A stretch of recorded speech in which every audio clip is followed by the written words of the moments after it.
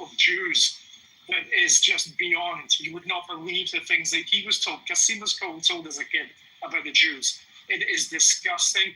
And these people are sick, twisted individuals that have absolutely no sense of, absolutely zero sense of what a Jew is or what a Jew is. But they just sit in their own fester in their own hatred, absolute deep hatred of Jews.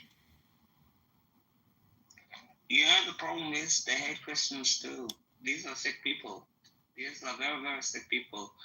And you have them in the United Kingdom. You have them in Australia. You have some people on Bondi. Look what they did on Bondi the other day, 2 days ago. They went to Bondi Beach because they knew there's a lot of Jews in Bondi. And they went to protest, quote unquote. But they went to stab, try to kill people. These are sick, sick people. And the whole world is dealing with them now. Because you don't import, if you're importing people that has, look, 40% of people in Gaza marry their own cousin. It's a disgusting thing they do. In the United Kingdom, 1/3 of the population are inbred of the Pakistani population. These are the people that marry their own cousins. It's a terrible, terrible thing that they do. And nobody talks about it. Why don't nobody talk about that in the United Kingdom? Why you marry your cousin? No wonder why you have deformities. No wonder why you have kids that look skinny and just deformed. It's just disgusting. And it's a horrible thing that's happening in the United Kingdom. I hope you guys have a different prime minister soon, because Starmer is a weak, pathetic son of a bitch, and he's an awful, awful guy. It's the same thing as the story that's happening at the moment. Albanese is horrible. So bad that we don't even know what to do with this son of a bitch. And it's a horrible, horrible thing. So this Palestinian lies can go ahead. And Petty Wong, she's like a lesbian, Jew-hating, what? I don't even know what to call her. She's like an Islamist. And she's Asian too at the same time. And she's our foreign minister. It's a horrible thing. I don't understand why we're going through all this, But Hashem has been nice, and he's been doing tremendous things. So all these horrible people will go away at the end of the day. But they'll be reminded. Honestly, they will be reminded what they did when white got.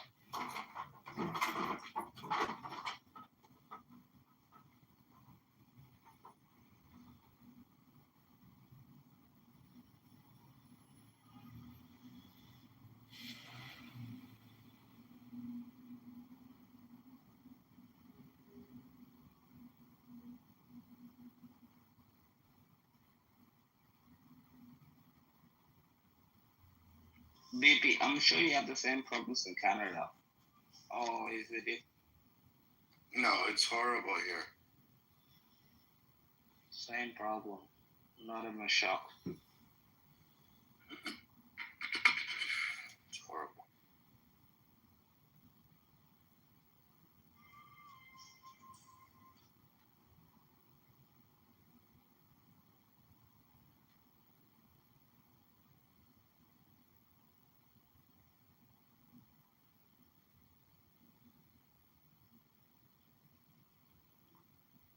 Yeah, I think in Australia it'll be fixed. I'm not so sure about the United Kingdom.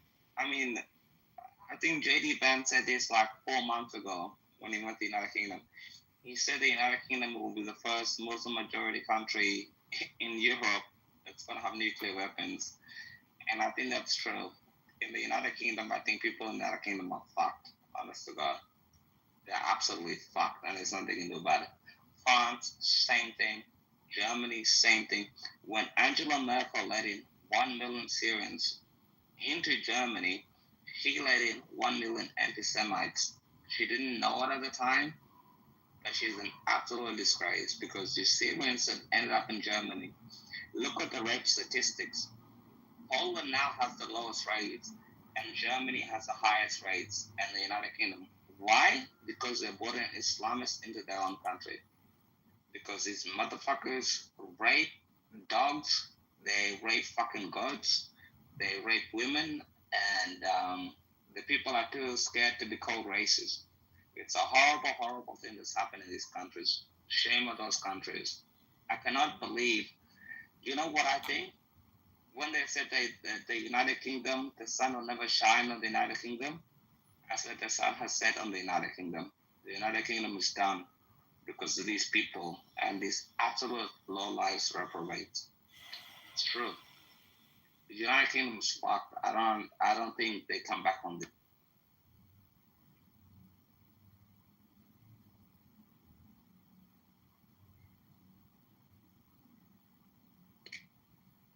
I see a civil war in their future. Yeah, me too.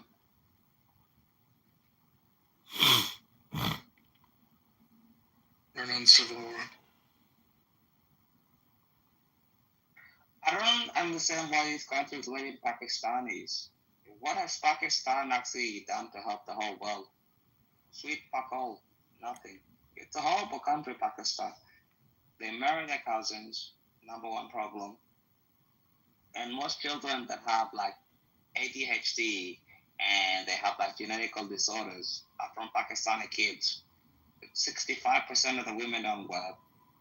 55% of the men don't work. Like, what the fuck did they contribute to the United Kingdom?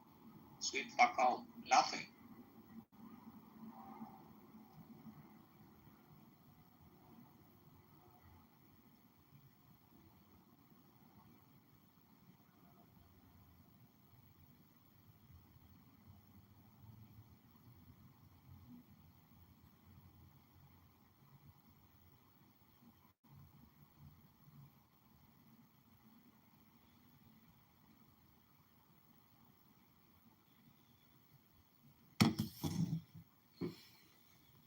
Yep, glitchy for anybody else say.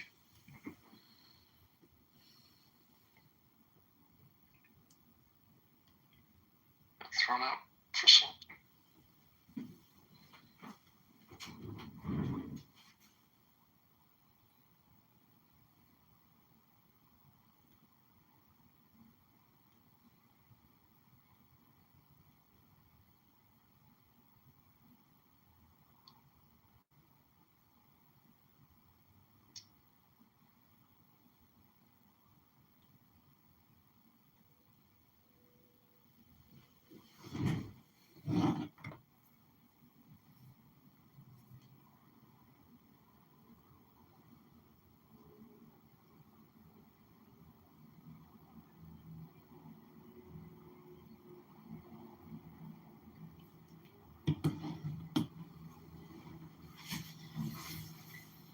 Sorry, Mom and Dad, but I had to come.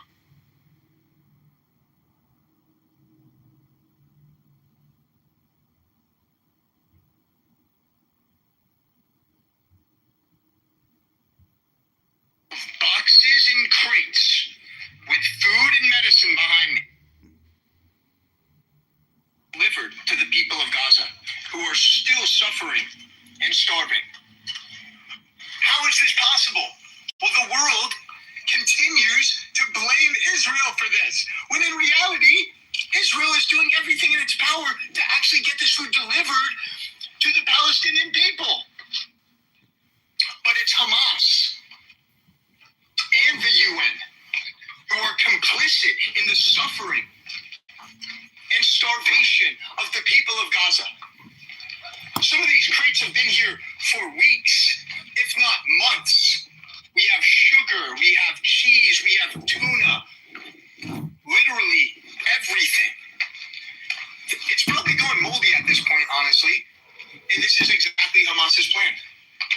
To paint Israel as the perpetrator of all of this, when in reality, it's Hamas that continues to use its own people as pawns. We see it when they use their own children as human shields. And now we're seeing it as they use food as a weapon of war. Truly one of the most pathetic, disgusting acts that I have witnessed in my entire life. And that's why I had to come to Gaza. I got my bulletproof vest on. I don't care. I will do anything to share with you the truth. And the truth is that Hamas is solely responsible for all of this food not being delivered to its own people.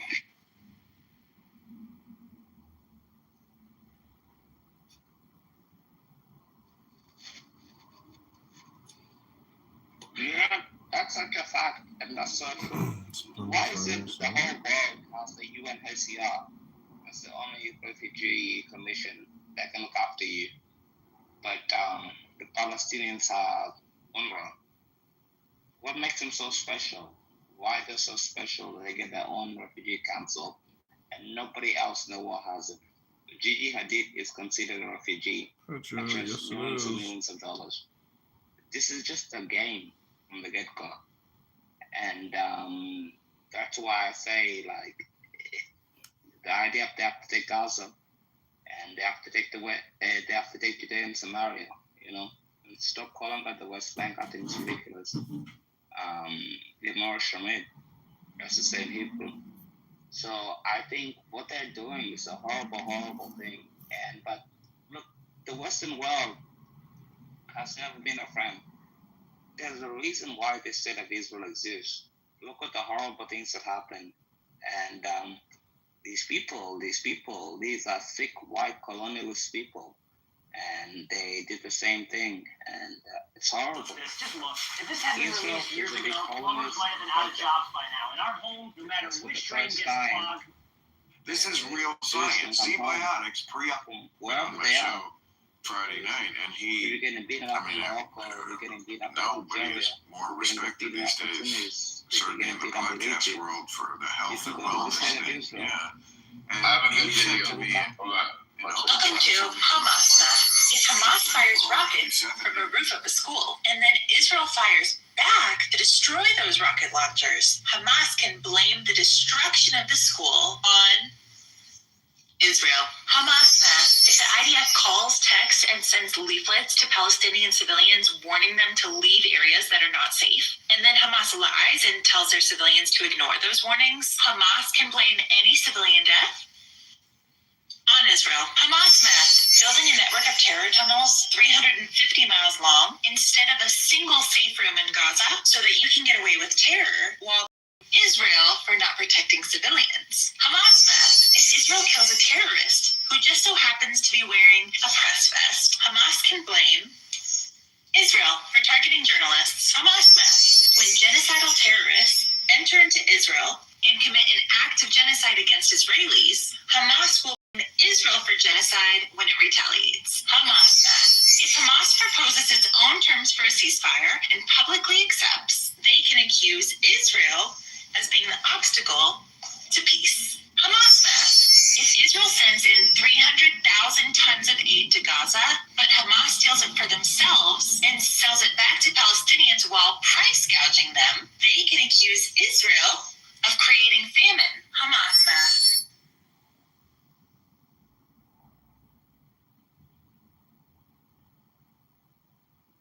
Was that mask? Mask? M-A-S-K? math. Oh, Hamas math. Thank you. I couldn't tell what you were saying. So I see that you like the propaganda. I love it. I like I love it. In the title, Yaakov. It's brought to you by our sweetie.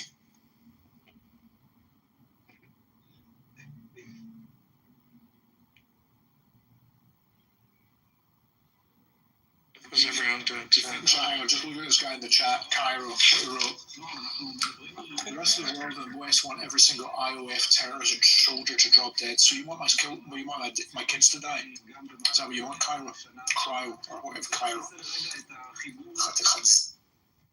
Who was that you? Cairo, why don't you come up and speak? Who was that that wanted more deaths after you mentioned the bus to report? Maybe. Aleph had the news report of, I think, seven. Some asshole came in and said he wished more. Oh, that was Prince, yeah. The Clubhouse terrorists. Western world wants every IOF terrorist to drop dead. And you said, What's IOF mean? Preferably them first. What's IOF mean? What's IOF mean? The Israeli occupation forces. And you said preferably you want Aleph's kids to die first? Is that what his name is? Is that what you said? Oh, my kids are in the IDF. I want my kids to die. Yeah, Are there's they no in such Gaza? thing called the IOF. No, but he said I preferably want that person's kids to die first. Is that what you're gonna stand on that? And is that what you want? I don't know what you're talking about. You just said that, but it's okay. It doesn't matter, bro. The rooms are all recorded anyways. All you little terrorist sex workers. I know. And where are you from, shitbag? I'm American. You can't call me a shitbag. You guys are my welfare people. No, you're a fucking chump. That's Welfare right. people. So, are you upset? Are you upset about the money that was sent to Ukraine? You guys money. Are you upset about the money sent to Ukraine? My bums. Are you upset about the money that was sent to Ukraine? You guys are my bums. I give you guys money. Are you, listen, if it wasn't for us assholes, you little shitheads wouldn't be around.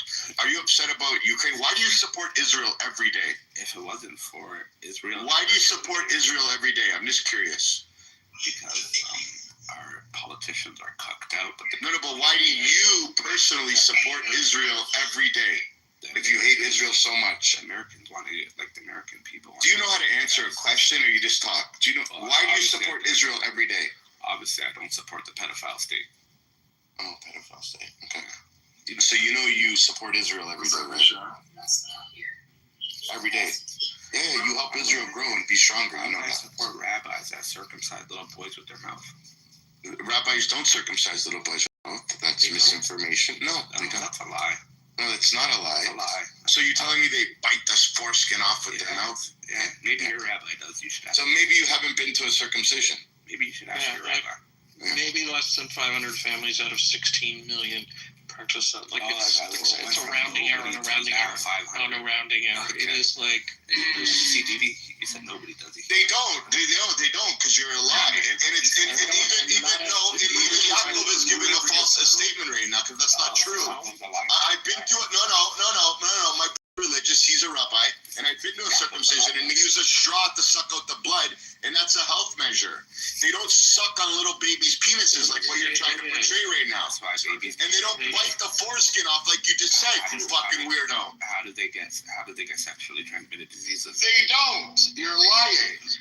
And you said nobody, and your friend Yaakov just said no. 500. I said I didn't say that. I did not say as you did it. You don't want to say it anymore. You don't want to stand on it anymore. Oh, you're trying to twist his words right now, but it's cool. You heard This him. guy's an angry he's an angry black man. That's what I know, he's an angry black kid that has an identity crisis. That he's not. Yeah, you are. Yeah, you are. We already know, bro. We already know who you are. You fucking moron. You're on Clubhouse app. We already hacked everything about you, you moron. Okay, all right. Okay, no problem. So why does your rabbi sucking baby dick? Why don't you tell us? They don't.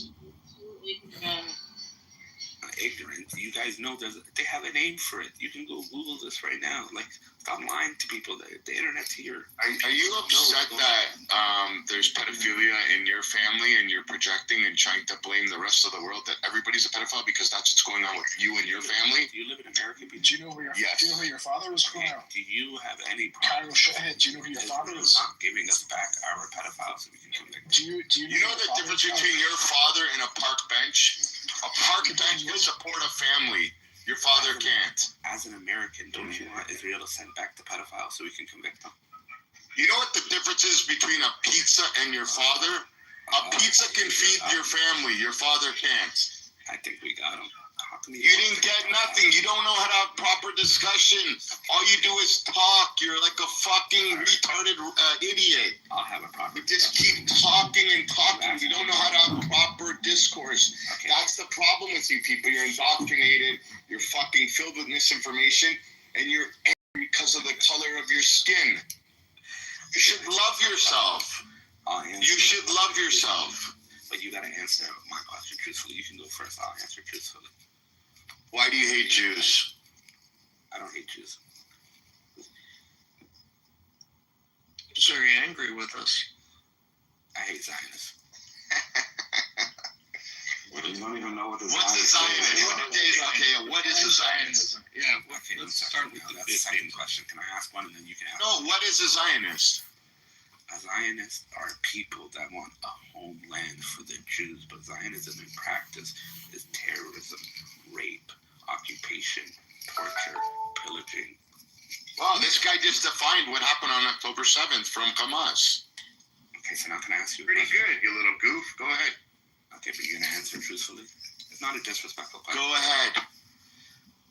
As an American, do you not have problem with Israeli government not sending us back our pedophiles so we can convict them? Oh my god, you are such a fucking retard. Which one? Answer the question. And then Give me the Let's name. do Which a one? You gotta say the fundraiser. name. You gotta say who you want back. Which one? Give me the name of the pedophile you want back. do you have a problem? Yeah, I would answer. Give me a name. It's not a spread answer for each one. I will try. Give me the name of the person. You gotta How answer. can I? How can we give back if you're not telling us I who? wanna answer you. Let me give you the name. Who Give me the name. Hold on, Jacob. extradited? 1 second, Jacob. Extradited. 1 second, everybody. Wow, guys. Under a legal 1 second, everybody. Okay, 1 second. Hey, Kylo, you asked us to tell you why we're not giving away pedophiles. Can you give me the name of one pedophile so I can look it up? who is requested to be extradited. So who, can give me a name. Give me a name. Ask the question again, and then you can ask me. Okay. Oh my God, this guy's got a fucking trauma like to his head. He doesn't know how to answer a proper question. Which fucking name? Do you have a problem? Which name? Who? Israeli government Who? Which name? not sending. Who? Which name? Who? Which name? To be extradited. It works with legal extradition Suspects. Who is in the Israeli government that's preventing this? Pedophilia. Who is doing He can't this? name anybody. He can't name anybody. No, he has his facts, I'm sure. Give me the name of the person in the government, or can you show me like the decision? Go on with this propaganda. But Yeah. Yeah. Hey, give me the name.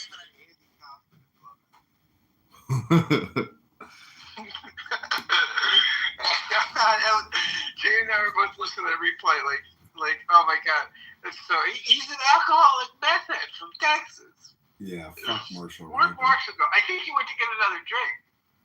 That was funny. He's Dude, really, he that is was really great, annoying. He is incredibly annoying.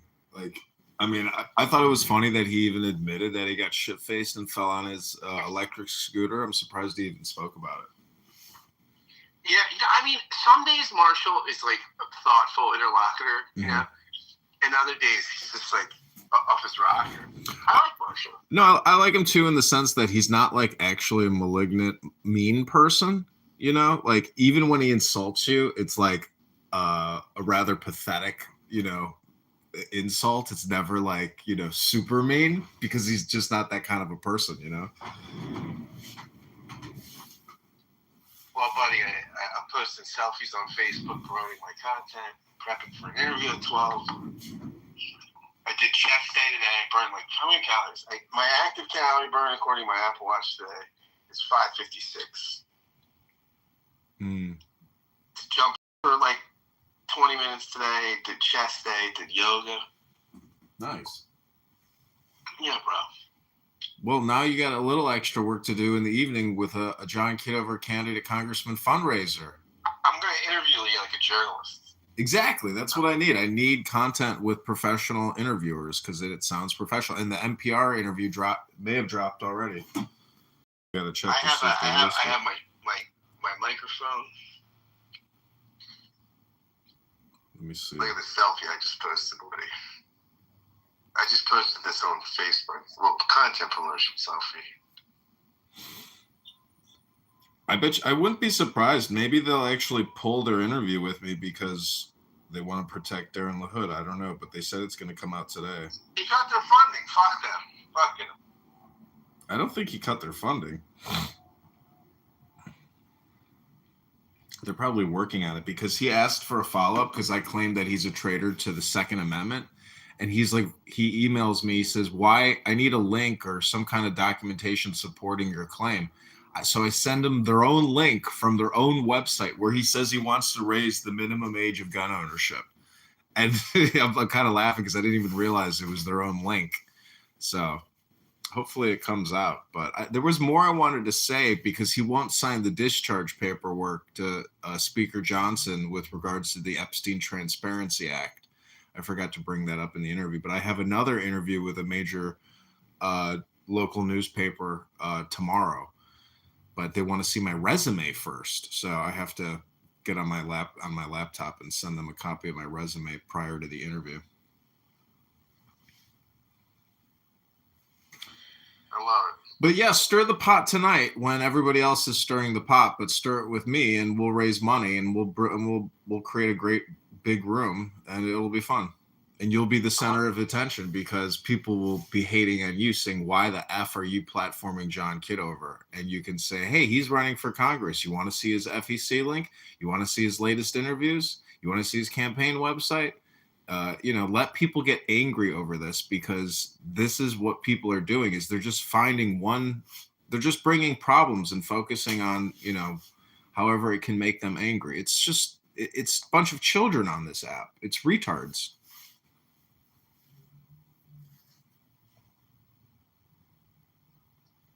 Tell Jane, let's do it at 8 o'clock Central, 9 o'clock your time. Did you see that execution in Philadelphia?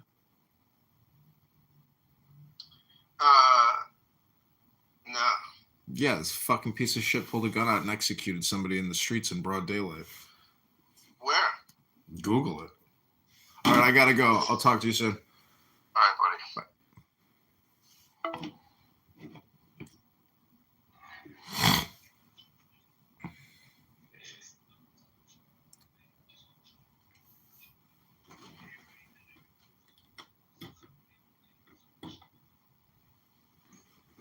By the way, did you guys see that clip, the dash cam clip from Jerusalem, the terrorist attack? No. Do you have it? Yeah, I have it. I can post it just a Can second. you post it and I'll pin it to the top, please?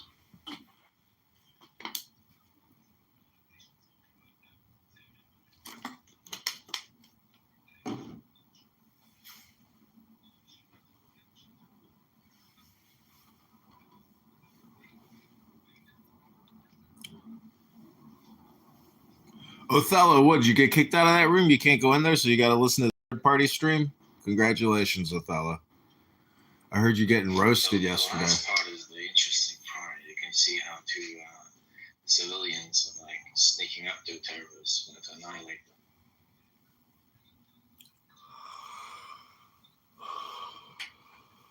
For everybody that wants to see the video, it's posted on the Jumbotron on the top of the screen.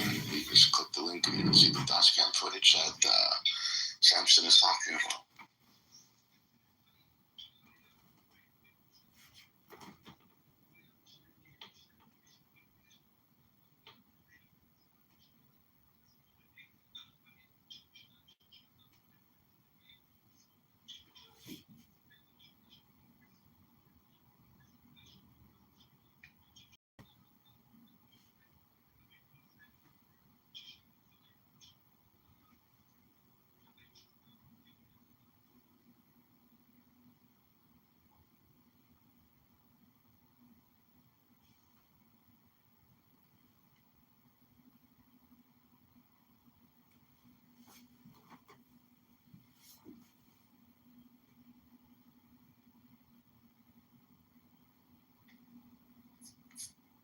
Oh, make me mod, Daniel. What? Make me mod? What happened? I don't know what happened. Okay.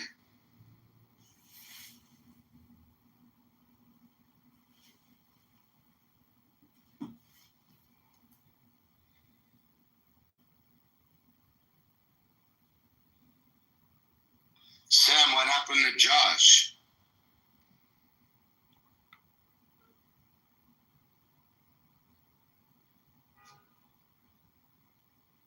I think Josh has been sleeping on the rock the last couple of days. He was still referencing that organization, the one with the fake scholars, signing up for $30. It's crazy. Yeah. He's probably upset that he paid his $30 and they closed it down.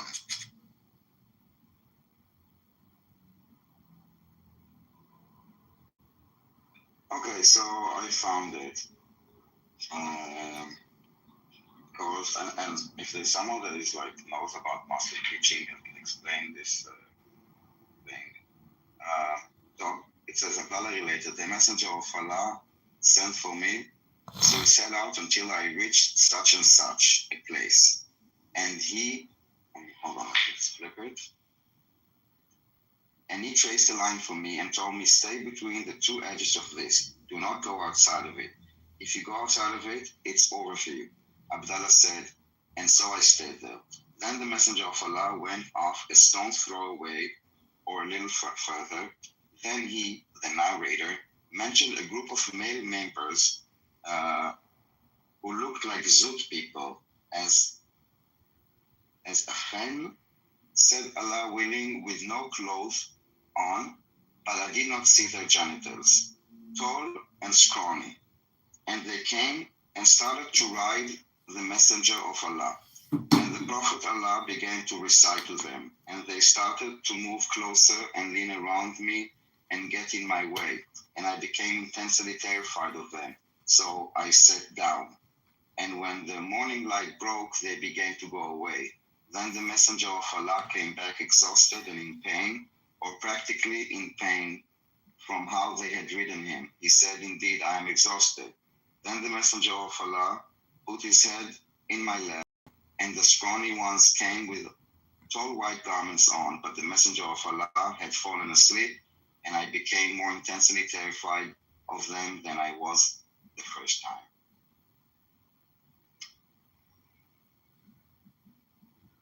Yeah. What do we learn from this, children? I wanted to ask you, how do you interpret this? Well, my mind is a bit specific, so... This is the reason why you study 2 and 2 at the yeshiva, in case you have someone like a dirty man. I was actually trying to see how they would explain, like, why was he exhausted and in pain after... You want me to tell you how twisted they are and what they would say? I already know. Okay. That he transformed into a donkey. And they rode him from one desert to another. That's what they would say. They already wrote on the occupied territory. It was like they accused of being you should see how Al Jazeera wrote it up already.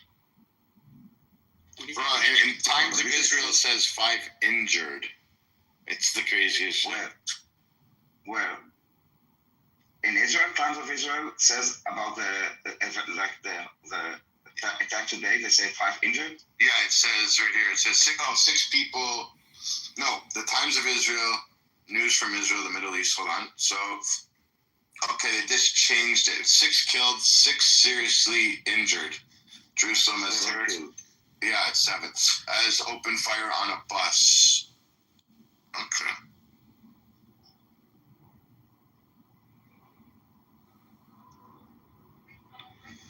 At the scene of Jerusalem terror attack, Netanyahu says Israel fighting mighty war against terror. Army boosting West Bank presence after shooting. IDF says it struck sites belonging to the elite Hezbollah unit in Lebanon, Becha Valley. 3 Houthi drones shot down in the south within an hour and a half. Yeah. Yeah, Al Jazeera. 6 people have been killed in a shooting at attack in occupied East Jerusalem. Israeli authorities said it wasn't even East Jerusalem. It's in the northwest Jerusalem. And also Macron said something about East Jerusalem, and it's just not true. And you know, this is like the news in Israel on a Monday morning that, like, you know, 3 rockets, 3 drones coming in from Yemen, and terrorists just shooting at people, with like 7 dead.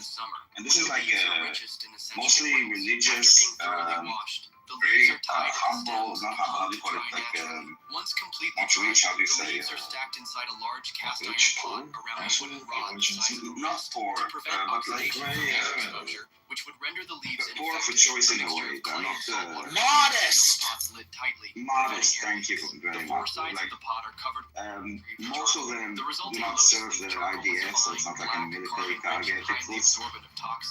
It's just an terror attack, and you know, all the stories about, you know, in the job, the entire world goes mad. Like, I don't think that this is even mentioned. And then people see, I see it in my own eyes. No, they don't see what is going on in their own eyes. This is not normal. And we do not accept this. Jeez, trying to talk about normal. Hello. Hi, Josh. Can you guys cash in your house tickets? Join the house, top of the screen. Click the house name and it'll say join the house. got more interesting. I was just like, I got a big fat check I want to cash in as well. Send it to me. I will take it. Josh, what do you say about the shooting that took place in Jerusalem that killed 7 Israelis? Terrible. I just don't know why anyone would do that. What's going on? Is something going on over there? Yeah, there's a lot of like indoctrination to hate, and there is encouragement of like those terrorists. You know what? My mistake. I didn't introduce Josh. I didn't introduce Josh properly. Hi, this is Josh. He goes by his PTR as Josh Sirota. Josh supports Hamas. Jewish name. It's a Jewish name. No, Sirota is not actually. Yeah, I understand that you support Hamas because Sirota is actually an Italian name. I think what I was trying to say, like in an undertone, is basically that there is some kind of justification for this terror attack in his mind. So obviously he supports this resistance. No resistance. And they're not. He says they're also not terrorists. They've committed some acts of terror on October 7th. And they were wearing all uniforms, but they decided to take their uniforms off October 8th. I don't know the problem. The problem with the Palestinians. That's right, baby. So, this was. Hold on, web of lies is so deep that it's really hard for them. So this is 2 culprits who all they did was a terrorist attack. They didn't target any military outposts. They didn't retrieve any hard drives. They didn't take any soldiers captives. So this could be generalized because it's only 2 people as a terrorist attack. And no, I was not justifying. It's not just 2 people because if you understand, like for example, their weapons, you understand it's not weapon. They had infrastructure, they had network. The fact that it's 2 people and not 1 person actually even confirms even stronger that it's a network that is operating this. You don't know anything about this. You're just trying to legitimize it and say, oh, just 2 people. That is happening like all the time. We have like we stop basically every day. We stop a terror attack. Every time it's only 1 person. No, there is a problem. I'm sure there's a network behind it, but the weapons that they use are not very hard to make. They were made inside the West Bank or. Yes, exactly. Not by them. It requires. They didn't make it at home. It requires this network of manufacturing those guns. Yes. We're stealing them. I mean, Paolo, I think it's called. Yeah, I think it was inspired by a Czechoslovakian weapon or something like that. But yeah, the weapons that they use are not hard to make, and I'm not even legitimizing it. So first you said justified, now legitimize. We're getting closer. I'm saying no. You said justified because if anything happens that could. Why would they do this? There is like you would asking basically.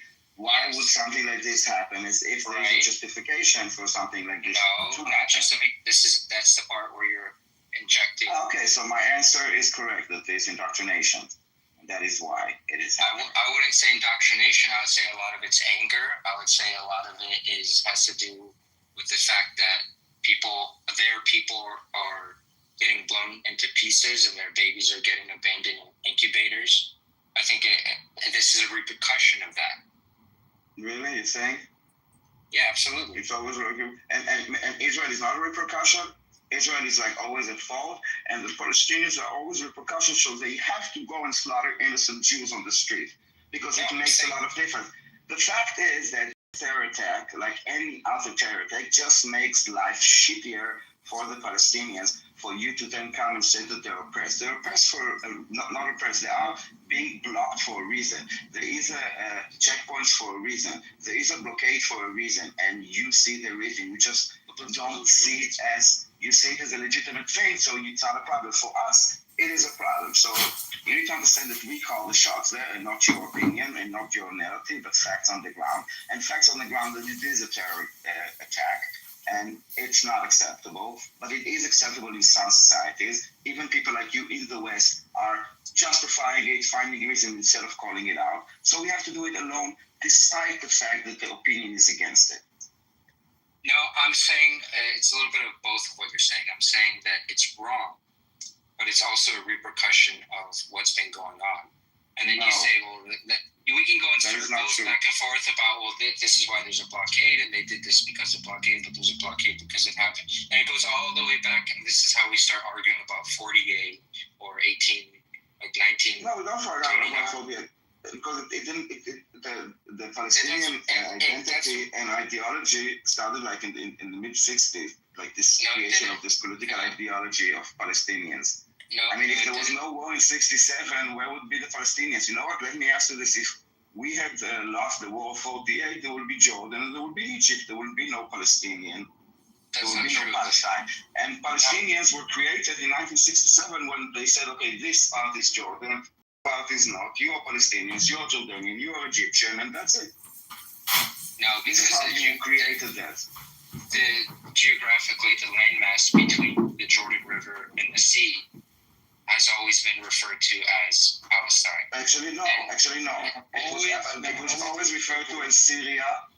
Like during the Ottoman Empire, they didn't know what Palestine is. This was called Syria, and when the British mandate took the mandate, they brought the name back, Palestine, and it was including Transjordan, not just the land that we're on, also Jordan. Look at the map of the British mandate of Palestine. You will see that its entire map is including Jordan.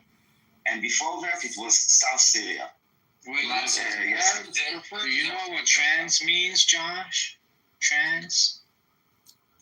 The overlap between the territories is for them to decide what the Arabs wanted to do, but I will say that the nationalist idea and identity of Palestine and Arabs in Palestine existed before the British mandate. They also Arabs in Palestine, I said Palestinian identity as a Palestinian, not as that they were placed during the British mandate.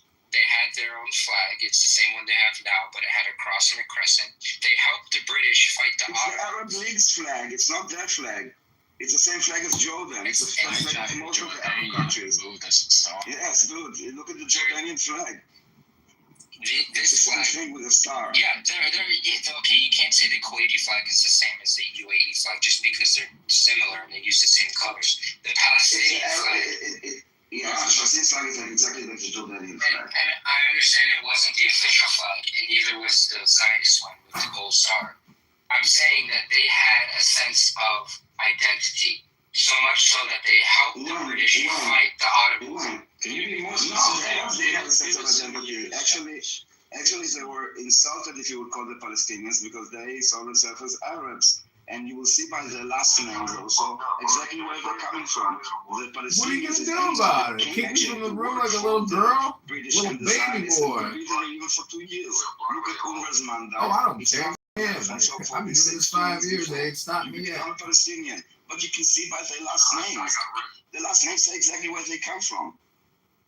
We've seen this debunked before, so they're I want to ask you a question. I want to ask you a question. She's so stupid. I didn't betray you. Dumbass looks at my YouTube schmuck. The Jordans, as a consequence of the war between 47 and 49, when the Jordans they went to these so-called Palestinians and asked them, what do you want us to do with you?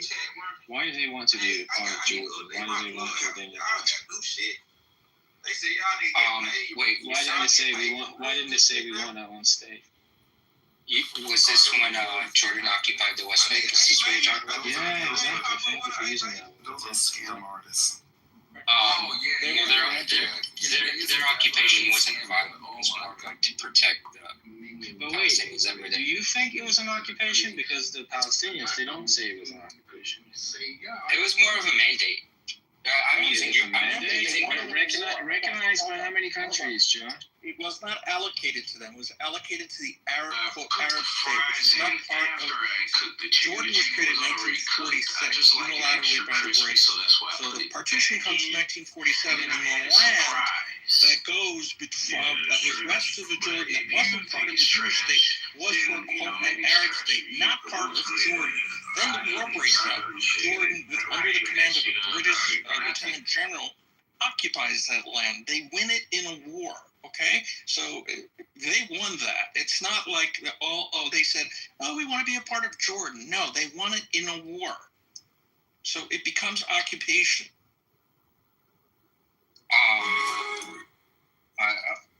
Okay, So, what was the original question? It wasn't given. So the question was, when they were asked, they were literally asked by the Jordanians, what do you want to do to you in this territory? Why didn't they say, we want our own state, we want our own Palestinian state? I don't know. I think they decided for themselves what they wanted, and I think when they said we want to be equal citizens, we want to be Jordanians, we want equal representation in the Jordanian parliament, etc. So, like, how does this align with what you're saying? That there's always been a Palestinian identity and sense of, I don't know what you want to call it, nationality, ethnicity. I don't know. Go ahead. Well, they had just lost a war. I think these were people. I think you could probably do the same thing in Gaza now if Egypt was like, "Hey, we'll take you in." And they're like, "Well, if it's this or another Deir Yassin massacre, we'll rather be under Egypt," because they didn't have the resources and the militia and the manpower to take what they wanted. So they had 7 armies and militias against the military of the Jewish state. Was that supposed to be an answer to my question? So, I just don't think that they had the ability to get what they really wanted. They were literally given a voice. They could say what they want. But Samson, you have to remember that even before Jordan occupied the West Bank, they were offered the ability to make the West Bank by the United Nations or the League of Nations into a state, and they rejected it. So they rejected it then, they rejected it afterwards. And to know about the Palestinian people, click on the graph at the link attached above, and you will see that's quote. That's a search through all books published by Google. It indexes it's an Ngram viewer, so it indexes every book that they have from 800 to 2022. And it's a search for quote in quotes Palestinian people, meaning Palestinian and people have to be next to each other, not Palestinian people, but Palestinian people. And you'll see right after 1964 how that flies up. That's when that concept was invented by the Russians in 1964 with Yasser Arafat. It wasn't around before that. Take a look at that. I'm not sure. This is just a graph. It doesn't have any context to it. Context is every reference to Palestinian people in every book that's indexed by Google. Well, that doesn't mean anything. Just because I don't care if they, at this point, they're still not calling themselves Palestinian people. These people had an identity to this land. They're Arabs, even if they call themselves Arabs. These are the people that have lived there for centuries. So their identity was Palestinian. Before they had a flag. The land was called Palestine before, a long time ago. It was called Syria, Palestine. Josh, when you say they've lived there for centuries, the population boom looks like it was a fraction, both the Jews and the Arabs, in the 1900s from what it was in 1948. And it was a small population. There were small little villages and settlements, and there were Jewish communities as well as Arab communities that were the Falahadin. They worked the land for some landowner over in Turkey. There were not a lot of different families and cultures and civilizations and temples and churches and roads and cops, and there was no infrastructure. It was nothing. Before 1900. I have a book. It has a lot of pictures of agriculture, culture. And when was the book? What's the book called? I have to see. It's like Palestine and something, but it's like leading up to it's like everything before 1948. That's post 1900. I'm talking about the period before 1900. Oh, well, before that, it was the Ottoman Empire for a long time. I think even a lot of it was occupied during the Crusades. That's a few hundred years earlier. Yeah. Oh, way before. I'm saying you have to realize that this region is just populating the remains of the ancient Jewish state. It's like, should we use it? Should we not use it? Should we let the Jews in? Shouldn't we? Which Caliph did bring in a lot of Jews back in. Yeah, and the Jews entered into the age of nationalism where they no longer asked permission to live in their homeland. And also, a lot of them converted to Islam and Christianity. Yeah, that's probably yeah, true. forcibly. You know, Mahmoud Abbas, you know, the head of the PA? Yeah, I don't like him. Yeah, his family was from Safad in English, Safad.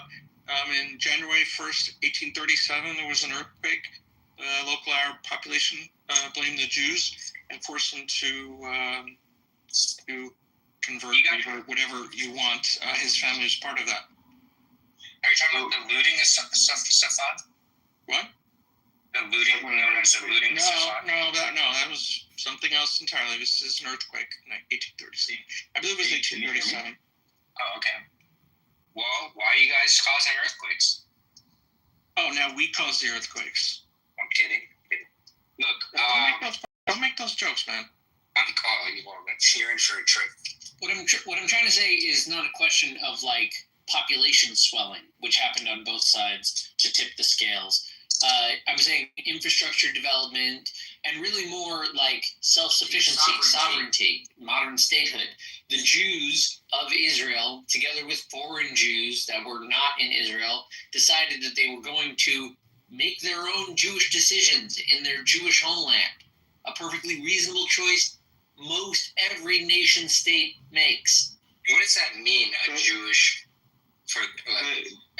homeland? Like, are we talking about which borders? The ancient kingdom of Israel? Or the kingdom of Judea and Samaria? You're saying like ideally or just like practically what we can get? Yeah, like who drew up these lines? Ideally, you'd want, the full biblical messianic promise from the river to the sea. I think it's more. Wait one second. So who? I think it's the lines are a result of purchasing land and the modern day force race relative to the establishment of the state of modern day society. So there's no such thing as like somebody didn't draw up the lines randomly. The Jews purchased land that was the original borders, and then they found borders that were subsequently called by the Arabs, and then this established what we have today. 48 borders and 67 borders. And also, to the point, even when Jews were like living amongst other people in other lands, including the Ottoman Empire, people still wrote about them in distinct groups. I don't know if there are very many ideas of the Palestinians being a distinct group from other Arabs living in the Ottoman Empire. Well, of course it was. Why else would they fight the Muslims with the British? It wasn't just the Palestinians. There was a general Arab presence. You don't think that Arabs saw themselves different from the Turks? They did. They still do. Yeah, Arab versus Turks is different than Arabs. But that doesn't mean the Arabs saw each other as different from each other. Well, I would say that's a good thing, but... That's why they all joined together in an Arab League. We're just saying that there was no Palestinian state that was trying to be preserved by the Arab compatriots of the Palestinians. The Arabs wanted to join as an Arab alternative to the existence of the state of Israel. Before, yes, exactly. Yeah, they tend to think of themselves without borders. Like these lines on the maps are not but that's for them to decide if they're the caliphate. But here's my question: like, what do you think if like Herzog was like, oh, well, let's go to Madagascar, let's not mess with the Arabs? What do you think that side? They tried it. They thought about it. Uganda plan was put before the first World Zionist Conference and voted down. Israel was not even close to Plan B. Like, the Holocaust happened. It forced everyone's hand. The Jews were staying put. And, probably the trains and the boats and permitted immigration would have tipped the numbers if you let the Jews in. Zionists were already Palestine before the Holocaust. Yes, and it was already an alternative plan from multiple alternative plans to deal with the dying Jews in Eastern Europe. Zionism was the plan that survived the destruction from the Holocaust. I regret not working out my hairline before. Was the plan? Zionism was before Holocaust. So that's why I'm saying Zionism was the plan to deal with the Jews of Europe that survived the destruction of the Jews of Europe. Yeah, from the pogroms prior. Yes, from the earlier problems that the Jews of Europe were facing. But it wasn't just that, Mixed. You have to remember also that there were several forms of Sephardic Zionism. Yes. Already the Yemenites that were moving in. The religious community was consulted and they discussed. Zionism is a movement and it comprised the entirety of the Jewish nation. You can't just place it as one thing. But I'm saying the starting impetus that drew the attention, that grew Zionism when Herzl wrote of it, it was because of the concern of the death of the Jews in Europe and a tangible investment that the Jews could do to secure against it. And there were alternative proposals. There were Jewish communities in America. And there were alternate proposals like go to Uganda because it was democratic. They were exploring their options. But Jewish homeland in the ancestral old cities of Jewish places, aside from the essential constitutional claim of Judaism for certain named cities such as Shechem, Hebron, Jerusalem, not named in the 5 books, Shechem, what's called Tzfat, a later settled Jewish and continually occupied Jewish city. Right? Meaning they were building a nation off of the history of the Jews to deal with the problem that the Jews found themselves stateless throughout all of Europe. And the problem of statelessness was not resolved quick enough for the Jewish state to be a solution. The Jewish population prior to 1900 was 5%, I think. And I'm aware that a lot of Jews didn't even want to go to be in the desert. They didn't. Even after the Holocaust, the number swelled to 600,000. They ran away to wherever they could survive, and a lot of it was America, and some of them got to Israel. I think the problem with what you're saying is this was a plan for the Jews in diaspora, but you're not taking into account the people that have always been there, which, as I mentioned, a lot of them were just Jews that converted, So you get the Jews in diaspora get a stake at the expense of the indigenous people that were there. What Jews that converted? We're talking about the Jewish regions, the regions that kept to the Jewish narrative and history and culture and nationhood, like Tzfat. Tzfat is a classic case. Hebron, you had Jewish communities spread throughout. You're right. It wasn't so easy to just take them all. And land swaps, moving the people would have been the logical, obvious choice to make a contiguous Jewish community. But alternatively, you could just live nicely together and have the Jews of Hebron not massacred. But when you do massacre the Jews of Hebron, the Jews that are coming to support the existing Jewish communities are going to start defending the Jews of Hebron, contrary to prior historical precedent. That's the problem of statehood. You can't kill us anymore. Well, Hebron was a terrible, tragic massacre, just like there, skirmishes happening on both sides. Which one? And I'm not saying it's a justification, but it's not like they just decided to do it out of pure anti-Semitism. They were just people that were concerned with the mass migration of Jewish people to Palestine. We're probably going to see something like that in America pretty soon, or probably in some places of Europe. What are we going to see? People starting to kill immigrants. But that the Arabs that you talk about as indigenous, you're missing the point that many of them, and there's enough documentation that I can show you if you want from articles written back then about how they're hundreds of thousands and come to the land in order to have better life, in order to work, because the Zionists were there, because the British were there. As I told you, you can see by their last name where they came. You present them as if they are the indigenous people that did not immigrate there. They immigrated also there. Why are they indigenous and we, that it's our ancestral homeland, we're not indigenous? Between 1932 and 1947, at least 500,000 Arabs migrated to Palestine because of opportunities created by Jewish towns. This is a fact. This is documented. At least 500,000. So they came from Egypt, Syria, etc. You can tell by their names. They migrated there. They were Arabs. They didn't identify as Palestinians. This is a creation of the 60s. So they were, I mean, yes, people immigrated there for job opportunities even before Zionism from the Ottoman Empire. No, But no. Of course. Oh, there were always migrants, but there was no major settlement. The Ottomans did not do any major settlement in their territory. Their main agenda, honestly, was so they blocked Jews from buying land, but there's no major accomplishments that they did. They didn't build a university. So to say that they were always migrating there for job opportunities, to be so blasé, I'm talking about 500,000 in a 15-year period. And that didn't happen under the Ottomans.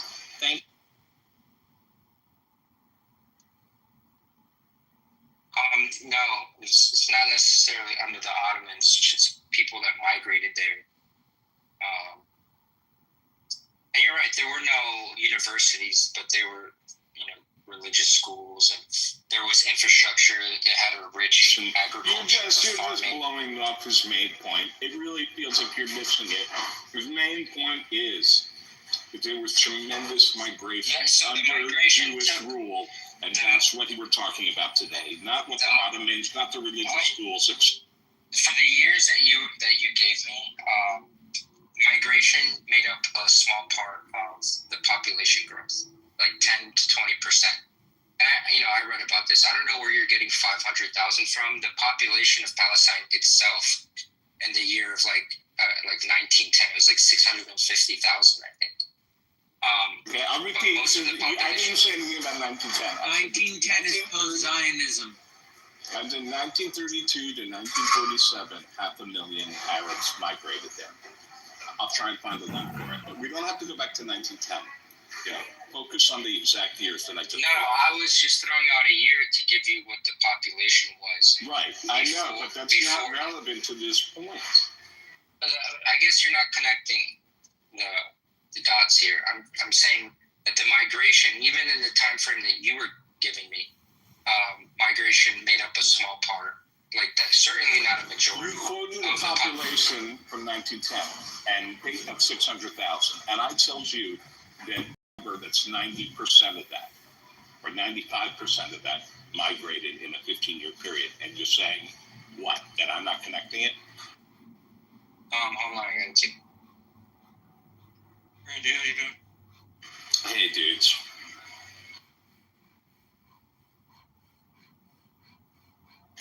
People are so confident with their nonsense,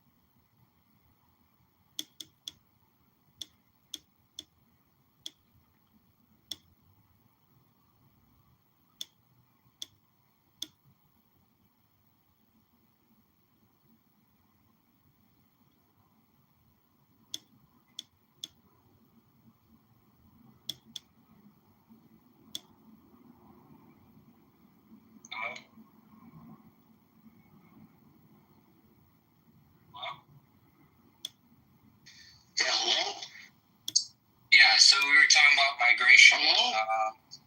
Yeah, so you can hear me, right? Hello? Can you?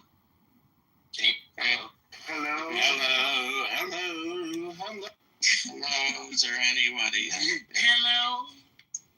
hello, it's me. Is it you? Right, Randy? I thought about you for a long, long time.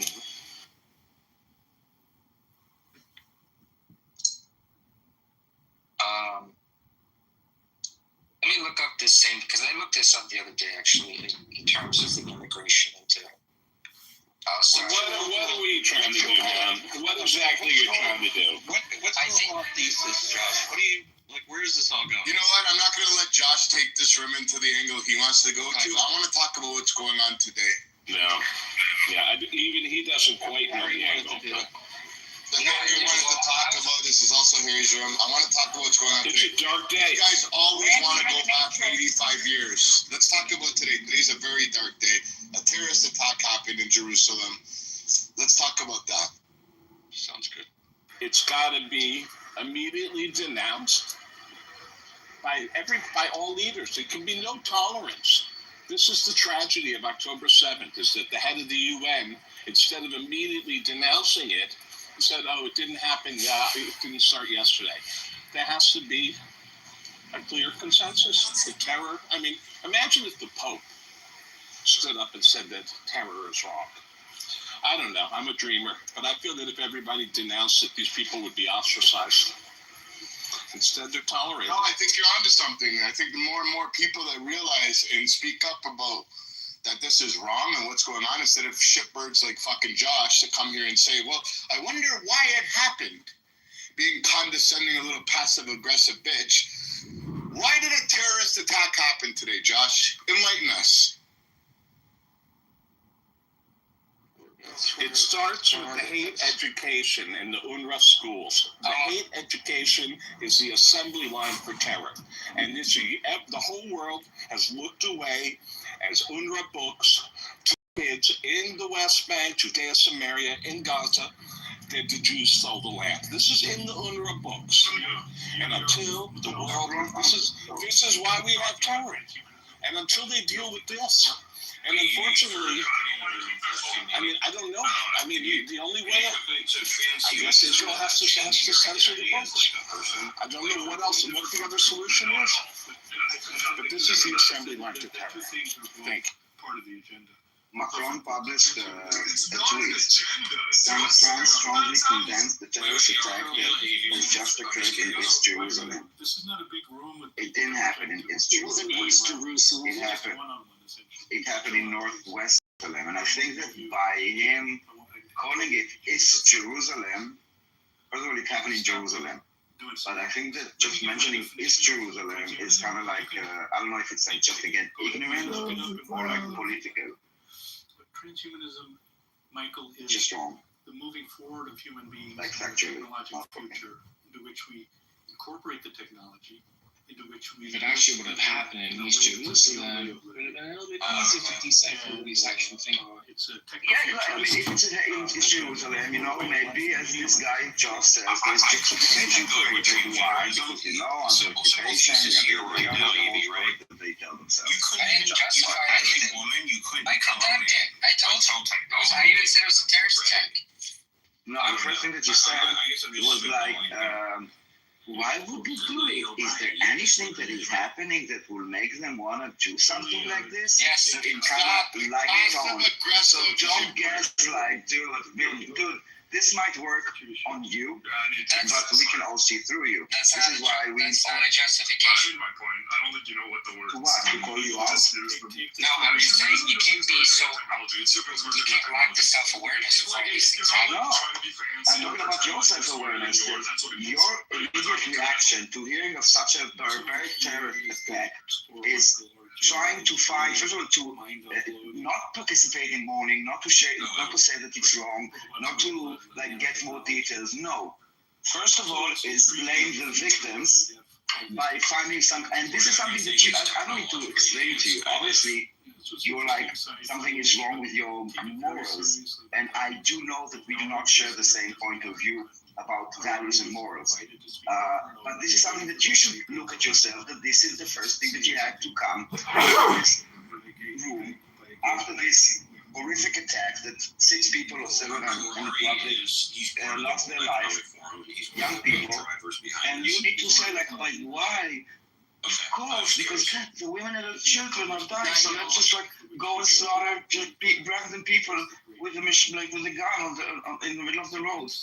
Daniel, can I get a word? To be, I'm not like proposing or anything, just more factual statement.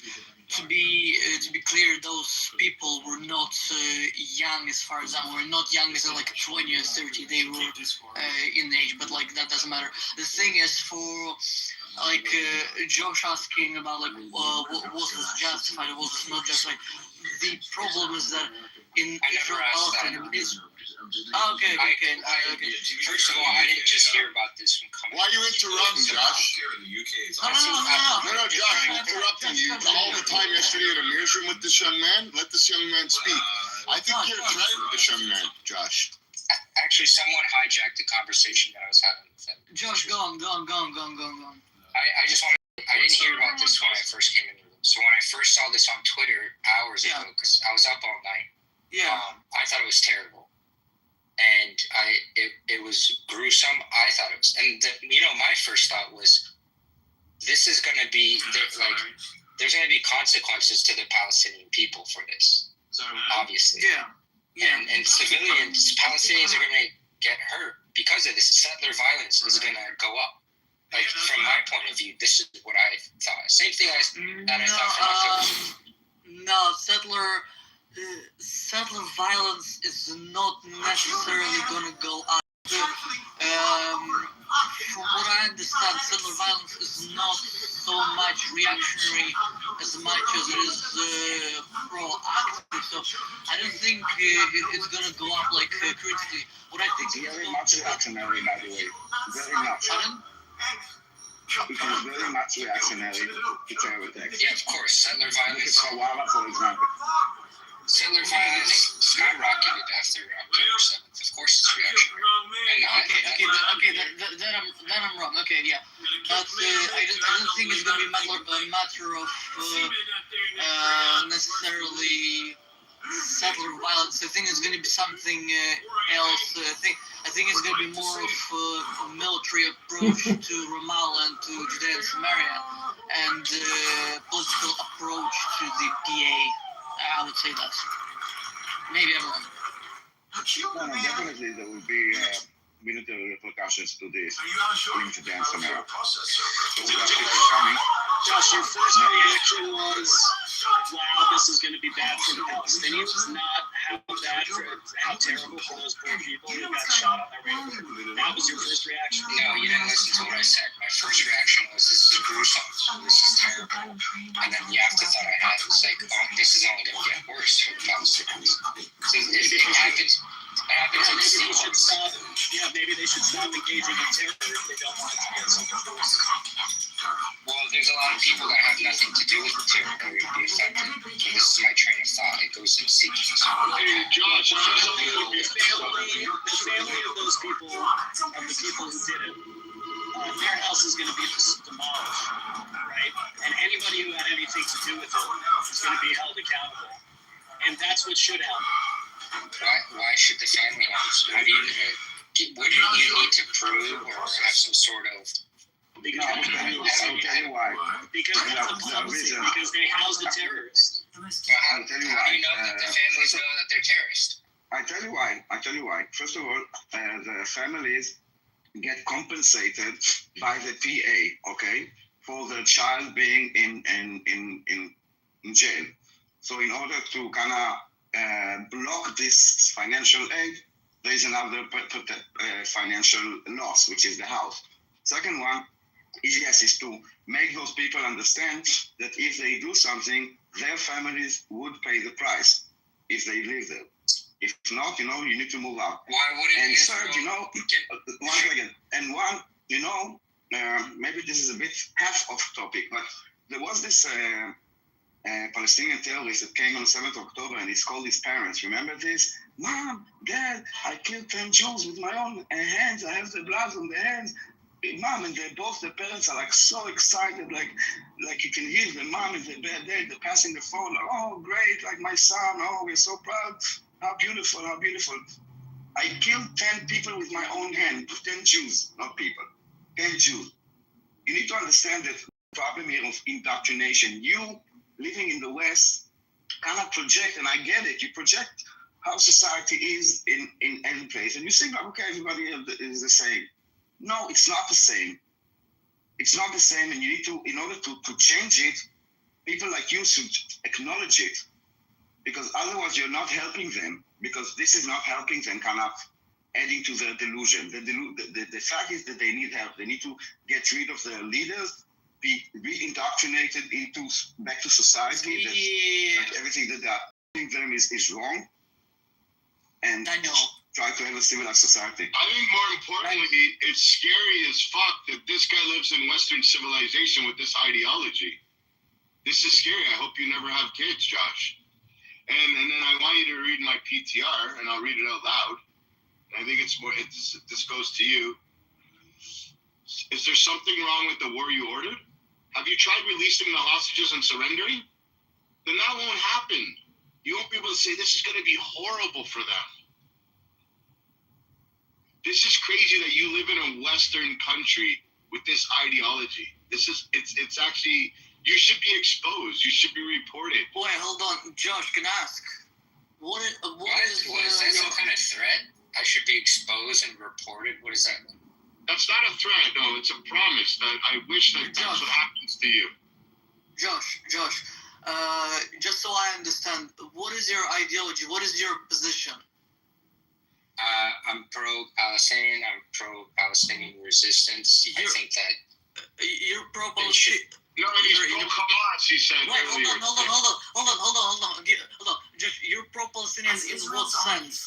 In what sense? I believe that they deserve a state. I believe that they should have individual rights. Do Jews deserve a state and individual rights? Oh, hold on. You believe that Palestinians deserve a state? Yes. They have Jordan. No, we get all the water from property. What about all the Palestinians that were there before Zionism was even a thing? Okay, what about the Jews, the Mizrahi Jews who were kicked out of Arab countries? Do they deserve? Can they go back as well? That was a terrible thing that happened. They should be able to go back, and there should be oversight, like international oversight, peacekeepers for these types of things. Or I don't know if. I'm sorry. Protect them. Wait, hold on. Dan, who will protect them when they go back to Iraq? When they go back to Syria? Who will protect them? Why would they go back? Listen, I'm not gonna play the devil's advocate. I'm just trying to understand Josh's position.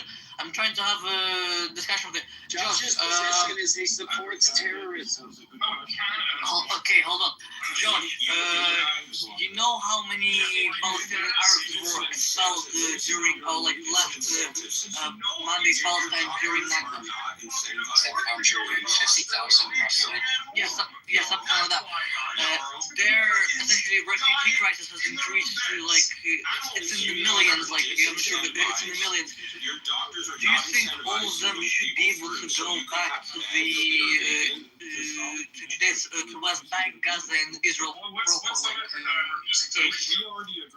you asking me realistically or ideologically? You can answer whichever way you want. I'll probably. Yeah, but you can answer whichever way. Dan, 1 second, just before you answer, Josh. It's important to note and to state that there is no other population in the world that has a refugee status that passes generation to generation. Only the Palestinians. It is abhorrent, and it's very important to point that out. That there's no other status that has been given to any other population in the world where refugee status passes from generation to generation. Well, hold on. Just so I can answer Alex. Legally speaking, formally, yes, that is true. However, if you speak informally, technically, Jews could be considered a permanent refugee where That's not the point then. That's not the point. The point is, go and look at the UN charters. He's voting on your double standard, because the Jews passed that. There's no pointing out a double standard. It's a policy of Israel. It's not a status. Many countries have immigration policies for their own ancestors. Refugee status. That's what I'm trying to say. Palestinians. No, I understand, Josh. I'm not pointing out the double standard. I'm just saying that what I'm saying is that if the international law was properly applied to the Jewish people, then they would be considered permanent refugees, where we would be able to go back to the land of Israel. However, it is not. Therefore, legally speaking, Aleph is correct. Okay, Josh, answer the question about the return of the 4 million refugees. Pragmatically or ideologically, I don't really care.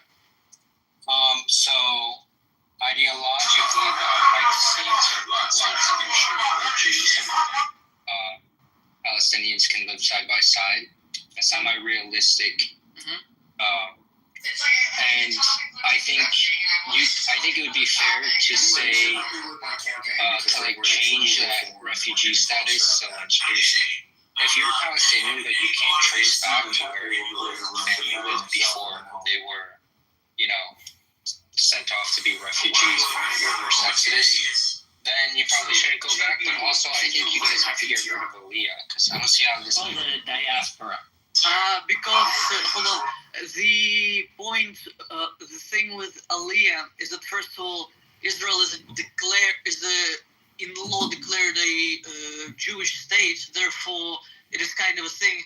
And second, there is such thing as return of refugees to an existing country, but not return of non-existent people. And I'll explain in a second, to a non-existent country. What I'm trying to say is that under Roman occupation, there was a province in the area which was kind of autonomous, and Jews were kicked out of that area. And then only when the state of Israel was reestablished did Aliyah begin formally again.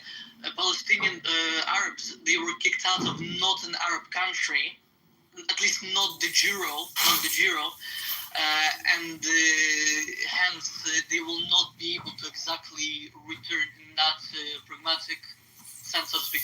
But in terms of the one-state solution, just out of curiosity, do you think Palestinian Arabs from Gaza, Judea, Samaria, and Israelis, especially those from right wing and center, essentially those who do not see one-state solution as the future, do you think those two will get along or not? So realistically speaking, I think the best thing to do would probably be like a two-state solution type plan. And if they can keep peace for like 2 decades and get a good grade in keeping peace, they can eventually, new generations that come, and as these extremists on both sides get, they die off. Yeah. I think that a one-state solution would be possible. And just for the record, as you mentioned the existence of a Jewish state, I don't believe in a Jewish state. I don't think that a state could exist based on. What do you mean? Jews, it should be a state. Many ethnic states. Hold on. I want to hear what Josh go on. Sorry, Daniel, I'm interrupting you. I'm so sorry. Josh, go on. Yeah, I just don't like. 2 things I want to say, because in response to Daniel as well. The reason I don't believe that there should be a Jewish state, because that implies the idea that Jews say again. That Jews have superiority.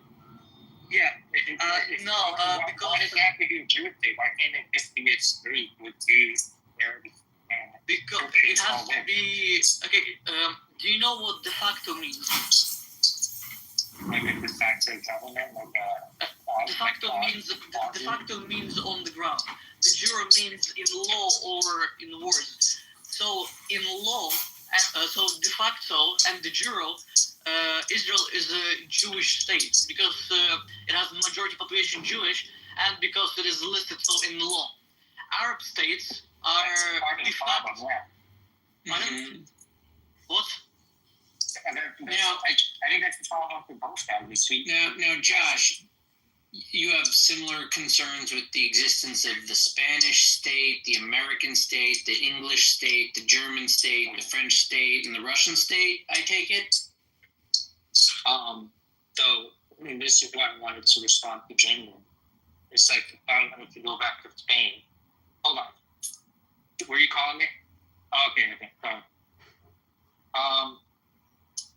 Yeah, so if I wanted to go back to Spain, the Canary Islands, where my grandfather's father was from. Right, like before it was incorporated as Spain, back when it was Andalusia, under the control of the Muslims. No, I'm not an Arab. I'm a Cuban.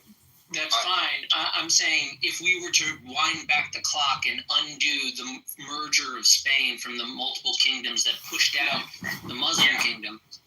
So, we don't even have to go back that far, even if I can. But the thing is, I can show. I'm asking because you said you didn't want there to be a Jewish state, and I'm asking why are you okay with the Spanish state? Well, I think it's probably a better example, because the way I see this, like this Jewish state thing, it's like if my wife was Tunisian, if Tunisia was like, we want to take back our Carthaginian empire, we're going to expand all the way down to Tripoli, and we're going to take Sicily. There's the problem. No, let them make their claim. Go on. Okay, I'm sorry. Say, go on. They're taking over Carthage. Go on. Yeah, like old Carthage. I just don't think that would be okay. There's like a century. Why not? Can I say, wait? Because over 2,000 years, so many people have integrated into other cultures and crossbreeding.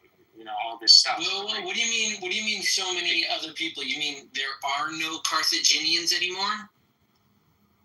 Well, technically, no. Just like there's no more Canaanites. Right. Okay, I agree with you. Hey, listen, I agree with you. It would be crazy if Algeria or Tripoli tried to reform the Carthaginian Empire. Slow down.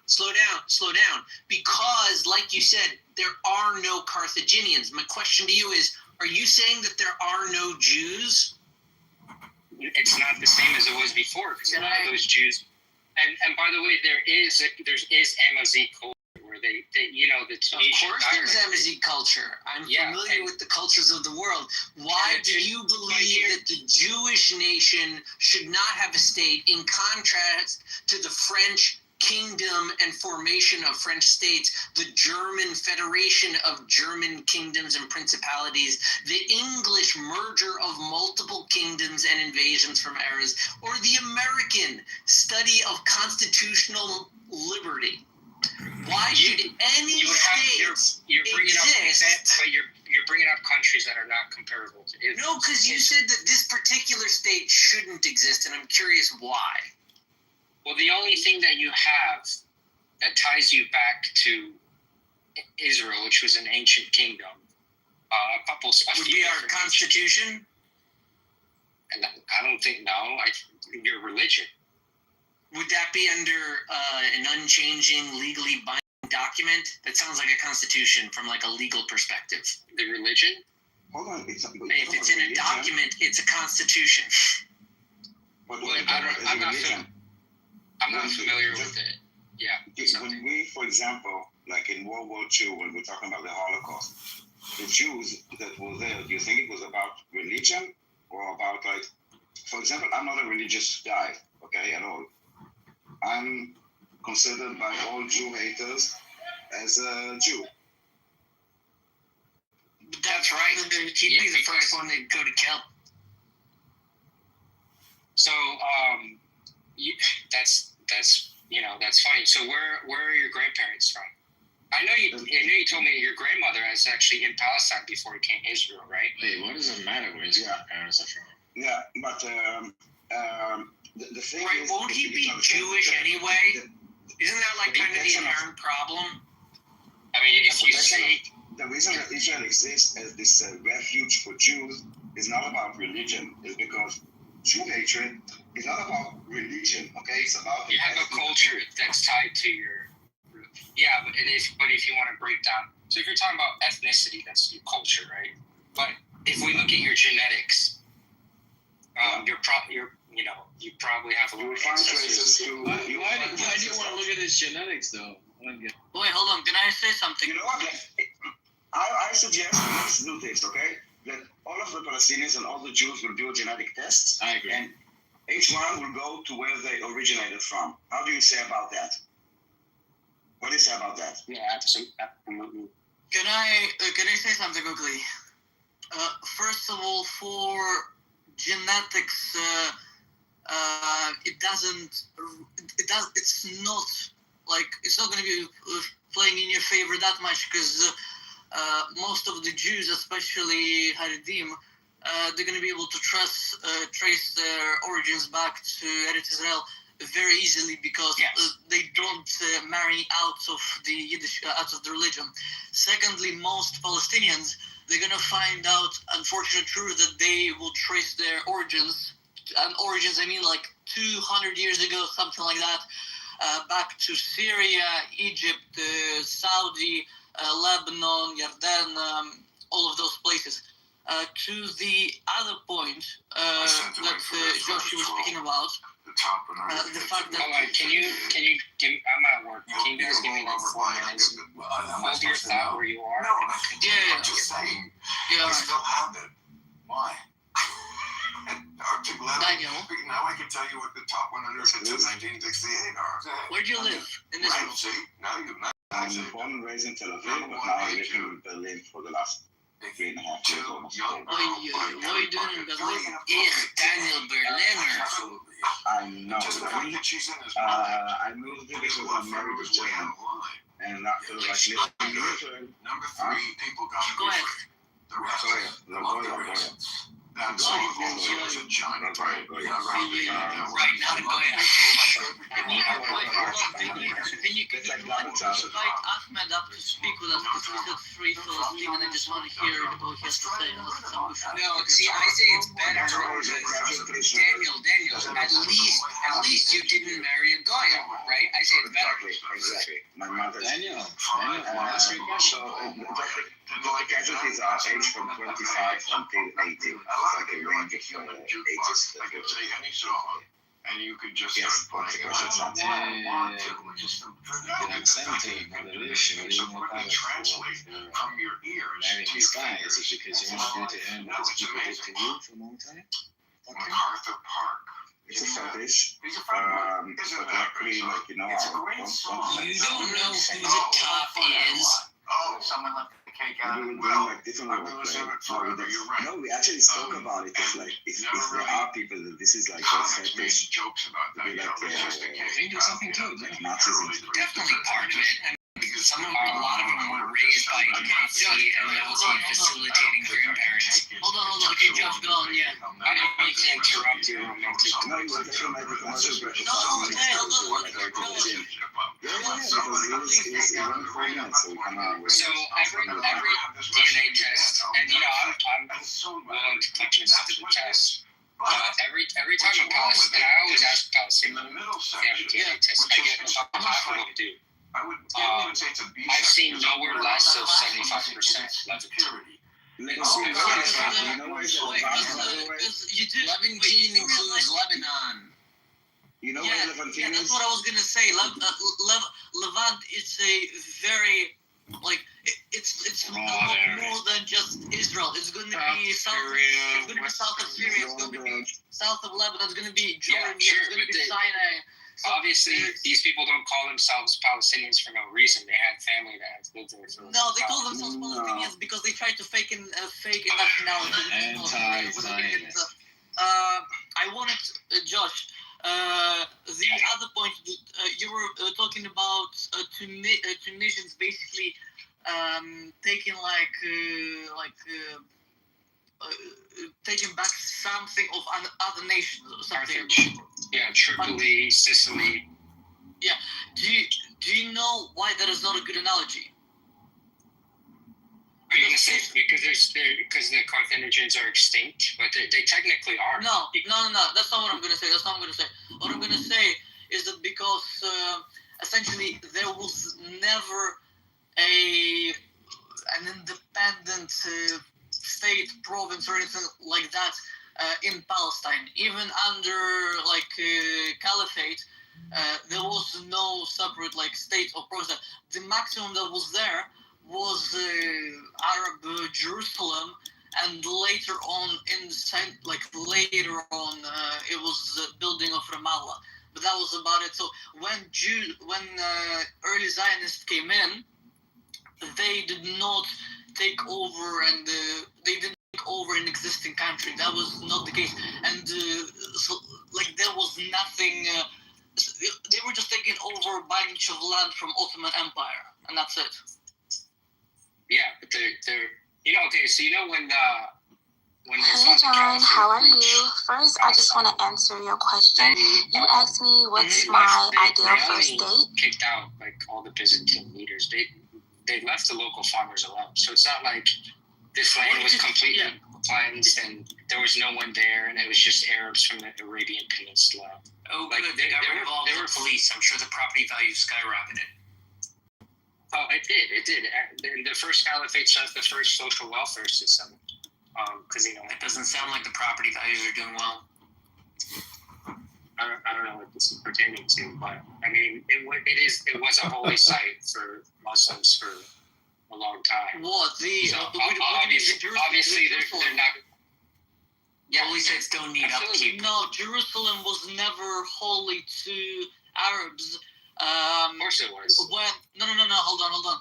Jerusalem was never holy to Arabs in any sense of way. They actually tried to, originally Muslims and Arabs, they tried to essentially make a split from Judaism and Christianity, and so they declared Mecca and then some Medina as like the important sites, and then only later when they conquered Jerusalem and they realized like the power that they could do essentially by joining to the Abrahamic, to Judaism, Christianity, not so much of a fan, but anyway, there's ancient cemeteries there. From some of the first leaders of the caliphate. Islam has no connection to Jerusalem at all. Hold on. I want to know, Josh, do you support the IRGC? As like an ideal government for Iran, or as far as their resistance? Do you support the IRGC? Do you support the strategically? Did you say as far as their resistance? Whose resistance in Iran? I strategically support the IRGC. Why do you support the IRGC, Josh? Just so you know, we're going off to a way different topic. No, this is part of the topic. Why do you support the IRGC? Because they're fighting Israel and they're bombing Israel's airports. So he supports anything that has to do with the destruction of Israel. Let that be noted. And this is why you should be supported. That's tied to the liberation of Palestine. I'm trying to understand which airport. Military. I don't know which one. The Yemen it's not a military airport. Iran. It's the Negev. Wait, Josh, if I understand you correctly, you support they arrested an American journalist because he reported on it. Yeah, they did. Okay, show us the you proof. support all military actions taken against the state of Israel, is what you're saying. Yeah, absolutely, yeah. Okay, Josh, can I ask you, hold on. Josh, can I ask you this question? You talked about one-state solution, how Arabs and Jews would live together, or like a two-state solution where Arabs and Jews would live together, and yet you condone Arabs, not even Persians, Arabs, Muslims attacking a Jewish state from like 2,000 miles or something. I don't know the distance. If somebody. And yet you still think that two-state solution or even one-state solution is feasible. How exactly do you hold those? We have to get civilians, by the way. Targeting civilians. Okay, hold on. Just go on. IRGC targeted mostly.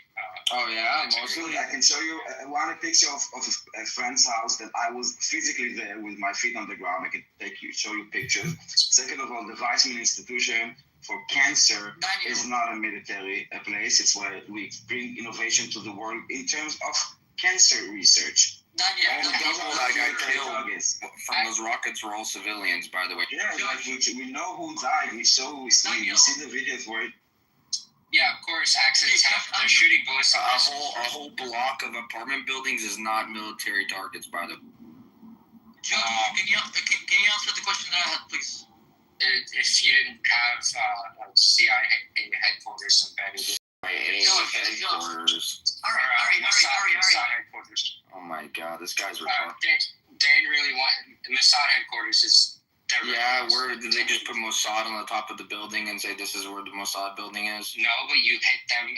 How would Iran know where the Mossad? You can say these same How would Iran know where the Mossad buildings are at? But the people who live in Israel don't even know where the Mossad buildings are. Well, the IRGC knew. How? By the way, there is a. How would the IRGC know? Wait, hold on, Jeff. There's a very recent. How would the IRGC know? Oh, I know, hurry. They have intelligence? How? Hurry. No, I know how IRGC knows. No, hold on, Dan. Hold on. It's okay. Take a breath. It's okay. Hold on. How would they know? What intelligence do they have? Surveillance. I don't know. Surveillance? What kind of surveillance do they have? Drones. Drones? Do you think they're flying drones over Israeli airspace? Well, Hezbollah was. Hezbollah was? Yeah, Hezbollah was doing shit. Hezbollah posted videos. That was in the north. Yeah, but that's just so you. That's not where the IRGC rockets were raiding. Well, IRGC hit the Haifa gas port. Okay, and that's a military. Installation.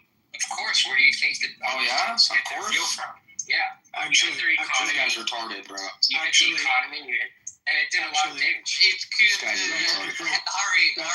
Listen, just so you know, the Israeli stock market yesterday crossed like all-time high. Yeah, it's all fake. And it's been going up for the last 2 years. Hold on. It's all manipulated. It's fake. It's 2 years. It's not. You cannot fake it. It's actually trust of investment. To be very clear. Oil refinery. Dan. Sorry. Just let me add something here as well. First of all, Daniel is 100% correct. The Israeli economy is not crashed or tanked at all. In fact, the opposite. The Israeli economy is actually on a rebound that hasn't been seen for years. The amount of business that Israel is doing, in fact, it's really, really funny because a lot of the business that Israel is doing actually just now are with countries that are saying they want to ban Israel and they want to, sanction Israel. But meantime, they're buying arms from Israel at a rate that has never been seen in the country.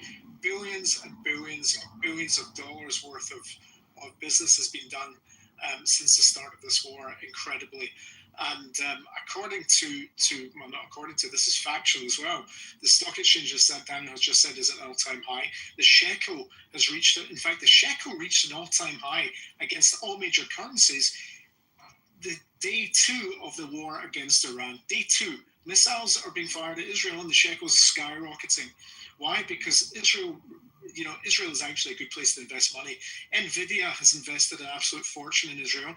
They're building a plant to build chips in Israel, creating, I don't know, thousands and thousands of jobs in the country. Other investments coming into the country as well. Israeli high-tech is firing in all cylinders as well. Recently, a company was sold for, I don't know how many billions. So to say that the economy has crashed and tanked is nonsense. And I never said the economy crashed. I said hitting the gas line. That missile that landed that you talked about in Haifa on the gas facilities or whatever, it hit a pipe, a small pipe. It caused. You cut out there. Yeah, I thought it was. The IRGC that you support is this. Israel hit IRGC military targets all around Iran, including nuclear facilities that were being developed to create a nuclear bomb that threatened Israel's existence. Iran fired blind missiles into civilian areas in Tel Aviv and other areas as well. So you support. Can I quickly say something? You support. Hold on, Dan. Let me finish. Josh, you support terror. You support the IRGC, which is a terror organization that threatens not only Israel, but threatens the Western world. And actually, one question that I've got for you, Josh, why your obsession with the state of Israel and Jews? He's Cuban. He's not even Muslim. Even from the Middle East. I am a Muslim. No, you're not. He's married to a Tunisian woman. He reverted to Islam a few years ago. And I tried to tell Josh a few nights ago that you're so out of your element. You don't know what you're talking about. He said he went to North Africa to study Arab culture. And I was like, dude, like, you're a Cuban American. That's it. You don't know what you're talking about. Aleph. Tunisia's not the Middle East, Josh, by the way. I know, but they have their Arabic culture. Yeah, because they came and conquered the land. I wanted a little bit of both. I wanted a little bit of Arab culture. I wanted to go to ancient Carthage, and I wanted something on the Mediterranean. That's not Arab culture in Tunisia, by the way. That's North African. They have a lot of Arab culture. No, they don't. Yeah, they do. No, they don't. It's not Arab at all. What do they speak? We're not telling. They speak a language that they got conquered by called Arabic. Yeah. Yeah, and what are the foods they eat? It's not the original language in Tunisia. What's on every street corner? It's not the original language or the religion in Tunisia. Harry's right. They're Arabites, moron. All of North Africa is. Josh, all of Israel is covered in Arabic writing as well, and half the country speaks Arabic. I mean, half the stage people on here speak Arabic. Are they all Arabs as well? Just about 2 million of them. Wait a second. If you go to the West Bank and Gaza, my grandparents spoke you might get Arab? more Arabic. My grandparents spoke Arabic. Are they Arab? It's not contingent on what they speak. Of course, Jews and other. Well, that's what you just said. You said what language do they speak? Yeah, what language do they speak? That was one of the examples. I went off to list like 500. And then you just pointed out that that's not a good example. So why would you? And to be fair to your point, I didn't until I traveled to Tunisia. I didn't realize how much of their own culture they had. Yeah, because you're an idiot. I don't get why. No, because all I knew about that place is that it was on the Mediterranean. They make really good couscous, and it's ancient Carthage. But I before going, you know how many Tunisian Jews speak Arabic? And you know how many of them speak Arabic? Does that make them Arab? They still live on. They're Arabized. Oh, they're Arabized. Okay, and Tunisia is not. True, that all the Jews are on the island of Cuba.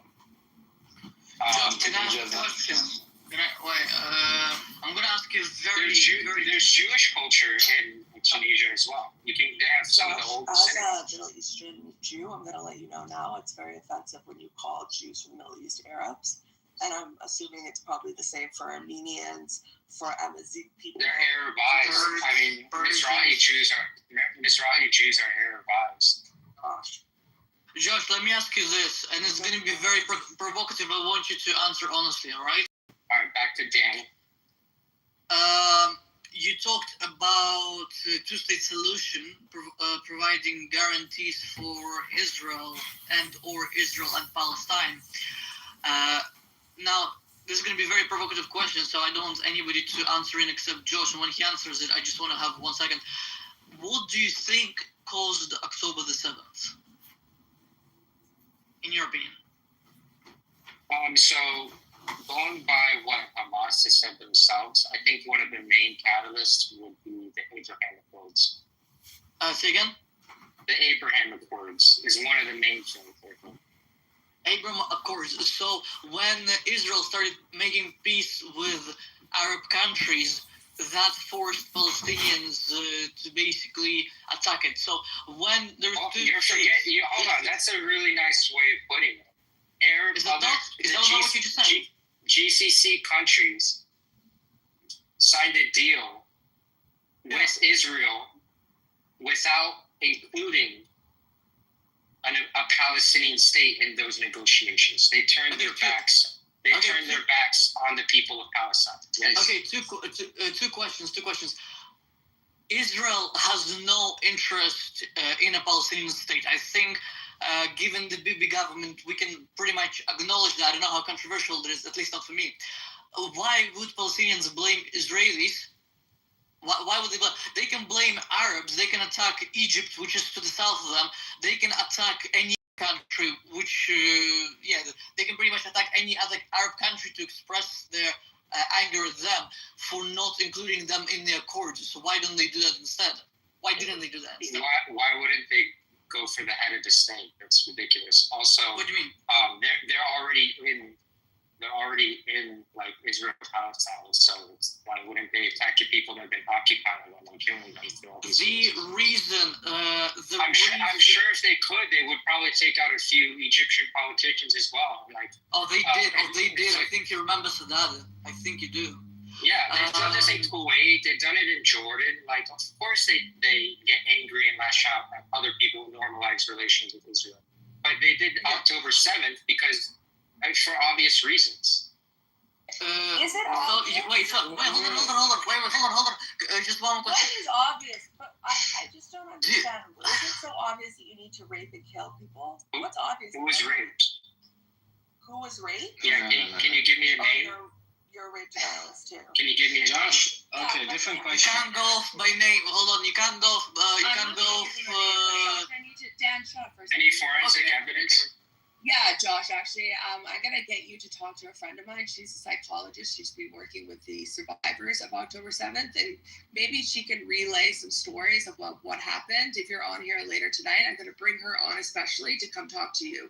She's been working on the ground since October 7th, in and out of Israel, working with survivors, both men, women, and children. Fortunately, a lot of people have committed suicide as well since October 7th. You, since you're a rape denialist, no, I'm not. I believe women. I just need a woman to believe. What I'm gonna do for you, Josh, is I have plenty of news for you, bro. She's a physician. She's a doctor. She's very credible. I'll give you her name, and I'm gonna let her know that there's another young man who is denying the rape of people on October 7th. That's women, men, and children who were raped.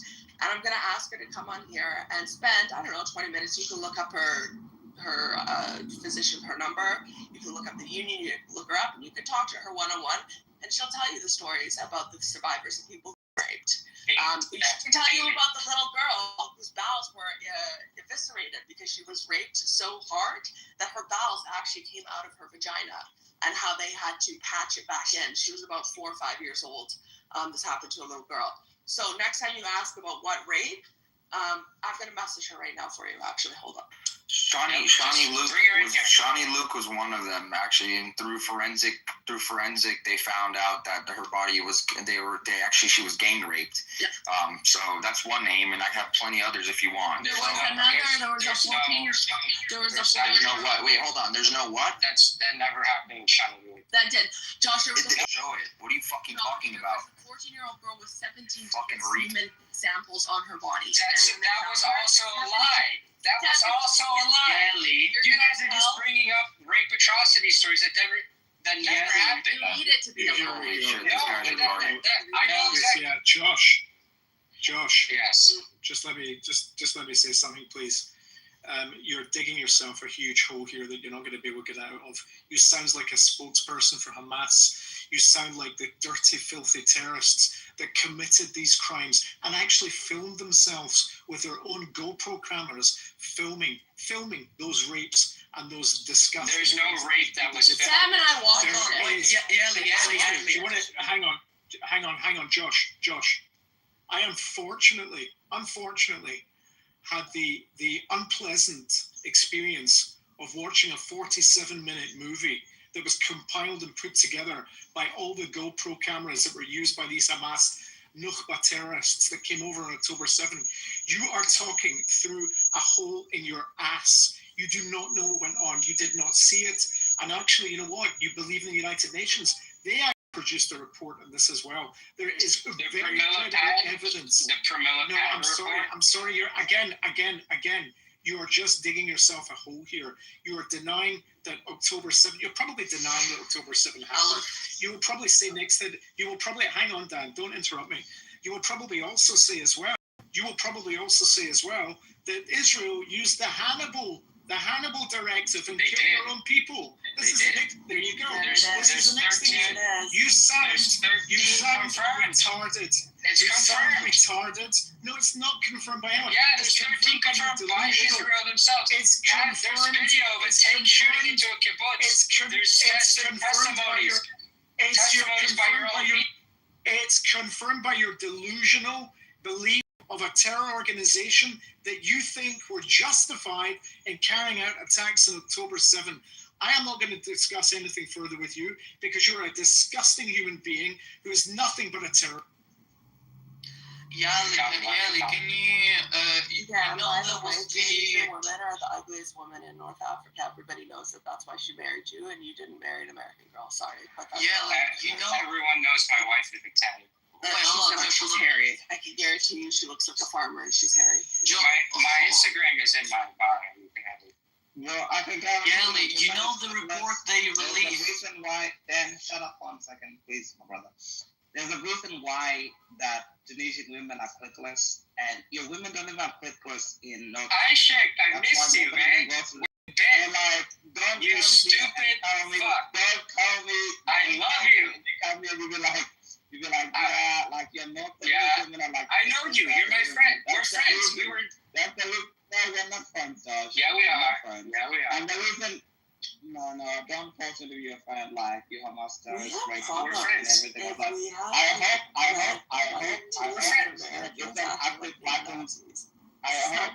hope they flatten the fuck out of like what you say your wife is from what, Tunisia?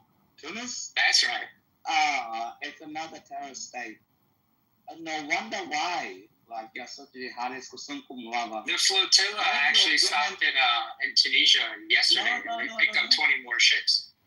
Is that I the hope AI flotilla? No, not the AI stop. No. Because they forgot to crop out the AI stamp on half of the images, so we don't know what's real, what's not. Well, you should look in. You should do your due diligence and do some basic research. Just some like autistic 20-year-old is doing for attention to up her career. Oh, Greta Thunberg is leading all 55 ships. I didn't know that she was a mastermind. I thought it was. I was under the impression it was grassroots. Go on a summer vacation and cruise around on a yacht also. Grassroots? Come on, man. Other things to do.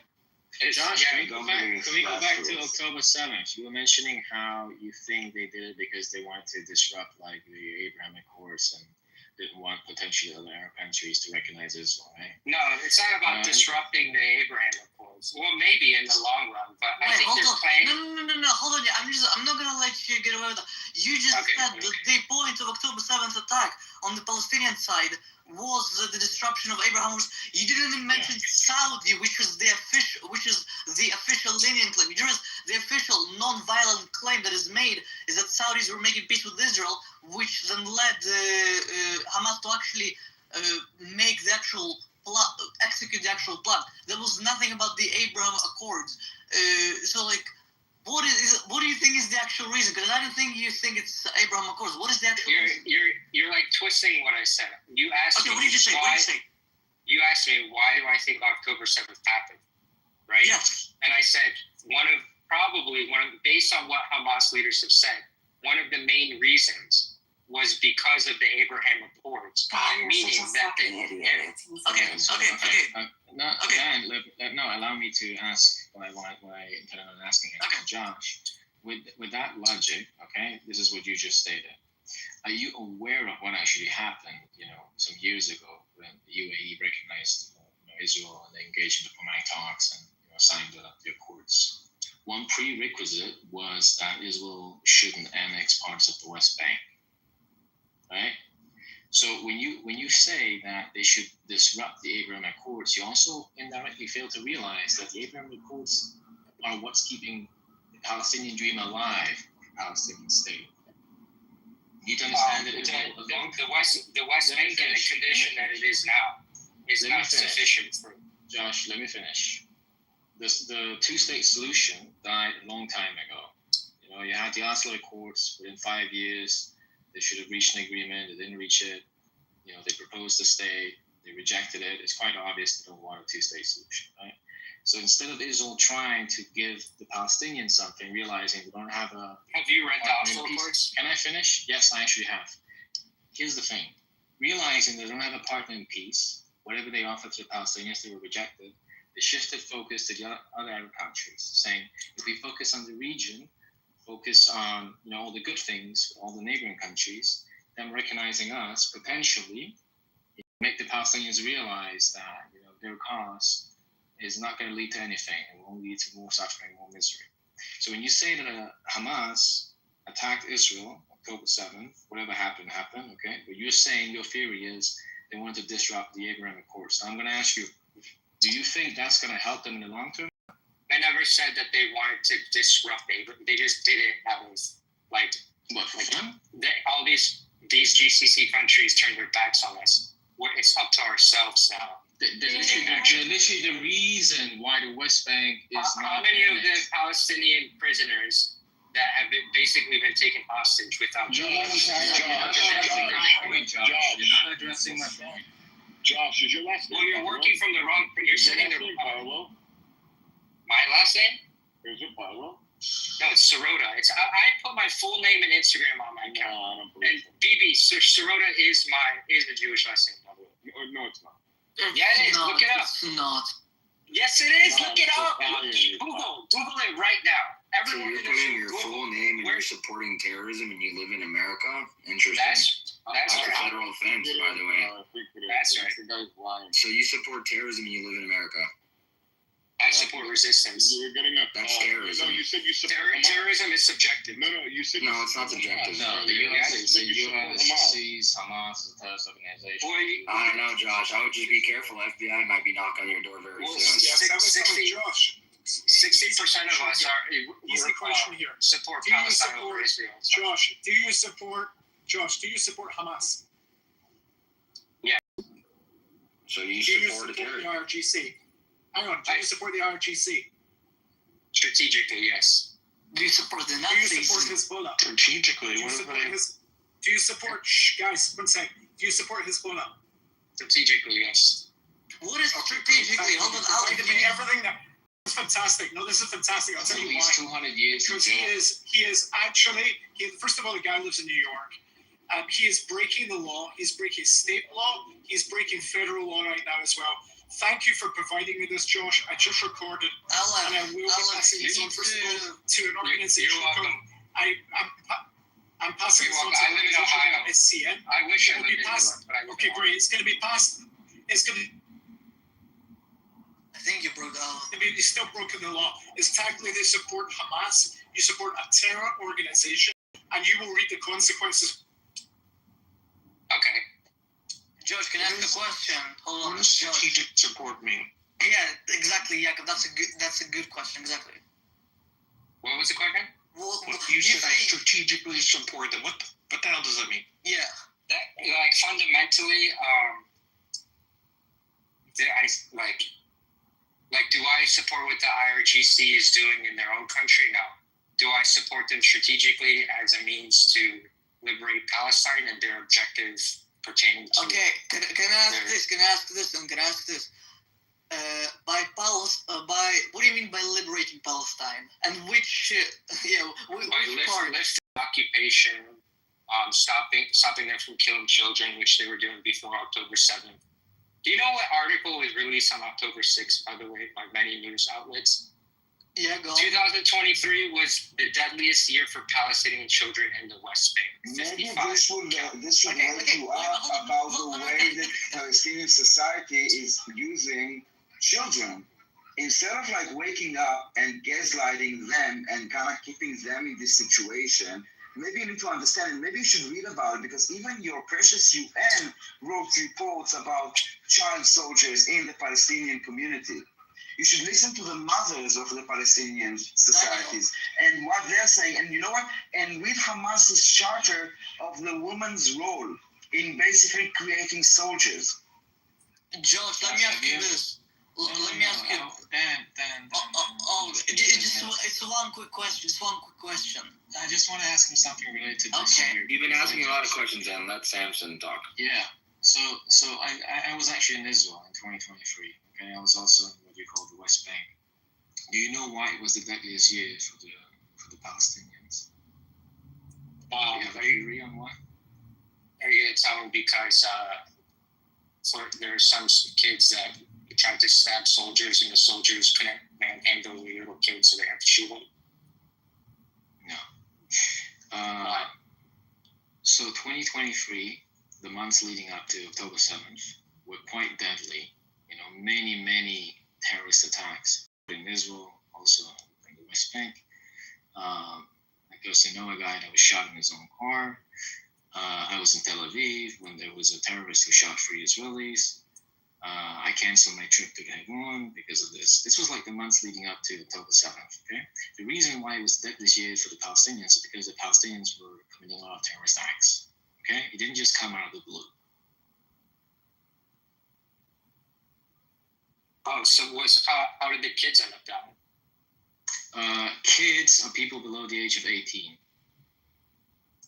Because they take a knife and then when they stab somebody in the back, Josh, that's what happens. You get shot and killed. It's not that hard to understand. So I know that first of between all, not all the kids. Between 2000 and 2003, there were 30 suicide bombers committed by children. No, there wasn't. Again, no, there wasn't. I looked up these statistics recently. There have been like 4 suicide bombings since the second Intifada. Dude, I don't know what you're talking about. That is the second Intifada. What?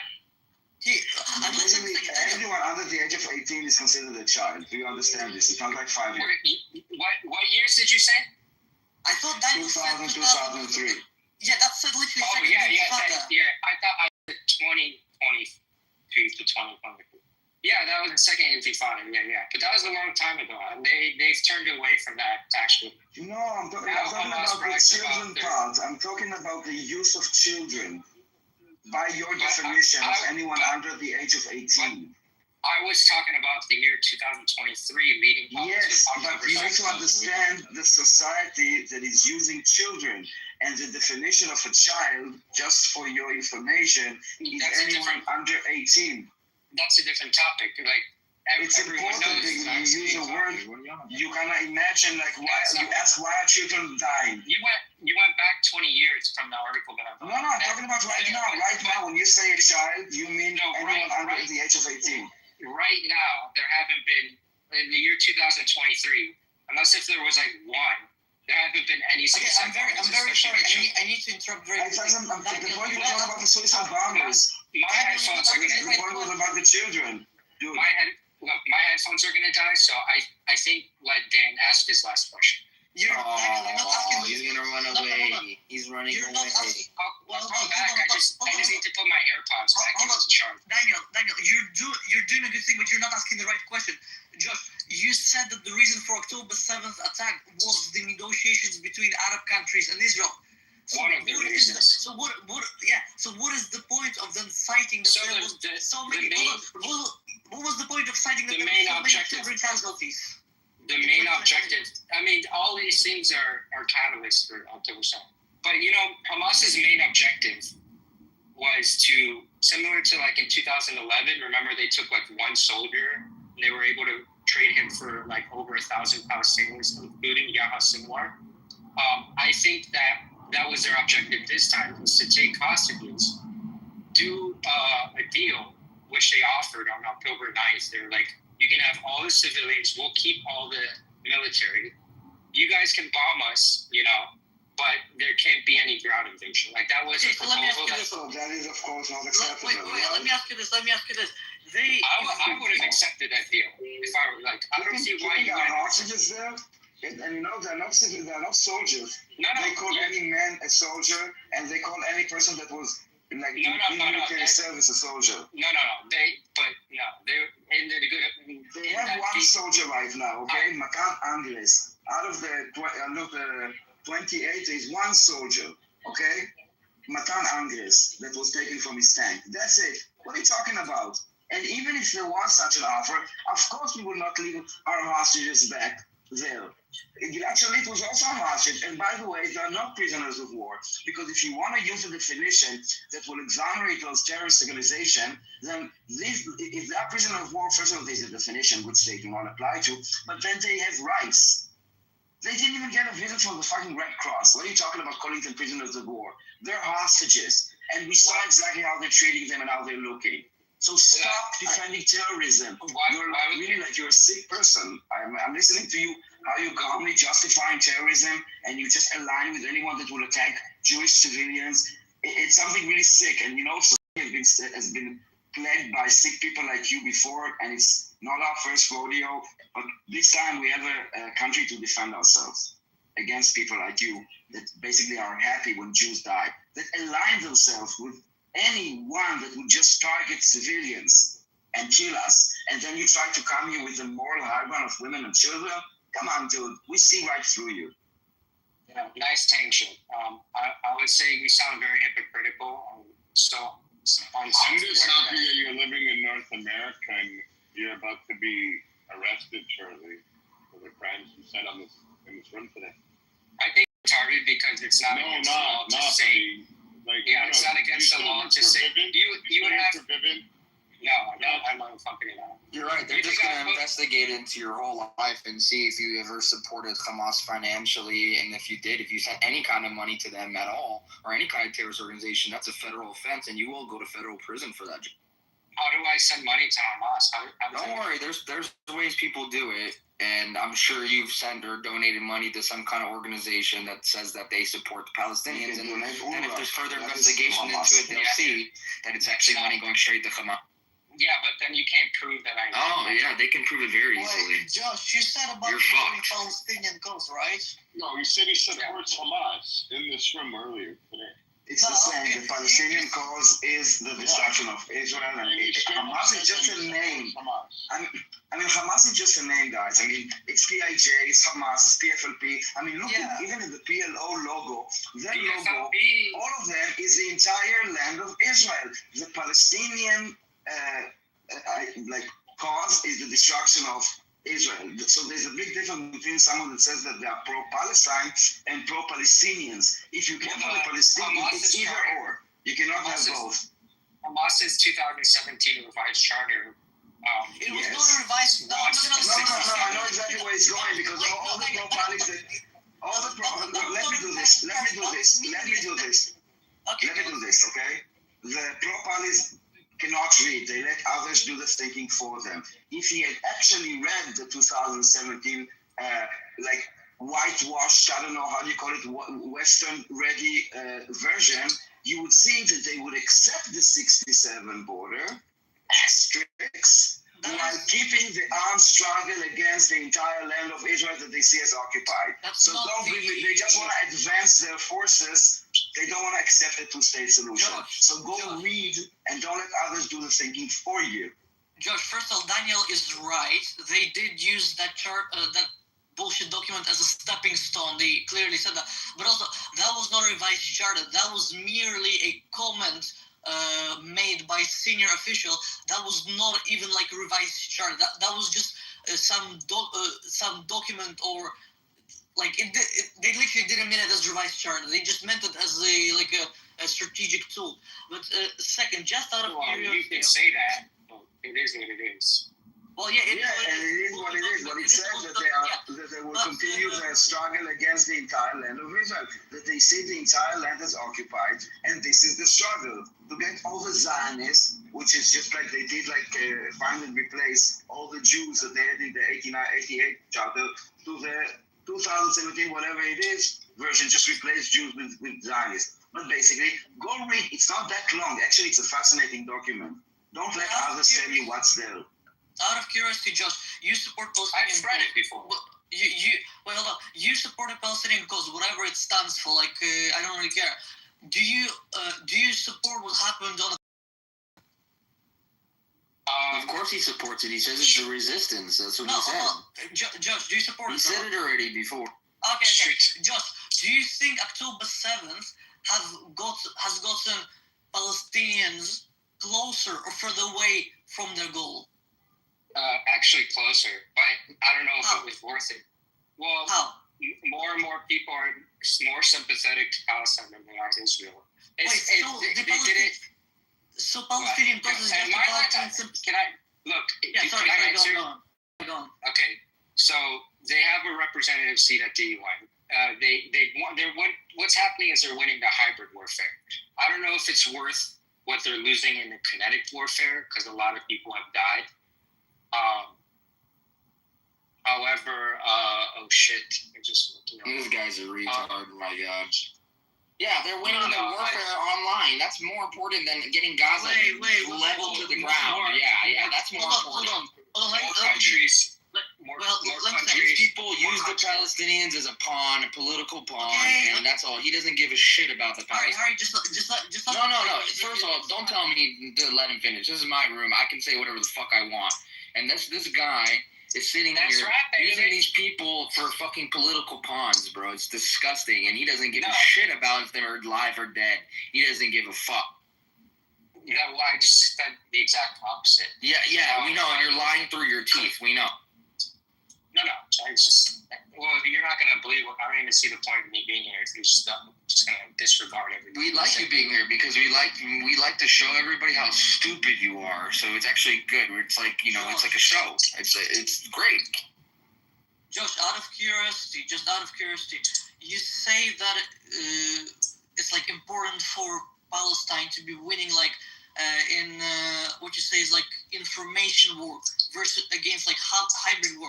So if every single Palestinian, I never said more important. I said the opposite. I said I don't think gaining the world's sympathy and getting people to finally wake up about Israel Palestine was worth all these debts. So you don't think October 7th was worth it? No, I mean, I don't know. It's a tough question. I think that's a question that it's not for me to answer. That's up to Palestinians. You should ask Palestinians if they think. I would imagine if you ask. I know exactly what they think. I can read the post and say that Palestinians will support October 7th again, and again until all Jews are eradicated from Eretz Israel. I can read that. I know they support it 100%. They're all on board. That's why civilians don't disclose any Hamas information. That's why so many civilians participate in the Hold on. So, Josh, did you hate Jews before October 7th?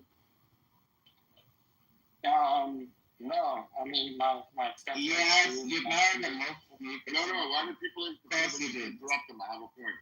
Did you hate Jews before October 7th? I mean, October 7th wasn't when I got into all this. No, I know, like in 2017 on October 7th, exactly. October 7th, 2017, you were at the memorial to the murdered Jews, and you were standing up on and basically like mocking the memorial. I wasn't mocking. I wasn't aware of. No, you were. So I'm just wondering how long your hatred runs, like how far it runs. So I honestly did not mean to mock that. I don't think, and I'm still not going to take it down because my sister commented on that post saying how much she passed away. That's why I leave it up. But and she married a Jew, and the Jew that came in liked that photo, and my Israeli friend liked that photo. And you see, this one when you post a picture like that in 2017, no one really cared. Like, it wasn't a sensitive topic. Like, it wasn't like people didn't look at that and say, oh, now the climate is different. Now everything is different because, So was your sister married when she passed away? Yes. Yeah. Oh, that's horrible. And her last name was Ramirez, right? No, her last name was, her married name is Dean Kluger. Dean Kluger. What was her first name? Stephanie. This is my sister-in-law, my brother's wife. Oh, but you said my sister commented on this above this text, right? She said something like, I want to frame this. Josh, why did you change your picture from yesterday? What did I have yesterday? Your Instagram PFP. So her before married name was... No, my Instagram PFP is always the same. So your you mean, yeah. I changed it. Kluger. Okay, no, fair enough. So you changed your last name from Dean to Sirota? No, Dean Kluger is because her husband's parents. Dean, I think, was the mom, and Kluger was the dad, I think. Josh, you're Muslim? Yes. Alhamdulillah. So, out of curiosity, you believe in Quran wholeheartedly, right? No, but wait, hold on, guys, man. Fuck, man. Hold on for a second. Yeah, I'm not getting into religion now. Do you hate Jews because did something happen with the passing of your sister? Is that what happened? No, not at all. So then, where did the Jew hatred come from? It's not all right. Let's just say it is through hatred for the sake of argument. Sheikh Jarrah, 2021 is when I started learning about this stuff more intensely. But to be honest, I watched Schindler's List when I was 12 with my parents, and I asked my mom in the end when they're walking on the train tracks. I was like, "So where are they going now?" And she was like, "Oh, they're from there. They went to Israel, a lot of them." And then she made a comment, something like, "It's sad because they're doing the same thing to the Arabs that was done to them," which I understand it's not exactly the same, but you get what she was saying. No, I don't get what you're saying. Yeah, no, you don't. Get what she's saying at all. She's and my mom. She's got verbal diarrhea. Just sure. So there's another story where my parents went to. You speak, my Josh, parents. you speak with such conviction. You know that it's actually this is indicative of your generation today as well. There's know nothing about the region, know nothing about what's actually going on.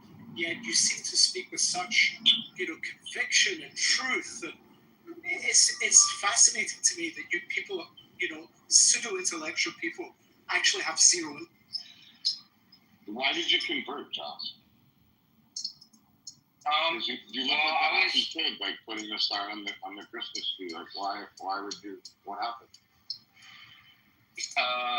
Why did I convert to Islam? What is that? Are you asking why? Jesus. Sorry. I don't know if you're asking why I converted to Islam. Like I said, I'm not going to open the can of worms of religion right now because I always. No, it's not a can of worms of religion. I'm just trying to get to the bottom of where your Jew hatred came from. You want to know why you converted? Is it like you converted and started hating Jews, or did you hate Jews and then that's why you converted? Like I'm trying to put like the whole picture together. I just find it's very obscure to me that somebody would have to. You do and openly admit that they support Hamas, that they support Hezbollah, that they support the IRG. Well, I imagine you would have supported the Irgun if you were alive in the 30s. Yeah, except we're not talking about the 30s. We're talking about 2025. Hold on, Yeah, to be clear, Irgun, I'm pretty sure did not have an explicit anti-Arab policy. I'm pretty sure they were very anti-British. So the only way you would qualify like them to IRGC or something is if IRGC explicitly attacked IDF, which they do not. Just so we're clear.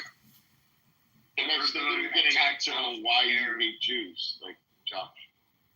Well, I told you, from a young age, my parents told me they went to Israel and they had a Mossad driver as their driver. And he pointed over. I wouldn't say I'm an extremist, but come on. Okay. Yeah, well, my dad. Okay. Yeah.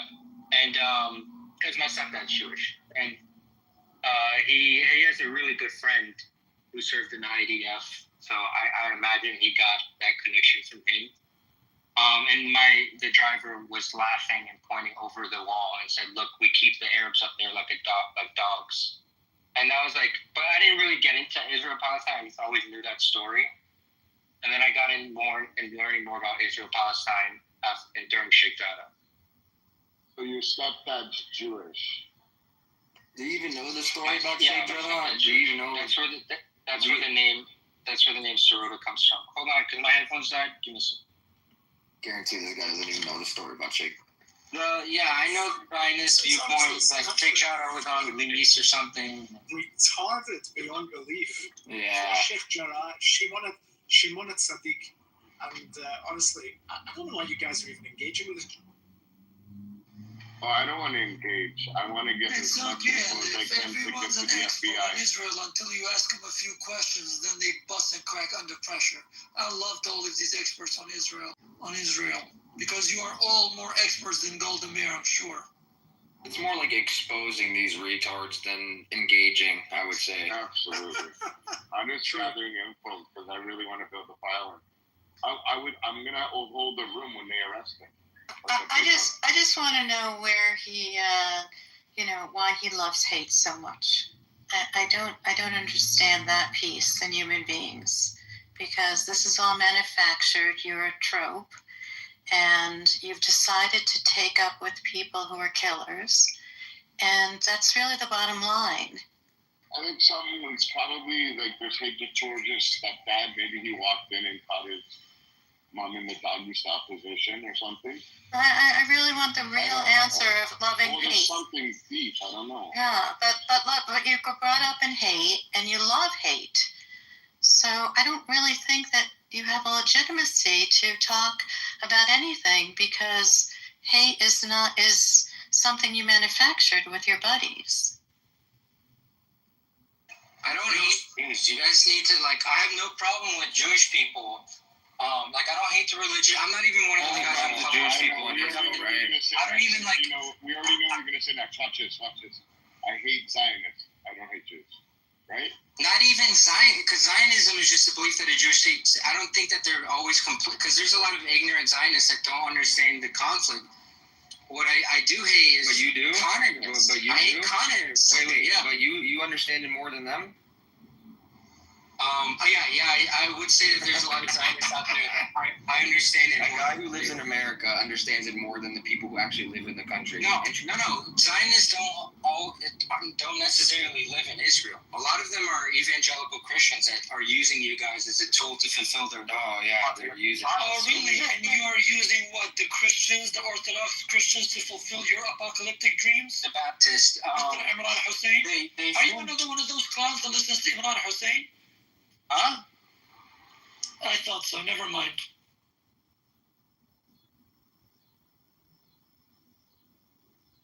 By the way, Josh, just to let you know, Grace and Bibi are Jewish bankers, and they're part of the Jewish Masonic Muslim Brotherhood Illuminati. Yeah, that's insulting. I'm not a banker. I own the bank. And I'm his partner. I give up. It's very important that we have a committee. We have. Wait, Josh. One more question, Josh. Can I, if I may? Do you have a problem with Israel being a Jewish state on paper? I do have a problem with. Hold on, guys. I don't know if I can talk. There's cops by me, and my headphones got. I can't. Oh my God! It's happening quicker than I thought. Oh no. Could you imagine it happens live on Clubhouse? It probably will one day. Watch.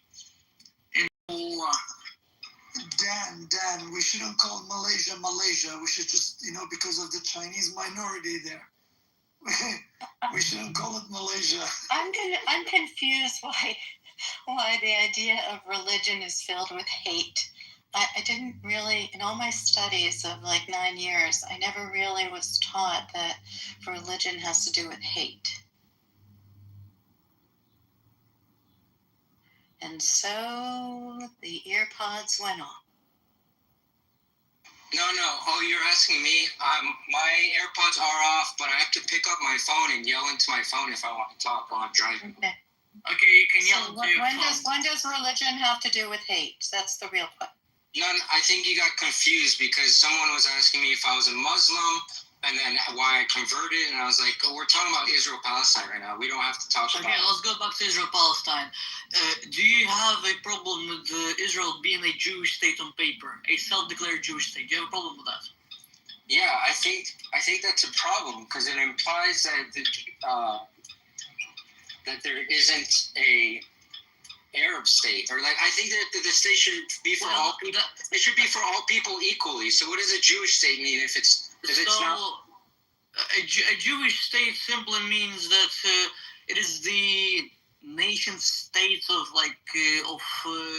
Jewish people, but all citizens of Israel are equal in the eyes of the law. They don't have the same privileges or duties. That is true. But do you think? But if if Israel had 25% Jewish population and then 75% Arab population and was still declared on paper as a Jewish state, would you have a problem with that? Well, that would be left up to a democratic vote, wouldn't it? So I don't see the problem. I don't see the problem. Wait. I don't see the problem why it wouldn't just be a state that's safe for Jews. So do you have a problem with a majority Jewish state? Let me ask you this up. Do you have a problem with a majority Arab state? No, I never said I have a problem with the majority Jewish state, but that's just not the case. I mean, maybe now it might get there, but we all know that, Arabs do you believe that states have self-governance? So if tomorrow, for example... What is that supposed to mean, Dennis? Wait, hang on. What do you mean, hang on, stop. Guys, stop 1 second. Josh, just FYI, okay, just for your information, the Arab population in Judea and Samaria, because I don't call them Palestinians, they're Arabs. The Arab population in Judea and Samaria is actually dropping. They are having 2.1 children per family. This has been going on now for a number of years. So the opposite of that, the Jewish population in Judea and Samaria, and actually in Israel, is growing all the time. And it's growing at a very fast rate because they're having over 5 children per family. So in actual fact, your statement just now was completely... Oh, I did not know that. I was always under the impression that Arabs were making more children. But what about Turkey? Why should Anatolia, that was conquered by Seljuk Turks, who come from Mongolia, the ones who speak and sing with their throats, and they commit genocide against Kurds, Greeks, Georgians, Armenians, Assyrians, and then, thanks to the help of the British, they call it Turkey. What should we do to that majority Muslim Turkey, Josh? I don't really Turkey. Yeah, I don't care. Do whatever you want with Turkey. Of course you don't. Yeah. Why am I not surprised? It doesn't involve Jews. No, I'm saying I think we should do something. I'm saying I think we should do something about Turkey. One sec, you're retarded for a second. Okay, so Alpha, you do realize that Israel has never recognized formally the Armenian genocide, right? Yeah, they have. And what does that have to do with anything? Yeah, they have. What does that have to do with anything? Show me a source. Yeah, they have, retard. What does that have to do with anything? No, it's recently. What you just said. They did it like a week ago. What does that have to do with anything? You go ahead, show me a source of them condemning the Armenian genocide. Turkey has not recognized the Armenian genocide when you have committed it. What are you talking about? I hate Turkey. I hate Turkey more than you. No, you don't hate Turkey. I hate Turkey. I hate Erdogan. I hate the Turkish people. No, you don't. No, you don't. Yes, they're retarded. No, you don't. I bet you any money right now, if you go to anywhere near New Jersey and you find a Turkish restaurant, you're going to be the first one at the back of the bodega giving head jobs. Don't give me that shit. Wait, Asher, what's your position? I don't see you clowns protesting the genocidal policies of the Turks against the Kurds. Where is it? Where is the week in, week out anti-genocide protests for your Muslim brothers, the Kurdish Muslim brothers? Where is it? Where is it?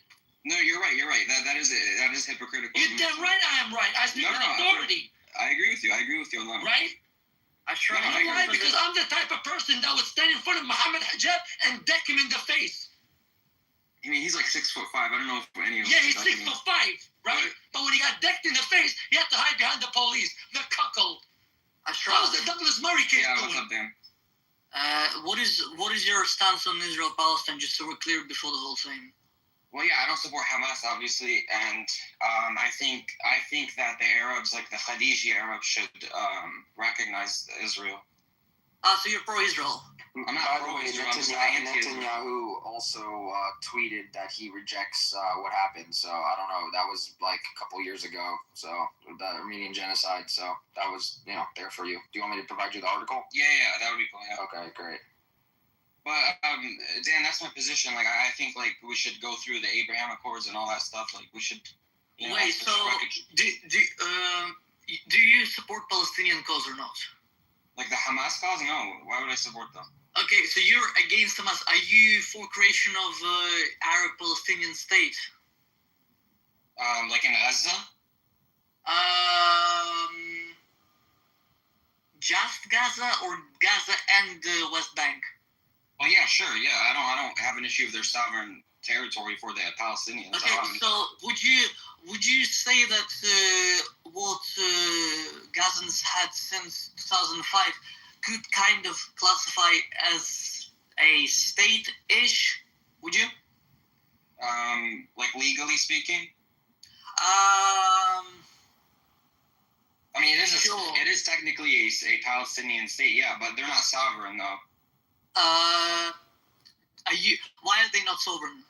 Because Israel controls every corridor in Gaza, so they're not sovereign. Are you familiar with the Cuban blockade? The Cuban blockade? No, I'm not familiar with it. No. Do you know what it is? Do you know what it was? No. Cuban blockade was a blockade of Cuba essentially by the United States Navy, where they controlled their imports. Now, during and much more than that, during that time, do you think Cuba was a sovereign nation or not? Yeah, I mean, I'm sure Cuba was a sovereign nation. Yeah. So Gaza can be a sovereign, whatever it is, even with Israeli blockade and Egyptian blockade. The issue with Palestine today is just who's running Palestine. That's it. That's my own issue. Wait, in Gaza or in West Bank? In Gaza. So you don't have a problem with who's running West Bank? I don't know I don't really look into the West Bank that much, honestly. I'm more focused on what happened after October 7 and during October 7. Okay.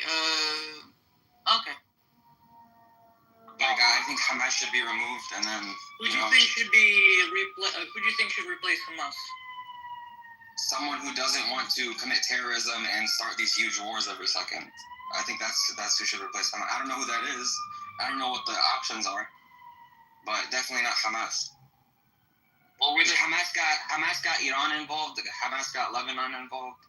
Hamas got they involved themselves out of solidarity. What do you mean? No, I don't care. But that's the whole point. Hamas didn't force their hands. No, but they have ties. Hamas is an Iranian proxy. Like, they really are. So is Hezbollah. Yeah, no, I would agree here with Josh. Hamas didn't force Hezbollah into the fighting, at least not per official documents.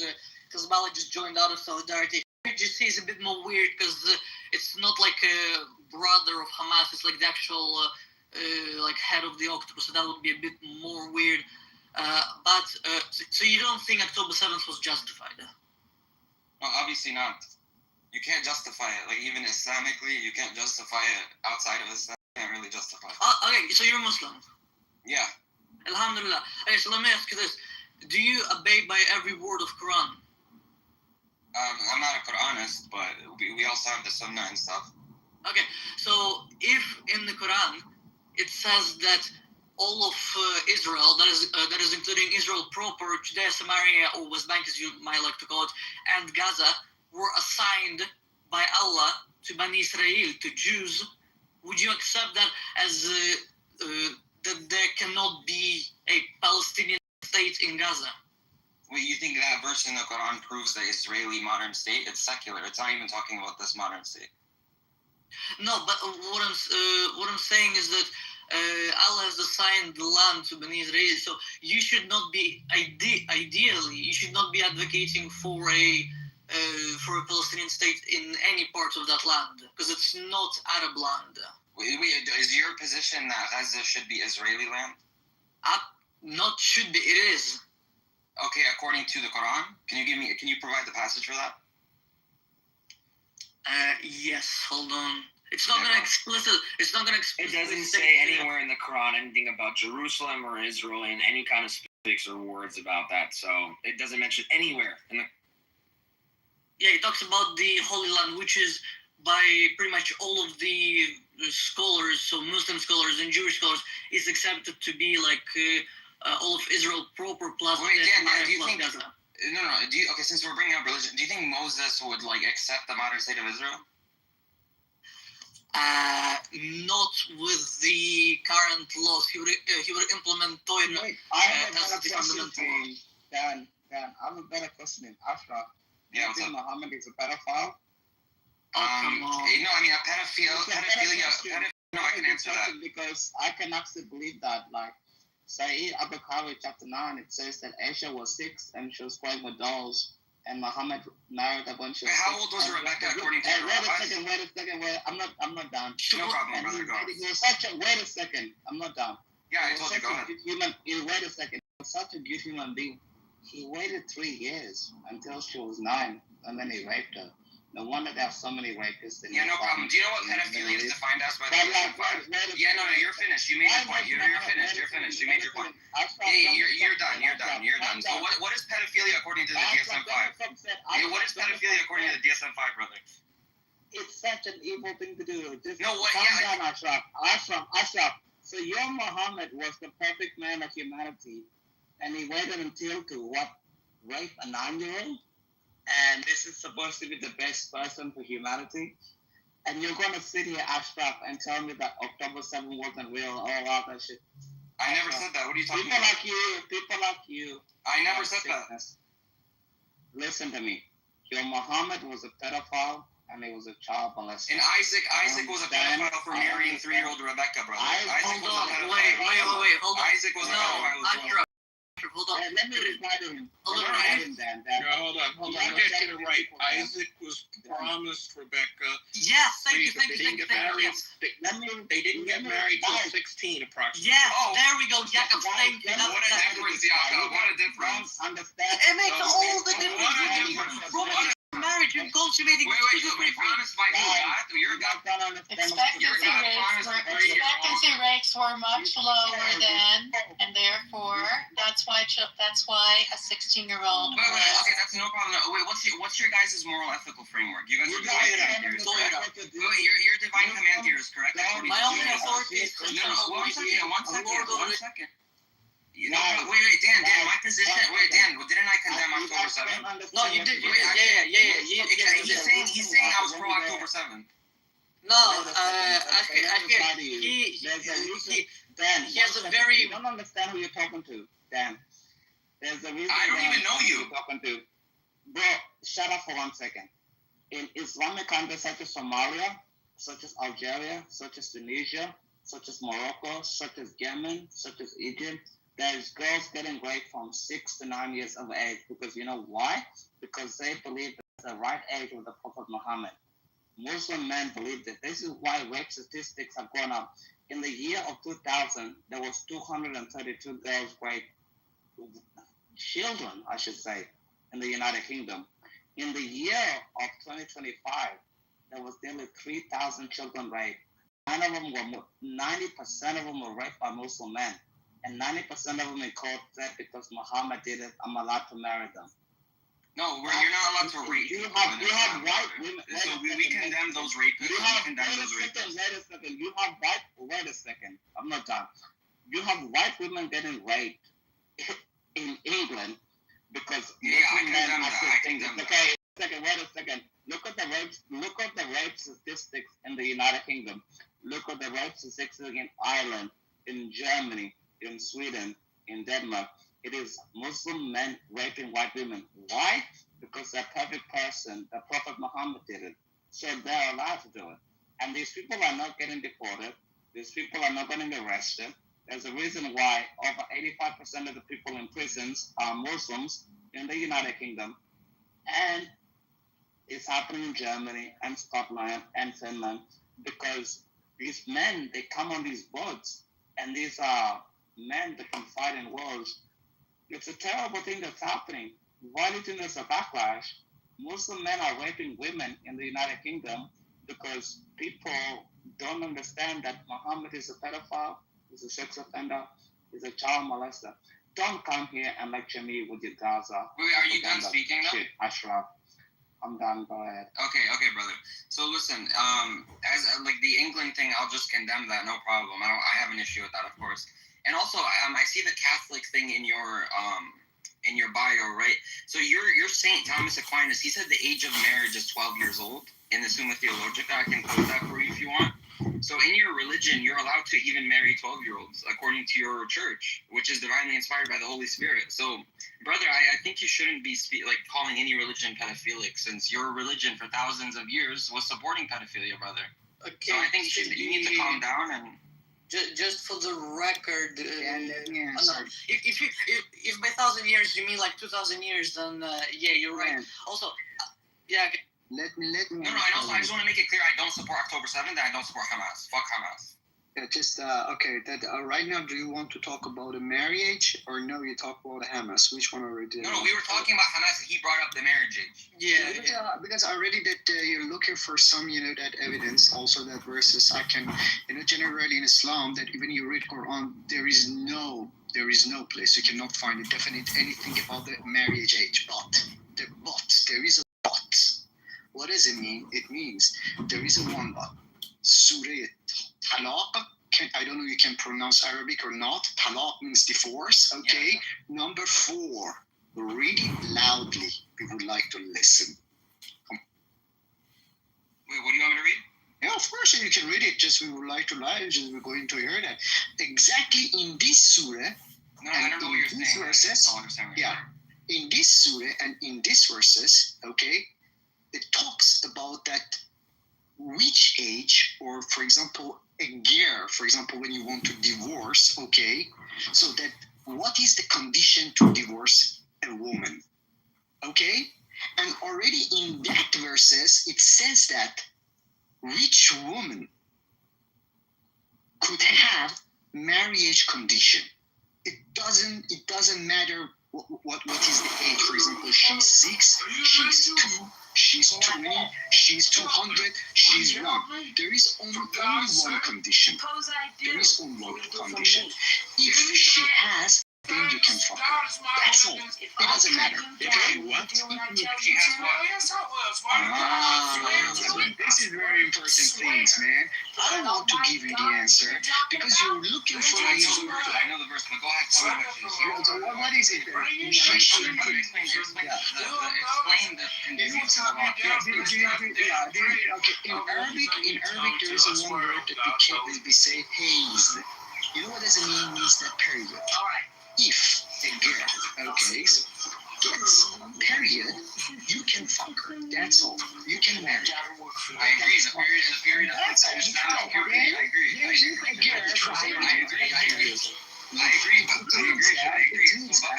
do you know what arf is?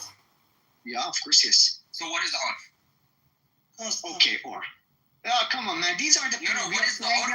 What is the arf of a Arf in Arabic means that generally means that the people that they are living there accept that. Okay. Exactly. Exactly. I know. Thank you. So what's the age of consent? Let me finish my word. Let me finish my word. Okay. Don't fight. We are talking. Okay. Tell me which one has a high priority. God's commands or orf? God allowed us to do orf, so yes. No. God allowed me. No. Answer me. My question was very simple. Which one has a priority? God's command. God's command. Come on. God's command. So then the other, also that another evidence that I can show you, because already Dan was talking about, but you tried to ignore that. There is another surah that in Quran, when you read about it, Muhammad is a uswah. What's the meaning of uswah in Arabic? Uswah, what does it mean? You know that? No, I don't know. I don't think you're pronouncing it correctly. Uswah. Yeah, we're not a Hebrew. But I have to read this. Someone in the comment section, listen, Bahara, according to Surah Al-Baqarah, okay, Ayah 284, your testimony, your cognition, right, all of that is simply subject to doubt, okay? So before you make that statement, go get another female of the right aqidah, of the right aqaid, not just aqidah, aqaid, right? And make sure they're from Ahl Sunnah wal Jama'ah, and then we might take it into testimony. Can you invite? Right? And then we might take it as fact. But don't come in here and write, look what she's written. بابك چرا تو همون بازی در میاری در اسلام بلوغ جسمی و روانی هر دو برای ازدواج لازم است. That is absolutely false. By the same token of the Shiite scholars and the Sunni scholars. According to your Khomeini Bahara, right, according to Wilayat al-Faqih, right, you can marry them at the age of 3 and 4, and you can do tafkhiz, aka thighing. You put your penis between the thigh, right? Of course, yes, but wait a minute. One thing that I didn't get you off that you said that in Islam, you said that don't play a game. We know that in Shia and Sunni, the girl should be what? Adult? You know that should be an adult, even first as a body. And the other one, you said that what? He said means that age and yeah. Only age, yes, exactly. Age I agree with you. Curiosity. No, there is no. Okay, let's go. That I was asking him that Ashraf. We know that as Usfa in Arabic means example. Muhammad is an example. Okay. Muhammad is a good example. Listen, whatever he has done, when we talk about the Sunni, means sunnat, means tradition, means that whatever Muhammad did at that moment, it's an example for all Muslims. Okay? This is right. Okay, correct, good. But based on the Surah Talaq, I told you, verses number 4, it says that already the God has explained that when you want to divorce, okay, which woman you can divorce them. Okay, the most condition that this is very important condition, that girl should get period. Okay, this is the first condition. The other things, Muhammad is an example. What did he do when he was around 40, 42, something like this? He married a girl that he was around what? 6. In some narrative, they say 9. But if you see the Sunnis, all of them, they agree that she was around 6. Why? Yeah. When Muhammad is an example for a Muslim, it gives this authority to all Muslims. I said that, okay, if Muhammad did, why shouldn't I have done it? I will do that. Wait, Babak, yeah, you're right about everything you said, correct. But I have a question. So I see the atheist, the profile picture. So what's your moral, ethical framework? Do you believe like what you're saying is a defeater to Islam? That's my main question. Can you answer that, please? Okay, in the meanwhile, sorry, Ashraf, sorry. Alpha, are you still here? Alive, breathing. Sorry, man. Again, can you answer your question? No, wait. Can you answer my question? Again, please answer your question again. Please, sorry. No, you're good. What's your moral, ethical framework as an atheist? Moral. We're talking about the morality and atheism. You think? Yes. Can you answer? Yes. Atheism is not an ideology. Atheism, I understand. Listen. Let me finish. You are a Muslim. Let me finish. Okay, let me finish. Wait a minute. I want to answer your question. Okay. Okay. Go ahead. I want to prove that also you are an atheist. Let me finish my word. Okay. Don't attack. I won't. Just assume that. Just let me finish. Just assume that we have 1,000 gods, okay, the whole world, okay, 1,000. Just assume that. I know that we have. Just assume that, okay. Already you denied 999 of them. You have only one God. So I can say you are an atheist against 999. The only difference between you and me is one thing. I don't believe even that the other God means that I deny all of that. But let me finish. Okay, let me finish. Okay, so now already also you're an atheist. I proved that. The other things that you asked me about the morality, you said that, okay, as an atheist, what is your morality, whatever. So the answer is very simple. The humanity is my morality. Now I follow the human rights. These are my basic rules that I commit them. That's all. Okay. But again, I want to tell you there is no relation between the atheism and morality. If I may, Babak, Ashraf, if I may just for a second. Babak, first of all, what you just described is called being agnostic, where you don't, where you believe in however many deities, but you don't actually accept any of them. So you're not atheist. Yeah, that's not atheism, Baba. Hold on. You're at best an agnostic. No. Hold on. We let you speak for bullshit couple of minutes. Now you let me or him speak. Second of all, you say about him being an atheist because he believes in one God and therefore he's an atheist to the other like 99 something other gods. No, he's a disbeliever in those gods. It doesn't make him an atheist towards them. So I don't know where you got that stupid argument you Reddit user. It was from Neil deGrasse Tyson. It's from Neil deGrasse Tyson. He has started, and already I'm answering him that about the agnosticism and atheism. These are two separate things. Generally, if you say that already, I know that God is a mass, is a material, and I know that God lives in one of these, 1,000 billion planets already we have, then I said that, okay, also I cannot prove that also the God doesn't live there or God doesn't exist. Yeah, it could be, for example, in planet A24. So let me finish. Okay, I want to tell you that what's the difference between the agnosticism and atheist, okay? If you tell me God is a material, okay, and you can find him in another planet, already how many planets do we have? More than billion planets. Then in this scenario, I have to say that, yes, I agree with you, and I cannot 100% say that, yes, there is no God, and God doesn't exist, because, yes, we have billion planets. But if you tell me, the God already you're talking about, it's not a material, okay? It's not a material. Also, already has created all these materials.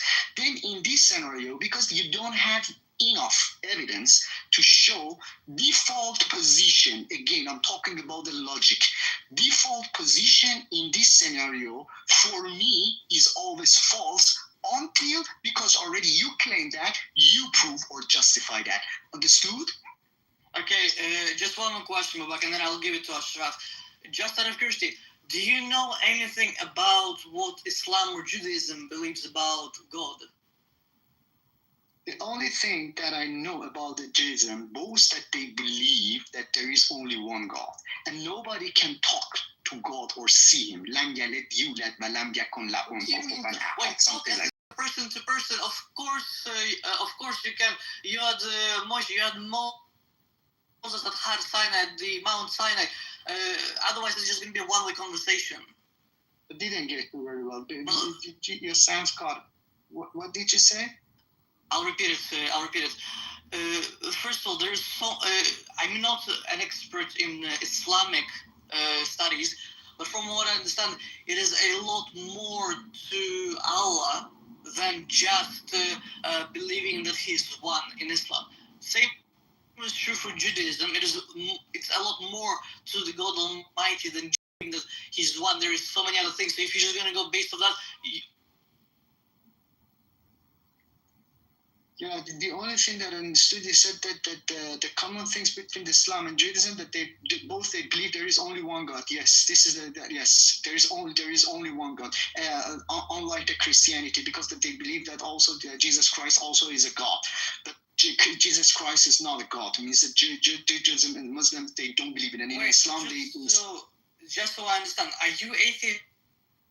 Yes, I'm an atheist. Yes, again, yeah. Okay, Babak, but you just said I'm an atheist, and like anyone who believes in one God is an atheist because they reject the other gods. Again, what did I say? That you said there's thousands of gods. I only believe in one and reject the 999. And you so exactly, you're an atheist against that 900. No, atheism means the rejection of all deities.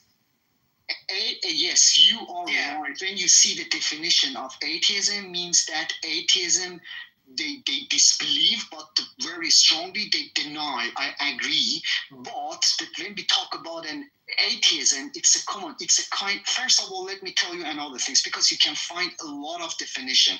But my friend, if you're looking for an atheism is kind of reaction to theism.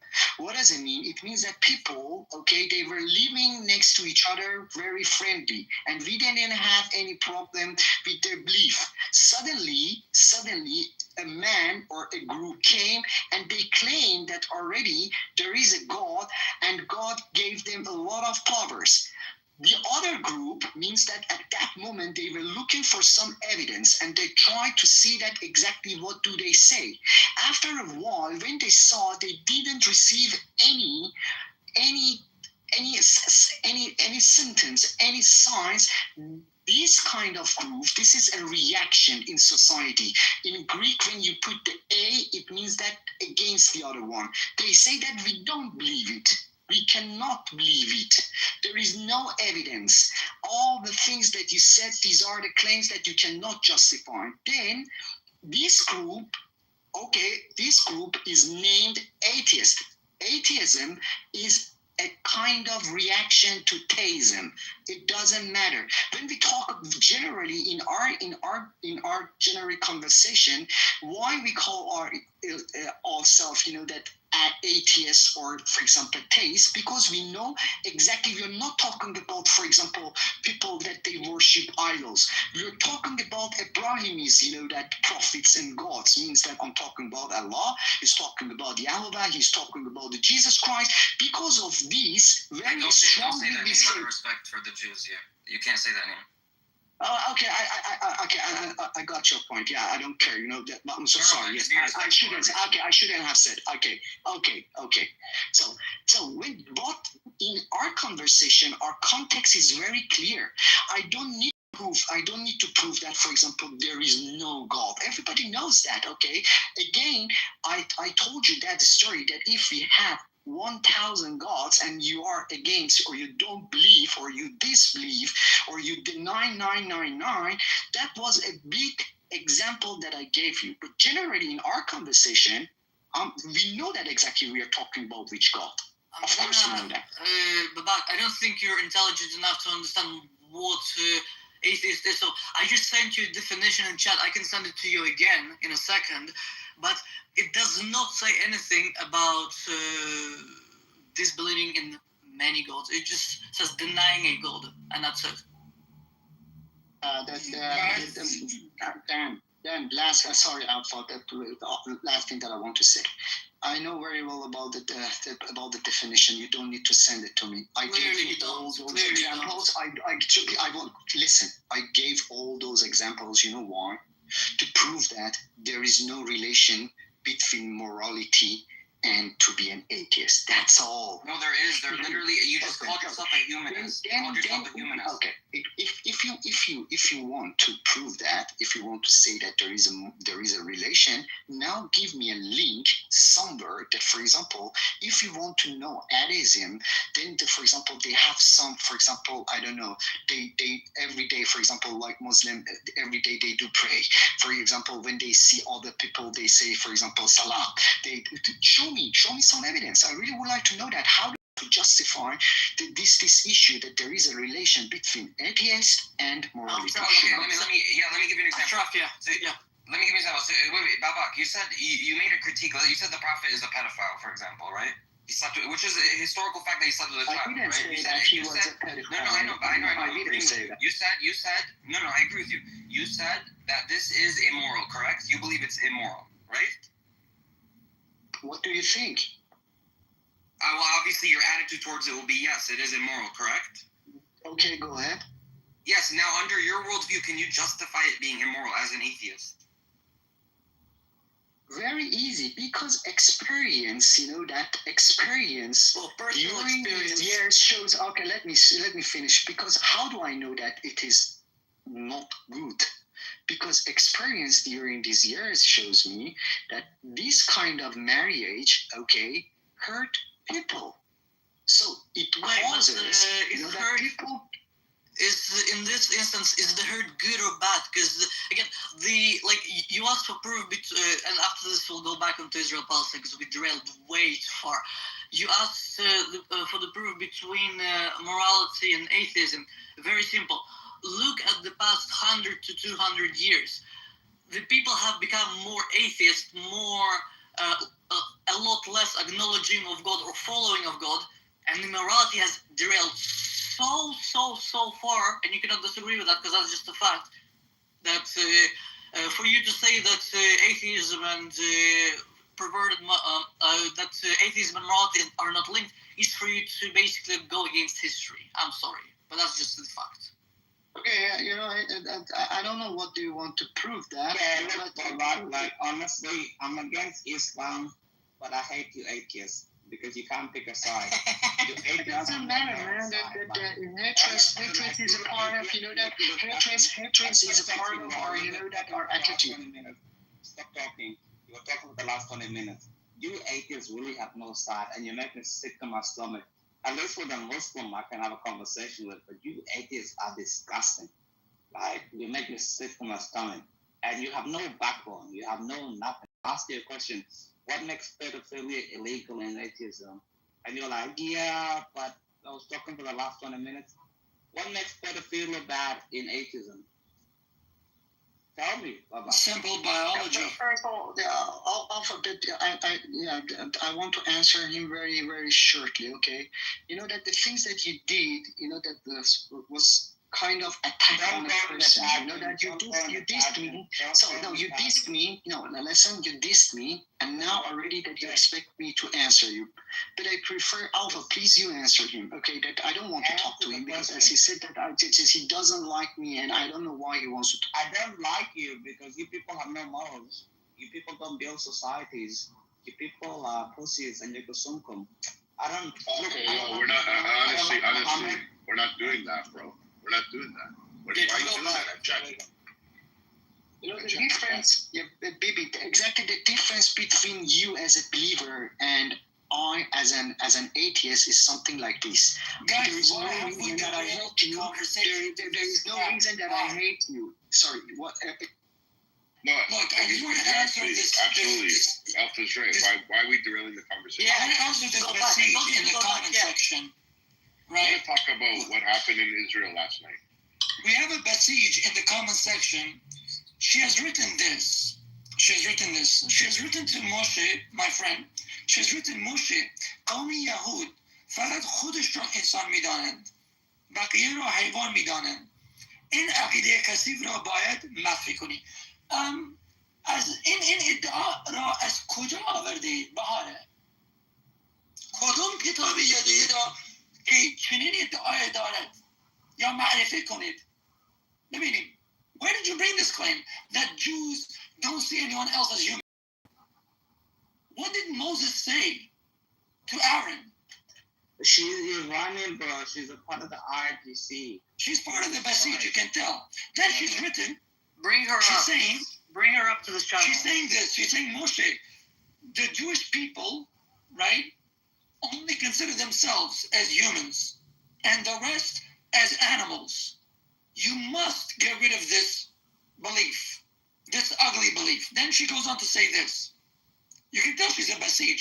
She's one of those Basij who rounds up women, right? She's part of the Gashte Irshad, who rounds up other women and beats them and rapes them in the van. Aren't you? I bet you are one of those, Bahare, right? It's the same thing you did with Gina, right? And the 20 other women that Gashte Irshad raped and molested in the van. Then she goes and says, Moshe, تو نوع بشر را حیوان می‌دانی که برای خدمت به یهود آفریده شدند. خود را گول نزن. Now she's making an accusation against Moshe, saying, you consider humans as animals that are only created for the service of the Jews. She's the one that she arrests Kurdish women in Iran and she puts them in prisons. We all know who she is. She's a terrible human being. And then she goes on to write this. Moshe, صهیونistها از حیوان بیشتر هستند. Zionists are worse than animals. اونها در حال انجام بزرگترین نسل کشی در غزه هستند. They are committing the biggest act of genocide in Gaza. شما کودکان غزه را سلاخی کردید. So she's basically saying that you guys are basically slaughtering children in Gaza. Then she goes on to say this. This is the crux. She says, Moshe, نابودهتان خیلی نزدیک است. خودت این را خوب میدانی. Moshe, your annihilation is here, and you know this very well. Do you see that this is Islamic eschatology? Guys, we're going back. We're not gonna go off. No, I know. Listen, we're not gonna go. We're gonna bring up the topic. We're going back to the Palestinian-Israeli conflict. We're gonna go back to what happened last night in Israel and debunking Pali lies, propaganda. Instead of propaganda, but it's propaganda. All the lies that are being spelled out throughout Clubhouse and throughout the world in the West, in Europe, everywhere. I don't want this to be about Iranian atheist room. This wasn't the title doesn't say anything about that. It's a safe place for Jews. And debunking Pali lies and propaganda. And you have somebody like Summer in the bottom. I'm not sure if she's a BHI or she just strictly hates Jews, but kicked me out of her room yesterday because she got tricked really quick. I told her, why are you supporting Israel every day? She goes, ow. I said, just do me a simple thing. I want you to Google how you support Israel every day. So she goes, okay, I got the response. I'm like, you just supported Israel. You went out to Google. She didn't understand it. She goes, well, let me read what it says. I'm like, you just supported Israel. Google was designed in Israel. But the low IQ doesn't understand that 99% of the people in this room are supporting Israel every fucking day. And if you don't want to support Israel, go back to the Stone Ages. Don't own shit. Go back. Live on rocks. Use a rock as a tent. And that's it. But you want to in charge of this room. Harry, I am. Are you? Me and Harry. Bibi. Yeah. Can you bring her up to speak with us? Like to. I've already invited her. So. Okay, buddy. Like if you're not gonna accept it, you're just a coward at this point. But I want to talk about. I don't want to derail the conversation anymore. I want to talk about what happened yesterday in Jerusalem. How 7 people were murdered. Like there's 6 or 7 that are seriously injured.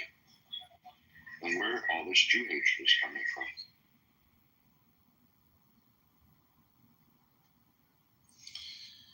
BB, what's going on, man?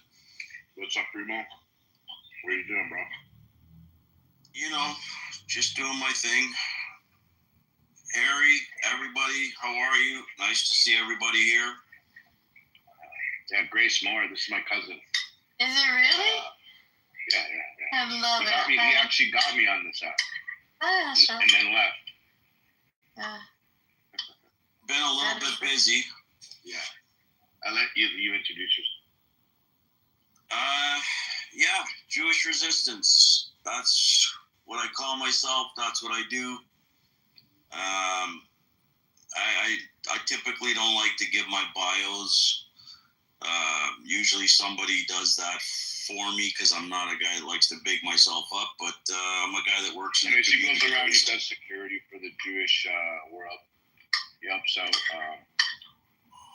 She does security also for a lot of the hostages that were released for them to go speak.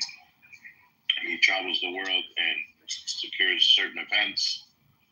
And it's crazy because he's a good speaker but doesn't like to introduce himself.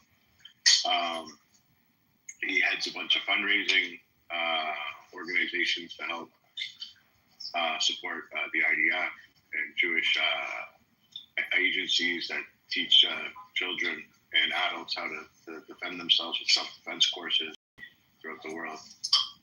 And welcome. Thank you. All the kavod to you. Thank you. Basically, we don't have all the information. At least I don't have all the information because I was in a 2.5-hour tribunal in Israel this morning on the attack yesterday or last night. But, I'm sure it's going to come out, another set of cowards that, want to scream Allah Akbar while they're killing Jews. Bibi asked a question, where does the hatred come from? It's pretty much rolling time back to the 40s. They've made normalizing Jew, they've normalized Jew hatred and demonized us in a way on the public stage where honestly, it's surprising even as somebody like me, when I see the scale and the scope of it all, how common folk, as I call them, who have zero affiliation, who couldn't tell you which river or which sea, who have zero affiliation to the land or the people, wouldn't know who's indigenous to the land and who isn't. When they're supporting the popular cause, it's because it's popular. It's because they stopped doing TikTok trends and started doing free, Lord of the Rings. And I mean, if they had any education, they would understand that the Palestinians were us. We're the Palestinians. And when the Brits turned it into the British Mandate of Palestine, the Jews were the occupants of the land, and henceforth were Palestinians. It wasn't until '63 that Yasser Arafat decided he wanted to start using that. And I mean, listen, as much as I hope he rolls in his grave, to his credit, he knew exactly what he was doing. He built a propaganda machine that's just unbelievably hard to stop. But that doesn't mean we throw our hands up in the air and just say, yeah, okay, we give up. We keep fighting like we always have. And like I always say, this is just a repeat for us. This is a rerun. This is just the same episode, different time.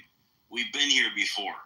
And throughout time, we've been here many times, unfortunately. But like all of those other times, we will be the last one standing. And that's just who we are as a people. For whatever reason, God gave us the ability to maintain our nation, no matter what is thrown at us. He told us we would be small, but we would be mighty. And, based on that premise, over generations, that's been the case. And this will be no different.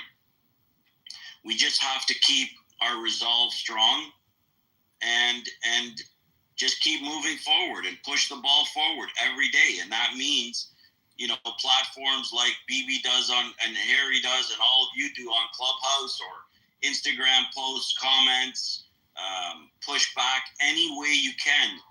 A lot of people call me every day or message me or DM me and they say, what do I do? How can I help?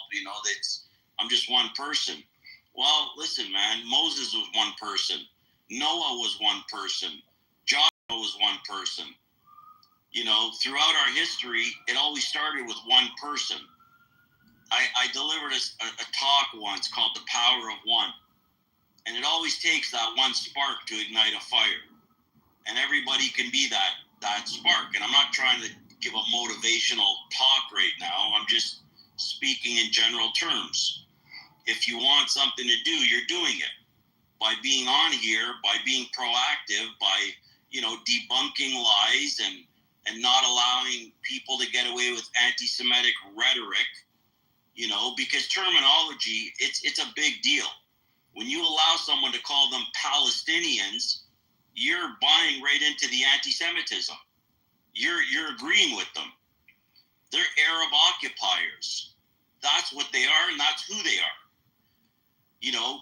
El Masri, El Kurdo, they're all freaking from places.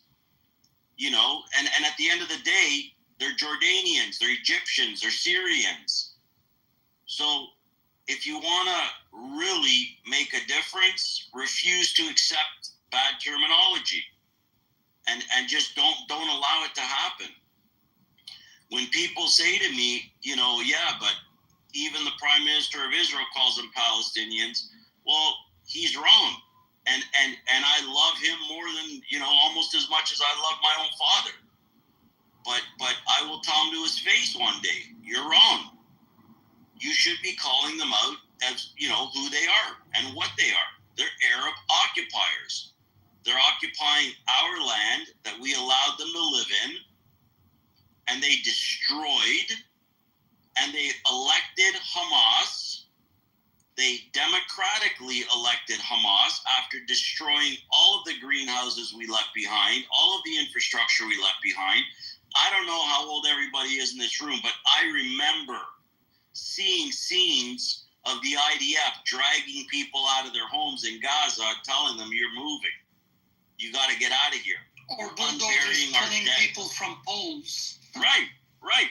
Unburying the dead because we didn't trust those savages with our dead. And I remember those scenes. And while I'm not, an old man yet, I'm old enough to know and to have seen it. But at the end of the day, you have to remember who we are, where we come from. And I mean, their message is pretty clear. Free, Lord of the Rings, and, intifada, and, from the river to your mother. That's it. That's their whole message. We're always trying to go on the defensive, but it's our land. Oh, but we're this, and oh, but that. And you got to get straight to the point. Just get right to the heart of the matter. The bottom line is, we gave them the land. They destroyed it. They elected terrorists to govern them. And then they started complaining when the terrorists were, going at them too hard. But they're blaming Israel for it, saying, Israel's been keeping them in an open-air prison. But they say nothing about Egypt, who has the biggest border wall I've ever seen in my life. We've got 3 of them, as a matter of fact. And the harsh truth of the matter is, and they don't want to admit it, and they'll dance around the truth all day long by saying it's 80 years of oppression, and it's this, and it's 80 years of that. The harsh truth is, nobody fucking wants you. Nobody wants you because everywhere you go, you destroy it. Everywhere you go, you commit acts of terror like you did last night in Jerusalem. And the problem is, it's a cancer. And unless a cancer is, cut out, it's never going to heal. They're never going to want peace. They're trained for world domination. They're trained for a global caliphate. They're indoctrinated from the moment they're born. And if you can imagine, if you ever want to explain to somebody the magnitude of what we're dealing with, all you have to do is this. Explain to them that a woman decides with her husband or whoever she's going to get pregnant. She holds the baby, she takes her vitamins, she does everything correctly for 9 months. She talks to the baby, sings to the baby in her stomach. She's careful, she's cautious. The baby comes out, they celebrate, they're partying. And then her greatest wish for that baby is that he blows himself up along with 100 Jews. Imagine that type of mentality. Alhamdulillah ala ni'mat al-Islam. Nice try, motherfucker. No, that guy's a friend. He's playing with you. Oh, okay. That was helpful, right? Yeah, but that's what they say, though. Yeah, well, alhamdulillah, they're fucking culos. Anyways, the bottom line is, that's where they're at. That's where their heads are at. And if you want to beat them at their own game, you just give them the fucking real facts. Just give it to them. You guys are occupiers. You're out to destroy the world. Everywhere you go, you spread hate. You look at any march and all you see is anger, hatred, screaming, yelling, and then the polar opposite on the opposite side of the street. They're dancing, they're singing, they're praying, they're hoping that our hostages can God willing come home. And then you look back across the street and they're screaming with rage and with hatred because that's how they're indoctrinated. They're indoctrinated from a young age. I have math books that say in Arabic, if you have 3 Jews and you killed one, how many Jews do you have left? math books for the equivalent of a grade 1 student. So with that type of mentality, the only way to combat it is not to be afraid of it and just confront it head on. Because at the end of the day, whenever you see them attack, what do you see? What's the common factor, the common denominator? 20 of them attack one Jew like they did in Santa Monica last week. 20 of them. But when we come on and we say to them, how about we meet you, our 20 and your 20? They don't even respond. They won't even entertain the idea. Or when a good friend of mine who's a professional UFC fighter, when he went to New York looking for one of them, he flew to New York from Vegas, stopped training, went to look for them, and said, hey, buddy, I'm here. You were out here in this park bullying Jews. I'm here. Come meet me. Let's do this. The fucking coward who's supposed to be a pro boxer didn't even respond. And we were tagging him nonstop. So he saw it. We know he saw it. Are you talking about Natan Levy? Yes. Yeah, I saw that. The guy didn't show up. What a coward. Twice. Yeah, he's Twice a coward. he didn't show up. And he was going around with videos, putting like boxing gloves on, like he was harassing Jews. Right, he was in Central Park, running up to Jewish people and saying, hey, let's go, let's fight. And so when the tables were turned on him and his 30 friends he had behind him, he turned into a fucking pussy. Yeah, and Natan Levy posted on his Instagram, I'm here in New York, like, where are you at? Yeah, I know, I was on the phone with him. By himself. Yeah. Well, he had a cameraman go with him, you know but the what I mean? cameraman Yeah. is like, he's nothing. He's a skinny little guy that doesn't fight. So really, he had no cops with him. He had no backup with him. He just wanted to go and smash the guy. And because, you know, a bully needs to be confronted. That's the moral of the story, right? I'm trying to be less preachy and more factual, but, you know, you've got to be confrontational to a point where it makes sense. You know, and it can be confrontational where you're just commenting on posts, or you're posting or sharing or resharing. You know, that's a form of confrontation. It doesn't have to be physical. It doesn't have to be violence. You can use your words. You can send in letters. You can write letters. You can look up all of these fake Muslim charities and start reporting them to the IRS or the CRA in Canada and say, I want an investigation on these people. They're sending money overseas. What's the money being used for? And at the very least, they'll pull it up on the computer and look into it. They may not do an in-depth investigation unless you have evidence, but they will look into it. So there's things you can do. And I would encourage everybody to just do something. And being here, you are doing something. This is something. And it's something good because it's educational and it'll expand your knowledge on the situation. And as things arise, like Jerusalem last night, you know, everybody's perspective is important. Everybody's how you feel about it is important. Because again, it takes one person to come up with that solution. It's all it is, really. There's no science behind it. And it's funny too, like I see Tone's PTR and it's going through it, and it says approximately 85% of the world's refugees are Muslims, but they don't seek asylum in the 56 Muslim countries. They only seek asylum in non-Muslim countries. Right. Why? The global caliphate, and they are all, if you look at them, like really look at them, they're all fighting age males. Very seldom do they have women and children with them. all these migrants that are crossing borders are fighting age males. And guess what? Years ago, Abu Bakr, what's his name? Bagari? Alpha, what's his name? Abu Bakr. Abu Bakr, sorry, right. He said it. I'm going to embed fighters in all of the countries.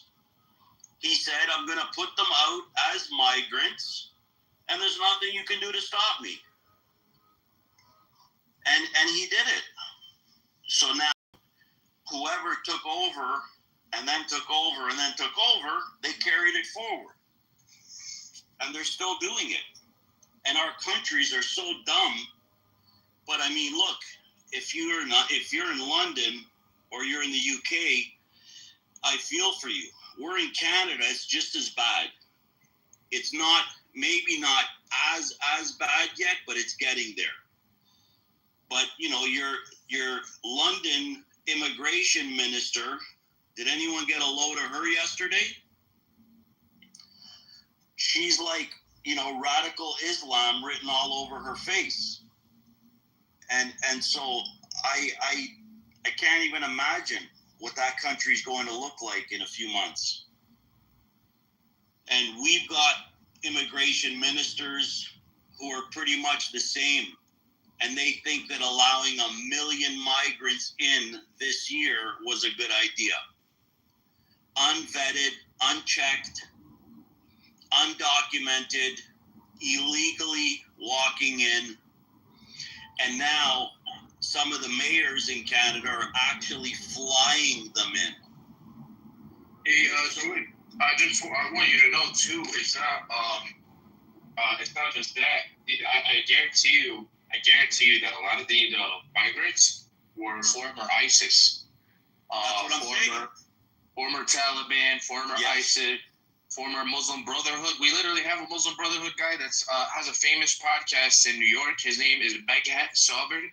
He's an Egyptian who openly says on his podcast in Arabic, in America, while he's safe in New York, that we should behead 2 Coptic Christians for saying stuff against Islam. He wants them beheaded, and he's not in jail. Bro, I literally took the clip and I sent it to the FBI through email, and this guy is just chilling, man. You can freely say I'm going to behead Christians here in America. So, but if you say anything about Muslims, you're going to get locked up. Yeah, something really weird is going on. Yeah, Mamdani's going to become the mayor of New York, and it's going to become a really, really bad scene. Is that guy American citizen, by the way? Yeah. Mamdani? No, not Mamdani. That guy who said he wants to behead Christians. I'm not even sure, bro. Look him up. His name is Becky. I'm not gonna waste my time looking this retard up. But I was just gonna say, why don't you just send it to ICE? Because ICE, if he's illegal, then ICE will they're really busy right now. So somebody like that, they would be happy to deport this guy. True. So that's a good idea. And then with the FBI, I would just go on X and tag Kash Patel on that post, make it as a post and then just tag Patel. Tag everybody on it, like the media, the New York Times, Department of Justice, everybody. Exactly. Very good idea. Thank you. You're sending an email. You don't blind CC. You CC everybody. As many emails as you can get. And then they can't turn a blind eye. They're like, fuck, everybody knows about this. See, Harry, that's something, that's an incredible idea. And it takes 3 seconds to implement. And that's what I'm talking about. It's once here, we were going to our gym every morning. And we noticed a group of, men. They were all Muslim. And, no big deal. They're training. We're training. Okay, cool, right? But every morning we'd walk in and they're all surrounding the elliptical machines. Except nobody's ever fucking using them. So after a few days of that, we got on the phone with the FBI and said, hey, you may want to come to, wherever and take a look at this. Because this is what's going on. And we sent them pictures. We sent them video. And they said, okay, we're on it. It's 100% sketch. You don't come to a gym every day and stand around a machine and nobody does any type of workout, but yet they're all members of the gym.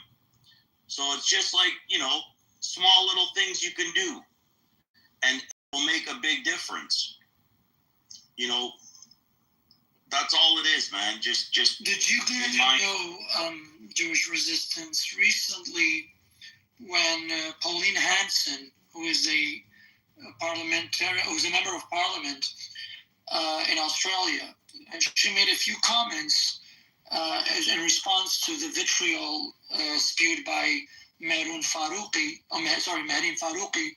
who is an MP of Pakistani origin, basically an Arabized, Islamized Hindu. And when they won the case against Pauline Hanson, they filed a lawsuit against her. And when they won, Mehrin Faruqi explicitly said that this was a precedent, that this will happen to anybody that tells us to go back to where we came from, or that we perceive they are being, quote unquote, discriminatory against us. And just recently, an unelected judge gave the pro-Hamas sympathizers and pro-Hamas camp the Harbor Bridge. And after that, they started occupying the Melbourne Bridge and others, and they started burning the Australian flag. We have the Greens in the Australian Parliament saying wearing the Australian flag is a prop. I mean, this is the kind of things we have. This is the kind of things we have. And they passed the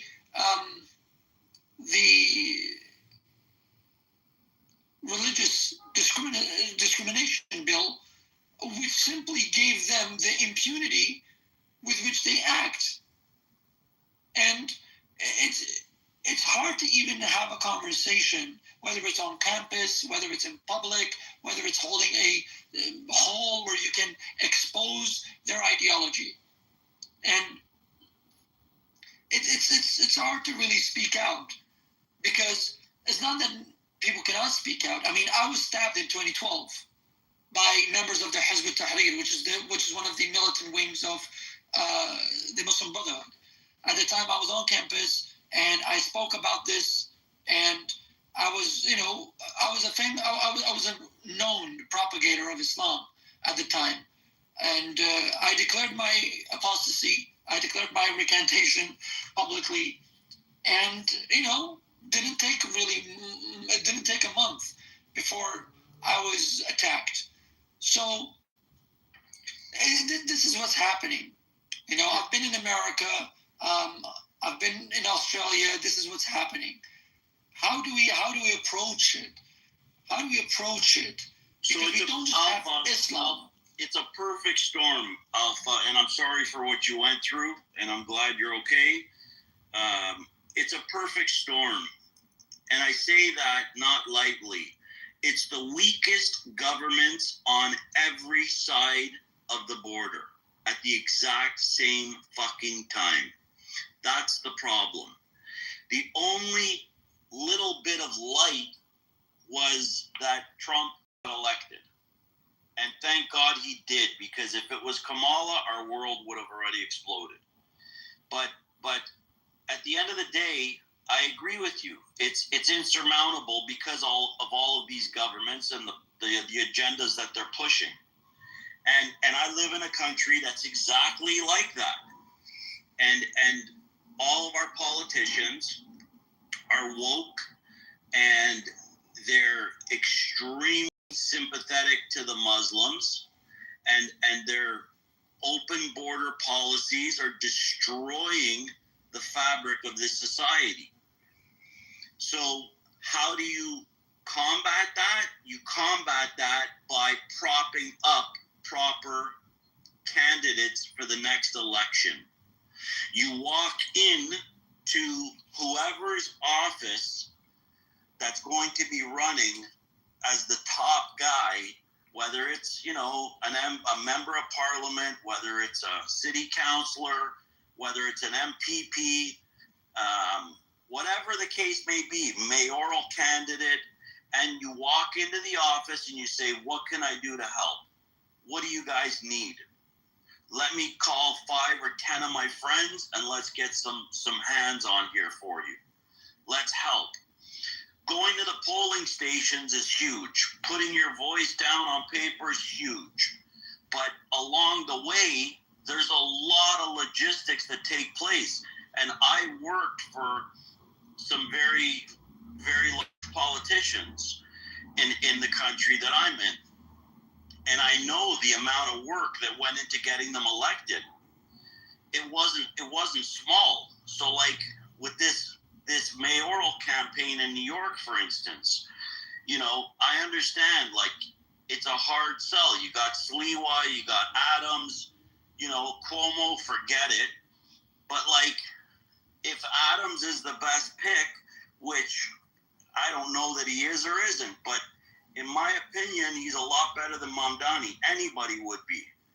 I would walk into his office and say, hi, you know, Eric Adams, what can I do to help you? What do you need? You need people to put up signs. You need people to put signs on their vehicles and drive around. You need whatever. You need letters written. You need envelopes stuffed. Let me help you, because while you're helping and you're organizing people to help, people that are professionals at it can do better things. So the chief of staff, and I've seen it, doesn't have to sit there stuffing envelopes. The chief of staff can be coordinating meetings and rallies and, you know, whatever. But the bottom line is you need to prop up the proper politicians and help them, because that's our only salvation is going to be somebody that runs the country and dictates laws. So we live in a country where the mayor is probably the worst mayor this country's ever seen. And her deputy is a radical Islamist. And so, of course, they get away with murder. And, you know, if a Jewish person or a Christian person or a Hindu crosses the street wrong, they get arrested. Or if they look at them wrong, they get arrested. They call it Islamophobia. So how do you counter that? You get rid of them. You outvote them. You make sure they never hold that seat again. Because you'll go back historically to every country. Whenever there's been a strong leader, there's been less Islam. But these people are strategic. They wait and they wait and they wait until there's a weak enough leader in place that they just go out and spread their agenda. If I would have told you 10 years ago that there would be clerics running around in Texas telling shopkeepers they're going to be under Sharia law, you'd laugh at me. But it's happening. And they're saying for now, if you don't comply, we're going to have 500 people outside your store protesting every day, 7 days a week. You'll have no business. So they're giving them that type of extortion today. Tomorrow, it may be, we'll shoot you. You don't know. But something has to be done. And the only way to circumvent anything like that is by getting the proper people in leadership roles. Because, look, we can talk about it all we want, but we're not the ones that dictate policy. But those people that do dictate policy, you make sure that they have everything they need in order to get that voice out. And That's just true, did it here. Jewish resistance. I agree with you on every point you just explained. However, I want to ask, doesn't the public discourse have to be in favor of that candidate? And in order for that to take place, don't you need to have a voice that preaches the message? Now, when that voice is being suppressed, how do you get the message out? See, for instance, I've approached politicians and I've told them, and they've told me to go spread the message. But the the law has been, I would say, the law has been framed in a way where it's really difficult to get the message out there, to deliver the message that, for example, the candidate that you're voting for. I'll give you an example. I worked on a campaign, right, with some people on the local level, and there were two politicians. One of them had gone to an Australian elementary school, junior high school, senior high school, basically all of his educational background, all of his, community service, all of his, social service and public service that he was committed to before he became a politician and decided to run for parliament. And then you had another one, again, who did not go to an Australian elementary school or junior high school and whatnot, and did not have that education background. See, I'm talking about two politicians. One of them is Farhad Dastayari, and one of them is Fatima Payman. Now, Farhad Dastayari is known. His family came from Iran. He came in the 60s, 70s, and they integrated into Australian society, and he was very pro-Australia. Now, Fatima Payman, and throughout all of his policies that he committed to, were very pro-Australia, were very much in the benefit of Australia, right? And he was very critical of the Iranian regime. He was very critical of anything that's even had the scent of anti-Western or anti-Australia. Now, Fatima Payman, on the other hand, that came on the scene a few years ago, she was the daughter of a taxi driver who had migrated from Afghanistan, escaped the Taliban, and she was enrolled in a private Islamic school from basically elementary school all the way to senior high school. Then she graduated, went to university, got on the labor ticket, and decided to go into parliament. And her first move in parliament was the whole hurrah that she started about so-called Palestine. Now, this makes me think, if I want to get the message out there to people that you should vote for people like Farhad Dastayari and not Fatima Payman, because Fatima Payman's agenda is very clear, right? If I do that, then I actually face some legal challenges, which I believe I got out without so much of a scathe. Then I realized that, see, I tried to get the message out there between a person who is a descendant of a migrant, but they're very pro-Australia in comparison to a descendant of a migrant who is very anti-Australia, but pretends to be pro-Australia. So there are laws and mechanisms in place that Islamists have exploited to the largest extent. And I failed to find the audience to actually see this. Like, I've even gone to, LGBT conferences, and I've told them, even in the most politically correct way, if possible, that, look, would you vote for somebody that pretends to be pro-LGBT but harbors homophobia, harbors transphobia, harbors basically LGBT phobia of any kind? Would you do that? I mean, look at the Lebanese Muslim Association, right? They passed a fatwa that literally says that homosexuals are punished by death. And yet, at the same time, you have leftists who have exploited laws to suppress people like me and to galvanize the LGBT community and others to go out on the streets and protest in favor of terrorist organizations like Hamas. These are the legal challenges that I have faced, and first is experience. So I have the same experiences, with the exception that you can go to their offices and work behind the scenes. You don't have to be public about it, because I understand in the UK you can be jailed for a Facebook post. So, and I'm sure that's coming to Canada very shortly. But there are ways to do it, and there are things that you can do. I help politicians behind the scenes all the time, and only one politician in our last federal election didn't get in because of me, because the Muslim world found out I was backing her and, told everybody that I'm a radical Zionist and blah, blah, blah, and I'm a So I get it, but there's things behind the scenes you can do. You don't have to be so public about it. You don't have to be so, loud about it. You can walk in and talk to your politicians that you want to support. And if you know that somebody's supporting something falsely, get the proof, get the evidence, and then go to that influencer that's, on the same side and say, hey, this is the proof, this is the evidence. Can we make a series of posts about it? I do that all the time in Canada with some other guys that help me.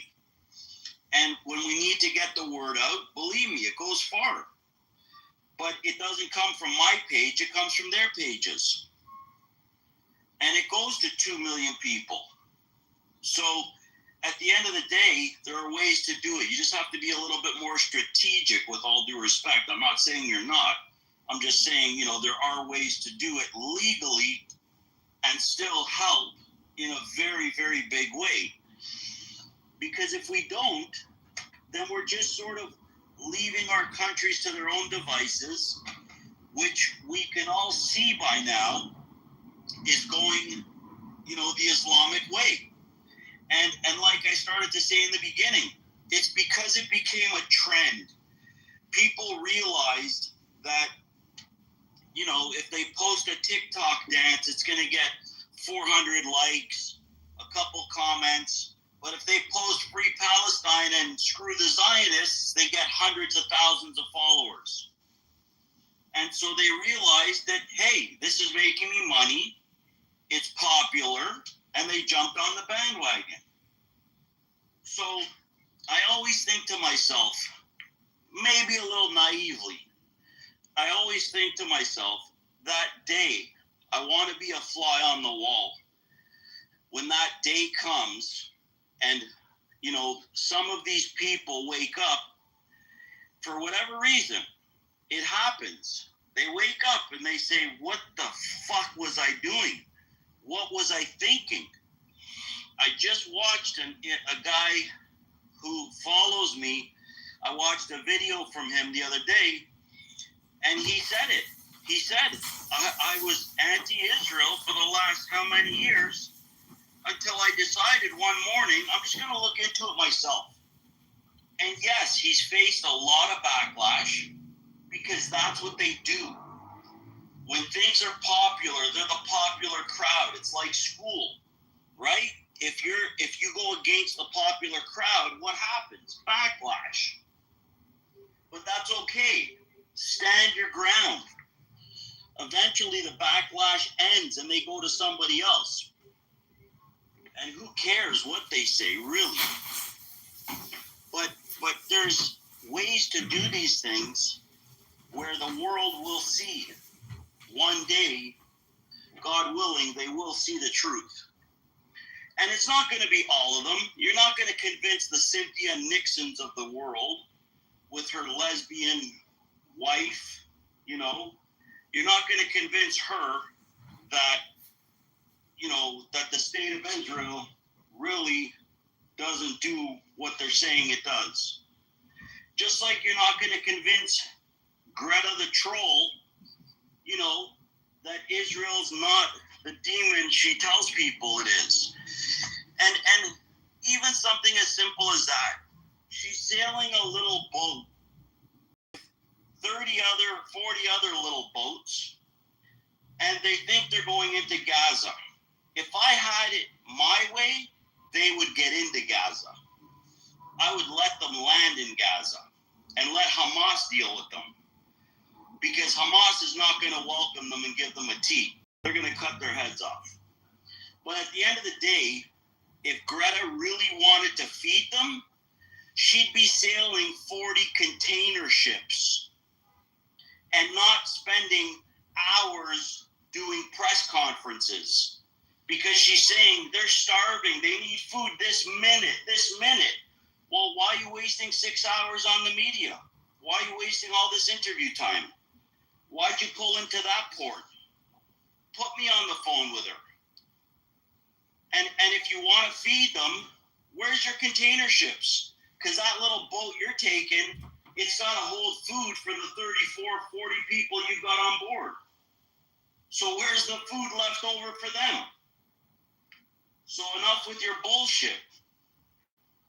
That's what has to happen. Expose, debunk exactly what the name of this room is. And that's how you win. You don't win by screaming. You don't win by swearing. You win by helping politicians, in my opinion. I may be dead wrong, but I'm just saying, for what I've seen in my life, that's what seems to help. Getting our politicians in line. And, you know, although we have a prime minister who, I mean, you've all heard of Trudeau. And I would never, in my wildest imagination, ever say to anybody or think I would ever say, I actually miss Trudeau. That's how bad it is in Canada. We miss Trudeau. So now what do? We go to Pierre Poilievre, who's the leader of the Conservative Party, and we say, what do you need to win? What can we get you? Do I rally every synagogue, every church, every temple, every Buddhist temple? What do you need me to do? Tell me. And I'll get it done, which is what I did. And then you went around to so many churches. Yeah. I'm not joking. We went to so many churches, sat through like sermons, this, that, and he was going around to synagogues, churches, like events, dinners with like different groups of like different nationalities. It was the craziest shit. It's the only way to do it. It's the only way to do it. Because otherwise they're in the dark. They're doing it by themselves with a handful of volunteers, a handful of paid guys. It's not enough. If you want to win a war, you need more than a dozen soldiers. Right?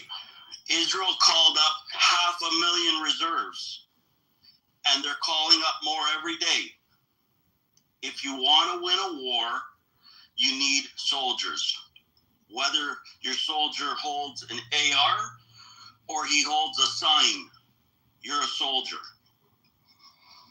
And every morning you wake up and you come into rooms like this, you're a soldier. There's no two ways about it. Every fucking buddy in this room is a soldier. Here you don't need politicians, you need only the crappy people. So you have to go to their level to speak. I 100% agree.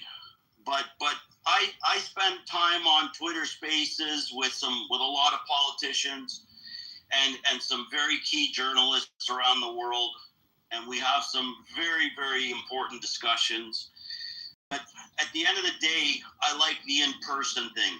I like walking into somebody's campaign office or his headquarters, and believe me, they'll welcome you. My cousin will tell you, I've done security for all of them. You name them, U.S., Canada, Israel, I've done them all. And, you know, they will welcome you walking in the door. And I'm the head of security. I would never deny someone if they say, hi, I'm here to help so-and-so with his campaign. I just want to know what he needs me to do. I would never say, buddy, get out. I would check you out. You're cool? No problem. Sir, somebody here needs to see you. Yeah, no, I think it's important what like Maura was saying too, and it's along the lines what you're saying. So like Clubhouse, it's a great platform, and yeah, you have soldiers that come here, but you have Jews, you have Zionists, you have people that are just in it for the fight and not really in it for the solution. So they're on here saying all kinds of shit and they don't even know what the fuck they're saying, and that becomes problematic. If I walk away today, BB, with Alpha messaging me, or like I have Harry as a friend on all my platforms and I consider Harry a friend, then to me that's a win. So whether or not I spoke to a politician, no. I met two great soldiers and we became friends and now we're collaborating. So no, to I me, agree. it's a win. I don't need an ambassador on here, although the imam that I do security for, he likes to come on here with a fake name and just sort of listen to what's going on, and God bless him, he's a good guy. But you know, it's everyday people like us that are going to make the biggest impact and the biggest changes. Ask him if he remembers Harry when next time you talk to him from Clubhouse. He'll tell you he will. I will, for sure. He used to come in our rooms all the time. Did he? Oh, yeah. Yeah, he's a good guy. He's a good guy. So he has a headquarters here now. And Oh, every he finally time did that transition. Yeah. That was the problem, right? Everybody was giving him death threats and this and that. I remember him coming in the rooms, Harry, in like Jewish resistance, and it was like, this guy, they were afraid of the truth, so they tried to silence him, and unfortunately they did on Clubhouse. Well, he just got busier is what it is. He still wants to do it. He still does it. He'll confront them. He'll quote the Quran to them better than they can quote it, of course. And they hate him for it, and they've got hits out on him for it. And that's why he hired me. But at the end of the day, we need people like that in this world.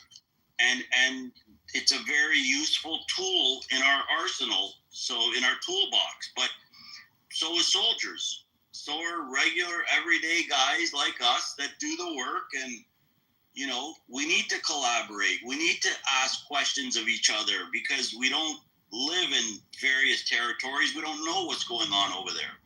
We see what's going on in Australia online, but really we don't feel it. We don't know what's going on. We see one positive march and 10,000 negative ones. So we don't know the climate or the temperature. If you ask me what's going on by me, I can tell you. It's a terrorist haven, and they're importing them on a daily basis, and it's just a matter of time before the shit hits the fan. So, that's here. The UK is also another very big problem, and I can't for the life of me think about it coming to fruition because they fought for generations to become Great Britain, and they're just going to hand the keys away like it was never anything. Like nobody that ever died on a battlefield ever mattered. That's how I feel about it. And that's the biggest tragedy of it all. Somebody's great-great-grandfather died on that field, and they're just handing the keys away to these people that have no desire to acclimate or assimilate. They just want to take over, implement Sharia law, and do whatever they do. And if you don't convert to them, you pay them a jizya. You don't pay them a jizya, you're a slave. You go up on the slave auction block. They're already talking about slave markets. Well, we're going to need slave markets because the guys and the women and the children that don't want to join us and don't want to pay a jizya, we're going to have to sell them to other people to deal with them.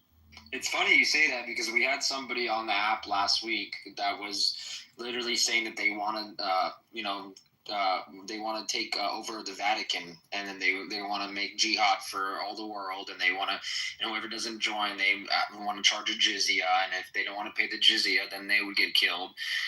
She was on here in this room like last week saying, I don't know who else was in here other than me. I don't know if you were in there at the time, BB, or not, but yeah, it's pretty crazy to hear that. And, multiple people in this religion, in Islam, are saying this type of shit. So it's crazy.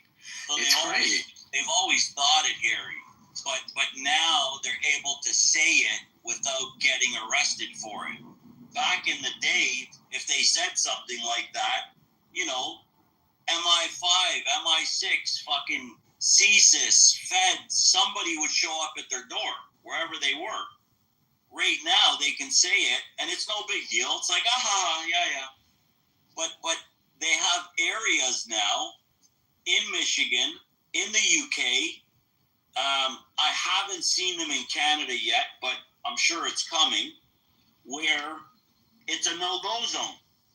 if you're not them, you don't dare go there because it's under Sharia law.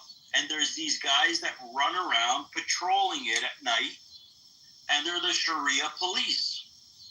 They actually have in New Jersey a car or a series of cars that say Sharia police on them. I think it's I think it's Teaneck maybe or Patterson. It's Patterson, New Jersey. Yeah. Patterson.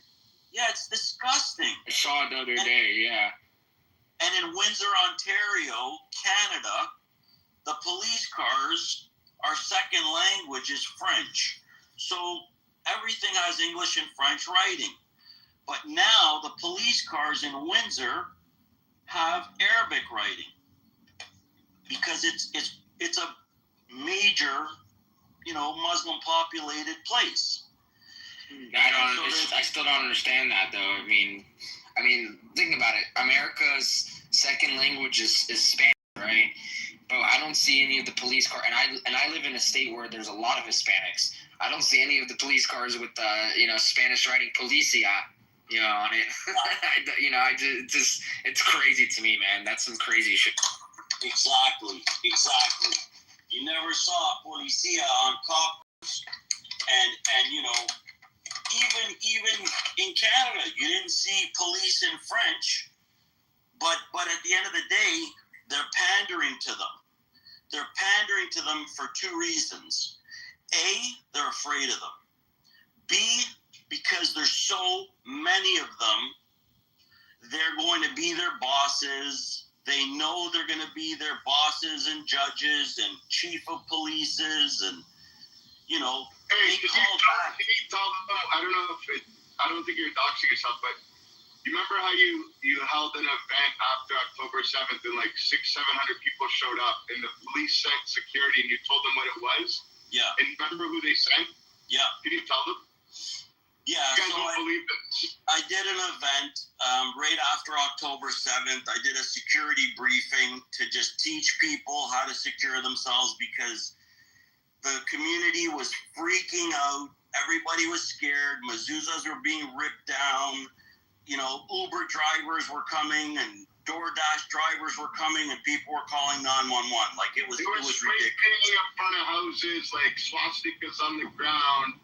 So people were asking them to do an event, and a huge amount of people showed up. There was people outside waiting to get in, and somehow you end up securing this crazy location where people could get in. It took a little time, and then all these huge amount of people, and then guess who the police sent? So I asked the police to send me, the inspectors, right? The guys that wear the white shirts.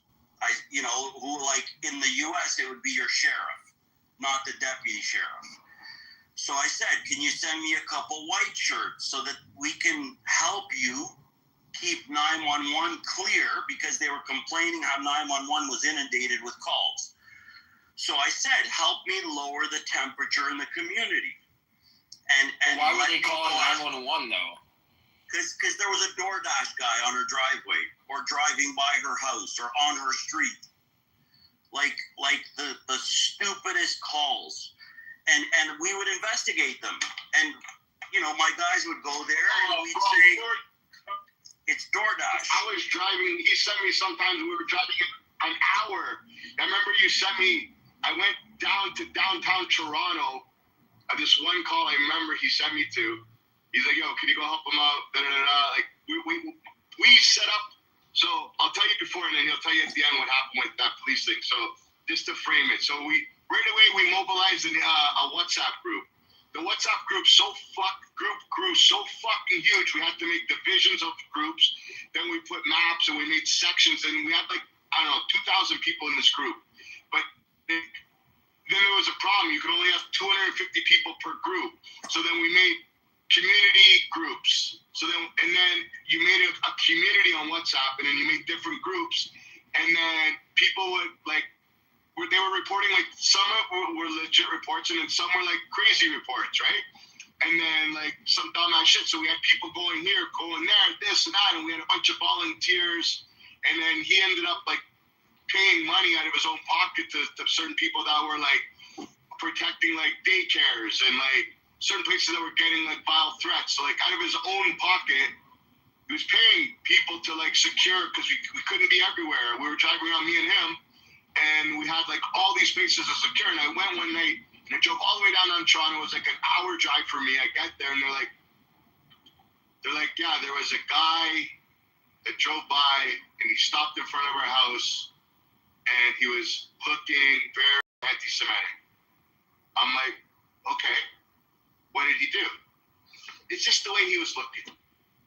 So I'm like, okay. Yeah, that's ridiculous, honestly. It was fucked, right? So, but at the same time, I'm not going to delegitimize her fear, because that day something happened. I remember in the East End resistance, there was something crazy that happened that exact day, and it was like 10 minutes from this lady's house, where there was a guy that ran in the middle of the street, and there was two little Jewish boys with like pants and kippas on, and this guy ran up and he started punching them, and they were little kids, and so she thought it was this guy. So I'm there wasting my time for 20 minutes, and he's messaging me, "Are you okay?" And I'm like, "Yeah, I'm fucking more than okay." It's like so weird. But anyways, we'd have all these false fucking calls. So then we had to make sure that the people that were part of the groups to try and cipher out like what's legit and what's not legit. So the temperature was going wild in these groups, and every Jew was like becoming part of it. And then we had to filter out who's not a Jew, and then we had to change it to invite only type of thing, and then we would send it, and then people would send it to invites, and we would ask them like, "How do you know him?" They're like, "Oh, he told me he's a Jew. You want to be part of the group?" I'm like, "No, he's not in." So then we're like, "Send your ID."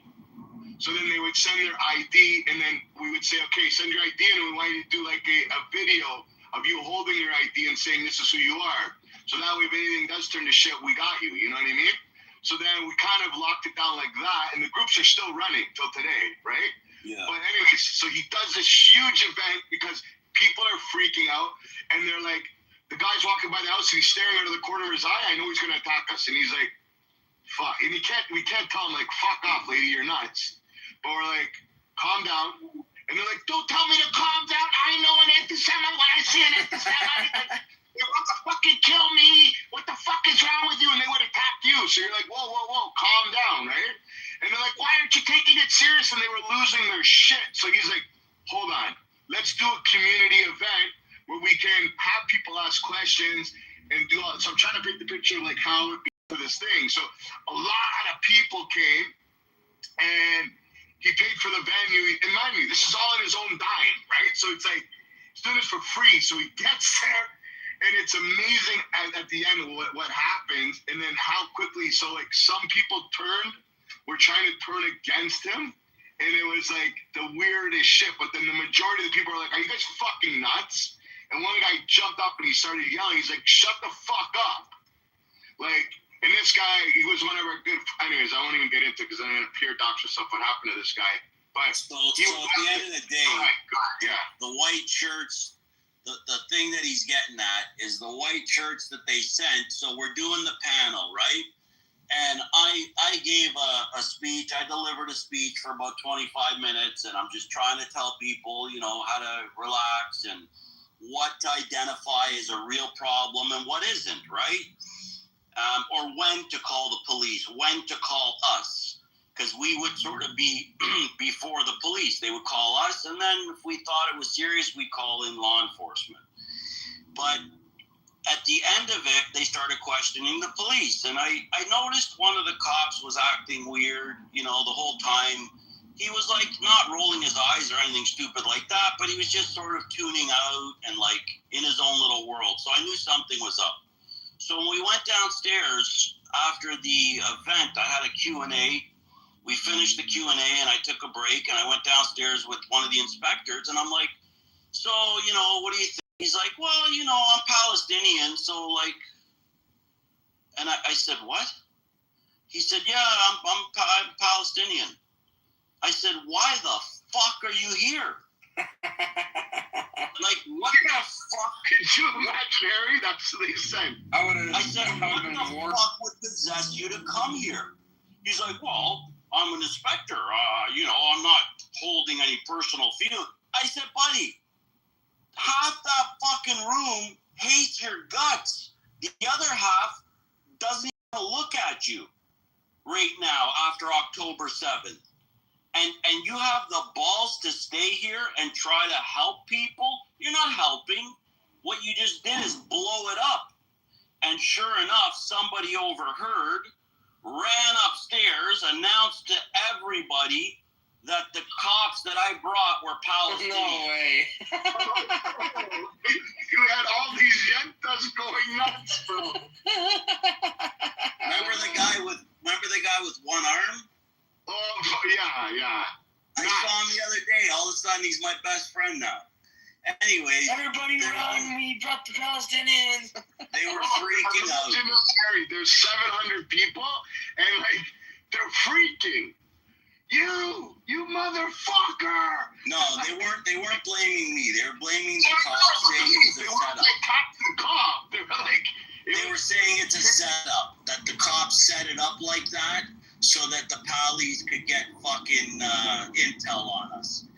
And after a long conversation I had with the cop, I basically came to the conclusion that, he did have clear intentions.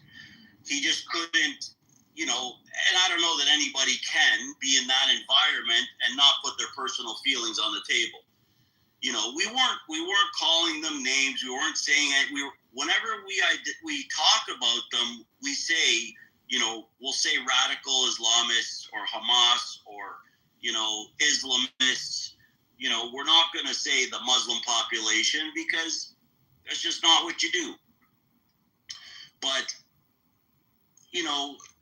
if it walks like a duck and quacks like a duck, then it's a duck, right? So it was a harsh lesson.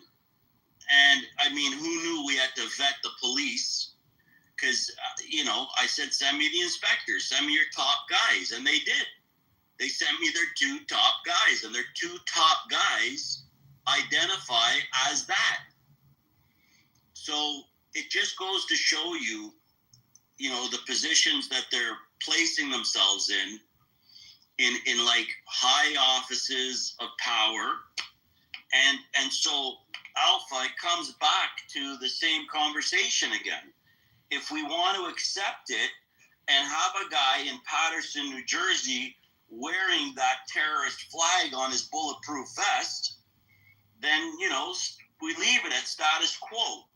But if we don't, somebody has to go to, identify a cop in a high rank in that division that is totally against what's going on, and then have a talk with them. Invite them out for a drink and say, okay, how do we get you into that position? They don't drink, bro. You forgot.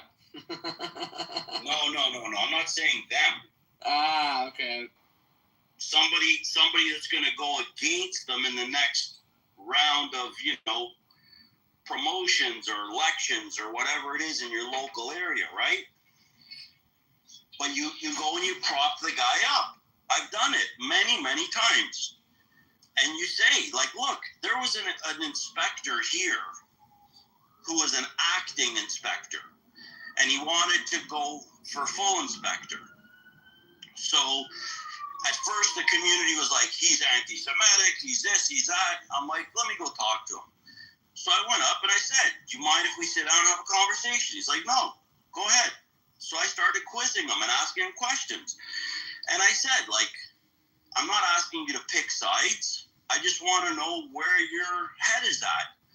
And if you don't mind, giving me the appropriate answers that, that are the truth. If it's whatever it is, but just give me the truth. So I ended up finding out that he basically is a guy that loves golf, loves freedom, hates oppressors. So basically he doesn't like them. So I didn't come out and say it, but everything was pointing in that direction. And so I said to him, what's your next level? And he said, I'm an acting inspector right now, and I'm trying to become an inspector. I said, but? He said, but I need a lot of community support. I need a lot of letters. I need a lot of this. I need a lot of that. I said, okay, done. Give me a list. So he gave me a list, and I got it done. Every letter, every referral, every recommendation, every politician that he needed to write him a letter, wrote him a letter, and he just became an inspector. So that's how I go about doing things. Maybe, you know, this situation could be unique because I have sort of an in with it, but there could be other ways to do it. And I try to get people to open, you know, their mind to it because it's pretty effective. And now you've got one less radical Islamist who's going to get that position for the next however many years. Right? So to me, that's a win. It may be a small win, but it's a win. And if you add those up over time, you know, they get bigger and bigger. So, like, we're going after the mayor's race now. We just did a federal election. We lost. So we're propping up the next federal campaign. And we're going after the mayoral race. And hopefully we put somebody in power who's going to implement proper policies and allow the police to do their job. Because the current, you know, Islamist-loving mayor couldn't care less. Which city? Toronto. And she sends memorandums down to the chief of police that says, do not act unless there's violence. Meaning, somebody could say, death to the IDF, death to Israel, death to this, death to that. All Zionists should be dead, and they don't get arrested. But in a normal world, that qualifies as hate speech and threats. But and inciting violence. Correct, but nothing's happening because she sends down memorandums saying, hands off, guys. Don't touch anyone unless there's actual violence. So unless someone punches somebody in the head, the police aren't allowed to do anything about it. And it's happening in New York, it's happening in Canada, it's happening in Australia, it's happening in the UK. And the only place where they're starting to turn it around right now is Germany. The only place that is starting to turn around, believe it or not, is Germany. The police are just, it's all fair game now. They can do whatever they want. They can literally kick the shit out of anybody and get away with it. No problem.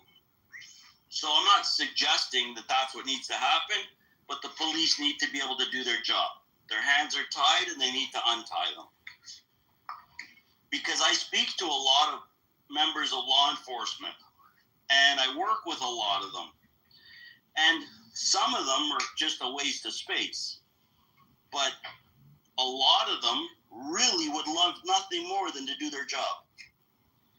And when they see something that, you know, approaches a really bad level, they say to me, man, I wish I could step in and do something about that.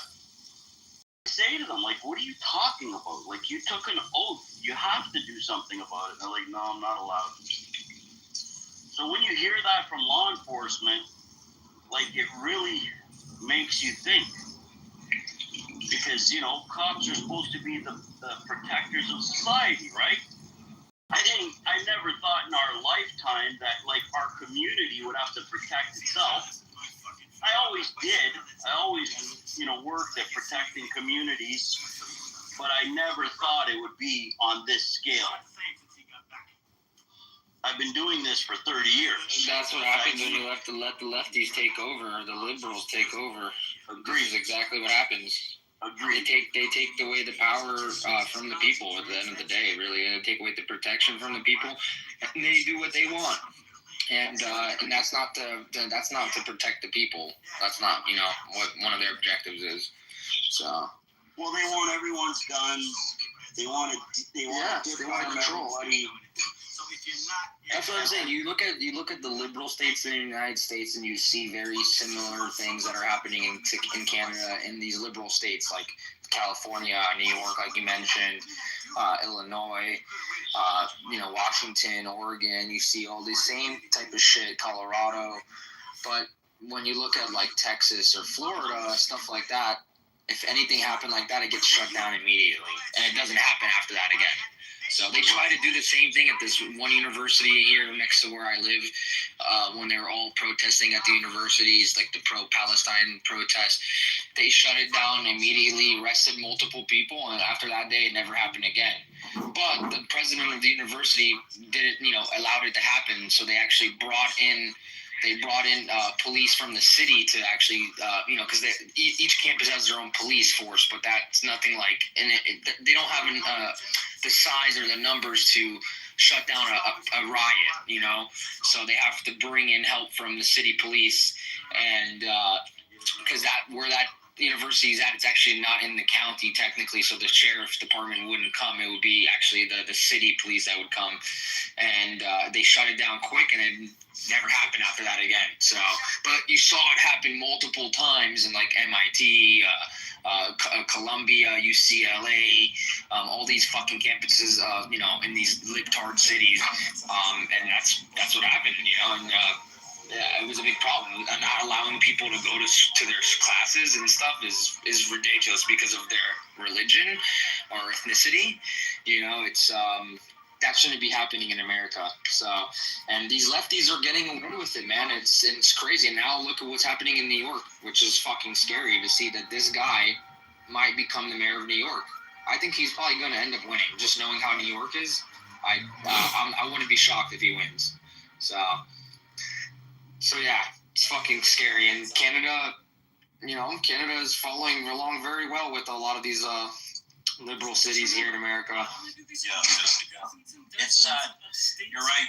And I was on campus a lot of those universities, and I walked through the encampments in my local university.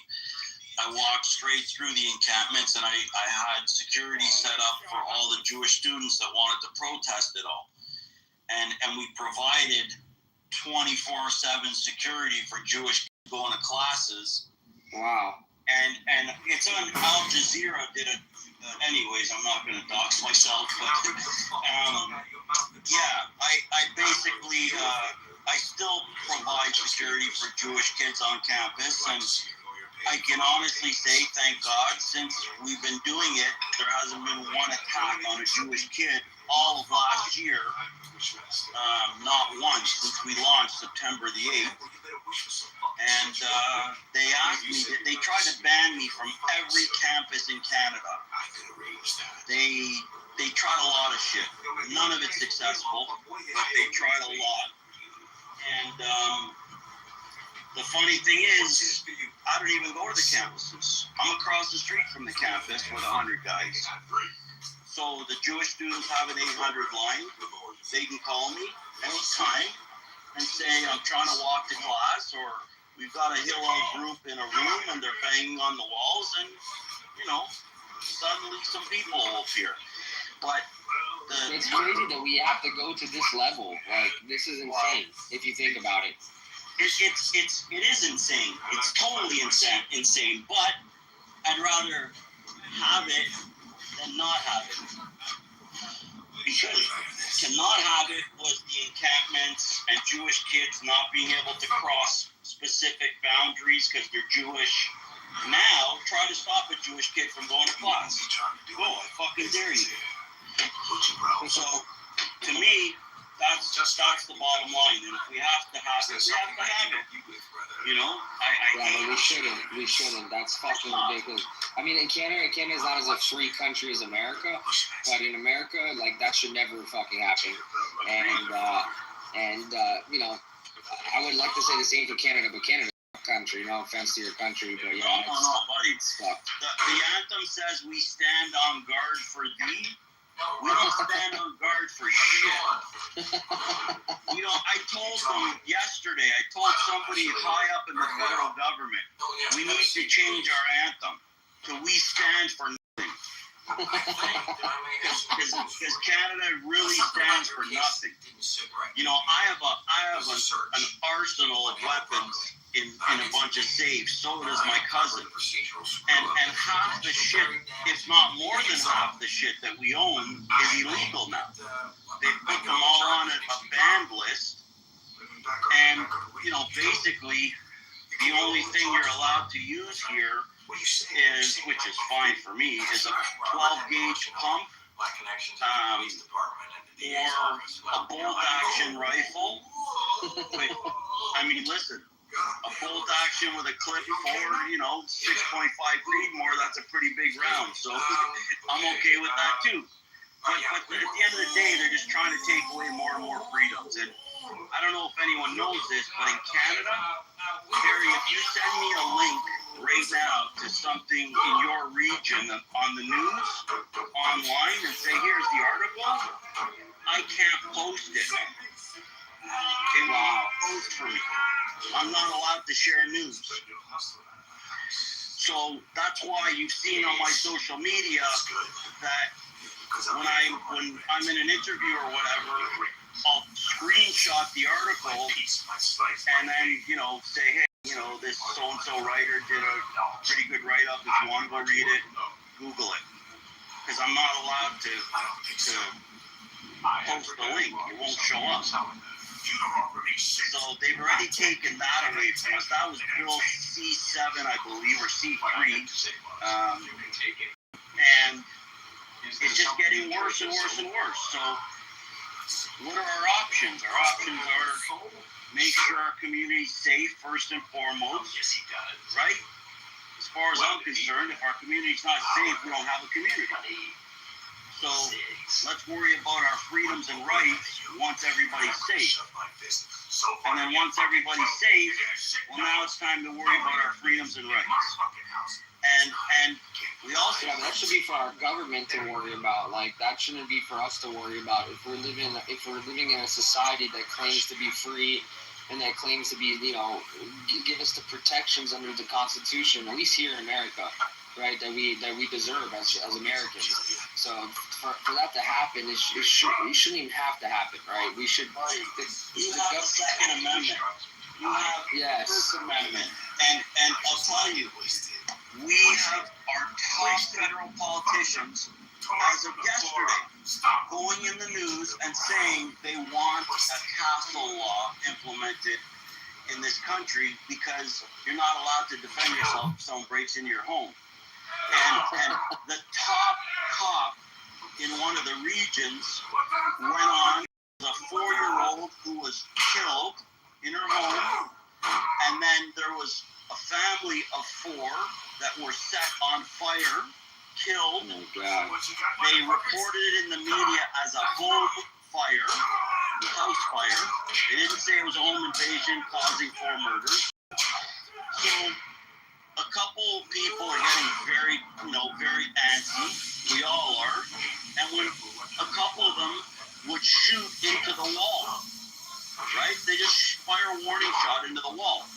They arrest them. They take away their guns. They arrest them. They charge them. They put them through courts. And so now all the politicians even are saying, hey, this isn't right. You should be able to defend yourself in a home. But the point of the matter is, they're emboldening all of the criminals who 90% of the time are from that region of the world. Because they're importing them on student visas or visitor visas.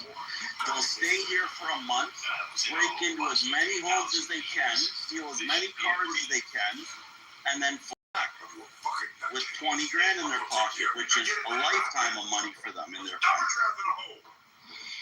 So it's getting really bad, and the pushback is what we're doing every day, trying to get the gun laws,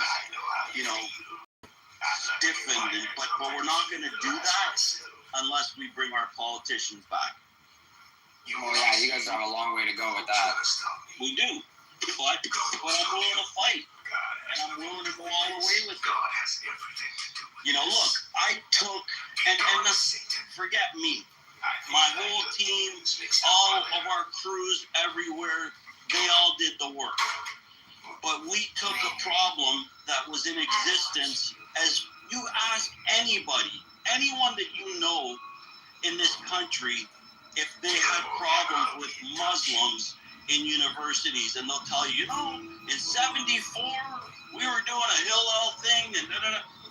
It's gone way back in time.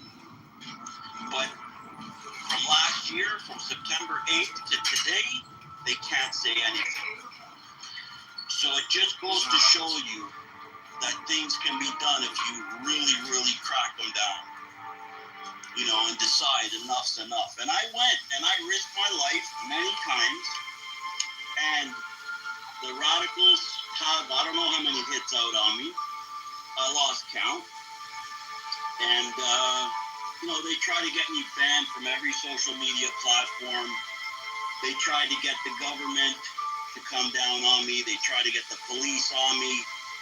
Anything you could try to stop a person with, they've tried. And so, you know, you're not doing anything wrong. That's the thing. No, I'm not. And that's I don't know what the fuck they're trying to stop. Like, you know. I'll send you a letter that was signed by 6 of their organizations, campus organizations, against me, and they all said that I'm, you know, basically a killer, a vigilante, a this, a that. So I got called from one of their papers, the editor, and I said, like I always say in interviews, send me your list of questions and I'll respond in writing. So I go down the list, I'm looking at all the questions, and all of them were trying to bait me. I went to the last question, and I said, okay, I'm basically going to ask one question back. Please provide one example of me being a vigilante.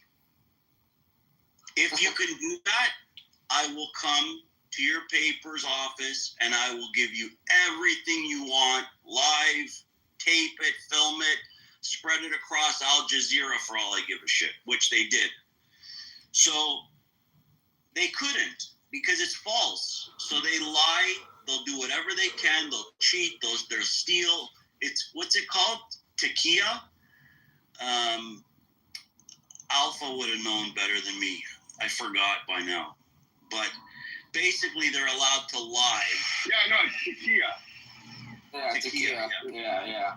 So they're allowed to lie, you know, when they're performing their little freaking. Oh, your buddy's here. It's Alan beside you. Whose buddy? Your buddy. My buddy? He just said Takia. Hey, so your connection was bad. You're on both your buddies. On the tower. It is Takia, and it's also called Hitsma. Right, thank you. Yes.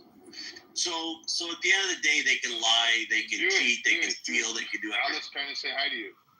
Who? Alan. I knew it was you. I was just listening to your voice. We haven't spoken in a while, man. Hey, how are you, brother? Good, how are you? Fuck, long time, man. Too long. Good grief, how you been? Yeah, good, you know, just everyone's just going through the motions, you know. Yeah, I know. I've been following. I've been watching. I've been seeing. It's great. That's great. Good to hear you. Good to hear you.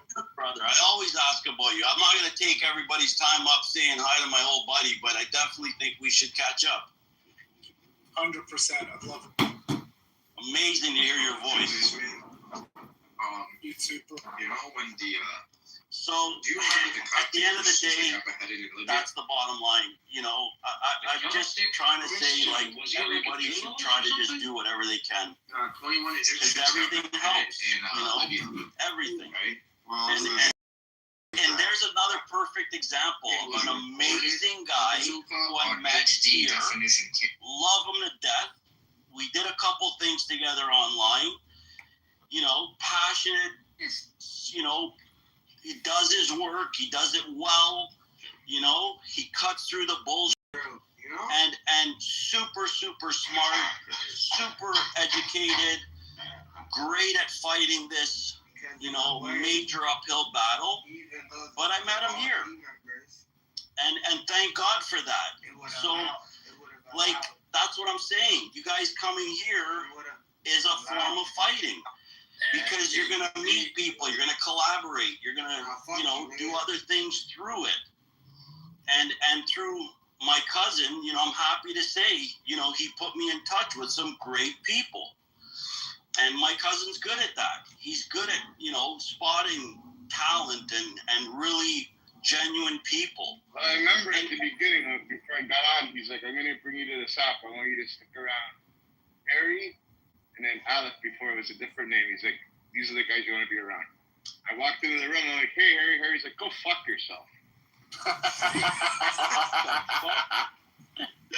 the fuck is this? That was a bad there, and then boom, I got along, we know each other, we became friends, met them, and it was just fucking it ended up being good, right? Wait, why did I tell you to go fuck yourself? I forgot what even happened. I interrupted or something, and you were like, shut the fuck up, go fuck yourself. And I'm like, no, I'm not going nowhere. You're like, then you're gonna sit on the fucking bottom. I think I met your cousin first before you. Yeah, I can't remember. You met him first, and then he introduced me to the app. He brought me to the app. He's like, these are the people you want to be around. Yeah, that was a while Remember ago. the other guy who used to do big rooms? Henry. Right. So Henry's a friend of mine here, and that's how I met you. He invited me into his room. Henry was in our WhatsApp groups that my cousin was just talking about.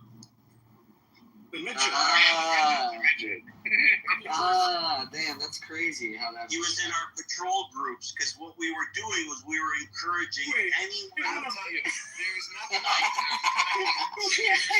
random people for various political campaigns legally lose faith. No. We wanted a uniform, and Jewish resistance got him platform too, so don't worry. Did you find a uniform that fit? Did you No. No, we had to go to the kids store. No, it wasn't even that. Are you kidding? That guy's not going to drive around in what he drives around in patrol. He was just helping bring people to the table. Yeah, no, he's good at that. He's really good at. Solid. Yeah, he's not going to drive around in his nice ass car. We know he's got a nice ass car. Buddy, did he ever?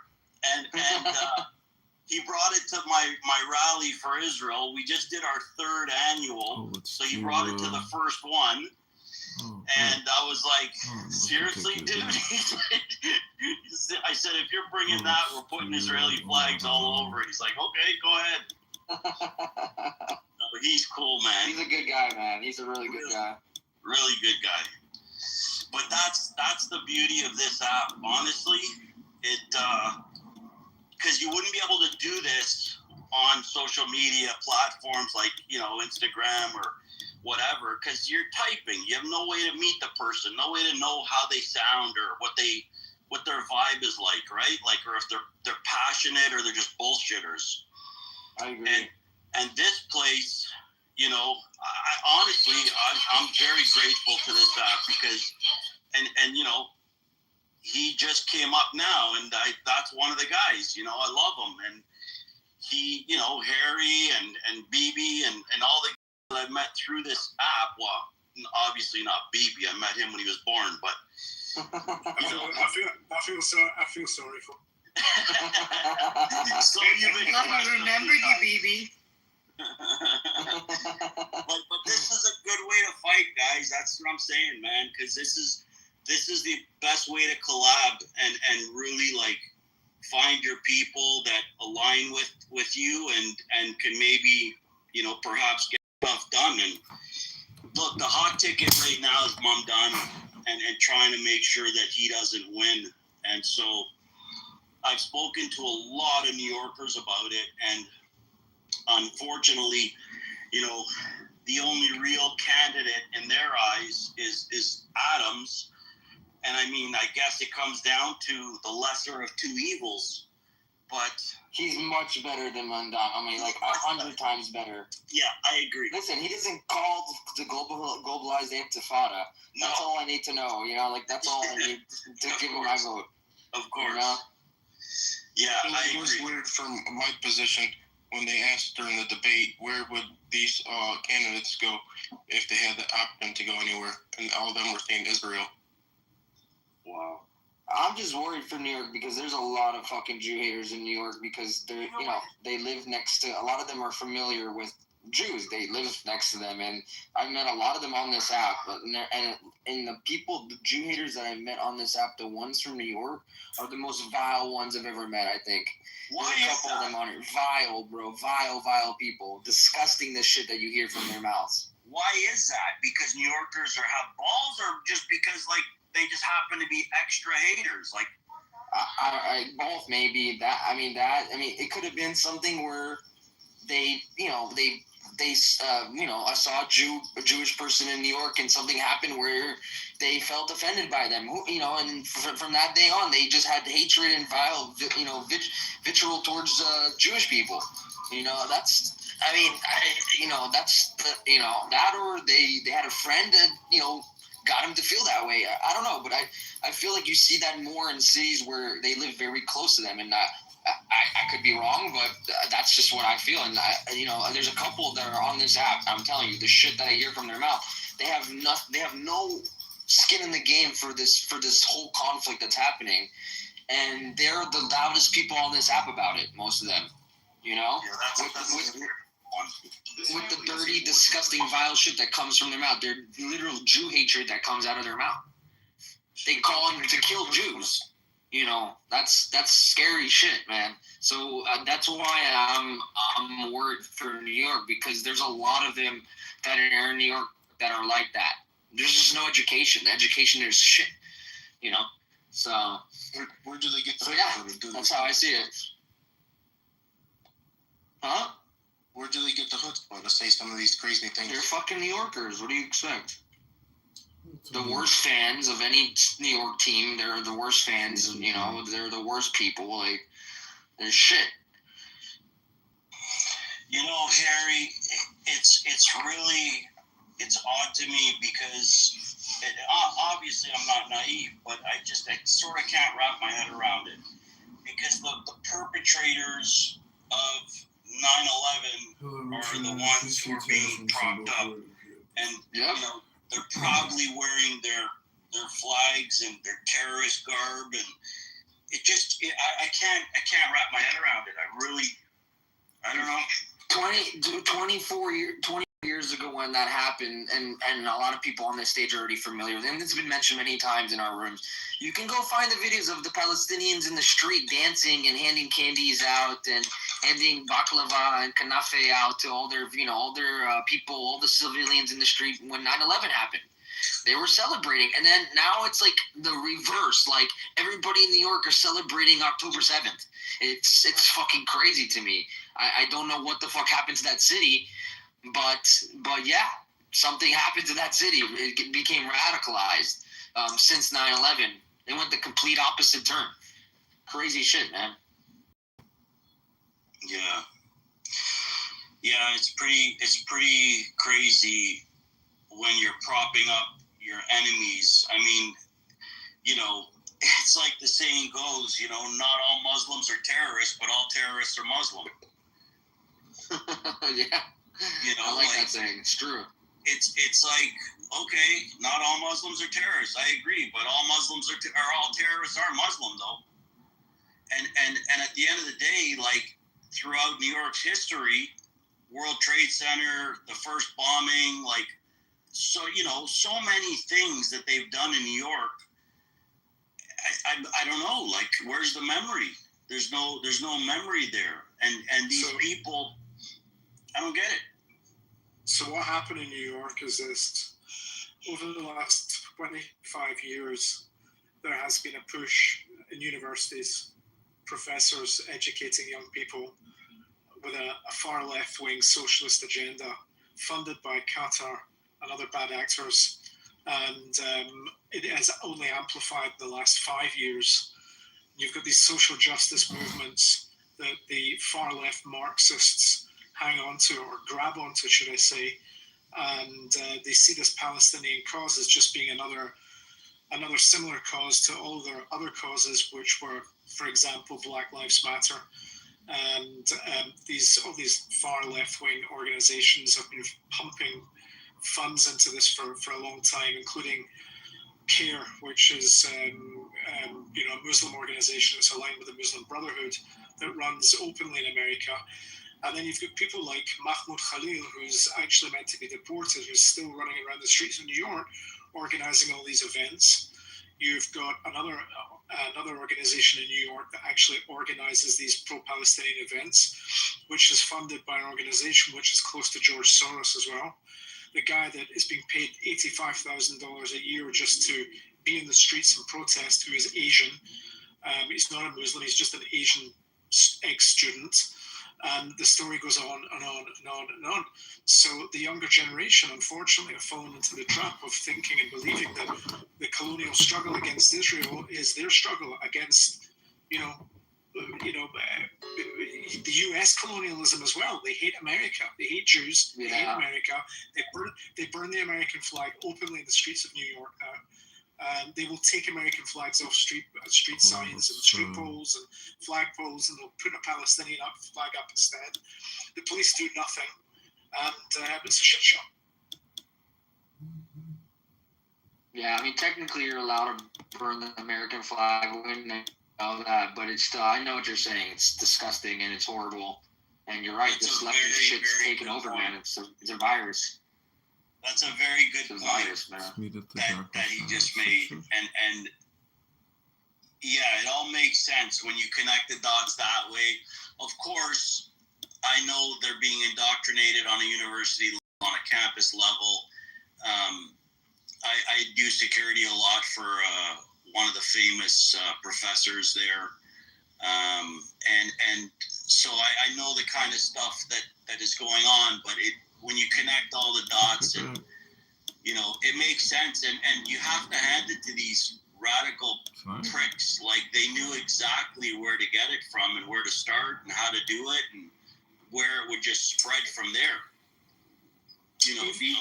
These are the future leaders of the world, and it was October 7th happened. It was morning here on the Eastern Seaboard. It was early morning. When I started getting the news, like 4 o'clock in the morning, something like that. Anyway, cut long story short, they were out on the streets in Union Square and other locations in New York City on the evening of October 6th, or the evening of October 7th, going into October 8th. There's signs of genocide. Israel was committing genocide. Were already on the streets on the 7th of October. They were prepared. They knew what to do. It was all pre-prepared. And somebody in one of these organizations here in the United States that was aligned with the Muslim Brotherhood and Hamas knew what was going on. 100%. I strongly believe that. Actually, Israel didn't go into the Gaza Strip for a few weeks until after October 7th. We didn't start any operations for a while. So the bottom line is somebody fucking knew about it. The streets were filled with these signs, and it's been going on ever since. Olive, do you remember we were talking about this a while back when we did a thing together, and we said, sorry if I'm going to misquote, but I think we both agreed on the fact that, after October the 7th, we had hoped that the IDF would have gone in October 8th and just destroyed everything week 1. Because the longer it was going to drag out, the worse it would become for the rest of the world, the Jewry population around the world, and of course in Israel. And I still hold firm to that belief, because the longer it drags out, the worse it's becoming for Jews around the world. And it's unfortunate, because I say it not knowing the answer, very ignorant to the answer. So please bear with me. At what point do you, as a government, put national security and worldwide nation security ahead of 200 hostages? Like, I would never want to make that decision. I would never ever want to have to make that decision. But I've guarded some hostages, former hostages rather, that have said to me, just that. They would have gladly sacrificed their life to save the rest of the Jewish world. And by extension, the Christian world, because after they're done with the Jews, they go after the Christians. So at what point do you finally say, okay, this is about national security now. This is no longer about, and again, thank God I don't ever have to make that decision, because I don't know that I ever could. As far as I'm concerned, every life is precious, has to be saved. But that is the big question, how do you weigh out the lives of a whole nation versus, a few dozen, that may or may not be alive? Well, America has learned the hard way from terrorist attacks in the past. So what I think is the next major terrorist attack that happens in the United States will be maybe a wake-up call for everybody again, because Americans seem to be living in such a bubble that they think nothing can happen here. And we saw one already happen in Colorado not too long ago. A guy tried to, take a flamethrower to Jewish people, older Jewish people, and burn them to death, pretty much. A guy that wasn't even here legally in the United States. And that alone still wasn't a wake-up call to most people. And look, we still have the same rhetoric that we're hearing here in the United States, in the Western world, and there's still people. There was an American in here today saying that he supports Hamas, in our country, openly supporting a terrorist organization. Shit's pretty alarming. What? Tell him to leave America then, if he supports enemies. I mean, I can tell him whatever, but that's, at that point, the FBI should be involved if he's saying he supports a terrorist, because he needs to be investigated to see where his money's been going. Because if he says he supports a terrorist organization and they can track and trace to see any kind of donation, this was said earlier, to one of these organizations that who knows where the fuck the money's going to, and they find out that it went to somebody affiliated with Hamas, he can go to federal prison. It's not a fucking joke in America. So, and you'll be locked up in a federal institution, not like a little state prison. You're going to be in federal prison with federal fucking criminals, terrorists, like the shoe bomber, what's his name, Sheikh Khalid, the guy who perpetrated all of the 9/11 attack. Those guys are all locked up in Florence, maximum security, but you'll be locked up there with it. It's not a joke, right? And that's what I'm saying. There's a lot of sleeper cells that are in this country, and probably also in Canada, and other Western nations as well. So it's pretty alarming. Yeah, it is alarming. You're right, and it's unfortunate because specifically, the concerning part for me specifically is New York at the moment, because it seems to be getting worse on a daily level. On a daily basis, you wake up and you see more and more attacks. I saw another video this morning of a couple that were driving their vehicle, and a bunch of Islamists were surrounding their car, spitting on the car and banging on the window. And when the cop came along, he just sort of shooed them away, which sends a message basically that it's okay to do that. As long as you don't get caught, do what you need to do. And when you do get caught, they're just going to send you on your way. So it always comes down to a law enforcement level, in my opinion. Yeah, of course. If the law's not being utilized, then, society goes crazy, right? Historically, that's the way it's always been. And when the laws are exercised, then people start thinking twice. And the beauty that you got in the U.S. is you've got the right to bear arms. And, somebody breaks into your home, God forbid, you can blow their head off with a clear conscience and not worry about defending your family.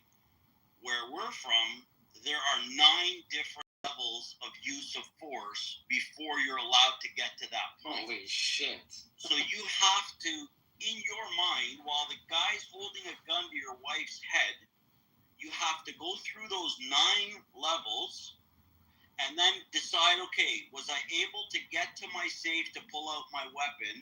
Was I able to go to my box to pull out my ammo?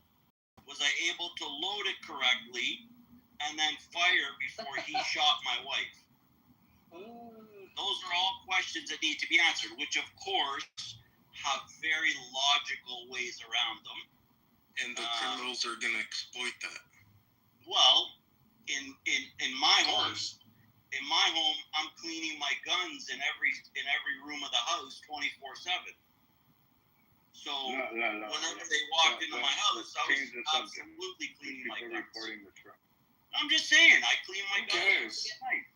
Listen, at the end of the day, it's funny you brought this up. I saw, actually, it was like yesterday, the day before, I saw a meme. It was an interview of some cop somewhere in Canada. That's what I was just about to tell you. And then you saw the sheriff from Polk County, Florida, Grady Lee or whatever his name is, the fucking badass sheriff. Did you see? That's the one you're talking about? Yeah, so the cop, he didn't mean it the way he said it. He didn't actually mean that. He sort of just meant, like, comply, like, don't put up a fight if they just want your keys or whatever and you want to save your family, maybe, just comply. He's not saying make them a coffee and order them a pizza, but at the same time, the sheriff in the States is right. If they walk into your home, they've already breached. And once that breach is past the threshold of your front door, you're allowed to defend yourself. And as far as I'm concerned, I'm going to defend myself. Oh, the front door in Florida, it's if you step on their lawn, anywhere on their property, like if you step anywhere on their grass and you feel like they're a threat, like they might have a gun and they point a gun at you or something like that, then yeah, you have every right to go ahead and pull your gun out and shoot the guy. But I mean, if he's just stepping on your grass and like you tell him to get off and doesn't want to get off, obviously you can't do that. But there's certain ways around that. If the guy does come at you or whatever, yeah, you definitely can pull your gun out and shoot the guy by the stand your ground law in Florida. But what that Sheriff Grady was saying was, he's like, those people in Polk County, we got a lot of guns here in Polk County. He's like, and those people like to use them guns. Like, so he's like, if you want to go and break in their house, go ahead and try and see what happens. He also said on Saturdays we teach shooting. We'll make you better at it so you don't miss. I love that guy. I'm moving in right next to him. Bro, I love that guy too, bro. He's a legend, man. Definitely. Especially in Florida. People, when I drive through that county, I'm like, shit, bro. I don't want to get pulled over, nothing, because like that, the police there are, they're on point there, man. They, you never know what can happen. So, Florida is definitely a police state, that's for sure. So, you got to know that. And like, if you are a pro police person, like, then, Florida will be a great state. Texas would be a great state for you to live in. But that's one thing is, like, I do feel very protected in Florida. And, I feel like, with the laws here and how the Constitution really is at the end of the day, I know that I can own a gun, and I know that I have every right to defend my house or my property if somebody does break in the middle of the night, so, and I'm not worried about that. My neighbor has a gun. Both my neighbors have guns, and then people down the street have a gun, and then I have two down from me. I have a cop that lives there, actually. So there's plenty of guns on our street too. Like, that's the thing, is pretty much everybody has a gun here. So, my 68-year-old sister, when I was down there, she pulled out a 380 from her purse. She's like, what do you think of this one I just got? She said, can you zero it in for me? I'm like, what? You're 68 years old. She's like, well, I'm allowed to defend myself here. She's right. Yeah, no, definitely. I'm with it, man. I'm coming. I told That's you. a big gun for a 68-year-old, man. She's at that recoil, and that thing is gonna blow her arms back. Nah, it's a little 380. It's a little pea shooter. It's good, but it's small. But it's a smaller revolver. It's not the big revolver. Not the revolver. It's a 380 semi. It uses 48 shells, but it's a little semi, small little. Semi. I see. Okay, I see. Something you'd see in a James Bond movie. Okay. Small. And she's Moroccan, so she's built like a shipwreck house, bro. Yeah. Her arm's not moving. She shoots everything. You know that, right? What, in Florida? Yeah. Like the move? Oh yeah. Oh really? Yeah, bro. Yeah. You're done with Canada, huh? Done. I don't blame you. Let me on. Well, how are you gonna? You can come here on TN visa, right? Or what kind of visa do you need? I can do a TN because of what I do for a living, but I'm gonna do a business visa instead. I opened a security company not far from you, actually. Oh, nice. Let's talk, bro. Let's talk offline, bro. Yeah, for sure. So I'm gonna be doing some work there, and I'm getting all the infrastructure set up now. But yeah, I want to live in a place that allows you to protect your loved ones and yourself, and you know, sure. It's not even for me. Look, yeah, okay, I'm lying. It is about guns. I love guns, but at the same time, it's about the freedom that it represents, right? I agree. Listen, like it's in the Second Amendment, man, and like there's states here that are trying to take that away. Like it's the worst thing in the world. It's like all those states that have gun laws like that, it's all unconstitutional. I don't know how the fuck these states passed these laws, but it's these fucking lefty politicians that did it, man. That's why you see these liquor stores, and by the way, it's happening in Canada as well, where guys will walk in, you know, certain ethnicities, they'll have big gym bags, they'll fill them up with booze, and the security guard's watching them do it, and he's tasked, his protocol is let them do it, just make sure nobody gets hurt. Sounds like California. It is California. But like, what's the point of having a business? Like, and look at Florida, you could go into I forget the names, but like the drugstores, CVS or whatever. Yeah, CVS, Walgreens, yeah. And you want shampoo, and it's locked in a fucking container, and you gotta get a key for it. But it's so true. He's so right, bro. I'm not mad at them because at least they're stopping the thieves from coming in and doing what they're doing here and in California. Yeah, in California, they say as long as you don't steal over $999 worth of goods, you're good to go. So it's like, here's a free pass to steal. Like, I literally saw a dude with a calculator in a store. I'm not kidding. I saw a guy taking something. Before he put it in his bag, he added it on a calculator. That shit's insane, man. That's crazy. How can you live in a society that's so lawless? Yeah, that's some lawless stuff, man. Like, how can you, if you want to open a business, like, feel safe to have imagine it being like a mom and pop store, even though, and that's a lot of their logic is like, oh, it's a CVS, so we can just rob them. It doesn't matter. You're taking money away from the company and from people who work in the company. It's not right. You don't just rob people. You know, it's not within the law. It's against the law. You know, you're breaking the law. Not how society's supposed to work. Exactly, and if the police don't do anything about it, then they'll just keep breaking the law. That's why you see that there in these cities. Yeah, these governors are just jokes. The fact that they allow it to take place, and you know, you can go on and on about it, but at the end of the day, I can't live in a society that's lawless, and really, you know, it's not good.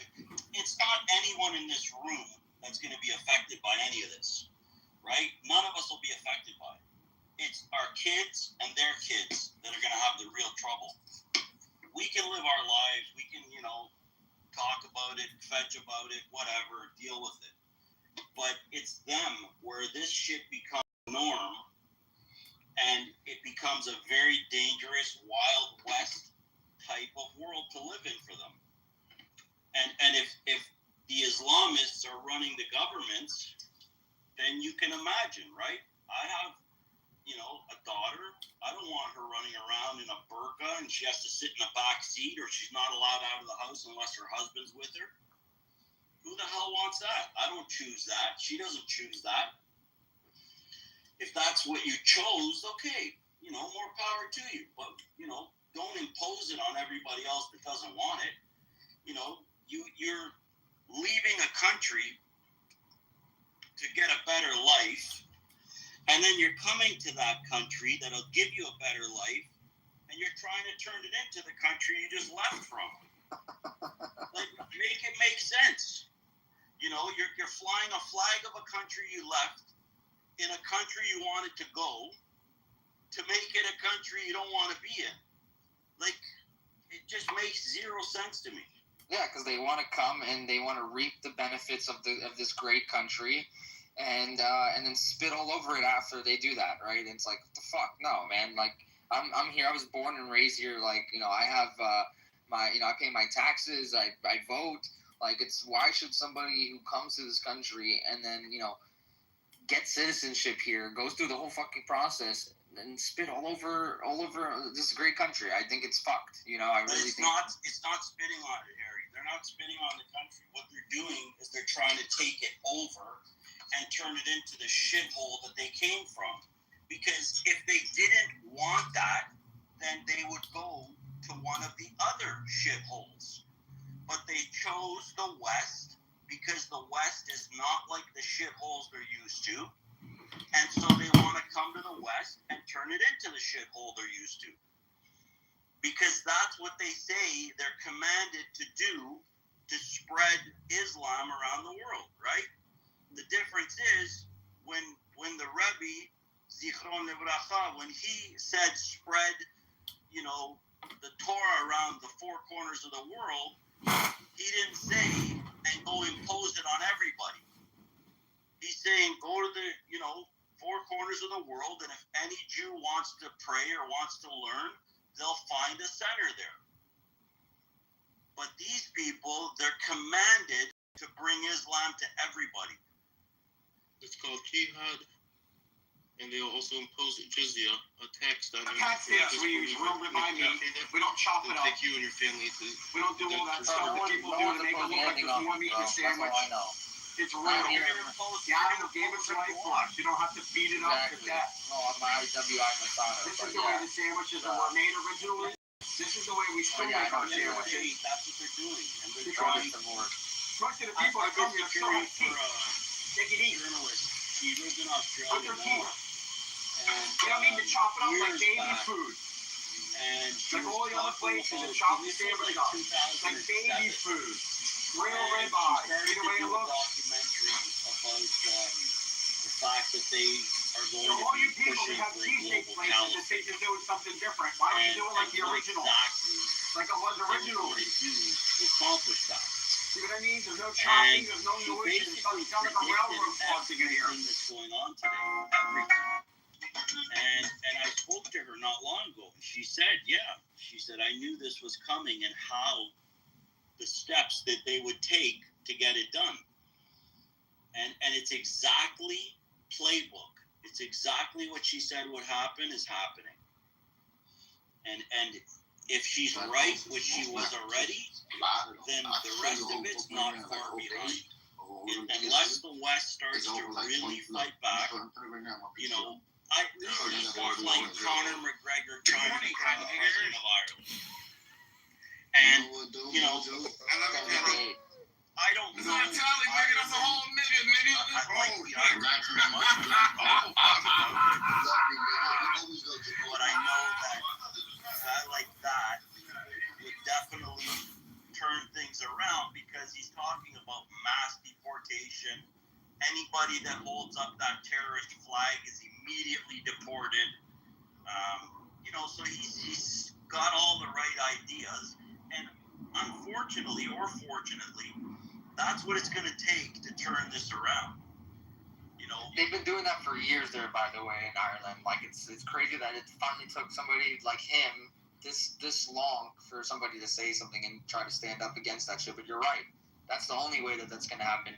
And the problem with America is that it's not that easy in America for that to happen. You know, that's the problem. The AOCs and the Ilhan Omars and, you know, you've got all that shit. So, like, and this Bernie Sanders and Soros, and they're constantly bucking the system. They're constantly fighting it. Where else in the world would you see a federal judge release a guy who's in the country illegally committing crimes, release him through the side door of her chambers? You guys don't like Soros either? Oh, buddy. You guys are my people. I love you guys. Well, why would we like Soros? He's Jewish. I don't give a shit. I don't care. He's not Jewish. We call him a capo. Yeah, exactly. There you go. He's like Buttercup. That's who you like. He's just like her. Buttercup doesn't have a hedge fund. Whatever, it doesn't matter. He's the point that I'm trying to make is their mentality is the same. You know, the way that they think is the same. They're enemies to the Jewish people. They're the worst of the. They're worse than terrorists, I would say. Because they have the information that hurts us the most and the quickest. So they are a lot worse than the terrorists, because when they become terrorists, they know exactly how to get to us. And they know how everything functions and how everything works. It hurts us a lot more when our own go against us. And they are the biggest enemies of the Jewish community. You know, the Bernie Sanders of the world. I just invited her. If you thought Soros was bad, let's see. I just had to unblock her. But I want you to have a taste. Oh, you had her blocked? I was wondering why I haven't seen her today. Yeah. I was like, that's a first. Yeah, well, maybe she's just as bad as that guy. If she had the money that he had, she'd be doing the same thing he's doing. I'm telling you. Yeah. So yeah, there's a lot of them actually. It's unfortunate. There's the whole JVP is all is. Harry, that's who's propping up Mondani. Yep. Is the leftist woke Jewish community. That's who's propping him up, because he went to a synagogue. They invited him into a synagogue, a very progressive synagogue, and they were cheering him on. Yeah, of course they were. How do you cheer on a guy that says he wants to kill your whole family? Unbelievable. It's because, I'll tell you what it is. They live in their ivory condo towers. Nothing affects them. They don't see it on the ground level. They live in a bubble with their country clubs and their restaurants and whatever. And you know, their friend circles are all similar thinking people. They're all like-minded. So they don't see it. They don't have to face what we face on the ground, right? So they think, oh, he's such a good guy. Oh, he's so great for the city. Oh, he's this, he's that. Meanwhile, as soon as he gets in, that's it. You're going to see 100,000 mosques pop up overnight. Yeah, none of them have any connection to Israel at all, because if they did, like, they wouldn't be thinking like how they do. They probably never stepped foot in Israel, majority of those people, and never even thought to go there. So they are born, you know, to a Jewish family, and then there's, you know, raised Jewish, and then when they become adults, they realize, okay, let me join a Reform synagogue, a conservative synagogue. And then, you know, some of the synagogues have good connections with Israel, and some of them don't. And a lot of those in New York are very, very progressive, like you said. They're very complete opposite of all the halacha and Torah, and it's actually, like, I would say they're almost like Messianic Jews. In my point, at that point, that's what you know, some of these people. Jewish Voice for Peace, very, very bad organization. That guy comes at me the hardest. Oh, really? Rabbi Meisver, he's the one that's coming at me the hardest. Really? He's got a couple professors trying to come at me, trying to get intel on. Oh, yeah, buddy. Those guys, JVP, unbelievable. Yeah, they're pieces of shit, man. Garbage cans. I saw what they were doing. They were like, they did like a protest for Palestine or some shit, like in New York, like very shortly after October 7th happened, maybe like 6 months after it happened. They were like in some train station, shutting down some train station, something like this, Union Station. They were like, shutting it there, like had a bunch of people, and they were the ones that threw the whole event. So, crazy shit, man. They just did one not far from us 2 days ago, and he fucked up because he named a bunch of his intel people by mistake. But he did, a rally, and he had probably 150 people there, and he's still going every single day. So I would have to think that he's getting a lot of money from, Qatar, like Aleph said. Someone's got to be paying him or the regime, the Iranian regime, someone's giving this guy a massive paycheck. Because there's no other reason for these capos to be doing this. If they did it once every 4 or 5 months, then maybe it's from the heart. But when they're doing it every day of the week in multiple cities, it's a job. And if you guys want my insight on how to deal with those progressives, you tell them that, you can't negotiate with Hashem's law. The scripture is literally law.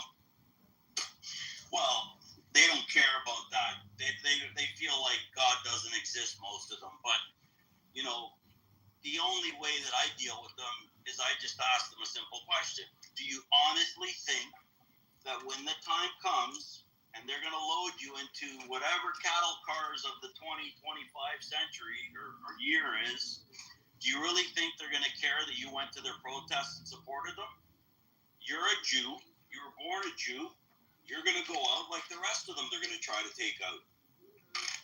That's it. They didn't ask in Nazi Germany, did you help us? You wore the same yellow star, and, you got executed the exact same ways. Maybe it took a little longer because they wanted you as a useful idiot, but eventually your number came up. So, but they don't see it. Or they see it and they just ignore it. I haven't decided yet.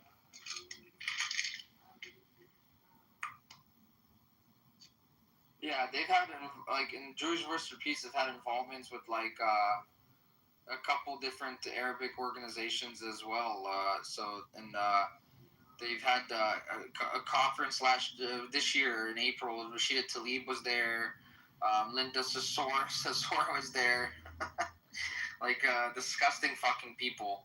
It's just pretty bad organization. They had criticized for partnering with groups Electronic Intifada, Al-Awad, and Movement for Black Lives, all of which have characterized Israel's treatment of Palestinians as apartheid and accused the state of genocide. So, they don't really seem like a group that does the right things, and these people are a big enemy, and they're making good money. They're making millions of dollars in revenue.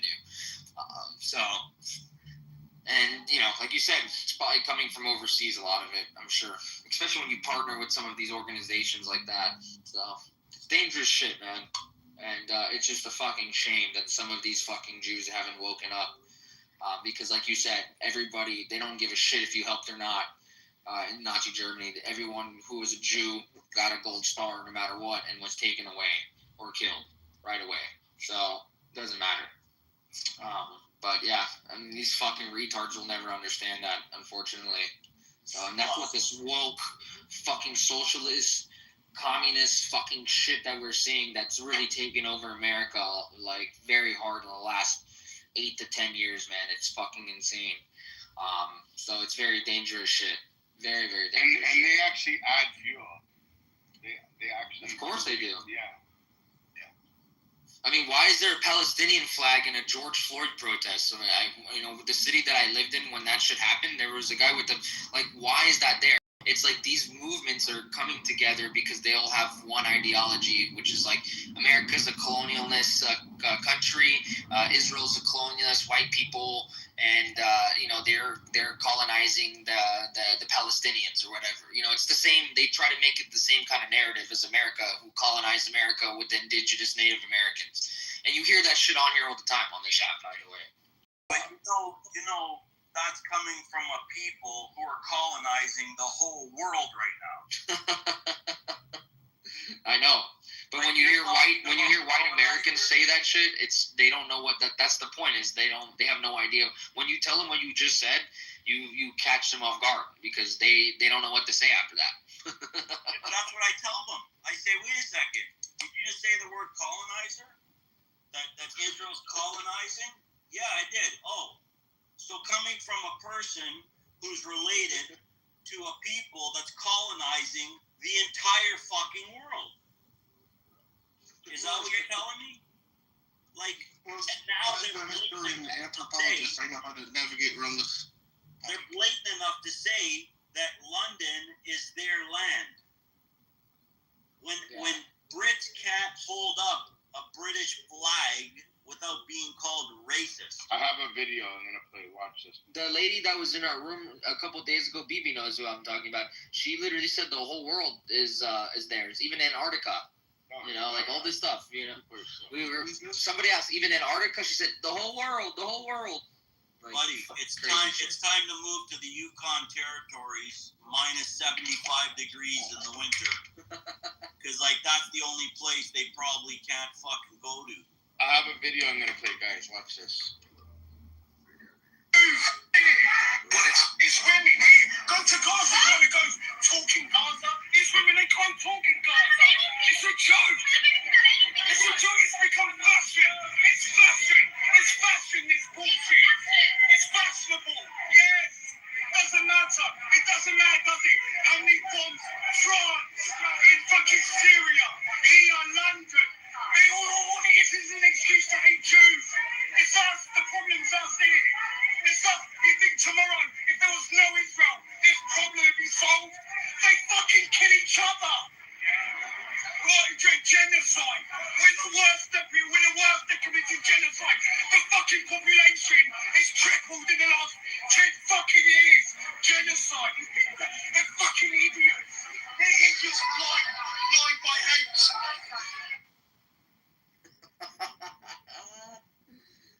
Oh man. But we say exactly what he says on here all the time. What he said in there, like we say word for word what he said. He's a black guy in the UK. He went up to a protest and he's screaming, and it's exactly what we're saying. That makes more sense now. And he's screaming at. What we need some marketing geniuses to come up with some type of a marketing scheme that just and I say this looking at one of the names on here, and it's really cool, catchy, jihadist. It's stuff like that we need to come up with that needs to spread like wildfire. The truth is being spewed all over the internet, but it's not enough. It's not even close to enough. We need marketing geniuses to come. We did a thing, I don't know if you remember, a couple of years ago. We raised some money and we rented out 85 bus shelters where you stand waiting for a bus, those glass shelters. So we rented out 85 of them, and we put up billboards that say no hatred against Jews or something like that. And we specifically chose ones in, predominantly bad neighborhoods, right? Muslim neighborhoods, whatever. And we did a hashtag, and we were visiting them every couple days. We'd go see if any of them were broken, the glass was busted. And not one of them got spray painted, not one of them got defaced, which was pretty surprising. But the campaign was great. And then New York came out just after us, and they did a billboard at Times Square, the big pink billboard. I forget what it said, but That's when they had that one, right after we did ours. And it's like campaigns like that are, expensive, and, they can be logistical nightmares, but they're effective. They really work. And you'd think in this day and age, maybe it's different now. Fast forward 2 or 3 years, right, from then, but not one of them got defaced. And people were posing next to them, taking pictures with them. So that was just like one little simple grassroots idea we came up with and then implemented it. And it wasn't super crazy expensive because we took whatever billboards were like not being sold that month, and we ended up with 85 of them for like 60 days. So I don't know, I'm just trying to say you can think outside the box a little bit, and the thing in the southern states of the US is everyone has this illusion that they're safe there because they all own guns. And like, yeah, you could be safe from somebody breaking into your home, but you're not safe from a Muslim invasion. It can happen anywhere, and it is happening everywhere. I got another video, guys. Watch this one. Watch it or listen to it? Hold on. Watch this. How do you watch it? Easy. You gotta change the audio mode. Watch this. Hold on. Way long. Was there before? There's still Palestinian passports that exist. When was the state of Palestine founded? And who was its leader? Where are you from? I'm from Israel. I'm Syrian. Are you a Zionist? Of course. You're the people that don't want peace. How many Jews live in Syria? I don't believe it. There was like about 100,000 plus before 1948. Now there's like 30. How many Palestinians live in Israel? 2 million. You tell me who doesn't want to have peace. You give me a moral, ethical justification to creating a 53rd Muslim state and a 23rd Arab ethno state. Go. That has no bearing. Should we give the Kurds a state first? Or the Mandeans? Or the Coptic people? Or what about the Assyrians? Should they get a state first? All these ethnic minorities have suffered way longer than the Palestinians. Where is the justification to creating another Muslim state in the Middle East? It was there before. There's still Palestinian passports that exist. Amazing. When was the state of Palestine founded? What year? And who was its leader? You're going to leave the conversation, but the second you get proven wrong, I know this. Hey, Google, was there ever in the history of planet Earth a state or a kingdom or a country known as Palestine? While the geographical region has been known as Palestine for centuries, it has not historically existed as an independent sovereign state under that name until the modern declaration of the state of Palestine in 1988. So you just want to ignore the first part, the centuries before it. It was referred to as a I knew it! You fucking laughed. What a bitch. No. I saw that video too long ago, actually, but that shit's. I've been on that app before, and I've kind of done similar things to them on there. And so I put his Israel flag, like I'm in Israel, and then I'm telling every single person you come across is pretty much talking the same type of shit that you hear on here and that you see on those videos. It's almost every person, bro. It's fucking crazy. Why don't you guys call them Canaanites? Isn't that what it used to be? Canaan, yeah. And that's what they're Jewish too. So well, I mean, Judaism was there 1,500 years before Islam was ever even thought about. So they can all fuck off, bro. I don't care what they say. And like, look, he defeated that guy so easily. And it's funny, a couple of those talking points that he said, I always say that to people on this app that want to come on here and claim the same shit about Palestine. And then he asked fucking AI. And that shit's hilarious. Had to play for him live the answer, and he didn't know what to say. And I guarantee the guy was just some fucking Jew hater. He had probably nothing to do with the region at all. Shit's fucking hilarious. Also tell them Muslims are technically supposed to submit to the people of the book, Quran 1094 and Surah 446. They'll sweeten the deal. Bro, you could tell them all that. They don't even know their own fucking Quran, bro. What the fuck are you talking about? You've met many on here that you've done that with, and they couldn't even tell you, bro. Yeah, Resistance is one of, not you, Jewish. There's a guy named Resistance on here. He's a piece of shit. Terrorist. But yeah, I saw you do that in the room with him, like, last week, bro. That was fucking hilarious. So, The guy who claims to know so much about the Quran. So. And then he'll go like, oh no, we have to go to the hadith, and I'll get the cringe hadith about Muhammad French kissing his grandson. The story of Al-Zut. Yeah, I'm not sure if you heard about that one. Basically, Muhammad goes out in the desert, and the people of Zut pretty much ride him all night, and they're known for having big dicks. Okay. How does it actually say that word for word in there? Well, basically how it says is Muhammad goes out into the desert with his companion, and the sun starts setting. He turns to his companion or his friend, draws a circle. He said, don't walk out of the circle, whatever you see. Otherwise, if you walk out, you'll surely die. Muhammad proceeds to walk out stone throw distance away, probably 70, 90 feet or something like that. And the sun is setting, and then the people of Zut come out.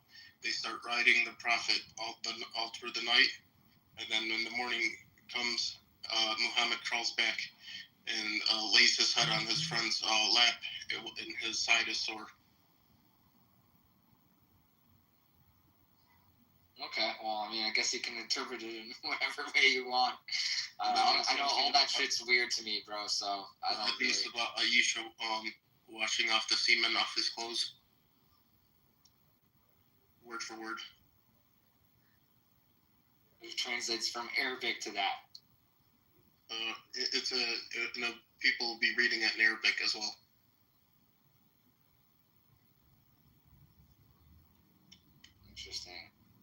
Interesting.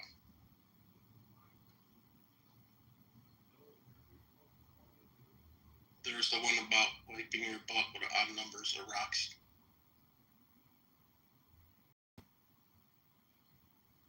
Interesting also.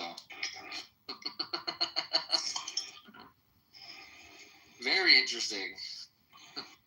There's also the part after where you shouldn't wash your hands after you eat. If you can't lick them off, have the person sitting next to you lick your fingers, because they don't know what part of the hand has a blessing.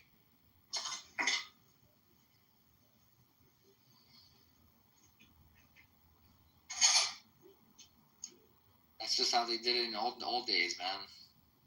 They didn't have hand sanitizer back then.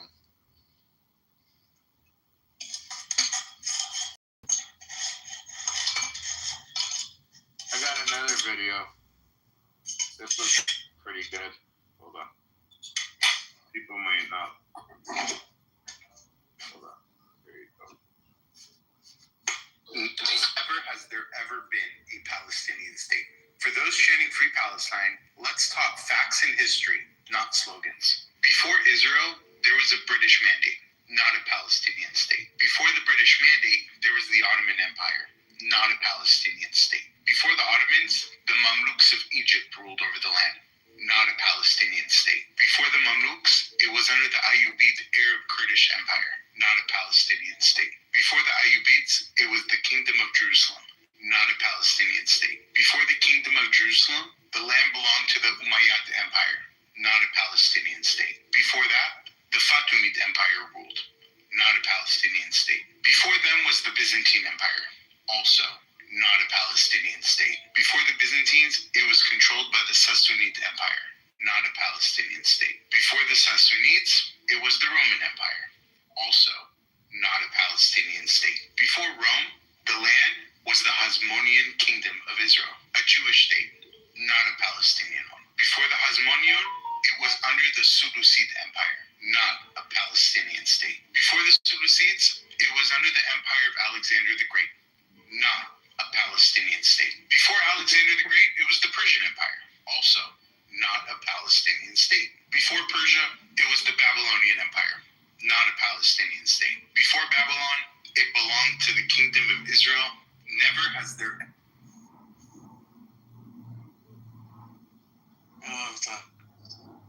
Not a Palestinian state. Not a Palestinian state. Oh my god. You have to give history lessons to people because they're just so stupid. You have to make videos about it. That's the only way you can get through to people nowadays. They can't go open a book and read it for themselves. Yeah, but how that TikTok became historians? Yeah, right now because no one was taught history the right way. We have Egyptians that come in here that think they won the 1973 war.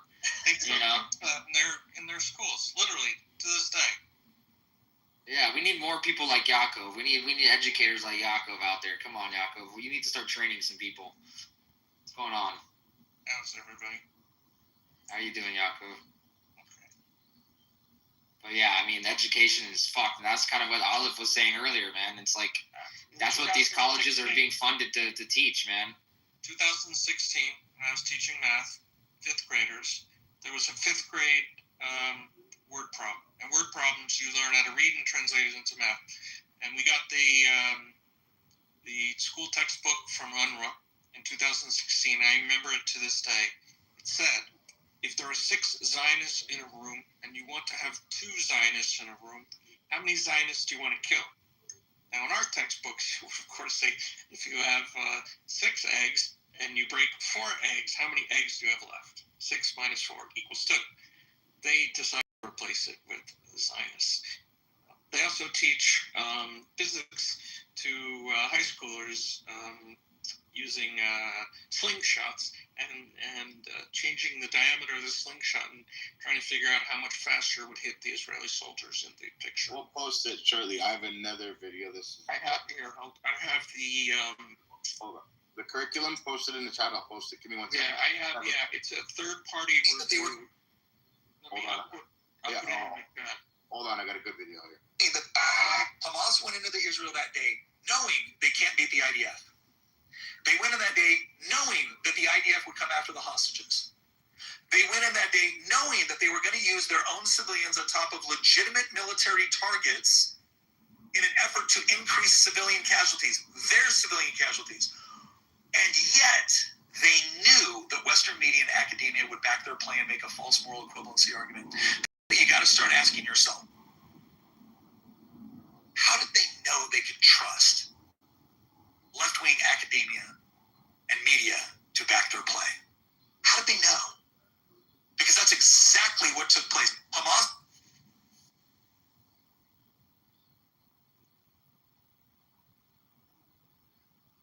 That's a very important question. We were talking about that earlier in the room today. In October 7th, there was hundreds of posters being plastered all over New York City the same day. You can't get printing done that quick. Yeah, ready to go.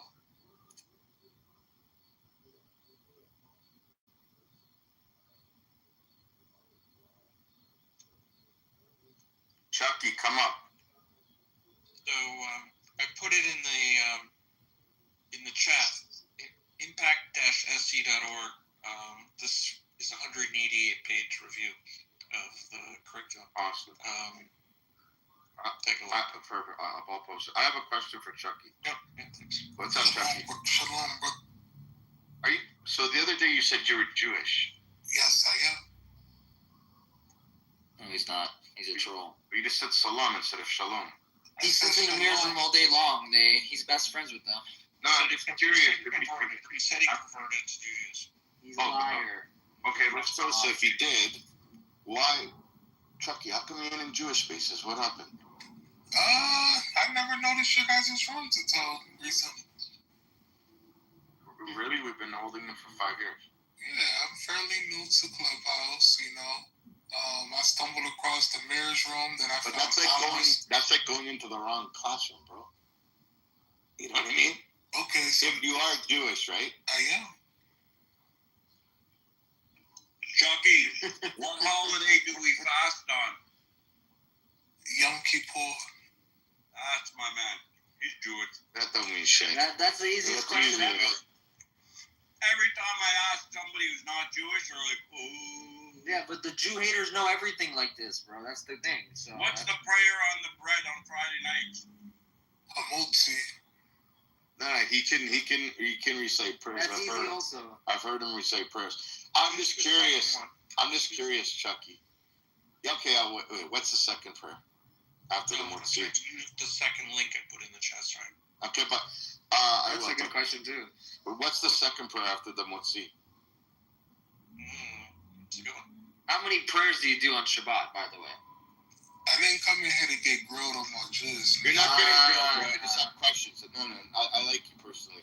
I may not agree with your opinions or whatever, but Real, it's easy questions. it's just easy stuff. You're not getting grilled. It's Like just, asking what's 2 plus 2. I mean, is that grilling somebody on their math skills? If I'm asking you what 2 plus 2 is, that's easy. Yeah, It's but 22. just notice, like, I come on stage and then now I'm getting asked. Okay, no problem. We're not going to talk Jewish. We're not going to That's talk. okay.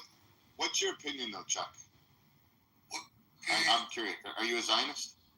I believe in religious Zionism. What do you mean? Can you elaborate? I believe that we are to return back to the land when the Messiah comes.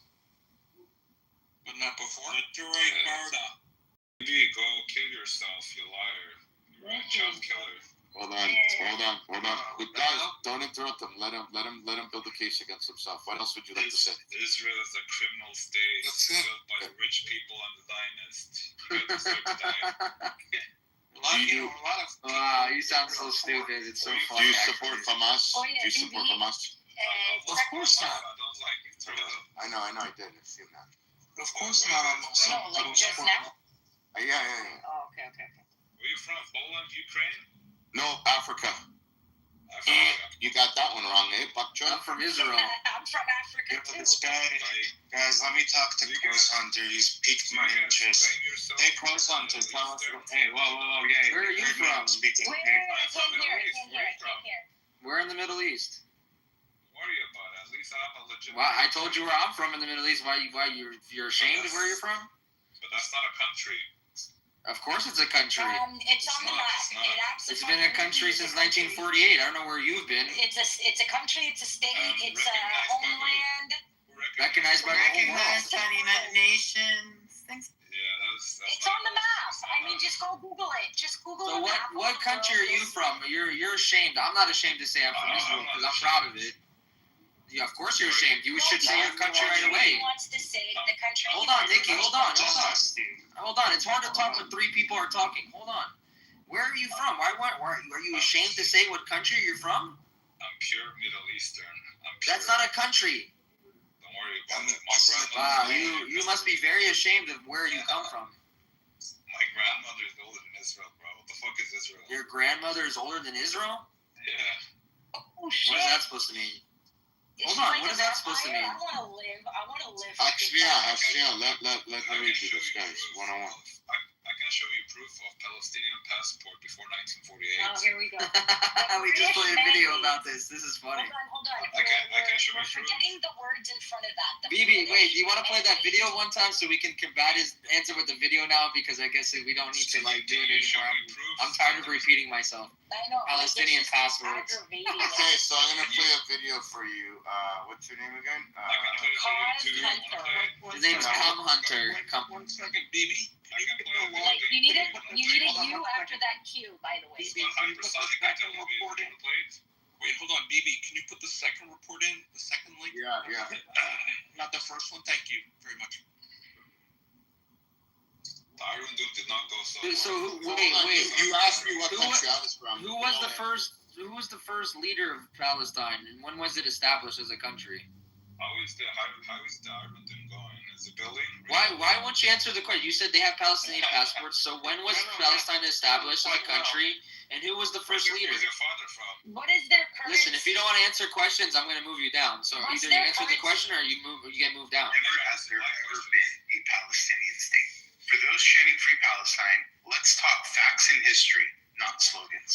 Before Israel, there was a British mandate, not a Palestinian state. Before the British mandate, there was the Ottoman Empire, not a Palestinian state. Before the Ottomans, the Mamluks of Egypt ruled over the land, not a Palestinian state. Before the Mamluks, it was under the Ayyubid Arab-Kurdish Empire, not a Palestinian state. Before the Ayyubids, it was the Kingdom of Jerusalem, not a Palestinian state. Before the Kingdom of Jerusalem, the land belonged to the Umayyad Empire, not a Palestinian state. Before that, the Fatimid Empire ruled, not a Palestinian state. Before them was the Byzantine Empire, also not a Palestinian state. Before the Byzantines, it was controlled by the Sassanid Empire, not a Palestinian state. Before the Sassanids, it was the Roman Empire, also not a Palestinian state. Before Rome, the land was the Hasmonean Kingdom of Israel, a Jewish state, not a Palestinian one. Before the Hasmonean, it was under the Seleucid Empire,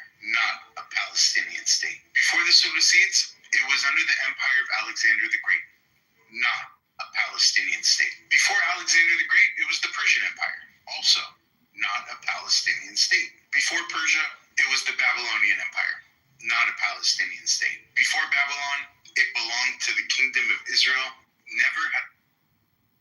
Never has it ever been called a Palestinian state. Wait. Can I clarify something? Can I Interesting clarify for a history moment? lesson right there. Hold on, guys. Like, I'm not sure if I heard correctly. Not a Palestinian state, like ever. Like all those empires and rulers. Alexander the Great was Greek. Not Palestinian? Like, seriously.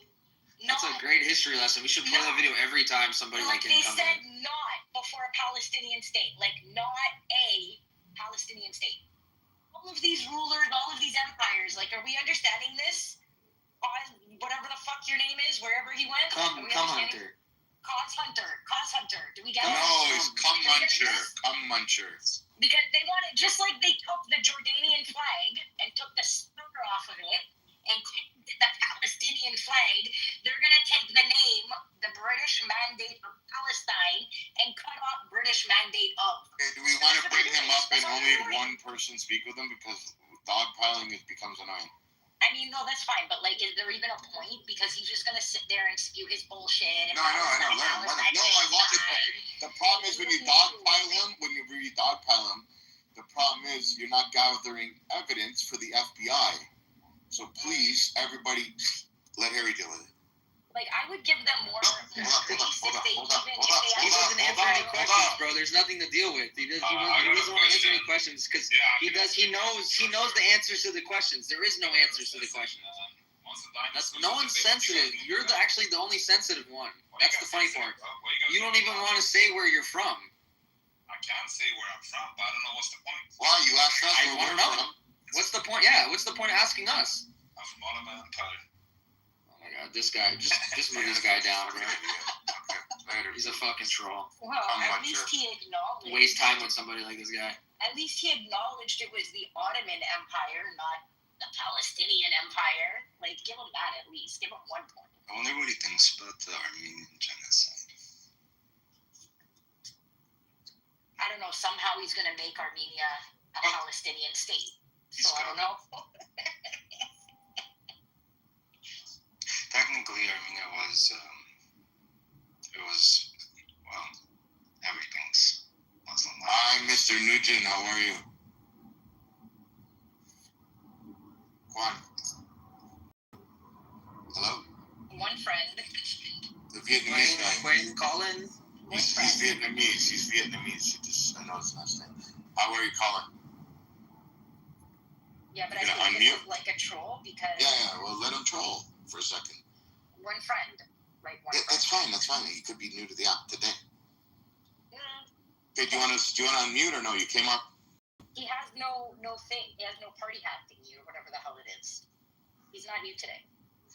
Okay, so just kick him down. Who cares? Why waste time? Doesn't want to talk? No problem. Let him talk from the chat.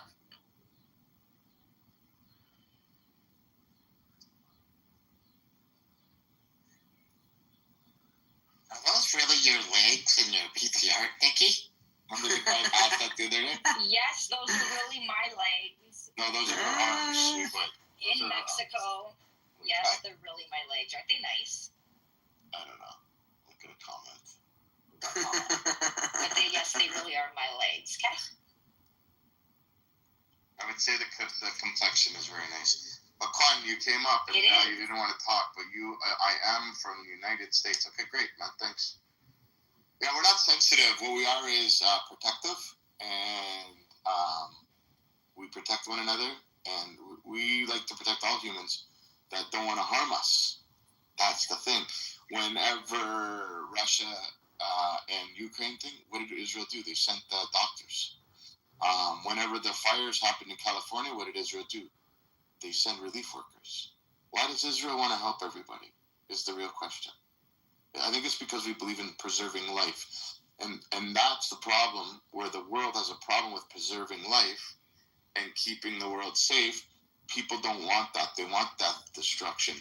There's a famous video, too. I'm going to play it right now, too. There's a guy, and this is a very quick video, and I played it last night, and here, right here, I found it. Give me 1 second. And it's only a 5-second video.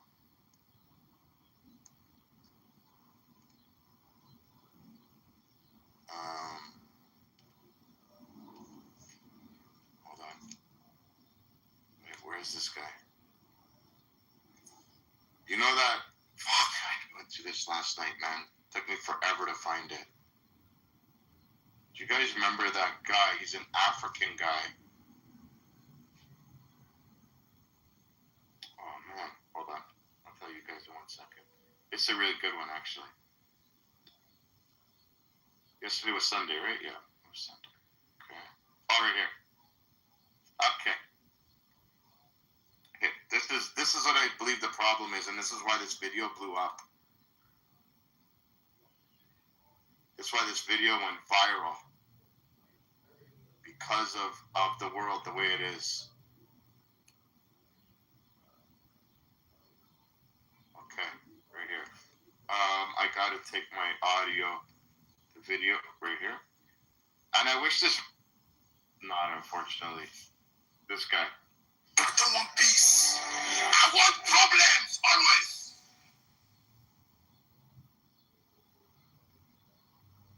They don't want peace, they want problems.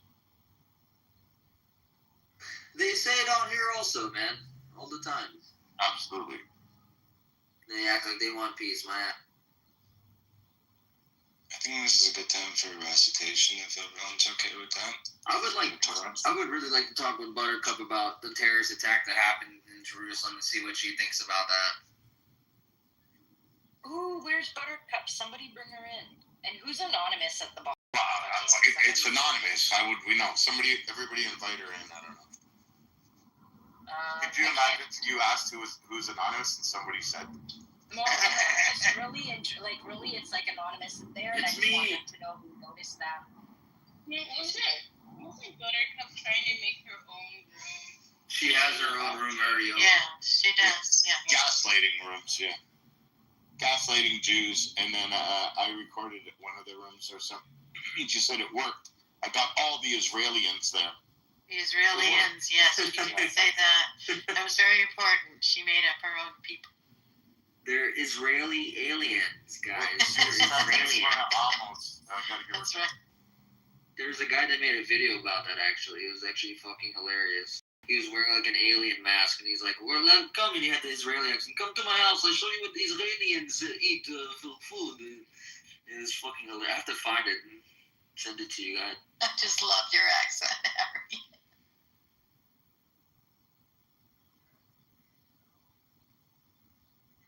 But another interesting day in Clubhouse. We've been going since 8 a.m. strong here. And you have, and it was great to have your dad. This was wonderful. Thank you. You come to Amos' room and you come off the microphone. Don't come off the microphone when Amos is speaking. Only me speak. Now, what's your name? Michelle?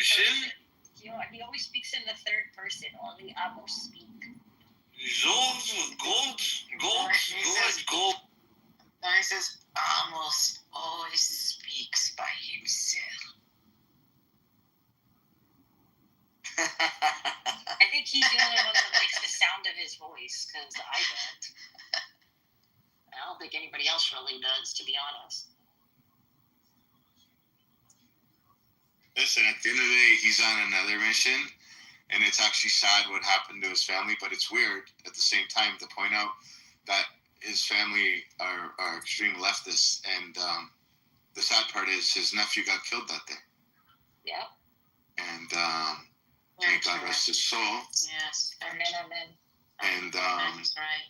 so we don't really know what his true thing is, but I kind of understand what he's trying to do. and not a lot of people agree with me. I agree. I think he says, listen to your enemy so you can understand them. And I think that's what we do here too, in a different light. Like, we have a different way, right?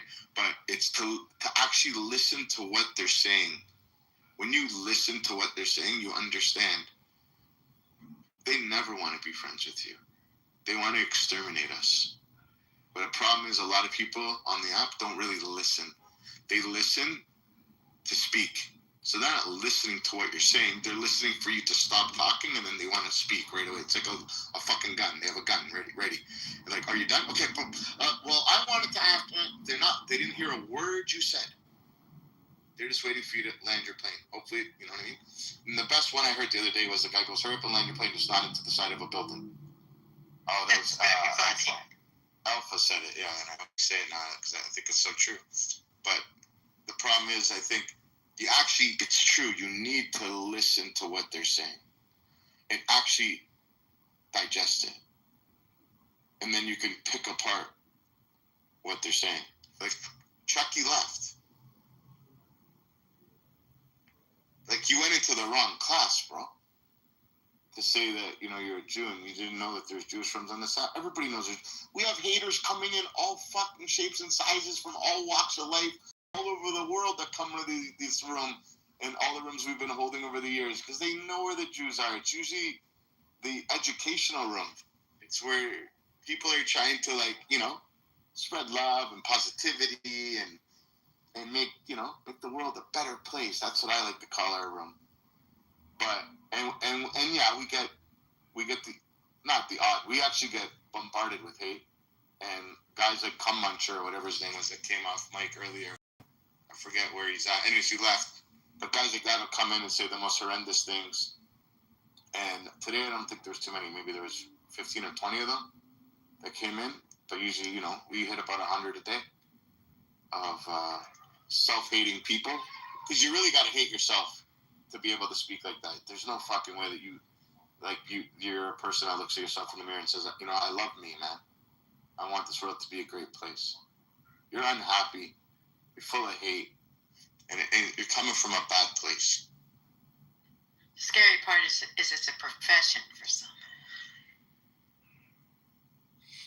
Or at least it's an obsession. Uncle El Normo, welcome. How are you, brother? Hey, bro. Thank you very much. Okay.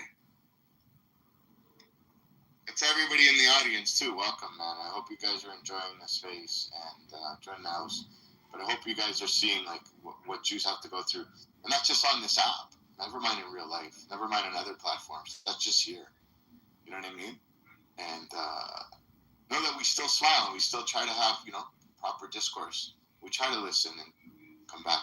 And then, when the dog, when 5 Jews are, commenting, it's not because we want to interrupt each other. It's because we're so passionate. We want to protect each other. It's like, that's a default of ours. You know what I mean? We want to protect one another. In synagogue, if somebody says the prayer wrong in real time, they correct you instantly in that moment. 100%. And that's out of love, not out of disrespect at all.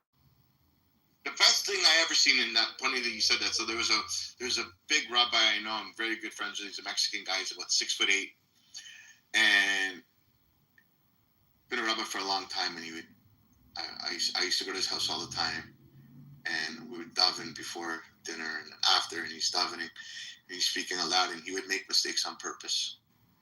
And his wife would correct him, and he's like, "Oh my, thank you, my love," and he would read it again. And he'd make another mistake, and she would correct him, and he's like, "Thank you again, my love." And afterwards, I told him, "You make that many mistakes?" He goes, "No." He goes, "She needs to feel important. She's my wife. I need to hold her high and put a beautiful light on her. And if she can teach me, and what she thinks she's teaching me is how to correctly say that. No, she's teaching me patience. And I take that from her. And I admire her that she's taking the time to teach me that."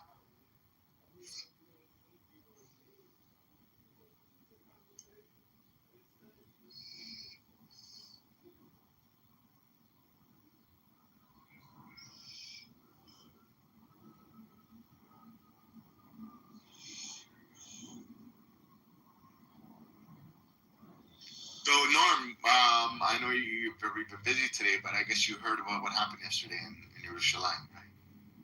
Oh yeah. What's your thoughts? I don't know. I'm still grieving. It's pretty horrible. Yeah. So for those of you that don't know, that are maybe in the audience, yes, it was a terrorist attack in Jerusalem, and 7 people were murdered and 6 seriously injured. So we don't know if more are going to be passed away from this heinous terrorist attack again that happened in Jerusalem.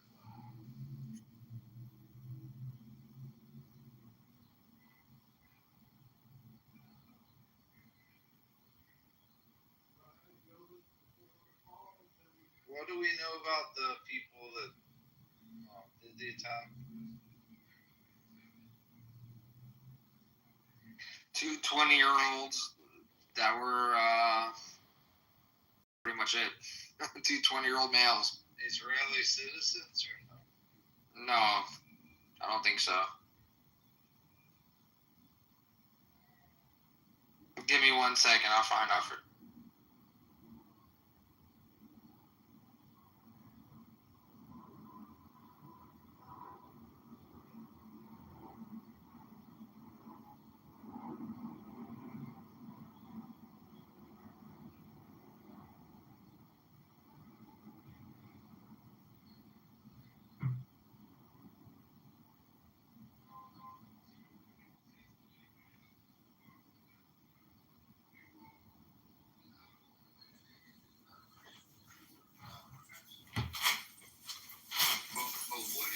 What if Jesus really was a radical Muslim?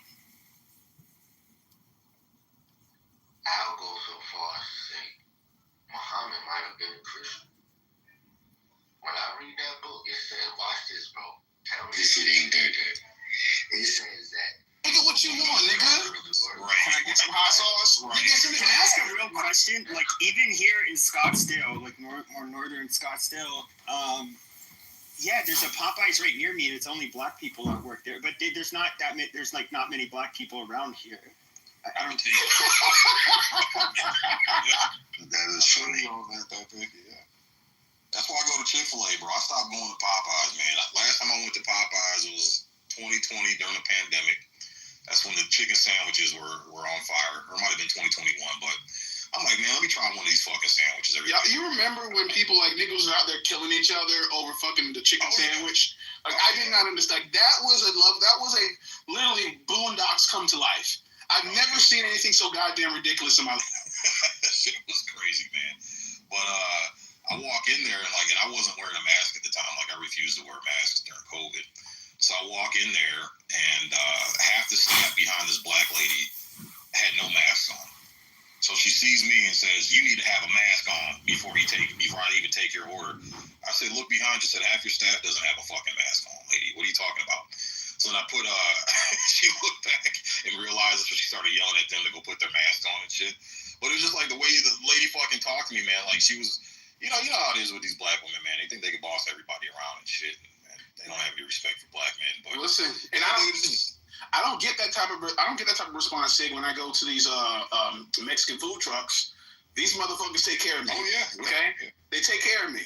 I say, I want all your sauces. Oh, no problem, no problem. I go to fucking Popeyes. Can I get a honey mustard? Nigga, how much do you want? I'm like, hey, yo, chill, bro. Like, I don't need this, bro. You got a whole Hey, no matter what you do, it always seems like it bothers them no matter what. So you walk in.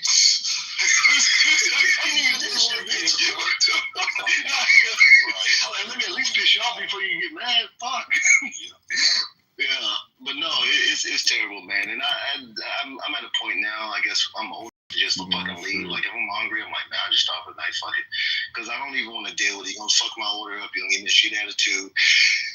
If I need to fix it, you're not gonna fix it, and it's just like, I don't even want to fight you, like physically fight you, because it probably could lead to that. So I mean, I'm good, because if you ain't fighting me, you're probably fighting the person before me and after me. So let me just keep it fucking moving. It's so needful. And that's after you gotta wait 5 minutes for them to stop texting on your phone just to look up and acknowledge you for them to take Exactly. Because if you interrupt them, you're gonna get cussed the fuck out. Oh yeah, yeah. Don't you see them on the phone? Like, oh my bad, oh shit, I thought you was working. Wait, are you telling me black people, like their customer service skills are really like that? I'm surprised myself, Pepe. I'm surprised myself. Okay, I never would have thought. Well, I mean, I guess here is black people are a small portion of the population. They're usually like the minority wherever they work. So I guess like they can't really. Now, maybe is it like when it's like just like a group of black employees at a restaurant, or it's usually the leadership, Pepe. If they have a black woman presiding over them, it's usually a shit show. Well, they hate that bitch too, though, Sick. And that's what. But I just noticed like there's a lack of cleanliness, a lack of maintaining standards and order. When I go to black businesses or black ran businesses, yeah, I don't know, man. It's just, you know, what's weird to me though. Like, it's definitely got to be culture, because the black people that I've ran into that work at Chick-fil-A, just as professional, well-spoken, articulate, polite, kind. So this man is going places. I'm noticing like. It's got to be the cock like that at Chick-fil-A. They know they wouldn't last 2 seconds acting like that. They'd be out the fucking door, right? So it's got to be the culture, man. That's like because like I don't really notice a difference in attitude with black workers, at least you know, at least here in Arizona. But obviously, it's not. It's going to be a lot different than if like living in Houston, where you might have the whole restaurant staff is black. Well, no, but listen. There's some restaurants out here that have black workers. I'm at in Lake Oswego, and they're just as charming as their white counterparts. I think it's the environment as well. Because like I went to an Italian restaurant not so long ago, and shit was overrated, overpriced and oversauced. But it was they were selling, you know, the ambiance. But anyways, I had a black waitress, very sweet lady, very solid lady. She did her thing. Any issue that I didn't have much, but the person I was with, she was kind of picky, and she no issue whatsoever. Didn't have an issue. Oh, let me take care of that for you. You know, because you know, like she was like telling me that she doesn't like doing that because she's worried about, you know, people fucking her food. And I understand that, you know what I mean. But I'm not going to pay for something that I don't like. If I go to a restaurant, I expect it to be made to my liking. That's what I'm paying you to do. So I have no problem saying, hey, could you take this back? I asked for it medium. This is well done. Could you take this back? You know what I mean? Though again, I expect the restaurants that I go to don't have motherfuckers in the back that are throwing my shit on the floor. I hope not. I will tell you, I went to Trill Burgers in Houston about the fast food. Not to the fast food chain. The reason why though Chick-fil-A is like that, most of the culture, because you know the condiments, it's a no limit amount. You can ask for whatever you want. Unlike other fast food chains that you're talking about, where people get disgruntled because they're tired of people asking them for extra condiments when you have to pay for it. That's their policy. Well, just tell us that, bro. Just tell us that. I don't give a damn. Some of them frustrated of having to because they've said it a million times. I don't give a fuck. They didn't say it to me. I'm not making an excuse for them. I'm just saying that, you know, some people get frustrated. No, I get way different vibes though with Chick-fil-A. Like Chick-fil-A, first of all, they give you everything for free. Okay, hold on. I've never seen, now compared to the other fast food restaurants, they seem to be by far the most professional. They remind me of like, it's actually a place that's pretty popular with Mormons too, for whatever reason. Maybe as part of it is because the owner's Christian, but I would say that you see how they're dressed, you see how they greet you. It's very formal and polite. They'll go outside on their little iPads and they'll, you know, if there's a line, and they just do. There's something about them. It's a lot different than others. They are. Chipotle is like that too. Chipotle is like that. Trill Burgers, and it like opened up after some rapper or something in Houston. The line's always down the road, like Bun B opened that. And you walk into the place, and it's like fucking, it's a shithole. It's unclean, and then when you go in there, the food's like mediocre at best. Even the reviews are fucking bad, but I wanted to check it out because I saw the line, figured it must be fucking good.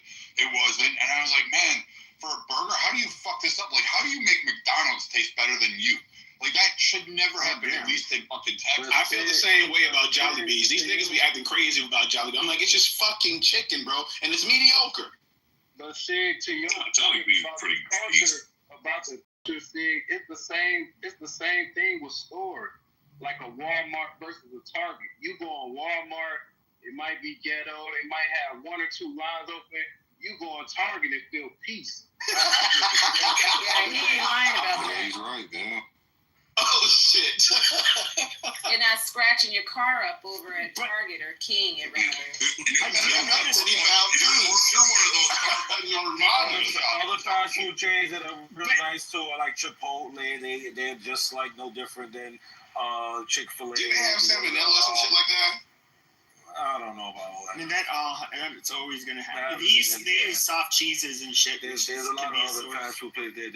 Their customer service is just as good as Chick-fil-A. But if I recall correctly, though, there are 2 things that make like Target and both, I believe Chick-fil-A stand out. I think they had like programs for people, I don't know, who are about to graduate college or just graduated. I forget what it is, but like a Target and I think they also kind of go for a different pool of employees than like Walmart or. Yeah, because they go for young. Target has a bunch of young employees, young pre-adults. My nephew was just working there over the summer. I mean, that's good. It's putting niggas to work. That's good. Look, man, I grew up in the trenches as some of my other counterparts on the stage.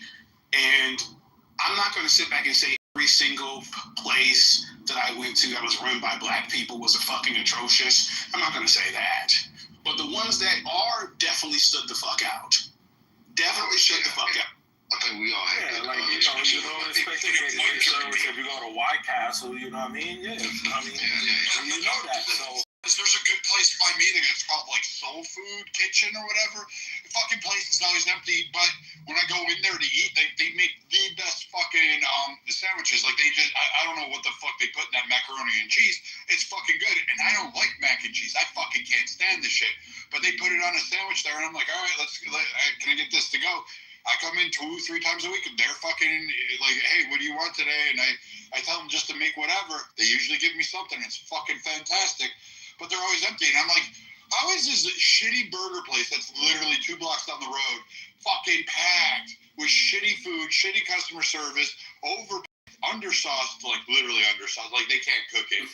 and then you have this place over here that's fucking amazing, all black. Like there is not a white person, a Hispanic person in the fucking restaurant that's cooking, cleaning, or working the counter or being a waiter. Empty. It's fucking empty. That's that marketing, Brad. Everybody is posting. People is literally going from one state to that state just to go there. So it's getting a lot of marketing, a lot of promotion, whereas that other place it don't sound like it's getting a lot of. Well, if you look at there's a place here. You guys can look it up called Keys. I think her name is Keys Loaded Kitchen, right here in Portland. And it's like it's like a soul food place. She literally gives you 10 pounds of fucking food, okay? And it's like she's all black. And it's the most professional, the most pleasant environment that you'll be in. It's very nice. You don't get the fuckery that comes there, okay? Now again, I went there not too long ago, actually. I took my mom there, and she had ran out of food, and a lady came up, and I was sitting there waiting on my order, and lady came up, she said, hey, it's my birthday, blah, blah. She said, I'm sorry, we ran out of food. You ran out of food? What you mean you ran out of food? Bitch, what did I, she didn't say that, I'm saying in my head, bitch, what did she say? What did she say? She ran out of fucking food. I can't believe this. It's my birthday. What am I going to do now? Go to McDonald's, bitch. There's a Wendy's down the street, okay? But again, she started going, she said, I was your fan. Because she girl ladies on Instagram that runs the place. I was your fan. I'm going to tell him that you are not, I'm going to tell him that you're not good. You're not a good person. You're not a good person. You're going to deny me on your birthday. And I'm sitting back, I'm like, come on, man. This woman is over here trying to run a well-oiled establishment. She's been feeding her community. A lot of black people which is not a lot of them here in Portland anyways, but a lot of black people that know about her come there, they support her, et cetera, and not just whites. I mean, blacks do as well. Asians and everybody else. Everybody was buying this woman's food. You know what I'm saying? And she came there herself and tried to assassinate this woman's character and tarnish her name. Okay? So again, you know, it's not just the establishments, it's the motherfuckers that frequent them as well. Dude, you live in Portland? No, I don't live in Portland. I would never wish that shit on my worst enemy. I mean, I'm in Lake Oswego, but I go there to eat from time to time. Oh, okay. I have heard that's the home of the other white meat. That's like just a bunch of fat white bitches. Like, I've literally heard this my whole life. Wait, Portland, Oregon? Yes. That's that pork meat. A lot of you don't like that. That's the mecca. That's the mecca of snow bunnies. So if you are into plump white snow bunnies, then I guess Oregon it is. They do have those red and purple hair. I mean, You can go with like the Dr. Goddesses, the weaves and obesity, or you can go up and grab yourself. Well, let me say this, Othello. Since there's not a lot of niggas out here, you're treated like a superstar even if you're broke. They don't care. Say, what's the ratio? They don't care. Can we get the numbers per capita ratio of snow bunnies to mandingos? There's barely any black people in walk into a bar, a gastropub, and I promise you'll leave with 5. You'll leave having enough snow bunnies. You'll look like Pablo Chacon when you get done. It'll be a whole white mountain you can climb onto. I'm that lucky. Yep, absolutely. Hey, Thomas, have you been to Seattle before? No, I haven't been to Seattle yet. Every time I say I'm going to go, I don't go. I always got something else, some other shit going on. But it's 3 hours fucking away. I might go this weekend, actually. Fuck. Okay. I mean, it's not what it used to be, since 2020, but really since the early 2010s, honestly. Well, I know they go whale watching in Seattle, right? They go whale watching. Yeah, whale watching. So is that a white boy? Is that a white boy pastime? You might see some niggas out there watching whales. Shit, people like to see that. So you go to a boxing gym in the SeaTac area? No, not SeaTac. Up in Ballard. Have you ever heard of Ballard? No. Okay, it's I was gonna do the regionals, the Golden Gloves regionals there, and then I know a couple of guys that fight pro out of there. So I was just curious. Oh yeah. Why can't you go out and go diving with me with like the sharks, and stuff like that? Go out. Nah, I'm good, bro. I'm good, bro. Look, I get in the water with the sharks. I like Brad. I like nature, but I don't look. I like nature. More to nature than to discovery. Look, Ray, Brad. Listen. Sharks ain't had dark meat in 400 years, nigga. I'm it that way. Luckily we don't have sharks. We just have orcas, but. I don't know. Orcas are pretty mean, huh? Oh yeah, orcas will fuck you up. There's never been a history of an attack on a human being with orcas. Oh really? Recently. Oh, they've only attacked the Italians. We don't call them human. Oh, they be fucking seals up. I know that. I just don't want to be one of them niggas. Yeah, outside of captivity, they won't fuck you up, but in captivity, they might fuck you up. Now, Thomas, the reason why I said that because you was talking about snow bunnies. I mean, if you want some snow bunnies, you should come up here, man. Where you at, bro? That's Seattle. Oh, you Seattle? Oh, yeah. Oh, for you black men, all you have to do is hit the Pacific Northwest. Yeah, I was about to say. Avoid going to Canada. Don't go to Alaska because you're gonna experience a whole new level of like. Yeah, I live there, dude. It's horrible. Like what's really weird about Alaska is. And actually, the stats back this up. What I thought was very weird when I was living up there is that it seemed like nearly all of the women that were, by the time they were in their mid-20s, had a child. And I was like, huh. And I did see, what I would see a lot were very uneven matches. And that is, in other words, a frumpy, overweight woman with a guy. You talk about even with some of the boxers and stuff up there. And it's like, you could tell the guy, if he was living in Arizona, it's unlikely to see that pairing. But there is I don't even know that there's a shortage of women like there used to be, but there's there is I remember being back in Arizona and it's just like you see attractive women everywhere. And it's just like, oh my God, this is you'd be lucky to go a month to see somebody as attractive that just walks by you every couple of minutes when you're out. Yeah, those Inuit girls though, man, they're beautiful up north. Like I'm telling you, you guys are sleeping on some of this stuff. That Pacific Northwest, those Inuit girls are fucking. Oh my god, they look great. I'm telling you, you're missing out. Well, have you met like women from like the Aleutian Islands? Yes, I have.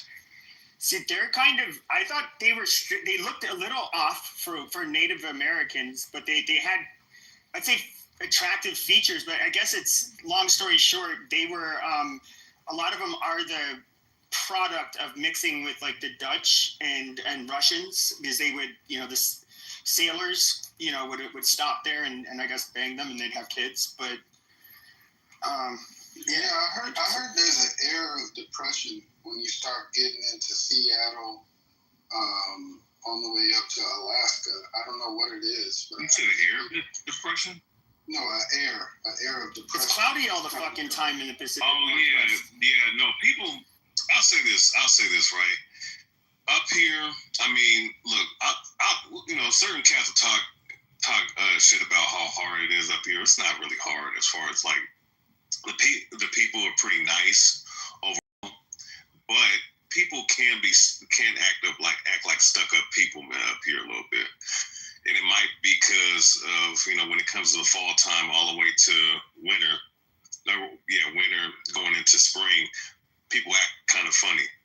Up here, like summertime starts in June, not July. So, because we barely see any sunlight. So, but once the sunlight hits, I mean, look, I'm gonna be honest, man. People start doing shit. Because I mean, with all the rain that happens between the fall and the winter,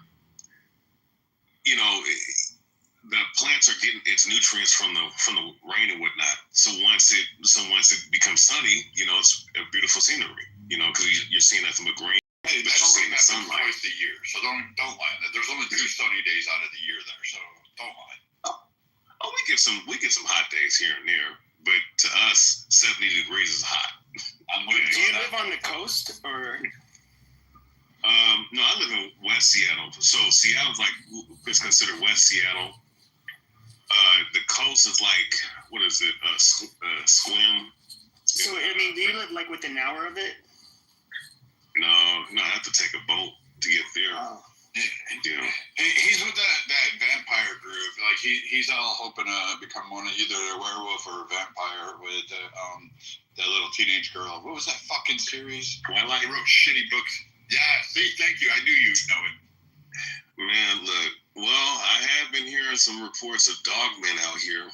Some dogs walking on hind legs in the deep forests out here. So maybe that might be something. I don't know. Yeah, I thought it was I'm not going out cool. I don't know. I like, for some reason, the Pacific Northwest, it's kind of, there's something that feels like homely about it. I don't know how to put my thumb on it, but even like in Alaska, when it would get light at like 11 o'clock in the morning and then the sun would go down at 3 p.m., I thought that was like the coolest fucking shit ever. Like to have it be mostly night. And then the summer was also awesome because it's like near the coast in Anchorage.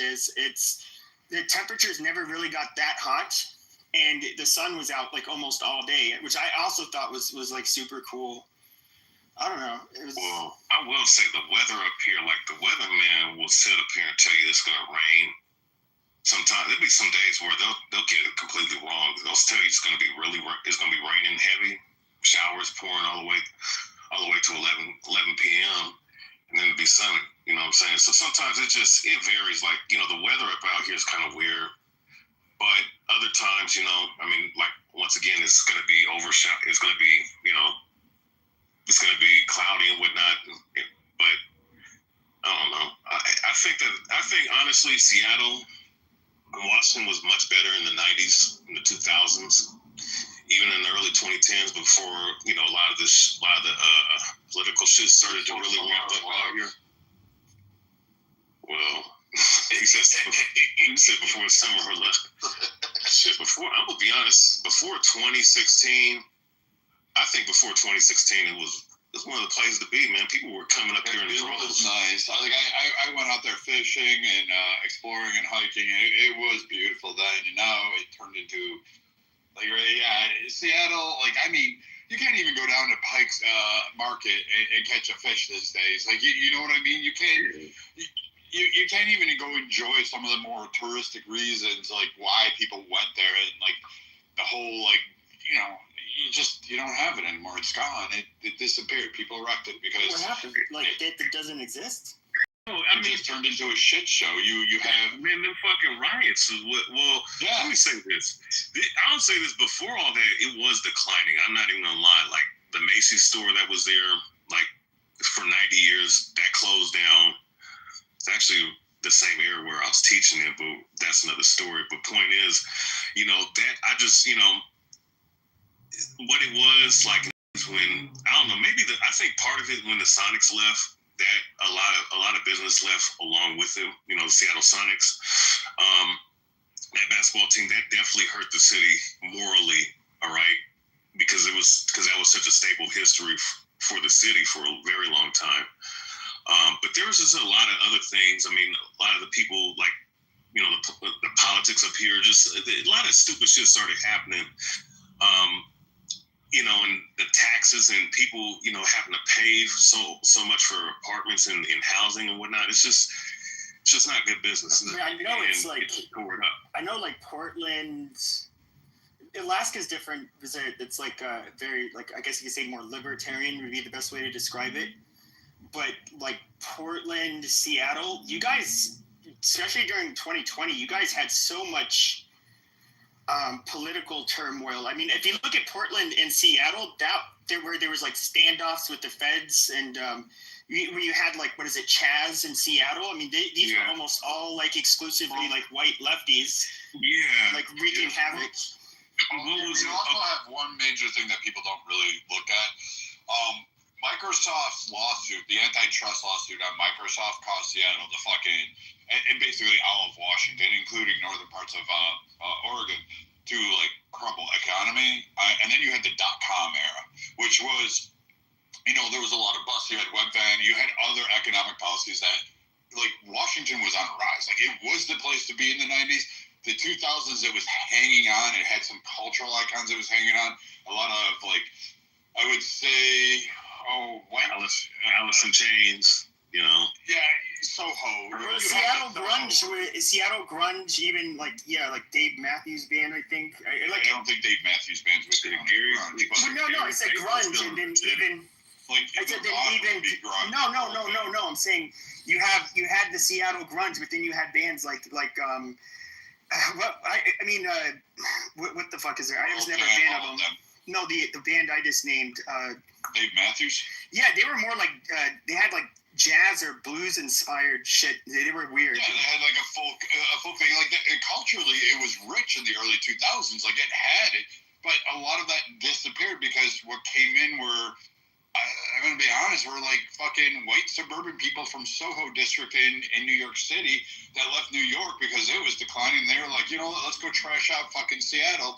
And let's like just put coffee shops on every corner, and we'll have sushi places and gastropubs, and that's going to be the only thing we'll invest in the city.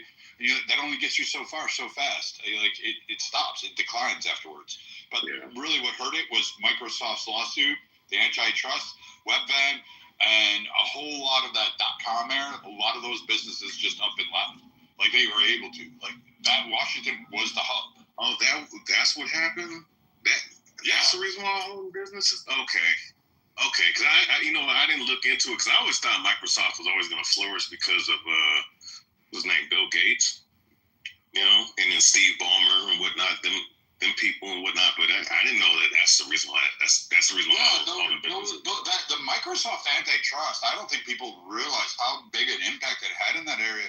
Like businesses that were part of that fixture, it cooled off. A lot of technology people started to move. This is how you end up with everybody moving to fucking California, leaving that area. Like Washington was set, Seattle was set to be Silicon Valley. It was set to be the premier hub. And then Microsoft cooled off, Webvan disappeared.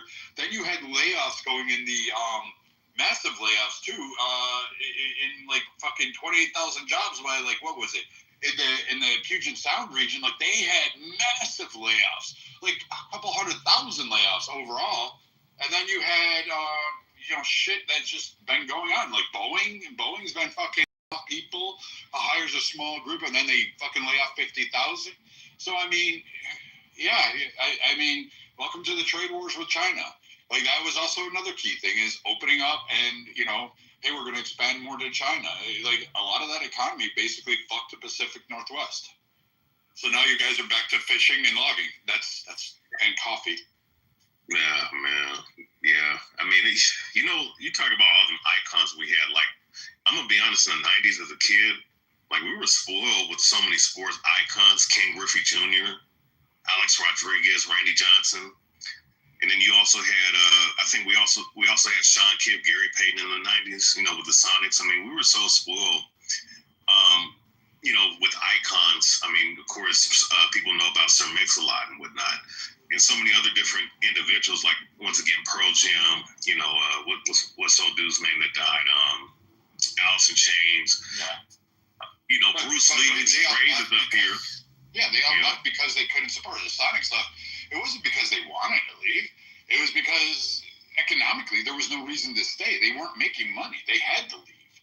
So that's what happened with so many like businesses there that were trying to say, hey, there's this whole economy that's developing in the Pacific Northwest. And it would have been beneficial. Like, fuck, you had Northern California, you had Washington, you had Oregon, and it was even going out to some other states. But that trifecta right there would have been amazing for those people because it was money. It was rolling in. It was about to kick off. And then the government said, hey, we want to do an antitrust thing. And, you had politicians say, hey, we want to cool this off a little bit because we don't want you to have it. And literally just all they did was shipped it over to California. California took your money. You guys should be pissed at California. You should be like, fuck you, hoes. I hope you get shot. I hope every wildfire burns all the shit you have down. You deserve Gavin Newsom. You deserve transgenders teaching your kids how to be gay. You deserve all that shit. You should be fucking furious because California fucked you guys and then benefited through the federal government. You should be pissed at Nancy Pelosi, Chuck Schumer, Mitch McConnell. You can be pissed at all of them. But they fucked you guys over. Oregon and Washington got fucked to benefit California's electoral vote process. Yeah, the politicians really, they really did do a number on this city too. I mean, and not just the city, the state, and like you said, throughout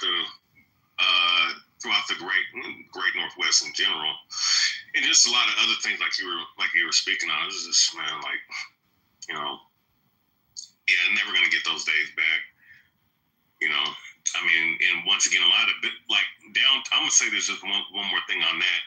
Downtown used to be a hot spot for tourist attraction, for various reasons. That number since has gone down, especially since 2020 when all them riots happened, and there was that mass exodus of cops leaving, like I think 1,100 some cops leaving the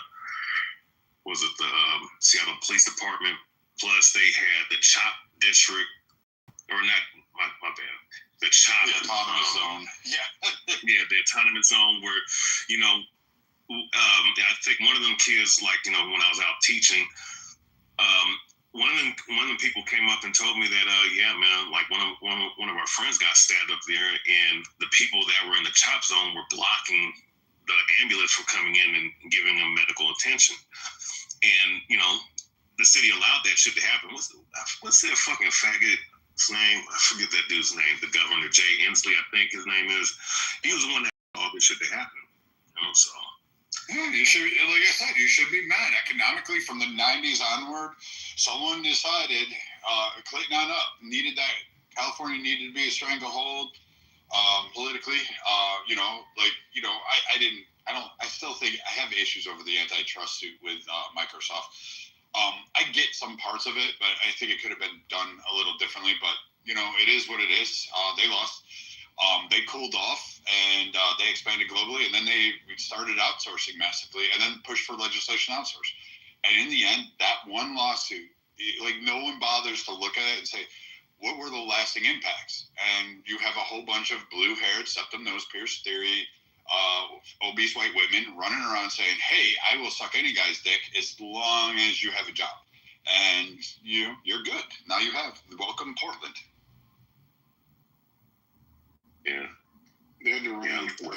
Like these white women are doing shit, bro. They need to be locked the fuck up. Dude, the black women in Portland need to be locked up right next to the fuck, dude? Damn, you know what? I literally walked it down Portland. I was going to the USI agency to sit there and work on a business meeting, and I was just like, I'm gonna go out for dinner. I stop off. By the time I left, I had, I don't know, 5 or 6 fucking women like trying to get me. They were trying to give me their Snapchat, their Instagram, like all this. I was like, dude, I'm not in. Like, no, we're good, man. I'm not gonna come back out here ever again. I hope not until like all of you are gone. People living in parks, fuck that. Nope, we're good. Like you have a whole problem out there. Yeah, it's rough out here in the street. Hey, like I said, Thomas, I mean, it's not as look. I'm not saying it's what it used to be, but you're looking for a snow bunny as a wife, man. Come out here, man. Yeah, it might be a little better. I got a trip to Poland coming up, but I got you, my man. What's going on? Like, why can't you call black women bitches? Like, some of them are direct fucking cunts. Oh, of course. Absolutely. Oh, man, they're like beyond bitch. You're bitchzilla. Like, I don't give a fuck. Half of you on this app are cuntosaurus to the nth degree. You should have been in the extinction age. Like, I can't believe that you think somehow that you're a queen when you're fucking single, you have kids from different baby daddies, and you're on EBT screaming about, well, black men aren't protecting me. How the fuck would they protect you? You don't offer them anything of value. And then you're like, oh, white men are all oppressing me. Like, why is it that you can't call a black woman bitch? Like, fuck that, all right? You're a twat waffle cunt. How's that one? Does that one bother you better? Wait, hold up. But my thing is, though, look, because obviously there's somebody in the chat that has an issue with what's being said. Look, I'm gonna just say this, man. Like, women, listen, all women women are beautiful creatures, no doubt about it. But there's a large sum of them in all communities that are, it's just what it is, that are bitches. And it doesn't matter if it's a black bitch, a white bitch, an Asian bitch. They all act like bitches to me, man. Like the ones that are overly, that are the ones that are degenerate for that matter. And if the shoe fits, wear it. You can call a black bitch a black bitch. I don't give a fuck. Wait. Let me just say this. Trying to protect this facts. It's always those fat ones that are always like fucking the worst, the most outspoken. I promise you, Dr. Goddess is a 300-pound fucking hasn't seen her tits over a fold in fucking 10 years, but somehow or another needs to be a queen. I'm disgusted. But no, think of this though. See, and this is what I don't like. And I will agree with y'all on this part. It's like it's almost like they have like tunnel vision, right? And they hear what they want to hear, right? You could literally see, like, because I guess the individual in the chat isn't a prime example. You can hear you talking about, oh man, you heard them talk bad about the black woman. Oh, bitch, I just called a certain white, fat, 350-pound white woman that was on here a morbidly obese bitch. But see, you have selective outrage. Invite Dr. Goddess to the stage. I don't like when we behind walls and throwing stones, bro. Like, nah, she don't want to stage. Oh, there she goes. Yeah, let's talk about it. What's going on? Oh, see here. Welcome, Dr. Goddess. Everybody give her a hand. Welcome to the Well, stage. that's okay. Brad doesn't need to say anything.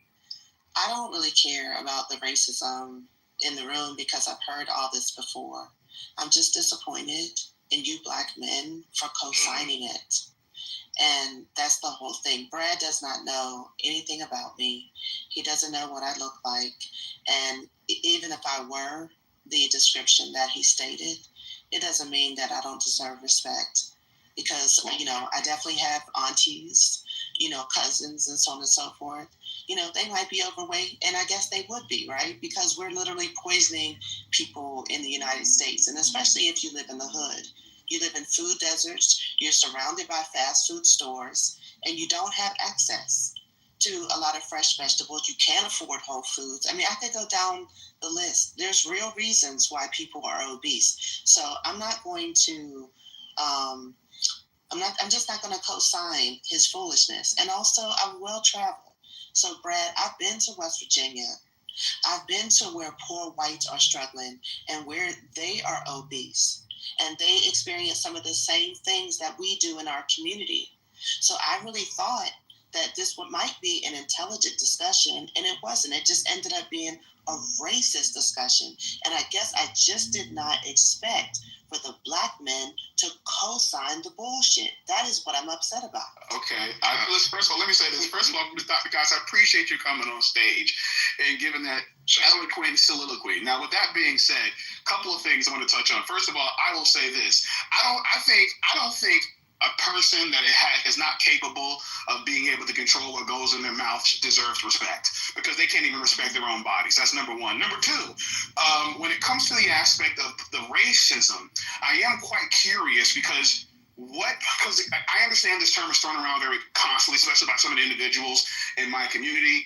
And again, no disrespect. I just want to know what you prescribe as racism, because people had opinions on stage, and I understand there's multiple alleged definitions of racism, especially within the communities. But everything that I've heard on the stage since I've been in here, okay, would not equate to racism. Okay? I don't think anybody in here despises another race because they are another race.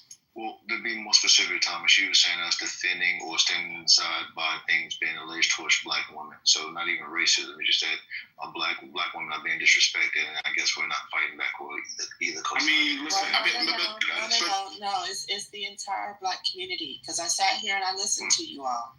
I listened to you all the way that you talked about the black community. I listened to you all stereotype your own communities, and I expect this from people like Brad and Pepe and the racists. I don't expect it from you all. That's my. Could you elaborate on the stereotypes? I've listened to this troglodyte kind of like bring my name out multiple times. So you're the one that called me out. I'll bring you out all the time because you say it in the chat. So now you got your ass packed up in history. Because I remember where you're from. You were from when Shonda and Dara, Gerard, and myself, you decided to come out and do this. I'm the queen of Black Twitter. I can set my minions free. I remember your dumb ass from those days. And you walked around Clubhouse thinking you were all this in a bag of chips. And you got your ass packed up and handed off. And then you sell yourself off as I'm all the racism. And here's the thing. You're not fucking oppressed. You're not anything special to look at. You're not attractive. You are obese. By any definition of the word, you have problems fitting through a door because we've seen what you look like. You can Google yourself on there. No, you have not. And so, and then furthermore, you brought it up that I don't fucking. Brad, you expect it because I'm racist. I call out white people, I call out Hispanic, I call out Asians, but you shut your mouth on that one. You stay silent on that shit. You stay silent on that shit because you don't have a problem. And because you're weave-wearing fucking wannabe ass is sitting there going, I feel offended because I'm a queen, which means you're queen of fucking nothing. You're queen of You're queen of nothing. You have nothing to offer, except that's why you're single. That's why you're trying to project on the black men that they need to sit there and go and have this whole big thing. They got to stand up for your dumb ass. They don't. No man has to stand up for you. You know what? In fact, I know a lot of men that just tell you to go fuck yourself and leave. This is what I'm saying. Who's going to do it? No one's coming at me except you. You're the only one flapping. You're wannabe cocktailers on it. But you can't fucking. Well, let me say this, Brad. So now you get the smoke, and now you're crying. Now you're like, black man, protect me. See, I'm rude. I'm fat. I need to be heard. I'm Rosie O'Donnell and black women. I need to be heard. Please! I'm Pocahontas! I'm Elizabeth Warren! Stand with the people! I never came on stage this way, right? But you see how he chose to You chose to disrespect me, right? So you don't need to talk. You didn't need to talk while I was talking. So you continued. You needed to be the queen of fucking there and be your victimhood. So now you get it. And I don't really care. I don't give a flying fuck because you ran your mouth when I was actually trying to speak. And if you want to mute up, put that fucking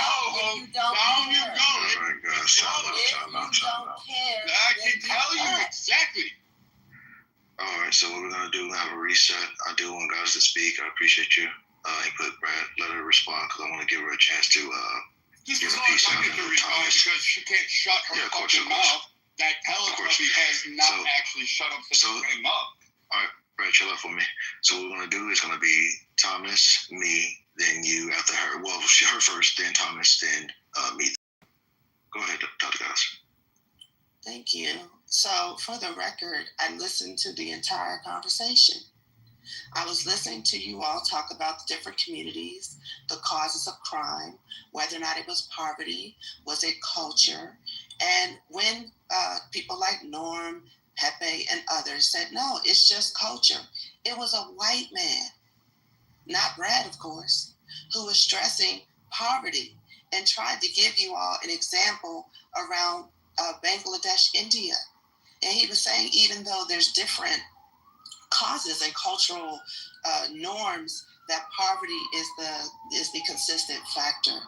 Cornel West also he has scholarship on this, that anywhere in the world, and it doesn't even matter who the people are, if they're white, black, Asian, etc., poverty is going to be on the rise. It is the single primary causation of crime. So for you all to sit here and co-sign their bullshit about culture is false.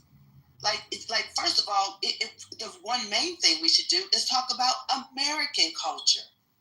American culture, mainstream American culture is exceptionally violent.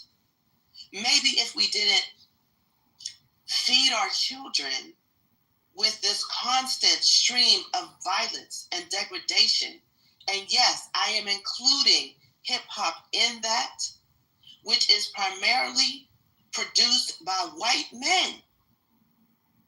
And even the people that you've heard this over and over again, and I'm specifically talking to the black men, especially those who said they grew up in the hood. You know, the trenches, hood, whatever. You know that you experienced rappers who were rapping about positive things, rapping about so-called corny things, rapping about food, games, fun, all the different things that we do in our respective communities.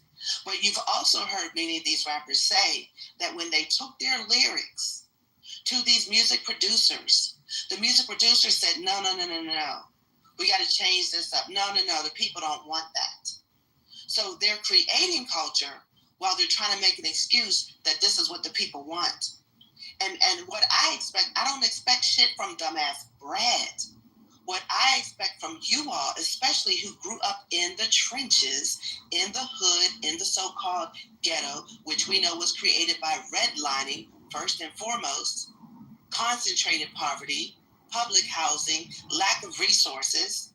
I expect you all to at least give balance and context to the situation. And you didn't. You just sat there laughing and then co-signing. And then you, like I said in the chat, you didn't bring up communities in Charlotte, in Atlanta, even in Meridian, Mississippi. Like, you didn't bring up any of these towns and places and neighborhoods that have thriving black businesses, well-mannered people, good customer service. Like, I'm not denying the issues that are in the hood sometimes, but those issues are across the country, unless you've never met a rude white person at any of these fast food restaurants. Like, so I'm just sitting here, like, I don't expect for you all to allow the stereotypes perpetuated on this stage, but you did, and I'm disappointed. And then to let people call black women bitches on the stage, and you heard Brad call me out my name, like, it's unacceptable. That's why I'm only speaking to you all, because it's unacceptable. Okay, listen, Ms. Guidance, I appreciate your submission. First of all, let me just say I appreciate Pepe and Free for allowing this space for us to have this dialogue. And I'm going to do my best to respond to Ms. Guidance's point, because I do believe she is sincere in what she's espousing. So I'm going to approach this in good faith. First and foremost, let me start with my guy, Brad. I've known Brad for quite some time here. He is also friends with Sig and K, the blackest motherfuckers on this app. Now, with that being said, I understand that their politics may not be in line with what some may agree is what is the aspect of or the essence of being a black man, which I think is problematic within itself. But again, everything that I've seen of Brad within the confines of this social media chasm, I have not seen the aspects or influence of racism. And the reason I say that with a straight face is because I understand what real racism is. I see individuals that have a detest for the idea of a black person or blackness. They despise them. They want them dead. There are actually civil wars within some of these communities about whether or not it's Christian or not to hate black people, okay? So again, even if you want to go to the aspects of some of these other creators that may fall in line to what you're saying, Brad respectfully does not fall into that line. Now, he may say things that you may like, and this is one of the things that I have an issue with when it comes to the aspect of having certain conversations with certain individuals, and I say this respectfully, they get really emotional because they don't like hearing specific things, certain things come from the other side or the other group of ethnicity or other race. They don't like hearing certain things because they say it's not their business or they don't have the lived experience to comment. And I think that's disingenuous because if there's a problem, there's a problem, regardless of who is highlighting it. If we sit back and say, well, this is a problem and only black folks should focus on this problem because within the black community, we alienate ourselves, and we don't. And again, I don't want to get into the whole nuance of that because that will take me a little bit off topic. But I'm trying to cover this as quickly as I can. When it comes to the brothers on stage, some of them I know, some of them I don't. These individuals I've been in rooms with, I've been in every single room they've been in, but the ones that I've been in rooms with them, I have not, again, heard racial or quote-unquote stereotype. Not heard trolling. We've been on here, we'll goof around, and again, if you've been in enough rooms with us, everybody, every ethnicity has gotten like fucking dragged. Whether it's Asians, I get on white women constantly. I get on white men constantly about how they allow their women to sit back there and put them in these goofy ass situations, okay? When they're the ones that are running the fucking country. But anyways, we get on Hispanic individuals as well. But it's only when we get on our own culture, it seems like people get really offended because these same individuals, when they come in the room, they hear us talking crazy about other people, they have nothing to say. It's as quiet as a rat pissing on cotton. They have nothing to say. And guess we all joke around sometimes and say wild shit and unhinged shit. This is a social media app and people are contentious for the sake of being contentious. I've understood that. I don't take any of this shit seriously. I don't take social media seriously because I know the vast majority of it is fabricated and motherfuckers living vicariously through other motherfuckers. I understand that. It's meaningless in the wider scheme of things outside of this social media bubble. So I don't get, even when I'm on stage with someone that I do believe may harbor racist tendencies or thoughts, I don't get pressed. I don't get pressed. He has no power or she has no power. It's a social media app, okay? They can't control what I'm able to produce. Now, again, I'll land here, get free to mic. When we have these type of conversations, we have conversations about stereotypes, et cetera, and so forth. Nothing wrong with highlighting stereotypes and talking about a specific problem. Because stereotypes are born from what? They may be exaggerated, but they're born from seeing certain patterns within certain communities. Okay? Whether they're wrong or whether they're right, they exist for a reason. So again, I'm not justifying them. I'm just pointing out the obvious. Okay? I love black women, even though I come in here and I salute my snow bunnies and my macadamian Asian cookies. Okay? Salute. But with that being said, I love my black women. That's why I always find it funny, because I have this picture up from here. I have this picture up for a reason.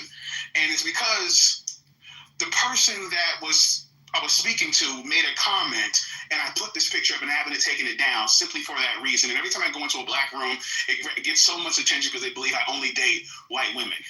It's very far from the truth. I have a very nuanced point of view on a lot of things. And I think if people that hear a lot of this stuff in these rooms, take a lot of that into considerations, that it's not that deep. And if you're curious, come up here and have a conversation. Ask us what we really think and what our point of view is, and then we can keep it pushing. I'll end it. Yeah, that is actually perfect because I want to pick up literally on that point. You know, you came in with a lot of assumptions that while we stand by, let Pepe or Brad talk a certain way, and the best thing to do is see what we believe and why we believe what we believe. One, we're not hypersensitive, just in general. This room, this space, I mean, to be here automatically kind of deem that because you're familiar with any other people in this space, we have a high tolerance for things that we may not disagree with and things that's considered offensive. So that's that. The second thing, we also agree with some of the sentiments expressed by the people. So when they saying certain things, it's not like it's just them saying shit to us. It's like we all in somewhat of agreement with some of the stuff that's being said, and it's not isolated to black women. It's like it's relegated to deviant behavior. So we would call certain groups bitches or assholes or criminal, whatever the fuck term you want to use, but it's based on that, okay? So just because black women have a stereotype on them, it doesn't mean that they get to escape being held accountable essentially because they're black women. I'm a black man related to black women, but if the shoe fits, it's gonna be applied. That's just what's gonna happen. And another note, you're a black woman, you're in this space, you're allowed to talk and interact with everybody. You can defend yourself. I think you're wise enough and capable enough to talk and express yourself, and we get quiet and we'll listen to you. And that's what it's about, having a good conversation, see what we can see eye to eye. And at the end of the day, at the very least, we'll just at least have a conversation. We may not agree, but we'll at least get to see where each other stand. Also, that's that. As far as the claims about the black community, what's going on with the bullshit that we deal with every day, like the link that's tied into, for the people that's in the room who haven't checked out the link, this is kind of room was started off by the black guy who randomly stabbed some white woman. We talk about the crimes and issues in our community. Some crimes can be drawn to poverty. Some, not all, and I would say not even most.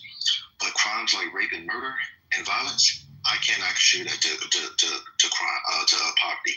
I think that's a load of bullshit. And I know a lot of people, a lot of researchers like to say that. I think they do that because they're scared to say the truth.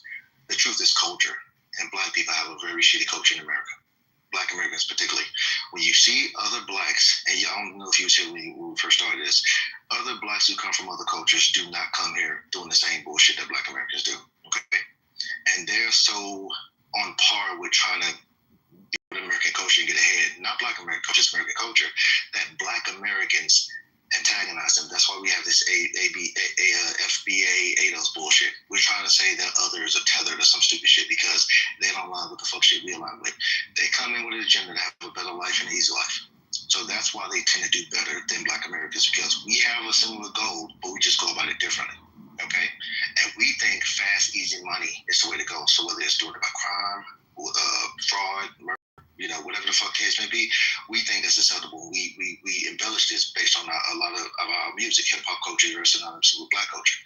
A lot of young black people think the fast, easy crime life is the way to go, and it's perfectly okay, and that's a problem. Not other cultures really take on that except with us. We're like, we not only we preach it, we live it. And I'm gonna let this guy be long with it, but the bottom line is we like to see shit for what it is. I can draw a correlation to a culture and a crime more so than I can draw it from white supremacy and history dealing with the status of black people today. Because our ancestors, recent ancestors, they weren't crime driven. We grew up in poverty, like you said, some of us grew up in the trenches, the hood, and we were taught to not steal, to not take people's shit, to not just beat somebody up because it was fun or we could get away with it. We was taught to be accountable for what we fucking did. And we was impoverished, okay? And then we had an easier life that didn't land us in jail. And without a criminal record, we could actually make it up the ladder in society. And a lot of us did, because we got relatives who grew up in the same household with the same education, with the same options. And they chose to do some fuck shit. And some of us chose to do the other shit. And they're where they are, and we are where we are. So I land on that. But you have to start being more critical, because if you stereotype us like you think we're doing, then you're going to end up in the same position that you thought we was at when you addressed us. Go ahead. Can I respond to you? Can I say something real quick? Wait. Real quickly. Yeah, real quickly. I want to say, Blake, America, I sent you several invites, brother. Leave the room, come back and try to get up. I've been trying for a while. Go ahead, woman. Yeah, Free, can I respond to you? No, you can wait till I'm done. No, let Brad go. I'm talking to you. Fair enough, yeah, but let Brad go. I did give Brad was he was in the last thing. This this is like part and parcel of the problem. There are people like Dr. Goddess out there that believe because she's black that she needs special treatment because of her skin color. It's in there. It's almost as bad as the white fucking KKK members who are fucking inbreded, who fuck their own grandpas and become their own best friends and sisters. Like I have no tolerance for this, like this bullshit that you want to do, because to be fair to the white supremacists, there is this whole black racist thing. There's this reverse racism of black supremacy thing where we were once kings. We built fucking everything in America. It wouldn't exist without it. And you have no idea about their own history. And you fucking romanticize the bullshit. And then you go, I am so important. I need to be heard before anybody else. And white people cannot tell me how to live in this country. They can't make laws, and all they do is want to oppress me. And that's not fucking true. Maybe that was true. Maybe 1960s, 50s, I'll give you. Maybe even post the 70s. I'll give you half of the 70s. But really, after the 80s, when everybody was doing coke and fucking heroin and then having drive-bys in every neighborhood, I'm kind of like, I'm done with it. Like, I really am done with it. And so is the rest of America. They're not. It's time to move on. It's time to grow up. And I'm sorry that you want to cling to something in the past, that you want to stereotype all black people to be downtrodden, to not be able to uplift. You want to hold black men accountable because they don't vote the way you want to. We saw that with the Kamala Harris shit. I'm sorry that black women don't get uplifted when they're nothing more than screaming at black men. And it's odd. It's always the single women that are fucking left at the altar. No one wants married to them, and they're the ones that are screaming the most. And this happens in the white community too. It's always the white fucking Karens, and you have the black fucking, I don't know what you call them, Beatrices. I don't know what you call them in the black community, but you have those Karens too. And I'm like, why are we listening to them? That goes back to my earlier point. We shouldn't be listening to people like Dr. Goddess. We shouldn't be listening to the Martin Luther Queens. We shouldn't be listening to fucking the KKK or whatever that guy fucking idiot is. Hopefully he's dying of syphilis. Like, we shouldn't be listening to any of these people anymore in terms of society. We should just be removing them and saying, you know what? No, we're done. Like, stay in your lane, because you really aren't educating anybody. You're not educated. You just want to preach a spin, and then you want to cry about it. And when someone like me who comes up and says, fuck that narrative, like, let's change the narrative. It's 2025. I can't live in the past. And no, I'm not going to pay you reparations. No, I'm not going to apologize for slavery. I had nothing to do with that shit. I didn't oppress anybody in this world. I didn't fucking do any of that shit. So spare me with your whole fucking, well, black women need to be protected at all costs versus every other demographic. If I was going to do that game, you would still fucking lose in the end. It is the most retarded shit I've ever heard, that you, of all the women, just because someone speaks on black women, you get really offended. But you had no problem in the chats earlier talking about white people as a whole, as a monolith across all of those. You went off on that shit, and you're the biggest fucking hypocrite on this app, or at least this stage today. So Free, is it my turn? Yeah, can I say something real quick? Just real briefly, Yeah. Because and were you the first person? Were you the first person who spoke? It's actually his own Goddess, but Goddess, if you want to yield to right, he can go. I just wanted to put it in order who spoke, because I thought it was Free, and then I realized it wasn't Free who spoke first. Yeah, it was Free. Oh, okay, all right, go. Yeah, I just want to briefly say this, Dr. Goddess. Based off what you were saying in the chat. One thing that people can't have is cognitive dissonance, and it's no disrespect.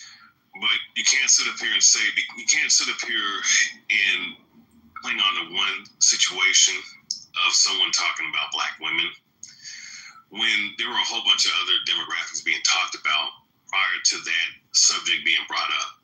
Because there was white women that were being brought up. There was white women on stage that were being cursed out at one particular point or another.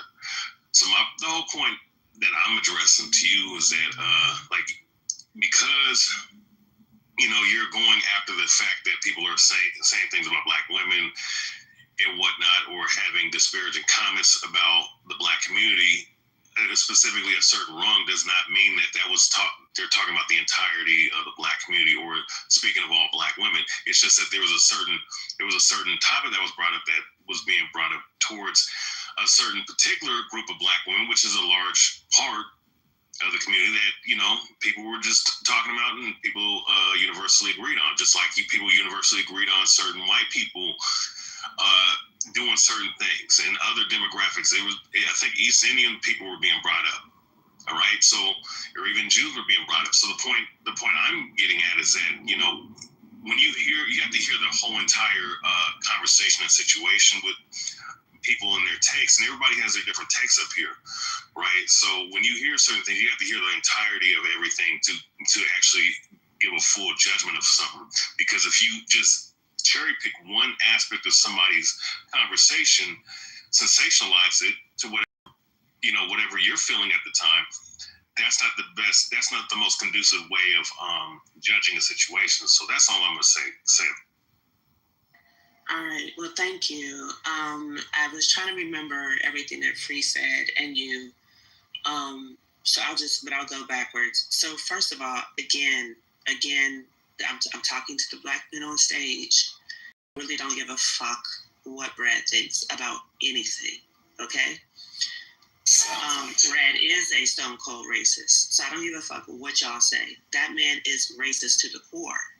Just because he's not the white domestic terrorist type of racist that became the number one threat to American democracy on the FBI list doesn't mean he's not a fucking racist. Okay, so I'm not speaking to him. I don't give a fuck what he says. What you said, and y'all keep going to the black woman. I am offended by the way the black women have been talked about in this room and by you all and what you've allowed.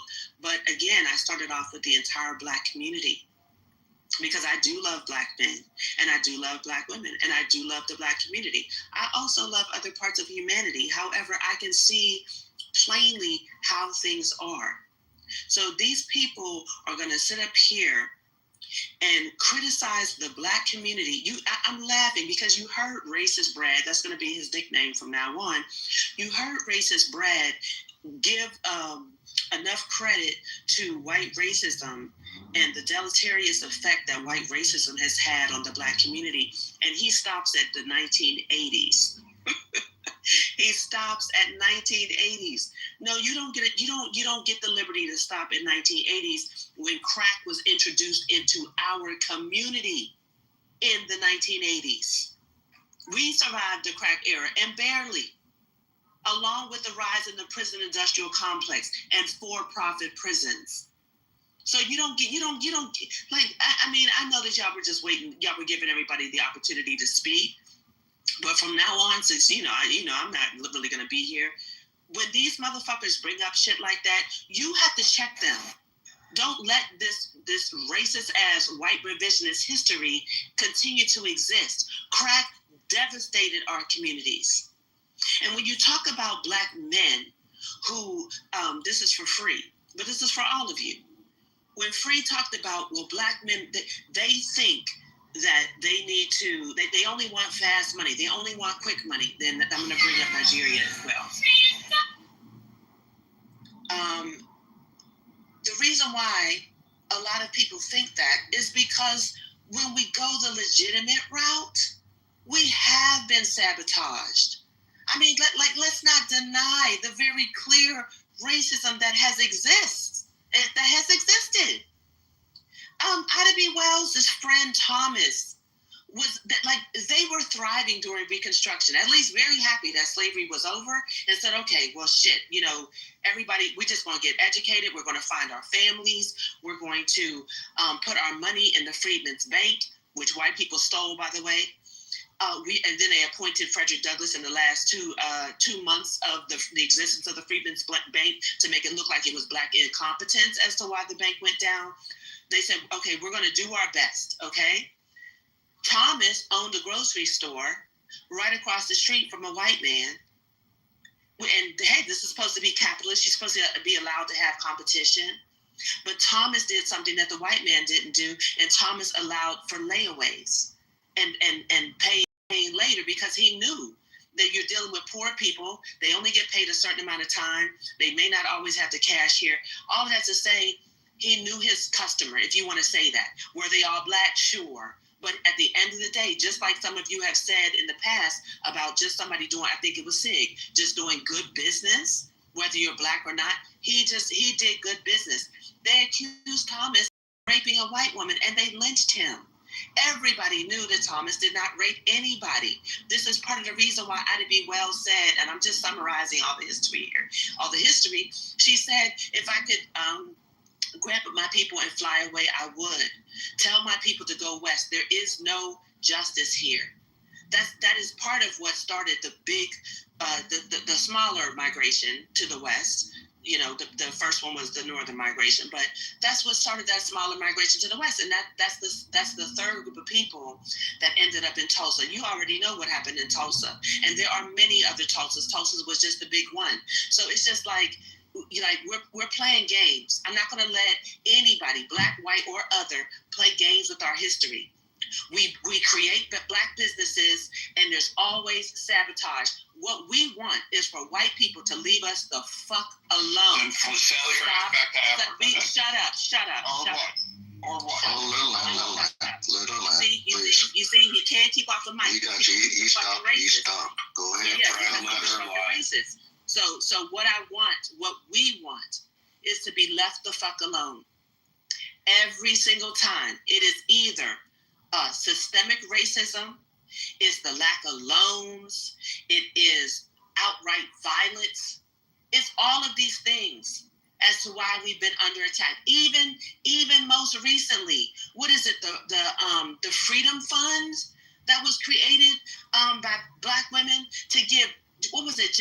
I think it's only 5 or 10 women of color. It wasn't just black women. It was black women, but it wasn't just black women. Lover, you stay on mute, motherfucker. Okay. So even that, we could not come together and pool our money to allow for 10 women of color to get scholarships to do work in Silicon Valley, which provides less than 2% of black businesses, which includes the Nigerians you were talking about, Free. Like, let's not play games, because I do know what you're talking about, and yes, I do want to. Now we have to reprogram, these young people, and especially these young black men. But at the same time, let's not pretend that we didn't have role models and setups and businesses and thriving, and that we were literally attacked, and not by other black people. Well, let me bust the bubble. Wait. You're not going to shit on done. Yeah. And the crack era definitely devastated our communities. And so the last piece I want to respond to, because I don't remember everything everybody said. Be quiet. The last thing I want to respond to is be quiet, lover. Stay on fucking. I said let the very woman speak. I was trying to agree. Yeah, exactly. Whatever you want to call me. Shut the fuck up. Lover, shut the fuck up. Stop doing that. So, Free, you talked about other people coming from other cultures and that they come from poverty and they don't do the same thing. You cannot compare the two.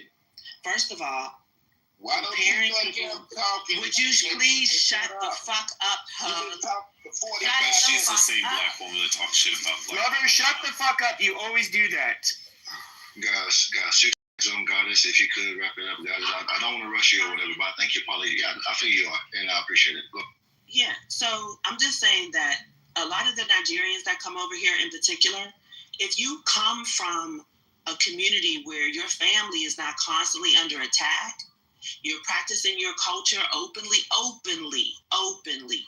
can't even tell you how many festivals, and I mean, it just goes on, right? And you end up with a stronger family foundation. I'm not saying that there's no remnants of colonialism or corruption. I'm aware of that. But I'm just saying that if you come from be quiet. If you come from an all-black space, and then you arrive here with your degrees, because most of them come with their degrees. It is the equivalent of you're measuring people like they come they're from the charge. Would you shut the fuck up?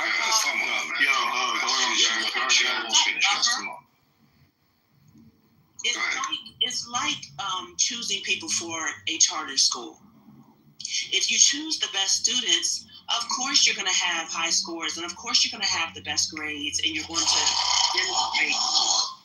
Y'all are so, if you hug and love her, y'all are so immature. Don't be like racist Brad.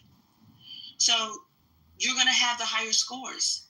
But if you are in a public school and you have to include everybody, the scores are going to be lower. That's what happens.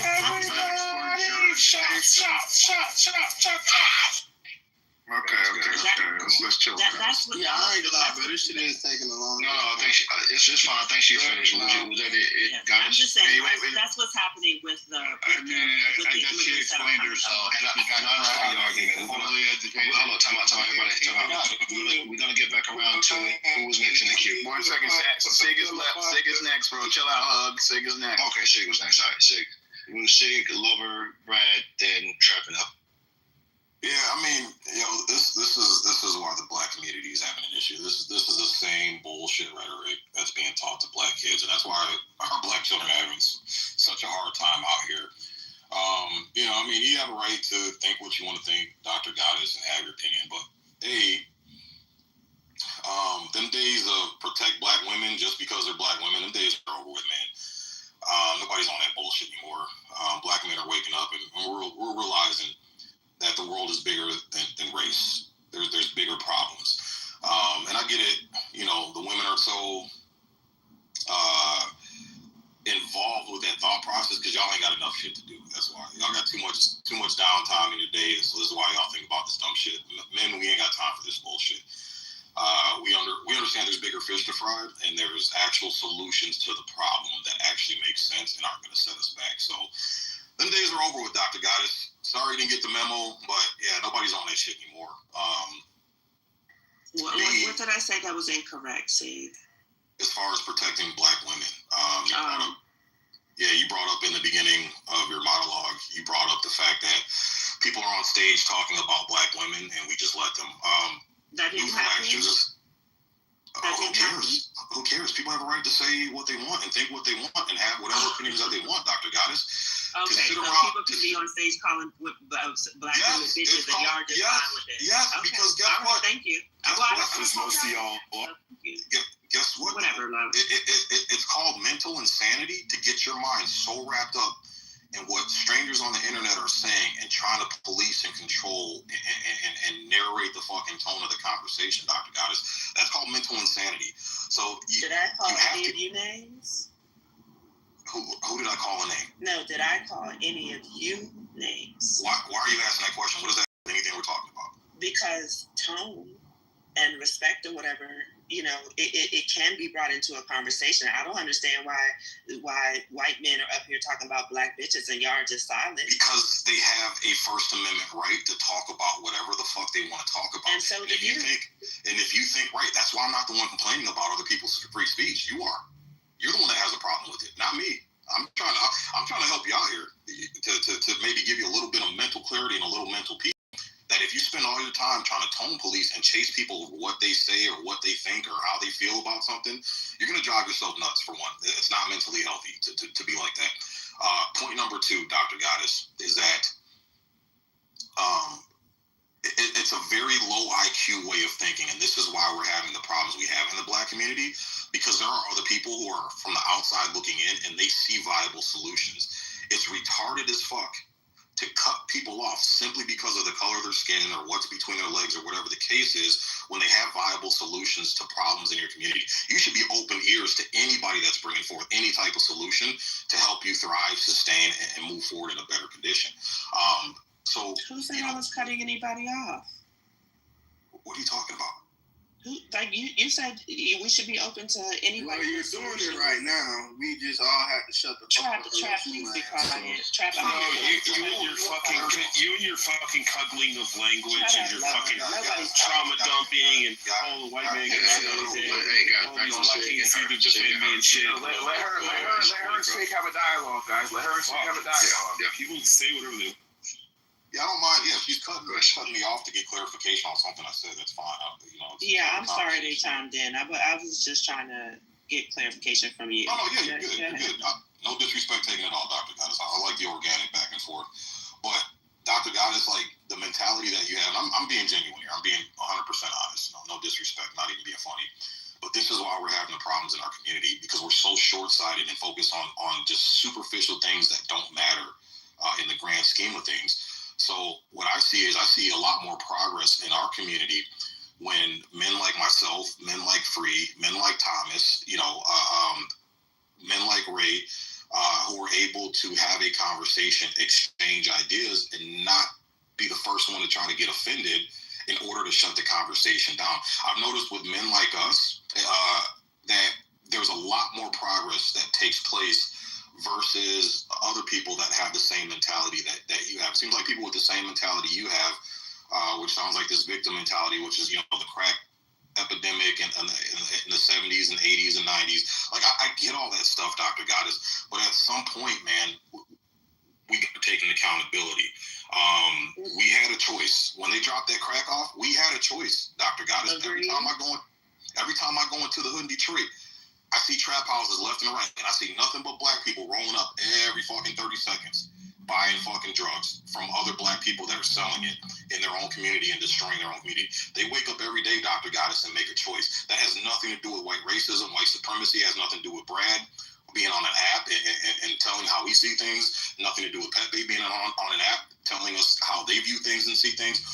We have our own problems, and we have our own decisions that we need to start correcting before we even start including anybody else, Dr. Goddess. And I said that, right? Just the facts. And I said that, right? But when you say that, it gets drowned out and gets cloudy and muddy with all the other bullshit that isn't going to help the black community.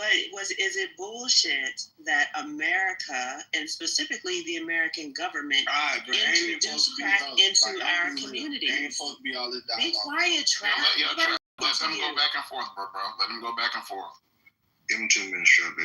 Just because I know the history doesn't mean why do you think that if somebody cites the history, it means that there's nothing else we can do. There's no accountability. Like, we can't do anything. Like, we know we're resilient.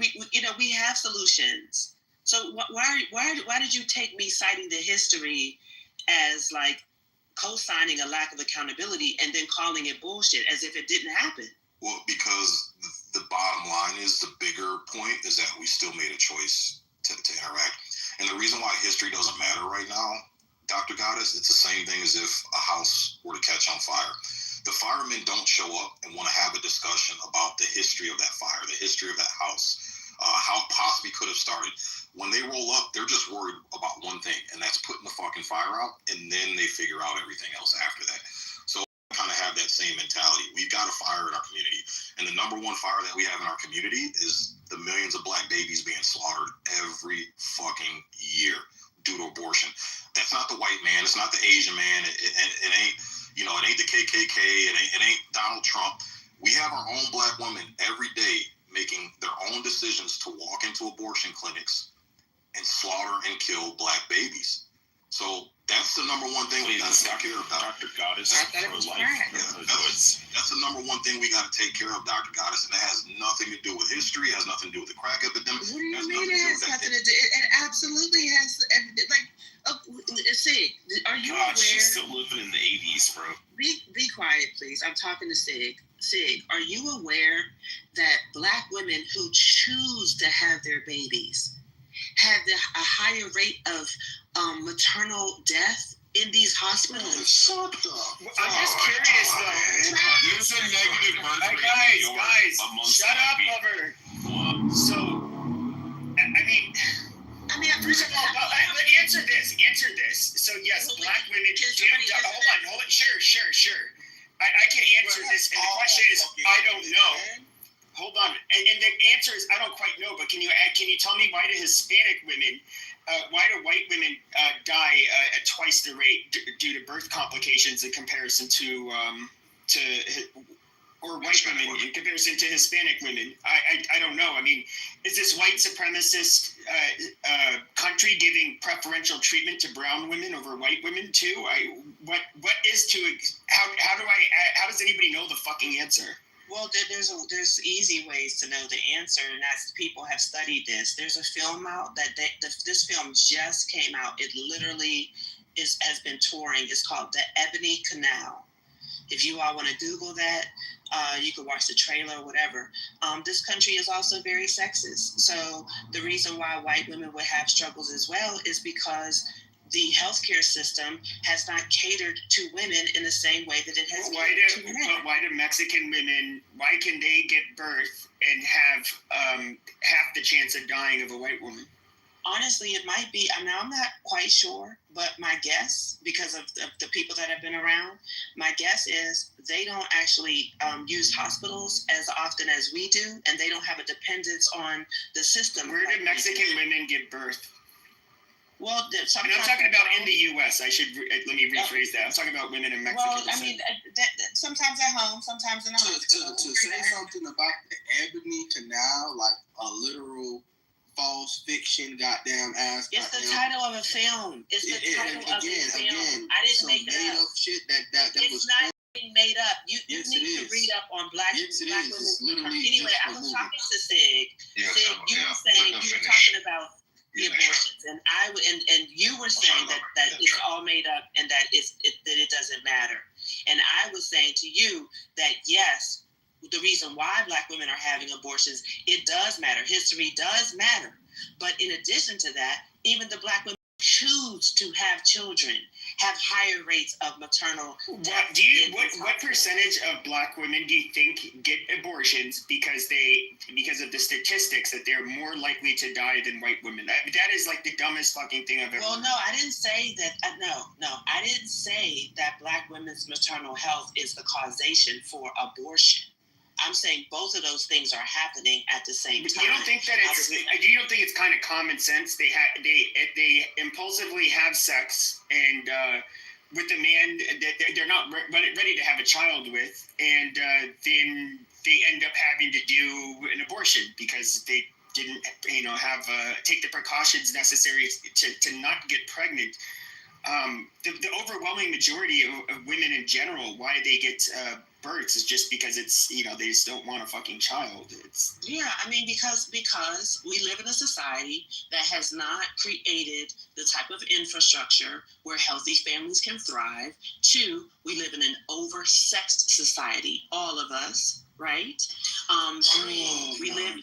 Goodness, great. Can I speak yet? We're thriving longer than any people in history, to be honest. We're living but that's not us thriving longer. Us thriving, of course we are. This is still a first world country, so we're not going to ignore that. We're talking about our problems. I'm pretty sure Isaac want to speak. I'm waiting. Europe has a much better medical system. By the time I got you guys understand that she did engage with Pepe, so that kind of changed things a little bit. But let Pepe and Sig wrap it up and we'll move on. So hopefully we have 2 more minutes. Go ahead, guys. Go ahead, wrap your point up, please. Yeah, I can look it up in terms of the disparities because I'm not quite sure. It's just something that I have to. I know, obviously, I know more about black women because I hear about black women. I read more about black women, so I'll look up around Hispanic women. But I also know. There's a running joke, if you will, a social media joke about the We Do Not Care Club, and it has hit women all across the United States because the issues around perimenopause, menopause, and postmenopause is just understudied, and it's undervalued. And so, there's a whole joke around, we do not care if you think blah, blah, blah, blah, blah. And it's popular because of that. So do y'all care about me? Can I ask that question? No, wait. Talk about real quickly. Sig, was you done engaging with Dr. Goddess? Yeah, I apologize. Free. I have a question just for clarification. No. I just thought it was Trap's turn. No, I just want to ask her. I don't want to continue it on because she's just going to go on for even longer. Kids. Okay, that was it. It was on Logan too, by the way. So go ahead, Logan. It's on you. Oh, okay. Yeah, Miss Goddess, do you have any kids or a husband? Well, my personal life is none of you all's business. So, I didn't ask you. Okay. I do, and I have 3 kids. I have a 7-year-old daughter, a 5-year-old son, a 3-year-old son, and I've been with my wife for 12 years. Congratulations. So So you have a parentless womb, and you've never had any children. You were making assumptions that you know nothing about. I figured I was right. Go ahead.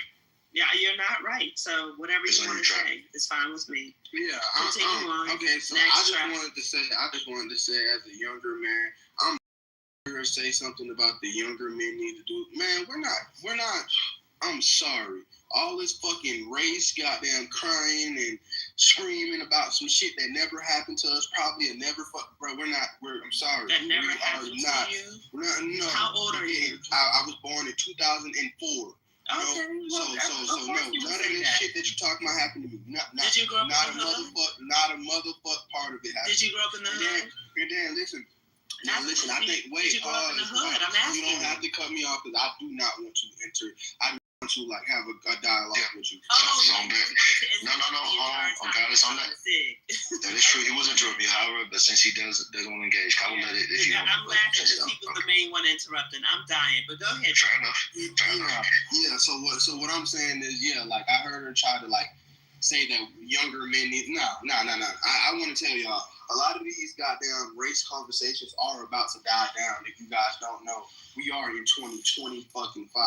So like, we're not inside a divided nation anymore. Matter of fact, you have more immigrants coming over here now. You have more divested communities. You have more interracial marriages. So all this race shit like is about to come to a fucking end, and I want to see what the community does then. When everybody's mixed up in this motherfucker like a box of crayons, like literally like a box of crayons. Yeah, I want to see what the fuck us as a black community will do then. I want to see what we're going to do because for the last 20, 30, 40, 50 years, 60 years, they've been crying instead of actually like building, functioning, processing, making change. Like all this fucking crying. I want to see what the fuck happened when everybody looked like, like not like just straight niggas. Like, cause I mean, that's what's gonna happen. I mean, niggas is good. We already was the minority. I think I just heard the brother like pull out another thing that like now we already the minority, and y'all think that it's all right for y'all to be aborting black babies, and then tell men who divest and go into other communities where their kids won't get fucking killed that that's a wrong goddamn decision. That shit sounds crazy to me. You know how much black women I know? Like, no, I know so much black women who cry about men who are melanated on divesting, and that brother just said something so amazing. Like, y'all killing our kids. What the fuck am I? Like, who's signing up for that? You know how much niggas I know, men right now that I know who actually fit into that category? Like, they wanted a child. They were preparing to, like, change statistics or help change. And the lady completely, like, slaughtered his whole, like, his whole lineage is gone already before it even, like, actually started. You see what I'm saying? So, like, all this crying and complaining that it's not helping nobody. It ain't helping you. It damn sure was not helping us, because, like, y'all motherfuckers, like, complain so much that now y'all parenting, like, that shit got cut down to a minimum.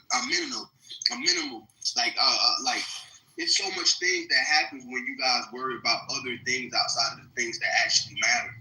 Like, how many people do you think have fucked up their real lives worrying about situations that do not fit into their fucking life? What do you think is crazy? What matters? What should we think? Well, hang on 1 second, Norma. So, Trap, are you finished? I mean, I guess I am. I see you're anxious. I mean, I'm not rushing you. I mean, you're anxious. Go ahead. No, I'm not anxious. I'm not anxious. Go ahead. You can finish, Trap. It's open. Go ahead. Yeah. So bottom line, I just want to, because again, it's really after a certain age frame that this mindset will get cut out. But I want the older people, because again, I'm Gen X. I want the older people to realize, like, you cannot force people to want to be racist. You cannot force people to be pro-black in quotations. You cannot force this. You have to understand that. No matter how much talk, you cannot force men to, what do y'all say, like, protect random ass women that they don't fucking know. Just because it'll be okay. Her generation will be dead soon. Yeah, but that's what's gonna happen though. And then, like, all the wonderful things that we do, even though it's not gonna be like perfect, they're not gonna be like a part of it at all. Then we're gonna look back at their generations like, what the fuck were they doing? And then there will be people getting talked about. Wait, hang on. No. they're going to be the people talked about and shit, like how we talk about stopping abortions. Like how we talk about Adolf Hitler and how we talk about the Babylonians and like the Roman. Y'all going to be the next group of people to be talked about like so bad because y'all were stuck inside a mind frame that did nothing for y'all. Who's the y'all? Not a fuck thing.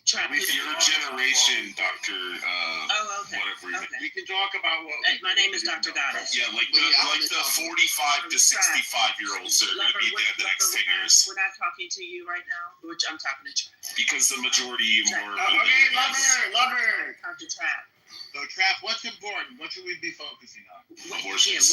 What we should be focusing on is first thing, I think everybody should be focusing on being self-sufficient because men and women acting like they have to have all these gender roles and all this other shit, like all these crazy ass ideologies and narratives to get in a relationship and start a family. You know how much people focusing on education, would that help us to be self-sufficient? Listen, nigga, I mean, you can focus on education also. I mean, that's what comes with like putting into a unit, you know, like you should want your children to be educated. But first thing, like a lot of these people need to figure out, are you putting into the next generation? A lot of you guys, I know you guys here on this app all the time, people tell y'all that, well, you guys, a lot of you people don't deserve to put into the next. I'm not going to tell you that.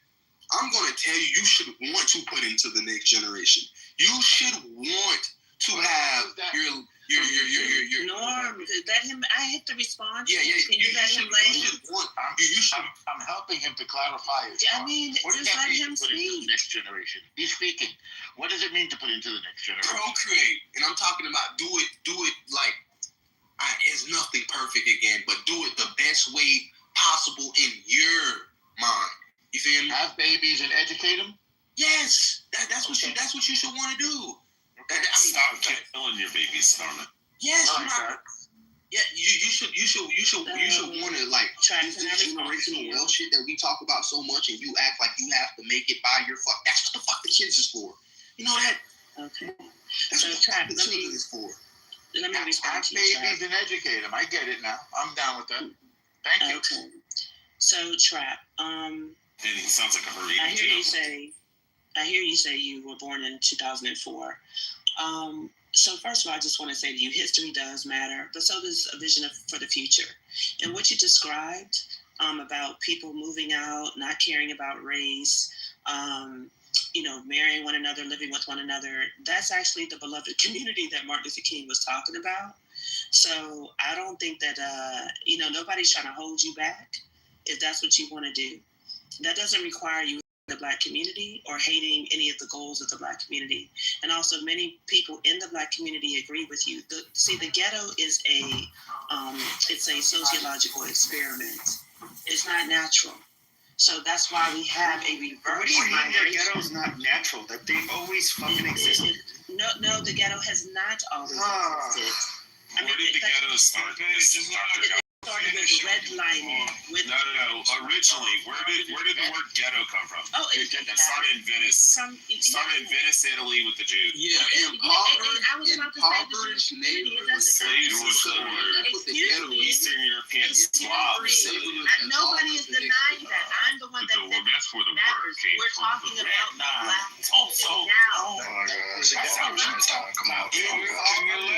Jesus Christ, guys, just let her go. I'm responding to Trap.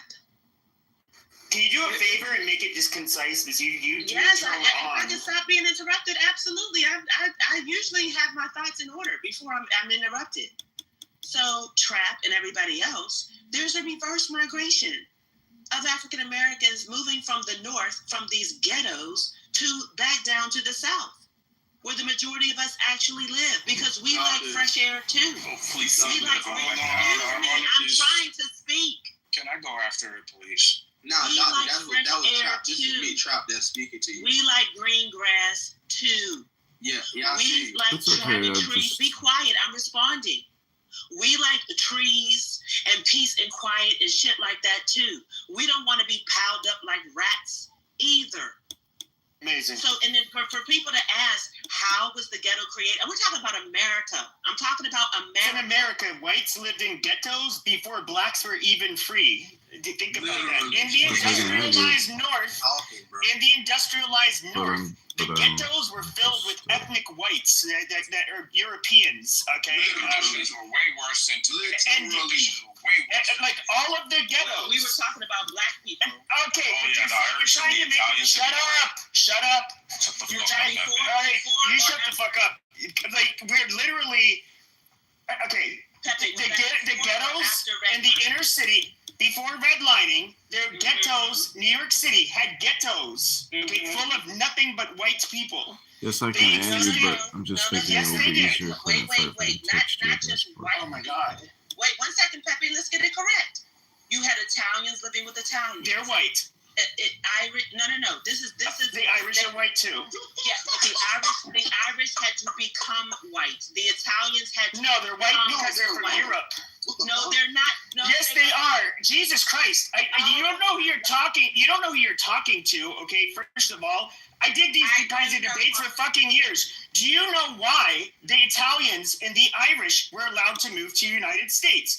Our very first Immigration Act of 1790 said that you had to be a white man of good moral character in order to be considered eligible to come to the United States.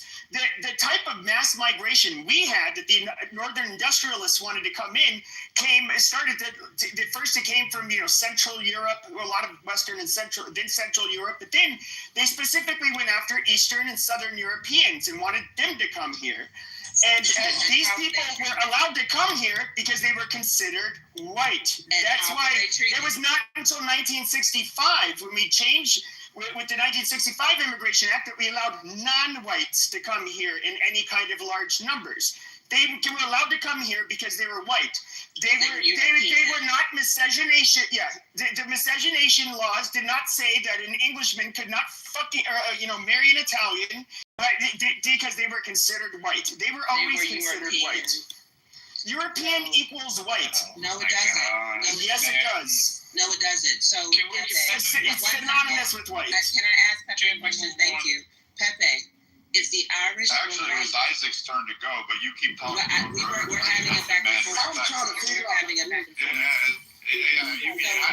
Pepe, we're having a back and forth. Every piece of information has to go through Goddess. Someone talks, you come off the mic. Brad, I'm not talking to you. Okay, you know what, Dr. Goddess, I'm just gonna, hold on, Dr. Goddess, no, you don't need to, okay, I'm telling you flat out, okay, those dirty mix, those filthy, greasy guineas, they are still white, even though they were considered, a lower class or tier of white, okay, but they were considered, yes, but they were considered white. Amazing. Right. And so it's amazing. So it didn't start with black people. So that was my whole point. So no more questions. Go ahead, Isaac. Go ahead, Isaac. No Irish need apply. Thank fucking God, because I was telling you. No Irish need apply. Yep, got it. Beautiful. Anyway, as I was saying, here is the actual truth, because the missus did say something that I kind of laughed at. So she was basically trying to use age against trap. Shout out to you for at least having a good enough education. I know that the teachers didn't really give y'all shit. Sorry to hear that. But I am 32. I was born in 1993. I saw the violence of the late 90s and early 2000s, and the one thing I can only say of why a lot of people died back then, it wasn't because of the fucking cops. It was because niggas wanted to nigger. That is the truth. The higher the crime went, the more the cops got aggressive, and the more people died. That is all that happened. So every time I hear the ghetto this, the injustice this, the blah, blah, blah, this in the 90s, the blah, blah, blah, that in the 90s, my question to Gen X is always the same. Why were y'all niggas making it worse? We weren't doing that shit. We were kids. Yeah. Y'all were the motherfuckers making the crime worse. The killings, the murderings, the extreme gang politics, the violence. That was all you got. Literally. Okay, so every time I hear this bullshit about the hood, the ghetto, and Gen Z Z doesn't understand because they weren't around. Nigga, I was around. Still remember the motherfuckers who were responsible. Half of them are dead. You want to know who is dead? A lot of kids. A lot of dead kids. A lot of dead kids. I mean, graveyards filled with children. Yeah. That had fuck all to do with police because the police weren't really killing kids. They were shooting you niggas. They weren't killing kids for real. The breakdown of the so-called black community, yeah, you can blame America up until the crack epidemic. That's the last thing you could blame America for.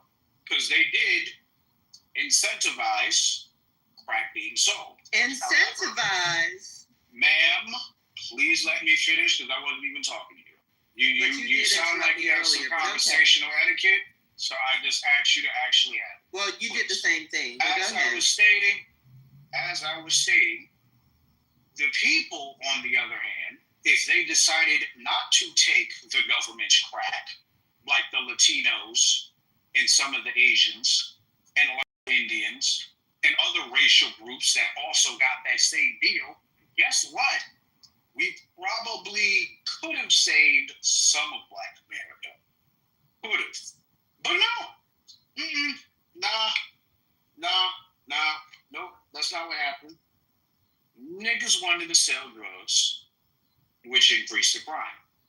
The crime created gangs, and it created the cycle that us 90s and late 80s babies saw as time progressed.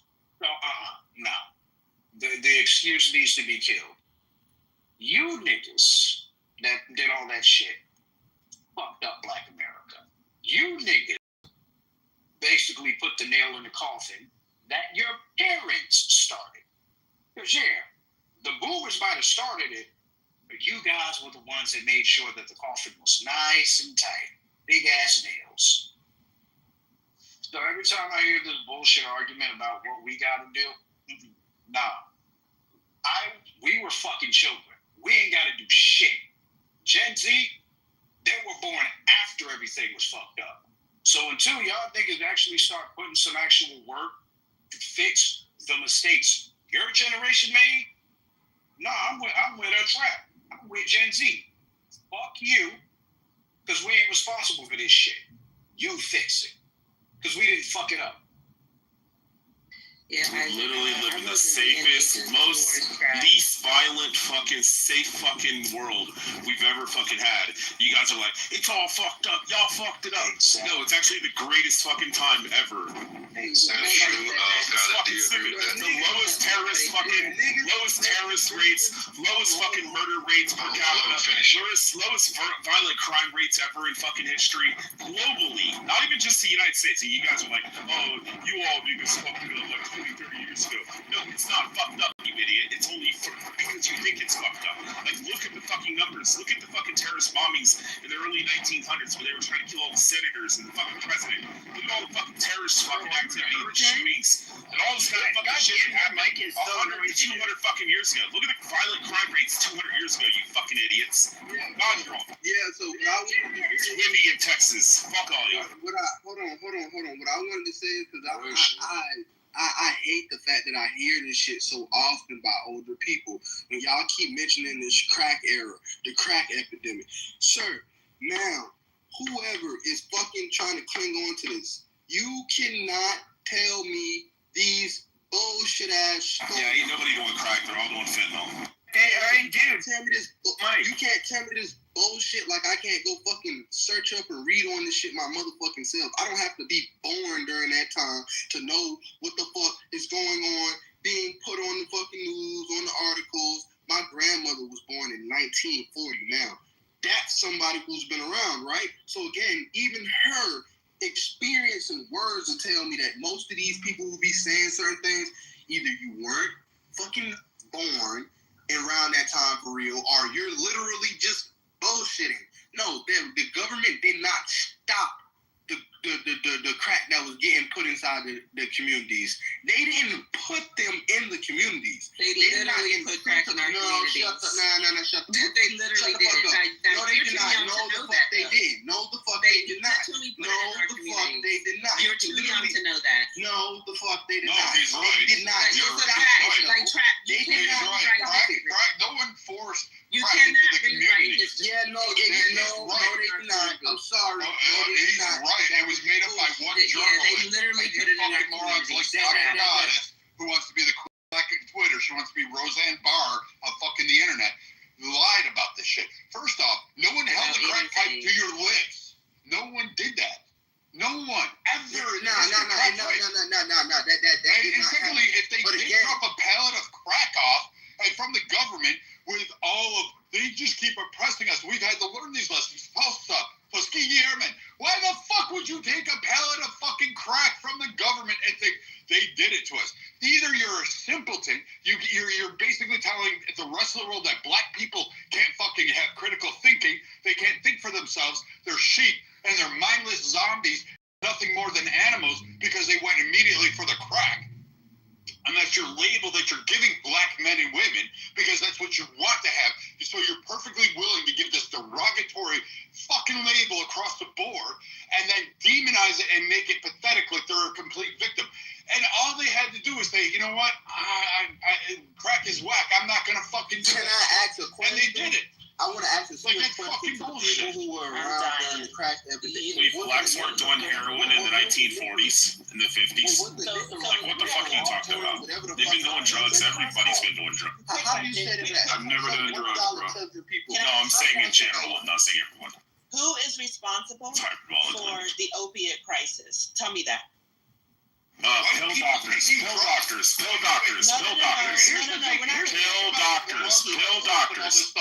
The opiate crisis actually started out by doctors doing this whole thing and pharmaceuticals. So your dumbass is trying to correlate crack, which was never prescribed in a pharmacist's office, I didn't say to it opiates was. getting prescribed by doctors and mass clinics, and stupid people like you try to draw this nice coalition.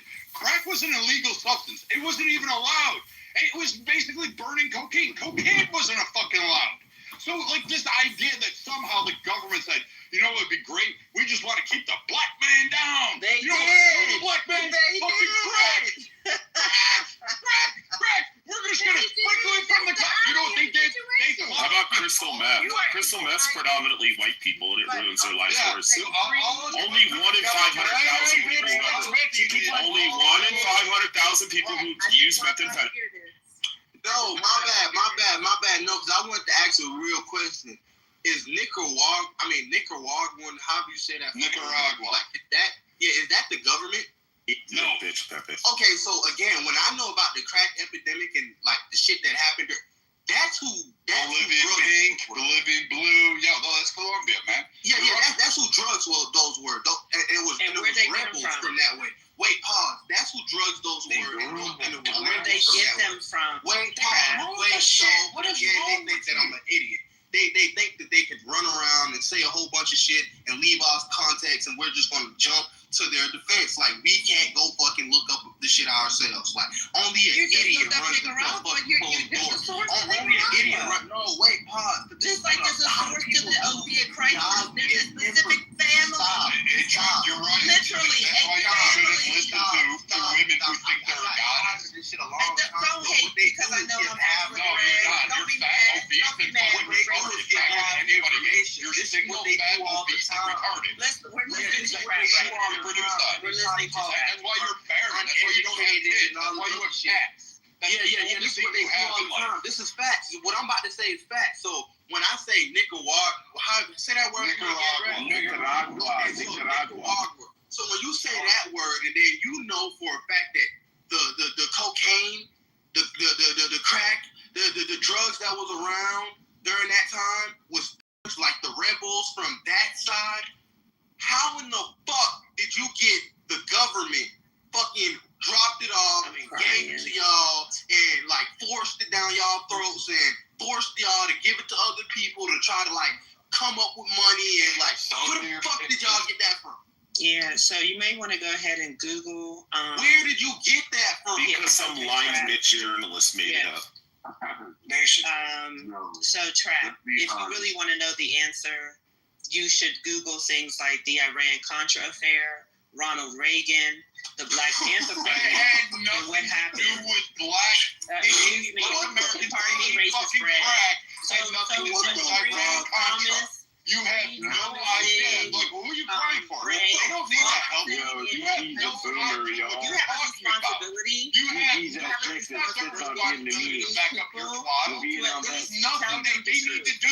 I mean, I don't bullshit out of your mouth. I don't give a fuck. You had no truth to anything you said.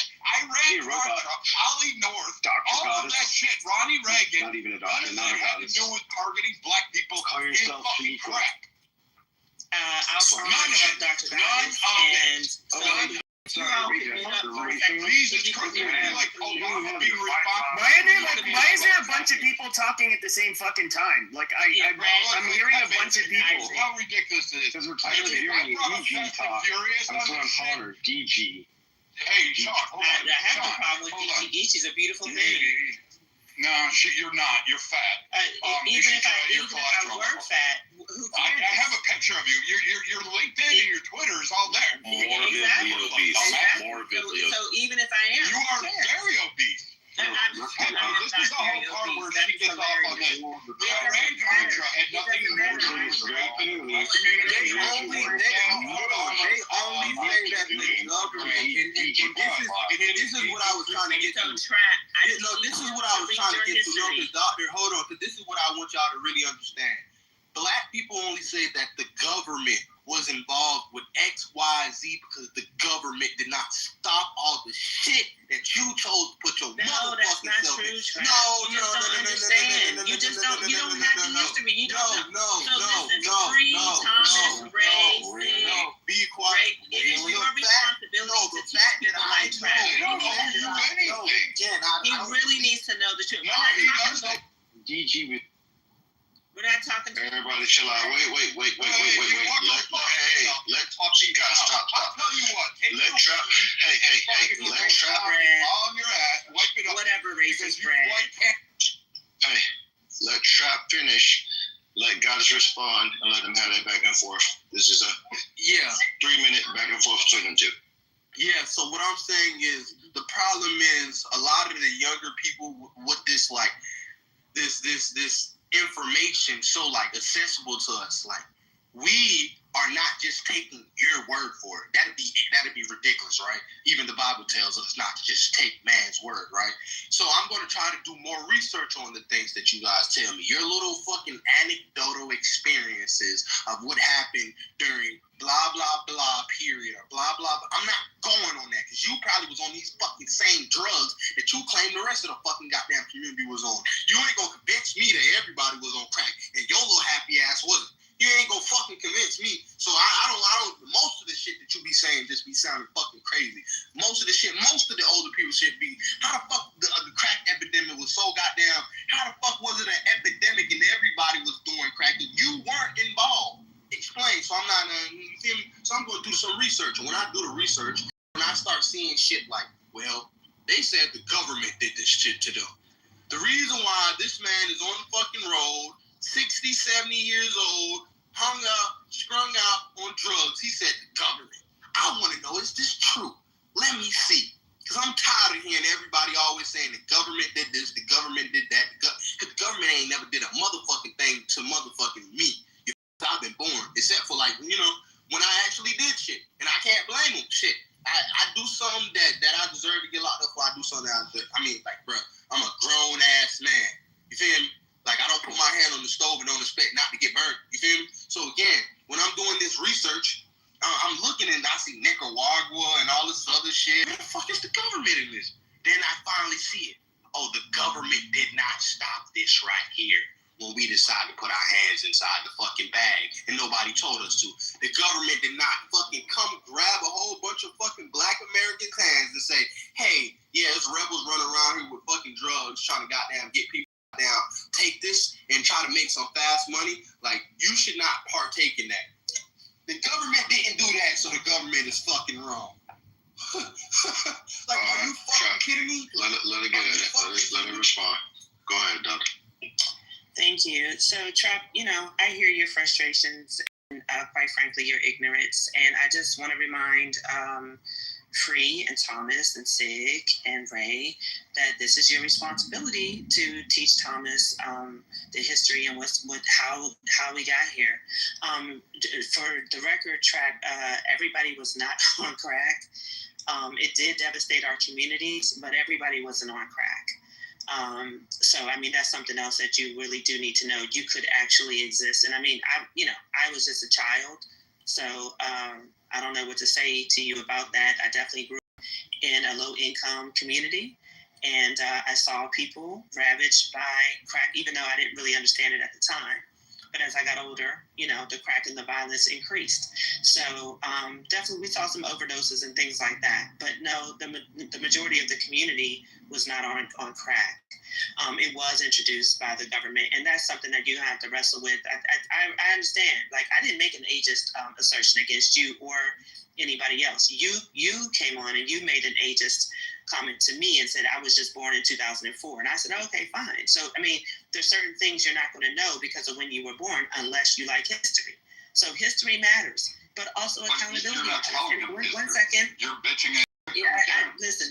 I'm not talking to you, racist, Brad. I'm not talking to you, racist, Brad. Be quiet. Be quiet. Be quiet. What are you going to quiet? Nothing. Just be quiet. I thought you're not going to do anything. Self-control. You should have Practice it. All right, guys, come on. Let us finish. Jesus Christ. I'm talking to Trap, the person that actually cares. I'm talking to Trap, the person that I understand. I just want to show mutual respect. Come on, let's finish. So, yeah, Trap, you just need to get the information. And when you do, you'll see. And it's okay. Like, it's okay. And at the same time, yes, we as a Black community have to hold ourselves accountable for what we participated in during the crack era. There is no change. And as I said to you before, we like fresh air and the lack of violence, too. That's why there is a reverse migration, right? Every time I say this, y'all interrupt. What's going on? Because you keep going on and on and on saying. No, I'm not. I'm not. I'm really trying to just get my head out. She said this like 5 times. Yeah, I did it. Can I talk to Trap for a minute, please? Okay, you can do it. You've been talking to Trap for like almost an hour. Yeah, but I keep getting interrupted, don't I? Well, you get overwhelmed. You know what? You took underwater. Lesbian basket. All right, guys. All right, listen. Let her get her last 2 minutes in. Probably less than that. If Dr. Goddess, if you can be concise, and we'll move on because I know the people want to get in. Yeah, thank you. I only need 1 minute. Trap, I need you to look into the history. And as I was saying, Black people, we want decency and peace and calm too. That's why there is a reverse migration from these northern ghettos to the American South. That is happening. And these are Black people making the choice. Okay. So it's not, we're not trying to revel in the foolishness or the violence. We like peace too. Okay, that's the point. Okay, so I just want to say something very quick to what she said. Me as a younger man, I'm gonna tell y'all that's not what I see. I see, for the most part, your muscle Trap. We're talking about. Yeah, I see for the most part, especially inside of certain generations, like you guys are trying to convince us to pick up where you guys, in quotations, left off. You guys are trying to make us like cling on to fucking talking points, standpoints, all types of narratives that we simply cannot, like, we can't comprehend, we can't fathom it, we can't see it. This is our reality. We cannot fight grandmother's fight. You feel me? I'm sorry. That's not, what the fuck? What the fuck do I look like? Like what the fuck do I'm sorry. It's not happening. It's not like, I'm speaking for the generation as a whole. I know we can't really do it. But these niggas not doing that. They're not. They're fucking not. It's just not happening. So since we're not doing it, I think we need new talking points. Like we said, like if there's problems out there, let's fix the communities. First, y'all need to be fixing y'all motherfucking houses and goddamn fixing what's going on with y'all selves before y'all start talking about all these goddamn worldly problems. Because people got a whole bunch of personal problems, and focusing on worldly problems ain't gonna do you no motherfucking good if you a fucked up person all around the fucking clock. You know, this is some real shit that we got going on. This shit is getting ridiculous. The kids are surpassing the adults. That's not okay. I mean, I know evolution is a thing. That's not. I'm talking about at the scale that this shit is not okay. 20 years olds are doing the same shit 40-year-olds are doing. You feel me? The only thing these niggas is missing is estates at this point. Like homes, actual homes in their names. That's the only thing these young niggas is missing at this point. Y'all niggas need to stop like complaining about a whole bunch of shit. It's been like keeping you guys back. If you guys don't see Trap, what you're missing, and this is something I've learned, and it's thanks to Siegfried Thomas, like a whole list. Gerard walked me through this for 5 years. He hates this woman like with intense fervor. Like he got her canceled off of Clubhouse. That's how. I've never been canceled from Clubhouse. What are you talking about? Don't lie on me. Don't lie on me. And don't call me a bitch. I'll put you to work. Don't lie on me, bitch. You need it or what? Listen, cunt, you don't got anything. No, you're the fucking bitch. You're the one that's like you're trying to look at. I will cut your motherfucking ass. Goddess, let him finish. Goddess, let him finish. No, but you don't need to be called. I understand, but let him finish. I'm saying you can call names too. I prefer y'all not to do it, but just stick to having a discussion. I mean, this she's a lot. I'm speaking to everybody else but the race. And I've never been kicked off of Clubhouse. Never. I don't give a fuck. But you just lied. You just lied, you racist brand. You're a fucking liar. Kicked your ass into a gym. You should have done that Stairmasters. You should have did anything. Pick up a Richard Simmons tape, for fuck's sake. So, where was I? So, Trap, here's the thing. People like Dr. Goddess don't want to actually see black people excel in society. They don't want an America where there isn't a racial divide. They really do want to have this race-baiting, race-hustling thing. They're the Benjamin Crumps of the world. She's known for this. Like, she self-proclaimed queen of black Twitter to get her peoples to dox and cancel people when the lockdowns first started. She was trying to capitalize and grift off of BLM. This is who this person is. This is who she really is. This is why I'm vehement against her. She's a perpetual liar. She does not know history. She does not have any credible standing. She has been removed off areas. She tried to go on news networks and said, hey, I am this. So now she's on Clubhouse. This so-called queen of black Twitter, Dr. Goddess, with all of her proliferations and knowledge and her importance to the black community, is spending the majority of her time 24/7 on where? Fucking Clubhouse. So that should tell you something right there, that she is more about making a perpetual victimhood out of blackness, and she needs blackness more than you do.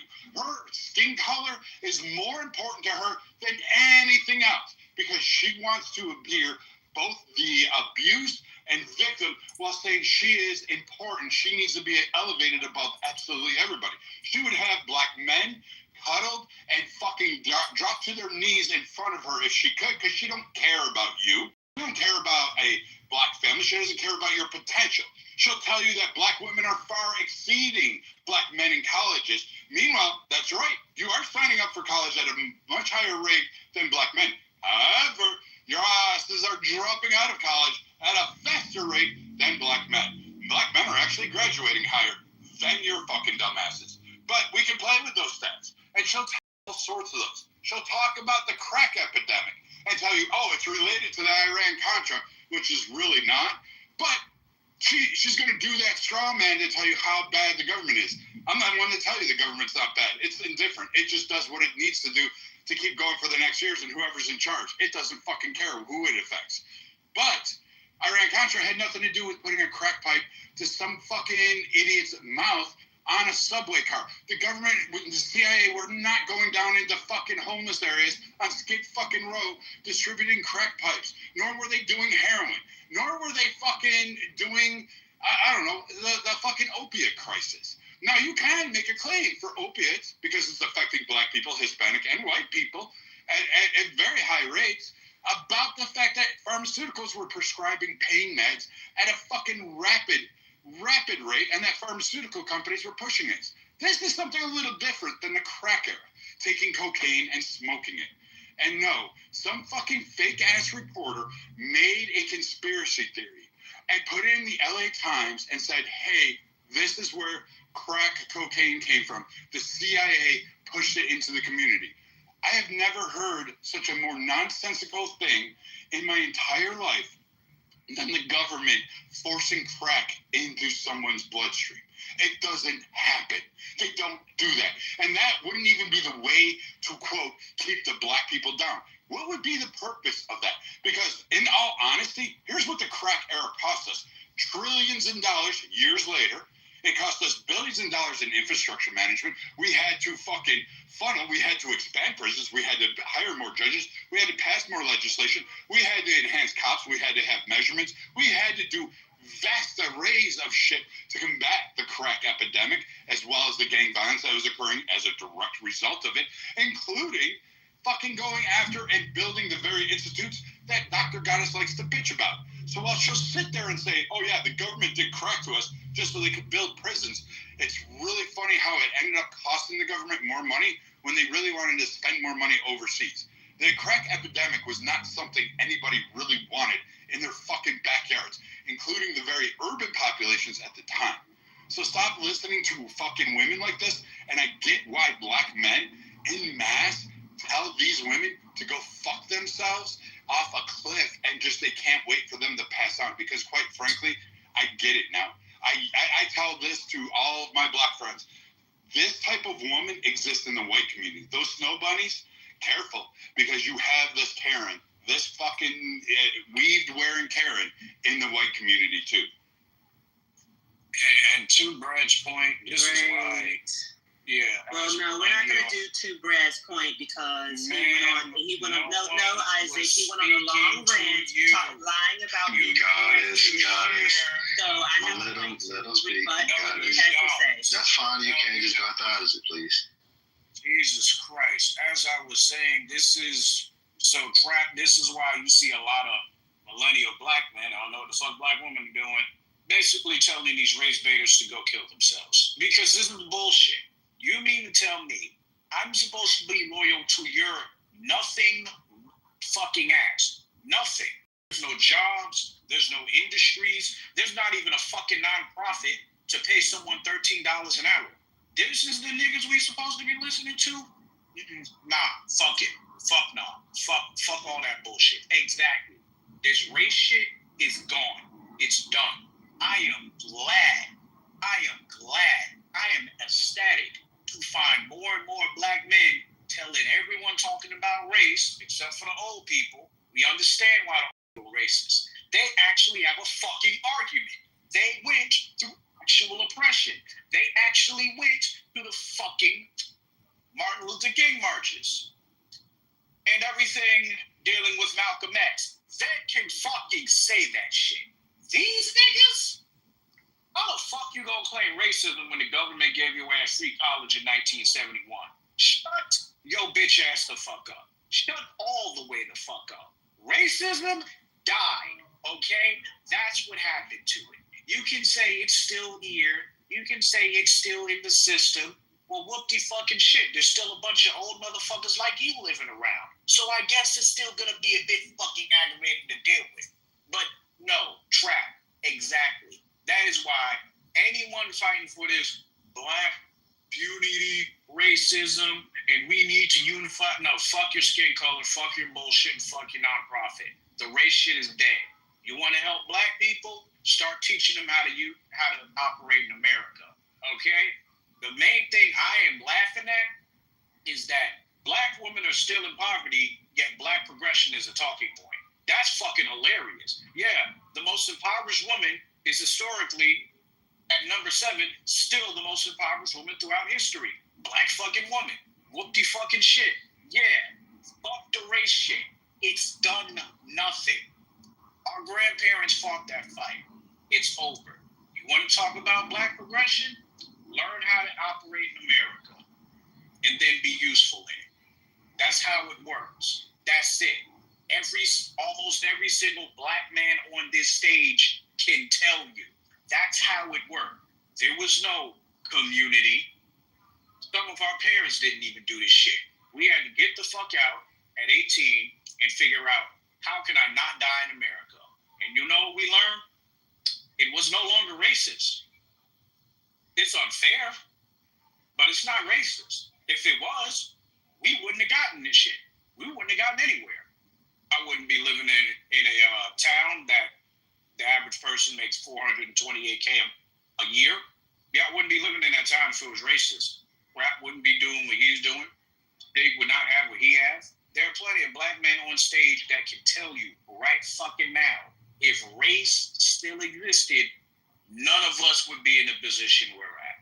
So 100%, I say Gen Z got the right fucking plan. Fuck the race shit. We need to learn how to fucking survive. Because this shit old people saying, it don't work because it don't exist no more. Yeah, thank you, Isaac, for that very ignorant rant. I just say that first of all, race still matters. Trap, don't believe this. But you should research for yourself. That's what I'm saying to you. You don't have to believe me. You don't have to believe anybody else on the stage. I do charge black men with having be quiet, racist Brad. Be quiet, racist Brad. Be quiet, racist Brad. Be quiet, racist Brad. Be quiet, racist Brad. Be quiet, racist Brad. Come on, let us finish. Be quiet, racist Brad. Be quiet, racist Brad. Be quiet, racist Brad. Be quiet, racist Brad. Hear those flags moving. When's the last time you washed your neck? Like, do you use a toilet bowl scrub there to get the air? Do you get the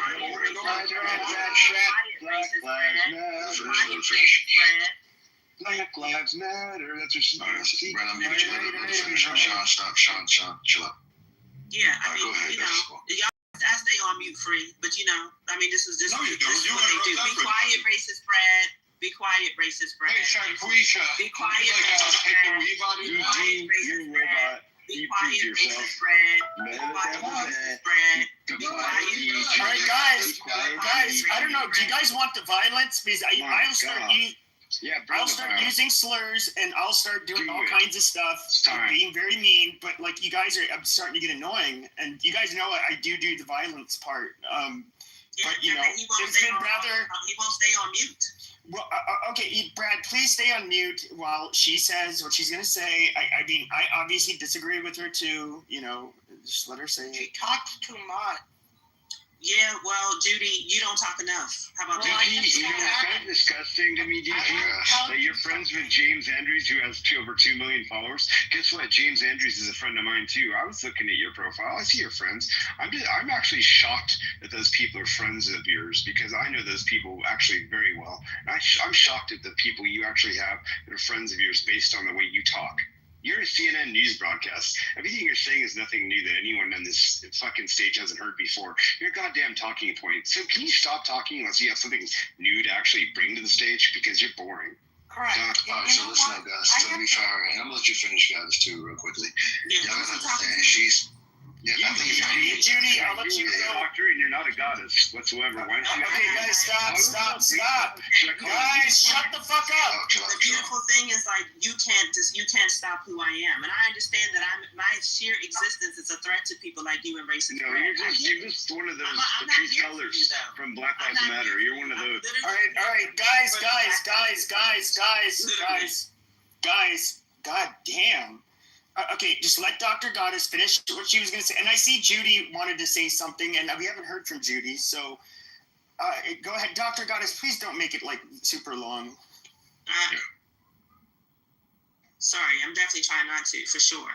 No, I was saying to Trap, you have research to do, and you should do it. You don't have to take my word for anything. If the information is out there. And I just charged the black men on the stage, especially because Trap seems to have a similar ideology. You all should teach him. He should teach him his history, because history is still important. We don't live in some type of non-historical utopia. We have our president, right? He's using laws that go back to the 1700s, but you all want to pretend that history doesn't matter. It does matter. So, that's just one of the things that I wanted to stress. And then I think the other thing is, I don't know where I guess I do know. It sounds like there were some struggles, in your community. And listen, the Black family is definitely struggling right now, but there's only roughly like 30% of us. I think it's 27% of Black people who are in poverty. So I hear what you're saying when you talk about people making progress, and that's what we do. We're resilient people. In 1865, was it 98% of us were in poverty. In the 1960s, it went down to 60-something%, and now it's at about 27-30%. So we do make progress in spite of everything. That's why I was saying, if, these white racists could leave us the fuck alone, we would have even more. We would be doing so much more. But, we still have things to do. We're going to hold our people to be accountable. Excuse me. Actually, she's going to be longer. I'm not the other guy that's going to let it finish. I understand she does. She's painful. She was. I felt her coming. Can we just put the tampon in her mouth? No, hold on, guys. Just let it go because I don't. These back and forth just make it like. Yeah, but Pepe, she just goes on and on and on. I know. And she said just about to land. She said she just about to land. I literally, you heard my joke, right? I literally was like, and finally. Can you just have her put her teeth in? Yeah, so I'll just say this. And just fucking. All right, she's wrapping it up. Let her wrap it up.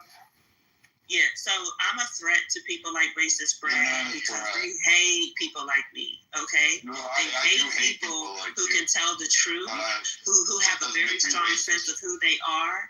No, you're not. You're fake. Be quiet, racist Brad. Be quiet, racist Brad. You said all types of shit about me. I'm about to defend myself and tell people who I am. You do not define me. You do not define me, racist Brad. You do not define me, racist Brad. You do not define me, racist Brad. Racist Brad. Racist Brad. Racist Brad. You are racist. Yep, KKK, my brother. I got my fucking I wasn't done. She wasn't done. She wasn't. I am almost done. All right, God damn it. Just let Brad, I get it. Like, dude. Of all the people on this app, I run my mouth, but just let her finish. Like, I gotta applaud you, Pepe, because I know you can be violent too. I applaud you. So listen, racist Brad doesn't define me. He's upset because I am who I am. And so that's just a fact. I'm not talking to you, racist Brad. I'm talking to the black women. These black women who's crying. Excuse me. See, Pepe. I know, but you are saying his name, and that's going to trigger. No, but he said my name repeatedly. Okay, so but I'm just saying, he talked all about the guys. Yes, but engaging him is going to want him to get. That's true. That's true. Right? But you understand, yes, correct. But you understand once you engage him, he's going to provoke him to re-engage you. Well, I'm just saying, what comes with it. But he stood up on stage and said all types of shit about me. I agree. I understand. Just let I defend myself. Because go ahead, doctor. Yeah, so that's just a fact. And I'm speaking to the black men on this particular stage. Y'all know this is why I came up. And you are the ones that I actually care about. Right? So all I'm saying is that I want you all to engage yourselves, tell the truth about your families, plural, and your origins, plural. Because our history, just shut up, racist Brad. Because our histories are not super romantic, and they're also not dastardly. And shut up, racist Brad. Doctor, just take off. Fucking talking, Pepe. I know, Doctor, just tell that filthy Mick just to shut the fuck up next time. I'm trying. I say, be quiet, racist Brad. He won't stop talking. Be quiet, bigoted black woman. Can somebody put him down for a second? Can you put him down for a second? Come on, Queef. Come on. Put him down for a second. Hold on. Can we get this right? Yeah, we have to have a cue. Just put him down. Yes, thank you. Hold on. All right, we have Judy. No, we have Judy. Put racist Brad down. Yes, you can put next to Dina. Thank you. Chill out, man. You just gotta land. I want to ask Doctor a question. No, you can't ask her anything. 1 second, because racist Brad won't let me speak. You're the mom. I know, but I'm trying not to move people. I'm trying to civilize it. Be civil. Civilize it. Not civil. The people. Okay. There's so much sexual attention going on. Yeah, with racist Brad and Doctor. I'm literally Martin Luther Queef is just okay. I want to finish what I'm saying without racist Brad. I bet you got those dollar store Oh my God. I know.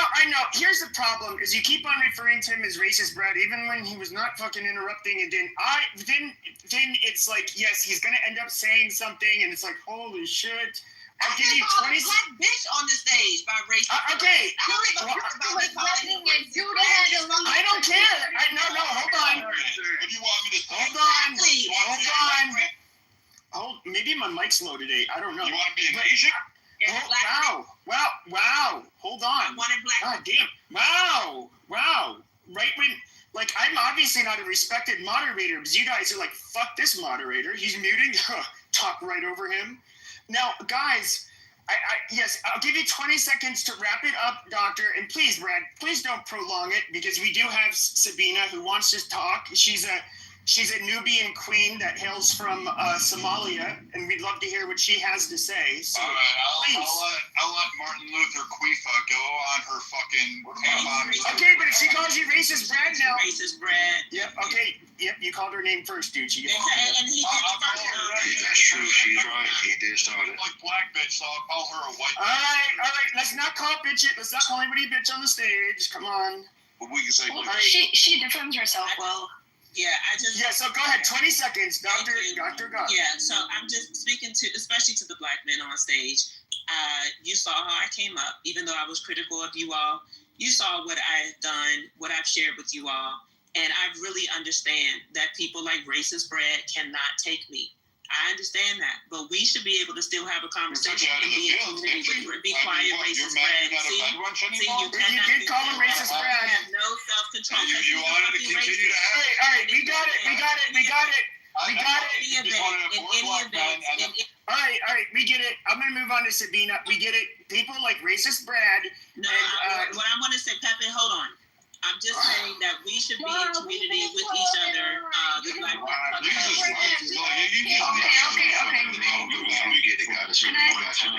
I get it? Yeah. Okay, so I want to make a comment. Oh, sorry. Is that okay? No, you can go ahead. Thank you.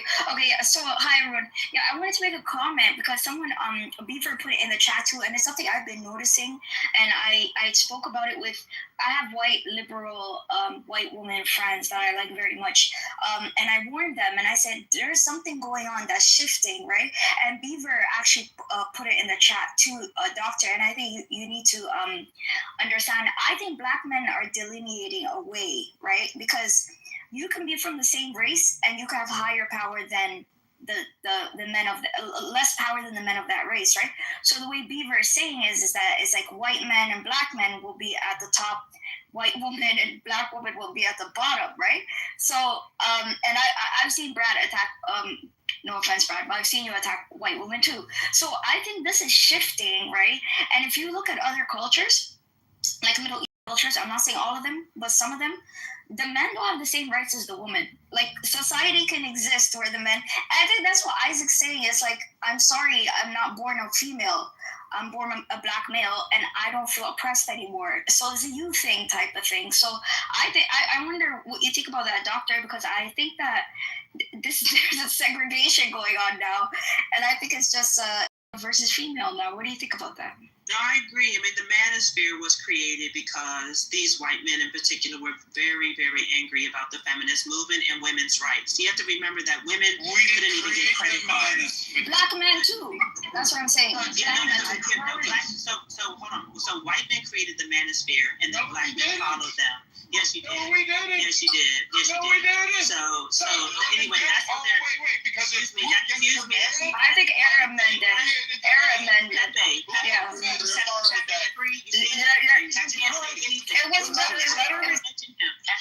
right, guys. All right, everybody chill out. Firstly, the manosphere was a cultural thing and not really race-based. But go ahead, guys. This is on you. Yeah, it was definitely created by white men because they were very upset about the gains that white women in particular made during and after the civil rights movement. Remember, white women could not, like, even while black women were enslaved, like if we wanted to talk about, you shut up, racist Brad. Shut up. To the topic. Well, to be fair, the manosphere, I mean, if you go back to like V. Rausch, He was popular like over a decade ago. He's some like maybe Persian origin. I don't know. Then Rollo Tomasi has been popular for a long time. He had Neil Strauss. He had a lot of these. Yeah. V. Rush, R-A-U-S-H. You guys, I was. Like he was. Hold on 1 second. So he was like the manosphere. It was never a race thing. But it was, I would say, in America, probably predominantly white, but they didn't have a racial focus. And it was like it was kind of an amalgamation of the pickup artist community. You had the, I guess you'd say the red pillars, like Rollo Tomasi, which they all kind of dabble into each other's areas, like pickup artists. Pepe, what about Tommy Sotomayor? Yeah, I was going to say that, and Tommy Sotomayor really led a lot of black men into the manosphere. So, there's some people that are together. I go on the stage all the time. There's a gender war. There's definitely a gender war. Have you seen me on a show before? Pepe, I just want to jump in here really quick. You guys, I was there. Like from the beginning, I joined YouTube back in 2009, and I spent my whole career online. And those guys used to harass me. So I do know the history. It did mainly start with white guys, period.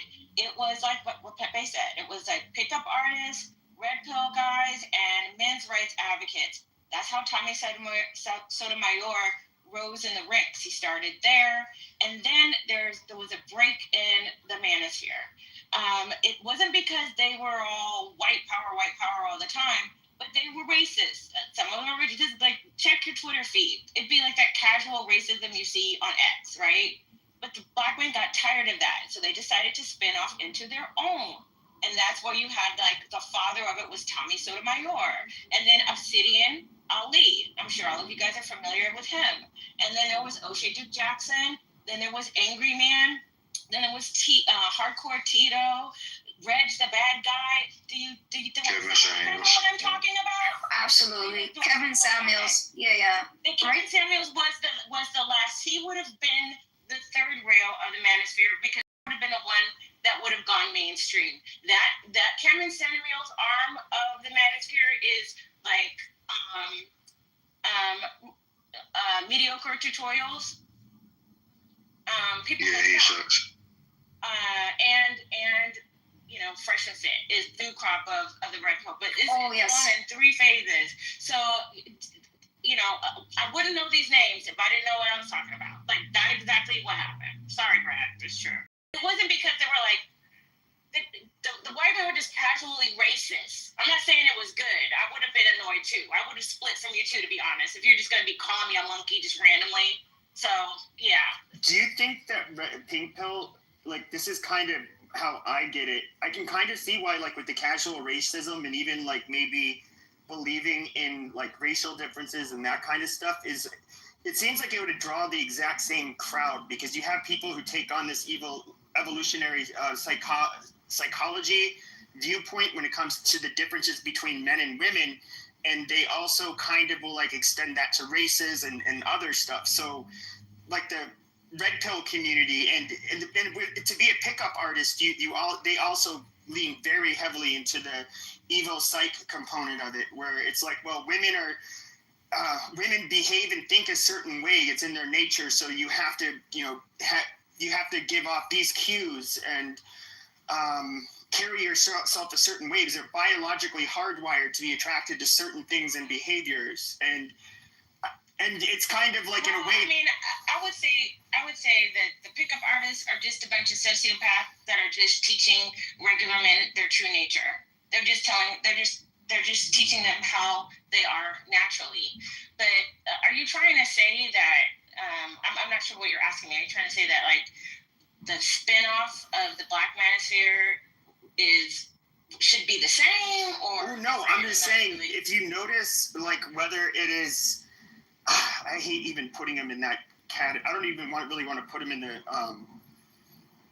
manosphere, but he kind of can fit. It would be Andrew Tate. You can look at Myron Gaines. No, but Myron Gaines, I would say, when it comes to race, what do these black Tommy Sotomayor, another one, do they say anything really differently or anything different than white supremacists? No. I mean, they're horribly racist towards every race, including, blacks. Especially black women. They're the number one.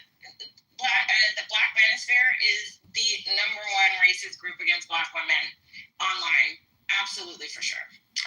Yeah, but how successful are all of these people you just mentioned at coaching the men they coach to Not get very. laid? To get Not laid. very. How do you know? Well, okay, because a lot of people, because they don't have success stories that they regularly tout. What I do see is here's what happens, is that a man or a boy will stumble upon red pill content because maybe he's had a bad breakup, doesn't understand girls, is sexually frustrated, yada, yada, yada. And so you go down this rabbit hole because there are other people like you who are having the same types of struggles in which you bond. But a lot of the normies actually grow out of it. So they will go through this phase of where women are just horrible and we should all just, be in a, bumping butts with each other as men. And then they grow out of it. They realize they try to use the practices of being uber controlling and misogynistic towards women that they try to date. It falls flat on their face. They get hurt. Maybe they found a girl who was like a really nice girl, but they pummeled that red pill shit into his head and he lost the girl. And that would be the moment that the light bulb would come on, and then they realize that where they're going is toxic, and they want it from that. That is the hero's journey of the red pill content consumer. Okay, great. That's great.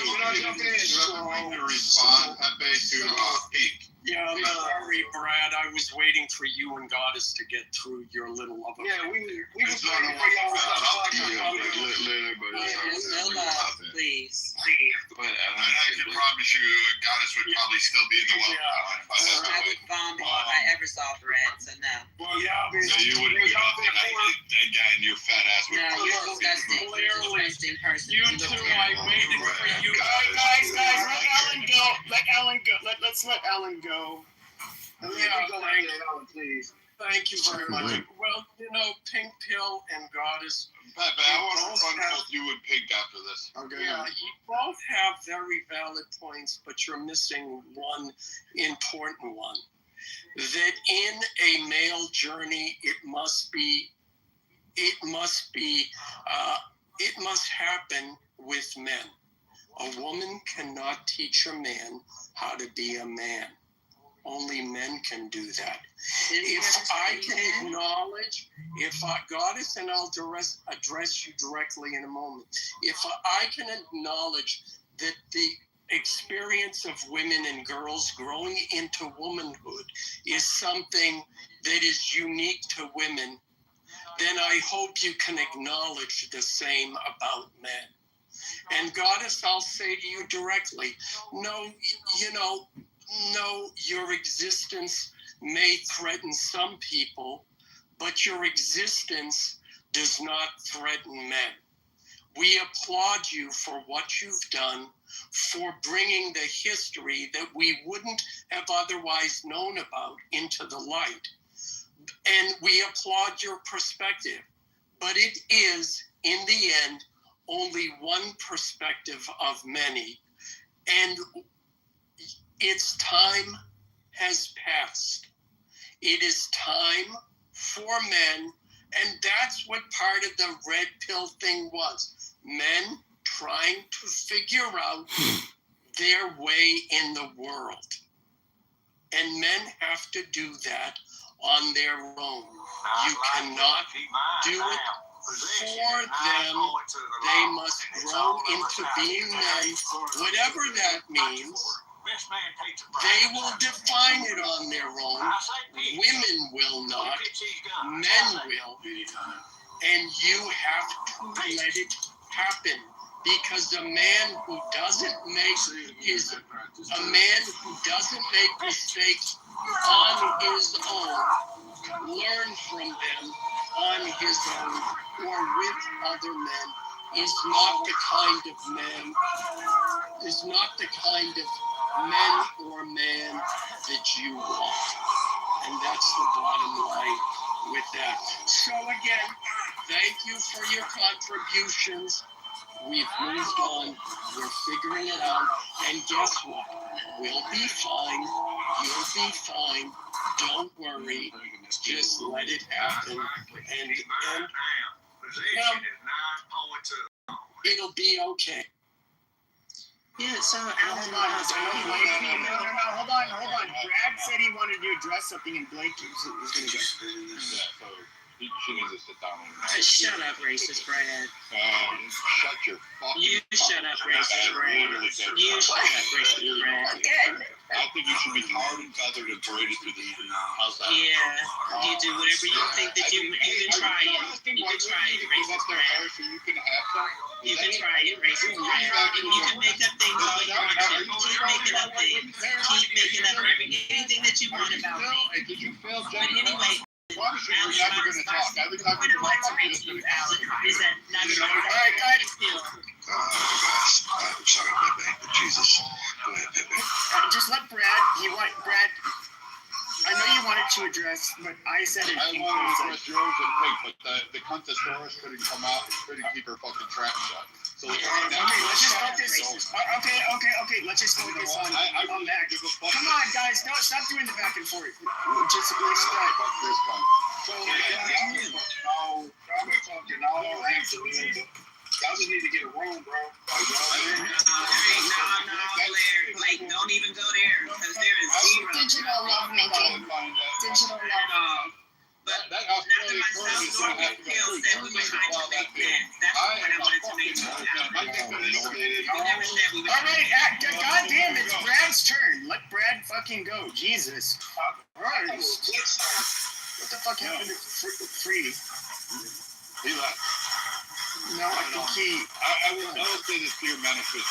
So you guys are like half right. You talk about the creation of the manosphere and some of the racist shit. Yeah, I get you on that one. Like I can see it. But actually, you have to go back to Warren Follow. You have to go back to 1967, 66, when you started having the women's liberation movements and the feminist second wave. And Warren Farrell is responsible for this, basically the creation of a political second wave feminism. Oddly enough, second wave feminism is really started by a fucking guy. Because, fuck, women like goddess couldn't fucking do that shit. So you had him and his book, The Myth of Male Power, and other ones associated with that really were anti-masculine. They really started to decimate it and kind of cover her up. And then they brought a whole bunch of women to like their 3 times a year conventions, and they said, hey, you know what? You're going to be safe here. And mind you, most of these guys were gay. They just were secret about it because those were the times. And they just didn't want to outwardly express. So it was a bunch of gay men and women who were saying, you know what? I didn't get hit on at this event. Well, no shit, they were gay. They were fucking gay. They liked dick. They wanted dick in their ass. They wanted dick in their mouth. They were gay. So, like, this whole idea that these were the men that helped create second wave feminism and then pushed the narrative and started to say, hey, this is how men should be. We should be soft in our feelings. And this guy is partially responsible for that, a good chunk of that. But in response, there was an opposition to it. And mostly it started in the black community where they said, oh, fuck no, we ain't doing this shit. And they started to rise up, and there were other greats, Morgan and et cetera, could go through this list. But then it started to go to the white male community because they were a little bit slower to respond, which is typical in the white male community. We are slower to respond to political shifts, especially cultural shifts. And they started to grasp onto this one. So they took what was being taught in barbershops and bars and job sites, and they started to say, hey, here we go, especially after civil rights was passed. The 70s, 80s was a blending time where people started talking more openly about issues they were facing in their own communities amongst their gender problems, particularly at home. And this created what you have is a kind of rise or a pushback against what we saw. unfortunately, this MLM movement made more sense and gained more power than the Manosphere Project that started to kick off a little bit later on. But the Manosphere Project is most likely going to win up because the MLM movement is not winning. It's actually collapsing. And so you have this because you see the rise in black men, you see the rise in men, and you see the rise in women who are saying, no, I don't want all of this shit. I don't want to be a man. I don't want to be equal to it. I want my own distinction. I want to be that way. And so we're seeing it shred. But if you only want to read one side, that's fine. You have to read the other side to kind of see how this road is into being. Gotcha. I know Blake wanted to say something. He's been waiting on it. Oh yeah, I just from my looking at it, is this divide between the man and the sexes is just another way to continue on the conversation about nothing really. It's about a bunch of fucking people who spend too much time on the internet, not spending any time in the real world, and we are the children and fucking offspring of people who've done too much fucking. Which we have done too much fucking and too much jacking off to pornography and all this fucking degenerate nature that it's Western society. Like, that's what it really is. It's just a bunch of fucking rabbits fucking and dealing with the consequences of all that fucking. That's what it really is. Like, you got relationships have no meaning, have no fucking substance because we as men are used to getting easy pussy. And that's what it's been, dude. Like, getting pussy wasn't nothing. But what comes out of getting is could be a backup. Families, children who are,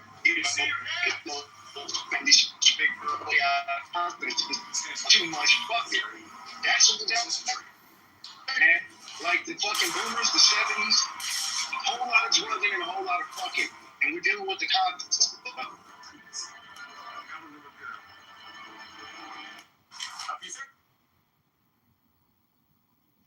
Yeah, I feel like there's been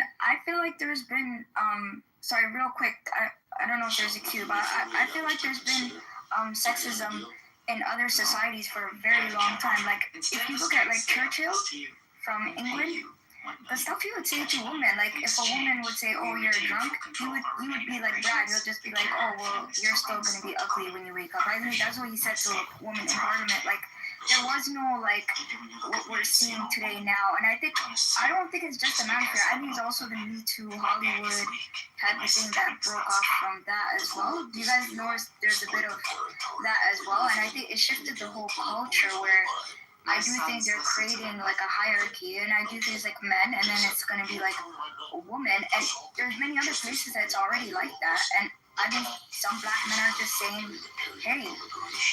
Hasn't that always kind of been the case?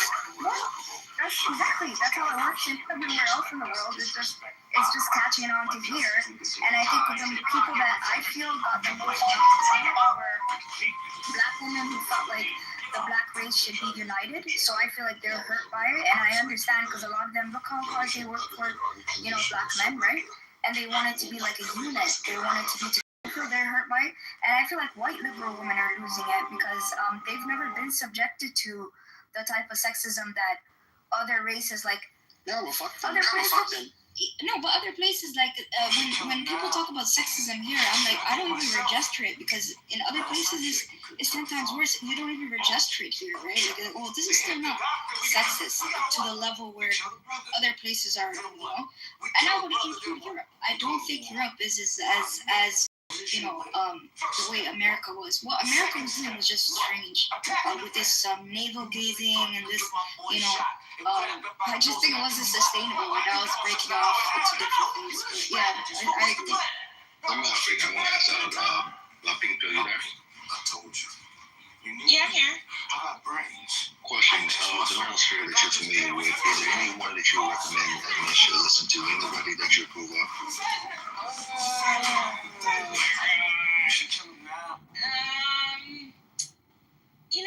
I would say mediocre tutorials is not that bad. Like, yeah, I mean, That's what I said that sucked, which is ironic, but go ahead.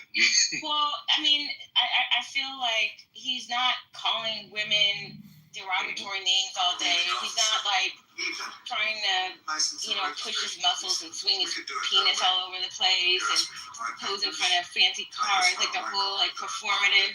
He's like the nerdy, masculine type who's quiet, soft-spoken, and it's like he went to Howard or something. Like, I don't know if he went to Howard, but he gives me like, the Dr. Goddess knows what I'm talking about. Like, he looks like he went to Howard or Morehouse or something. Right. So the reason I asked that, and surprisingly, was the point I was getting at. It seemed like you guys want guys that are super soft on the issue, that's kind of passive, which is ironic why he calls himself mediocre tutorials, because he doesn't do anything outstanding. He kind of does it to where it's just a safe zone to where someone like yourself would like. And I find it to be a problem because there's real issues in the dating market in between the sexes. And if we can't narrow it down to pinpoint it or corner it, if you will, to actually address it, then we're not going to fix it. And we got someone like him, and I agree, he does talk about it, but he talks about it in a roundabout way, in a very passive way. And there's other guys, not that many that's kind of similar. But when you look at guys like Thomas Sotomayor, Kevin Samuels, the guys that got really popular off of it, I think people gravitated to them because they were actually finding out solutions, what to accept, what not to accept, what to look out for, how to deal with the matters, etc. And I think when it doesn't favor the women, or they see that it's something that it's something they can't get over with, they have a problem with it. I'm not saying I agree with everything that's being said and done, but the objective is to try to get into a position where you can win in this space. And I'm not saying just win, I'll land on this, not just winning as a man, but winning as a collective, meaning that if I engage a woman, this is for us, not just for me. There's some of the men I'm sure that's fucked up, that's looking for just to do some fucked up stuff like, oh, I could just cheat and she has to tolerate whatever the fuck I give her. Not that shit, I think that's stupid. But guys who are actually looking for good relationships, actually build families, actually, want that traditional peace and prosperity union. And I think when women see guys who take the aggressive approach, it turns them off. But it's not for them, it's for the men. So I just want to put that out there. I would. Okay, so you're asking me, and in my defense, I am a woman, so I'm not here to be in grown men's business. But I will say that some of the most powerful leaders are soft-spoken. Not all of them are bombastic. You even mentioned Kevin Samuels. Kevin Samuels was not doing any of the things that we see these other men was doing, and he was still effective at what he was doing, and he still, I'm sure you would agree, helped men be more manly men. Yes. I've never heard that man raise his voice or pound his chest like a gorilla or anything like that. So agreed. And lastly on this is somebody that I've been listening to that's very effective in my opinion. He's a clinical psychologist. He's known for a lot of other things, but in this space he's not Jordan Peterson.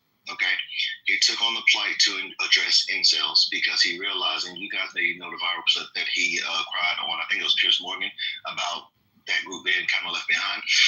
Now, the incels are not necessarily part of the manosphere. They're kind of like that sub-French group.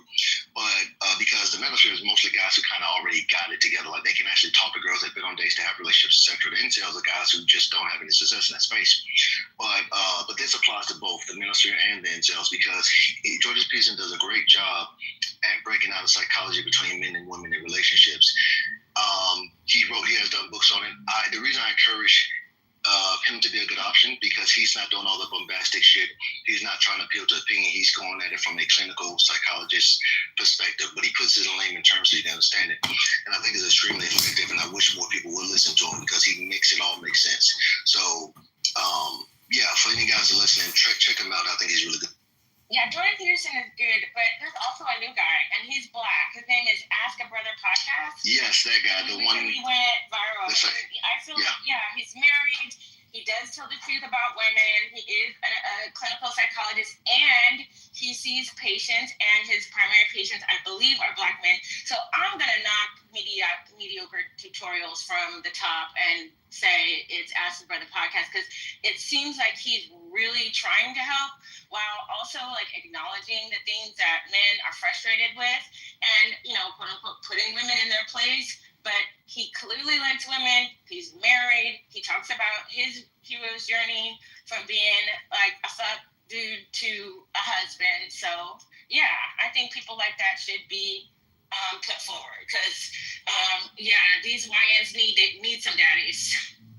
I agree. Lastly, I'll say it. I'll say it with my last. I'll say it. I'll say it last. Anyhow, I do agree with those guys, but the hard shit is also necessary too, because some people, men and women, need a kick in their ass, and it may not be for you, and it may not be for some of the men, but some of us need a hard kick in the ass. Some of us need to know that, hey, this is stupid, or this is unfair, or whatever the fuck the case may be. But the bottom line is, all of us need to gravitate what fits us best, in the sense that it actually shows progression. Not that I'm just comfortable, because I don't want to be surrounded by yes men. I don't think none of us should be. But we need to be surround ourselves with content that actually show us that we're making progress. We're actually getting closer to our goals. So I do agree those people are good options. You know what I really like about Jordan Peterson is that he openly says he's Christian, right? And my thing is that a lot of people think he lies or whatever, but about being Christian. But the thing is, I think the reason he wants Christianity, because the church would be where people would get what you just described free, right? That's where people would get, because if you don't, not everyone has parents, not everyone has good parents, right? And so then the church would be where people would get that kind of like dose of reality. And but then people are not that religious, and it's fine. You need something to replace it with. But the guy I was looking for, I put it, he's half Iranian. He was before all these guys. His name is Rush V. Yeah, this guy's a bitch. This guy promotes rape. Okay, that's why he was banned from going into different countries. Like, because Jordan Peterson, there's been attacks on women in the city of Toronto, like a van attack and stuff. Jordan Peterson, and you know he supports his daughter a lot. He's not sexist, and again, it depends on what kind of like what you consider sexist, right? If you're a white liberal woman, you might consider Jordan Peterson sexist, right? But it depends on what you're, I guess, climatized to or whatever. But yeah, this Roof guy is a bitch. He promotes rape and stuff like that, and that's why he's a different breed. And he existed probably before Tom. I don't think I've ever heard Tommy Sotomayor say anything about rape or anything like that. Like this shit is sick with this guy's thing. They go back like almost 20 years ago. I mean, this is like when I first encountered these people. I think he converted. He actually disavows, I think, all of the stuff he used to say. He like converted to Eastern Orthodox or some shit. He's, I don't know. It's besides the point. Oh, is he better now? Like he he just disavows like sleeping with women and being a player and stuff because he's religious now. Oh, amazing then. Yeah, he's cool then. Like I mean, people could change and you could forgive. Yeah, so that's cool. It's just I remember hearing that about him back then. But yeah, if he changed, then cool. Yeah, I guess you can repent. Everyone can be forgiven. Yeah, I will. Oh, go ahead, Sig. Oh no, I was just gonna say, man. Like again, like it's kind of moot hearing women try to critique the fucking manosphere space. Like it's called manosphere, not pussy fear, or vagina fear, or woman's fear. We communicate differently. So, if you want some comfort and cotton balls and bunnies and rainbows and sunshine, like go to that go to the woman's sphere where they talk about manifesting your star signs with your earth signs and all this other bullshit. So that's where you go for comfort. But for the men's department, man, we don't say things that are comfortable. We just call it how it is, man. It is. I would say this, in the, my online journey several years. I won't get into it. But there's a place called Purple Pill. I think I might even have like the largest, most responded to post on there. But it was called like Purple Pill. So you would have a mix between people that are quote unquote normies. Then you would have the blue pill people. Or actually, the blue pill people are the normies. Then you had the red pill people that were on there. And then there's other pills. But then you also had like the women's equivalent to the manosphere. And so like who are these bitches? Female dating strategy. These bitches are such cunts. But they would promote things like the dark triad traits, like a approach to like dating, which is like Machiavellianism. What the fuck is it? It's like psychopathy. I just said the manosphere did the same thing. They started it with the pickup artists. All they are is a bunch of narcs and sociopaths who are giving their personality traits to people who are normal. Sure, but I would say there's definitely like women that are like this, and It was really funny watching this hit the black community, where it's like all of a sudden you see all of these black women talking about hypergamy, and it's just like, oh, amazing, you guys discovered a new word. But it was like, what I thought was really weird, and I'm just being dead honest. If you were to like look up hypergamy in your YouTube video, if I recall correctly, it's nothing but black women. And it's like, I'm not pinning this just on black women, because I think these women were of all races in the female dating strategy space. But they were just basically all about shit testing men. They have to be quote unquote high effort when they first meet. Basically shit testing them. They basically want all of these high standards, and they apologetically say that, well, we focus only on the benefit to women, because they felt that focusing on, trying to find a balance between like finding someone you like and I don't know, kind of focusing on both of the man and the woman as the woman, like that was wrong. Yeah. So first off, I do want to say that the women's sphere is super toxic. I agree, but the reason why you see so much hypergamy content from black women is because, statistically speaking, and you can check this for yourself, we don't usually do that. We're not cultivated for that in our community for a variety of reasons I don't want to get into. But it was like a new word for a lot of us, because we were just not encouraged by our friends, family. Look at any Tyler Perry movie, discourages hypergamy. I mean, Tyler Perry's movie, his entire mission is to discourage black women from hypergamy. So it was their pushback. But it is trash. And while these women are saying they are the table, I'm going to say, no, you are not. You're the mattress. So, yeah. Oh, that's great. Yeah, that's funny. Because it's true. Tyler Perry movies, the guy that's rich is always evil and has AIDS or something like that. And then the girl is like, oh, God, yeah, I know this is the most crazy thing. Or the guy's like, have you noticed this? I feel like what's funny, though, and I've said this before, like one of the differences I see between the black and white community is that we understand women. The more money you have, the more financially stable you are. Generally, the more of the better of an option you are for women. Like that's just an understood thing. I think you could pick up on that as a kid.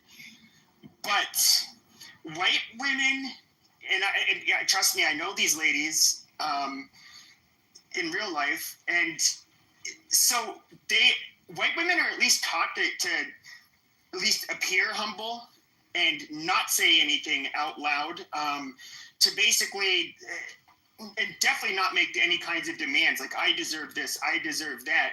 But I can't tell if it's like out of protest or these women are brainwashed, but like, it's like I'll see these black women saying, yeah, I'm leveling up, hypergamy is about me, it's a yada, yada, yada. And I'm just thinking to myself, like, you are basically like, you are basically carrying a red flag and like waving it everywhere. Like white women the last thing a guy that's successful or has money wants is to be used. That is the absolute last fucking thing they want.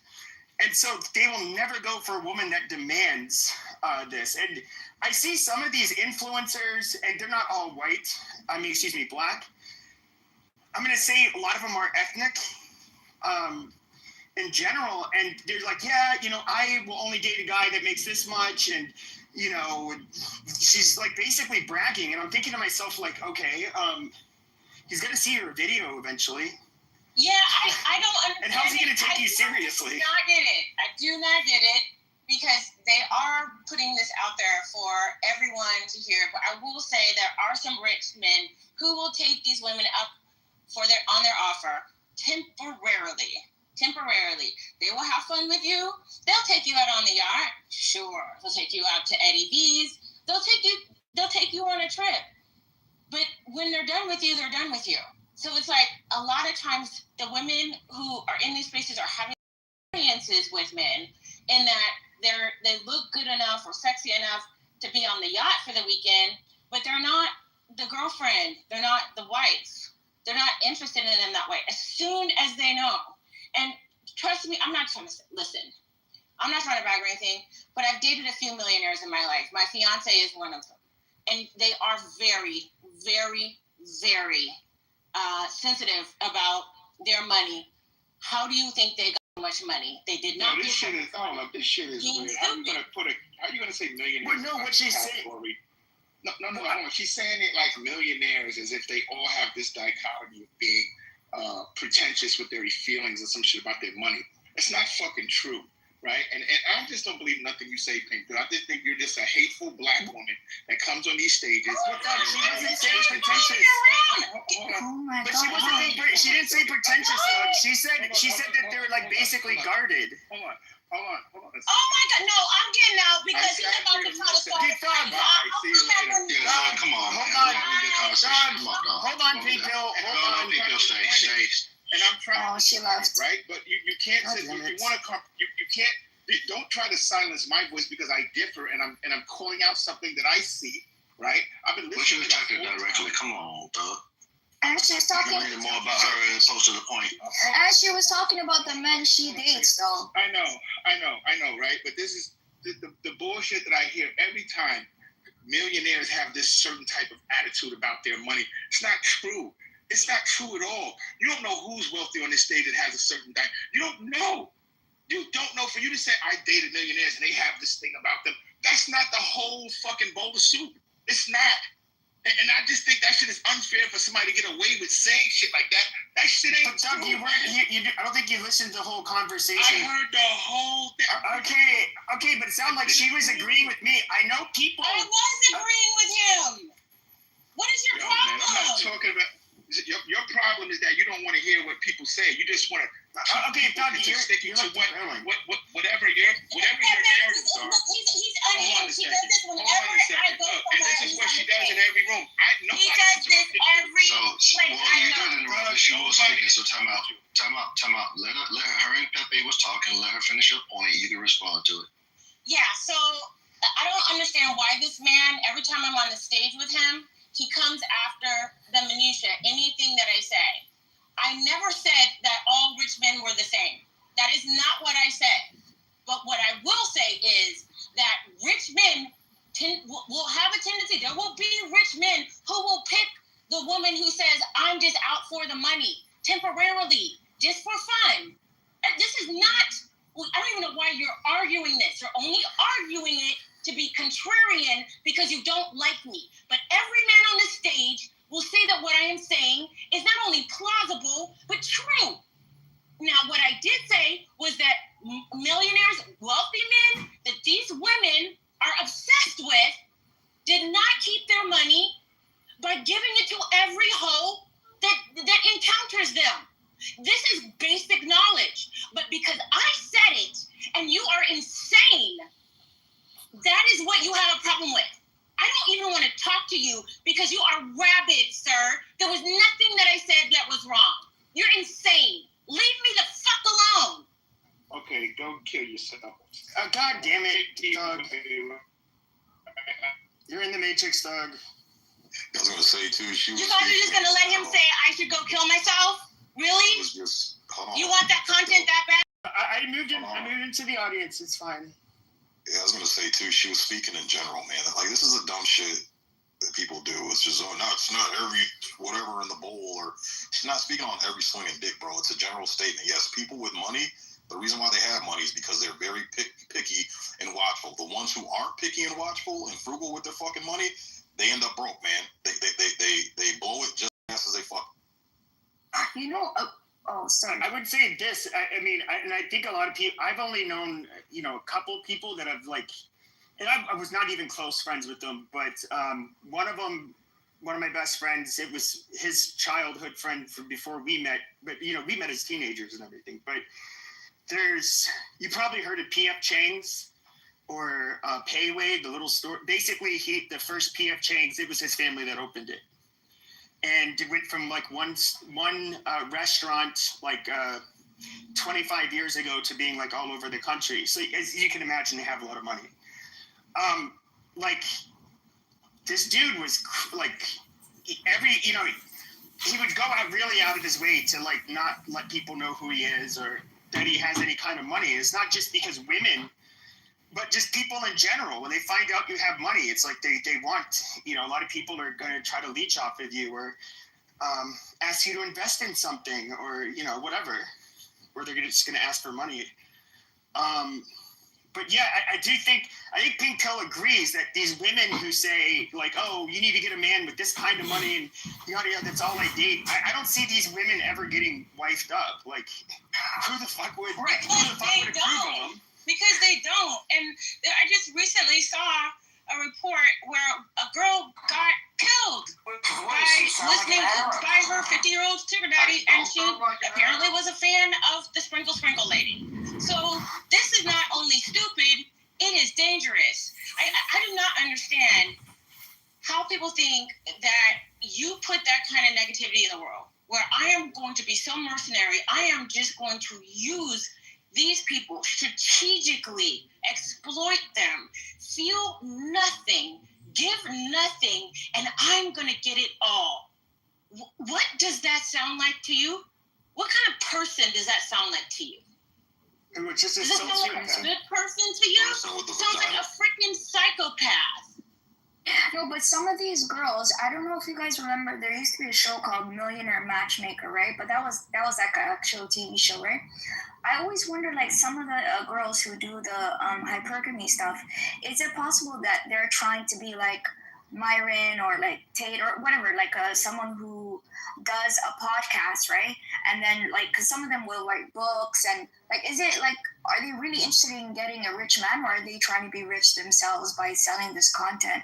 Maybe that's what I think they're trying to do themselves, like be businesswomen.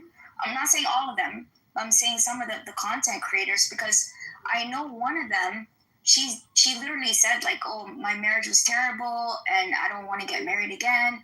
She just does this content for her own, like she makes money and she goes to talk shows and all this stuff. You guys know what I'm talking about? Her name is, she's Russian, I think. She's not black. She's not one of the hypergamous black people. She's Russian. What's her name? Let me look it up. Is it Anna Bay? Yeah, Anna Bay, exactly. Wait a minute, yeah. She got divorced already? Yeah, she got divorced, and she's yeah. But she's a nice girl, and she teaches people. This girl, she stole. You know, tell you something. I knew Anna Bay before all of you. She stole my content. I found her. I knew she did. I knew she stole yours. I knew because I've seen it. That was me. I love to see it. She's been married for 5 minutes and got divorced. Couldn't have happened to a better woman. Yeah, because she was selling content to become famous on her own, and she was, and on top of that, she was stealing it. Because I do remember she was stealing it from you, and some other person called her out on it, and I think she was living a lie too. But anyway, she wrote a book and she talk shows and everything because she sells that image, right? That she's like a, what is it? Like a Russian, like almost like this man eater. Yeah. For a while.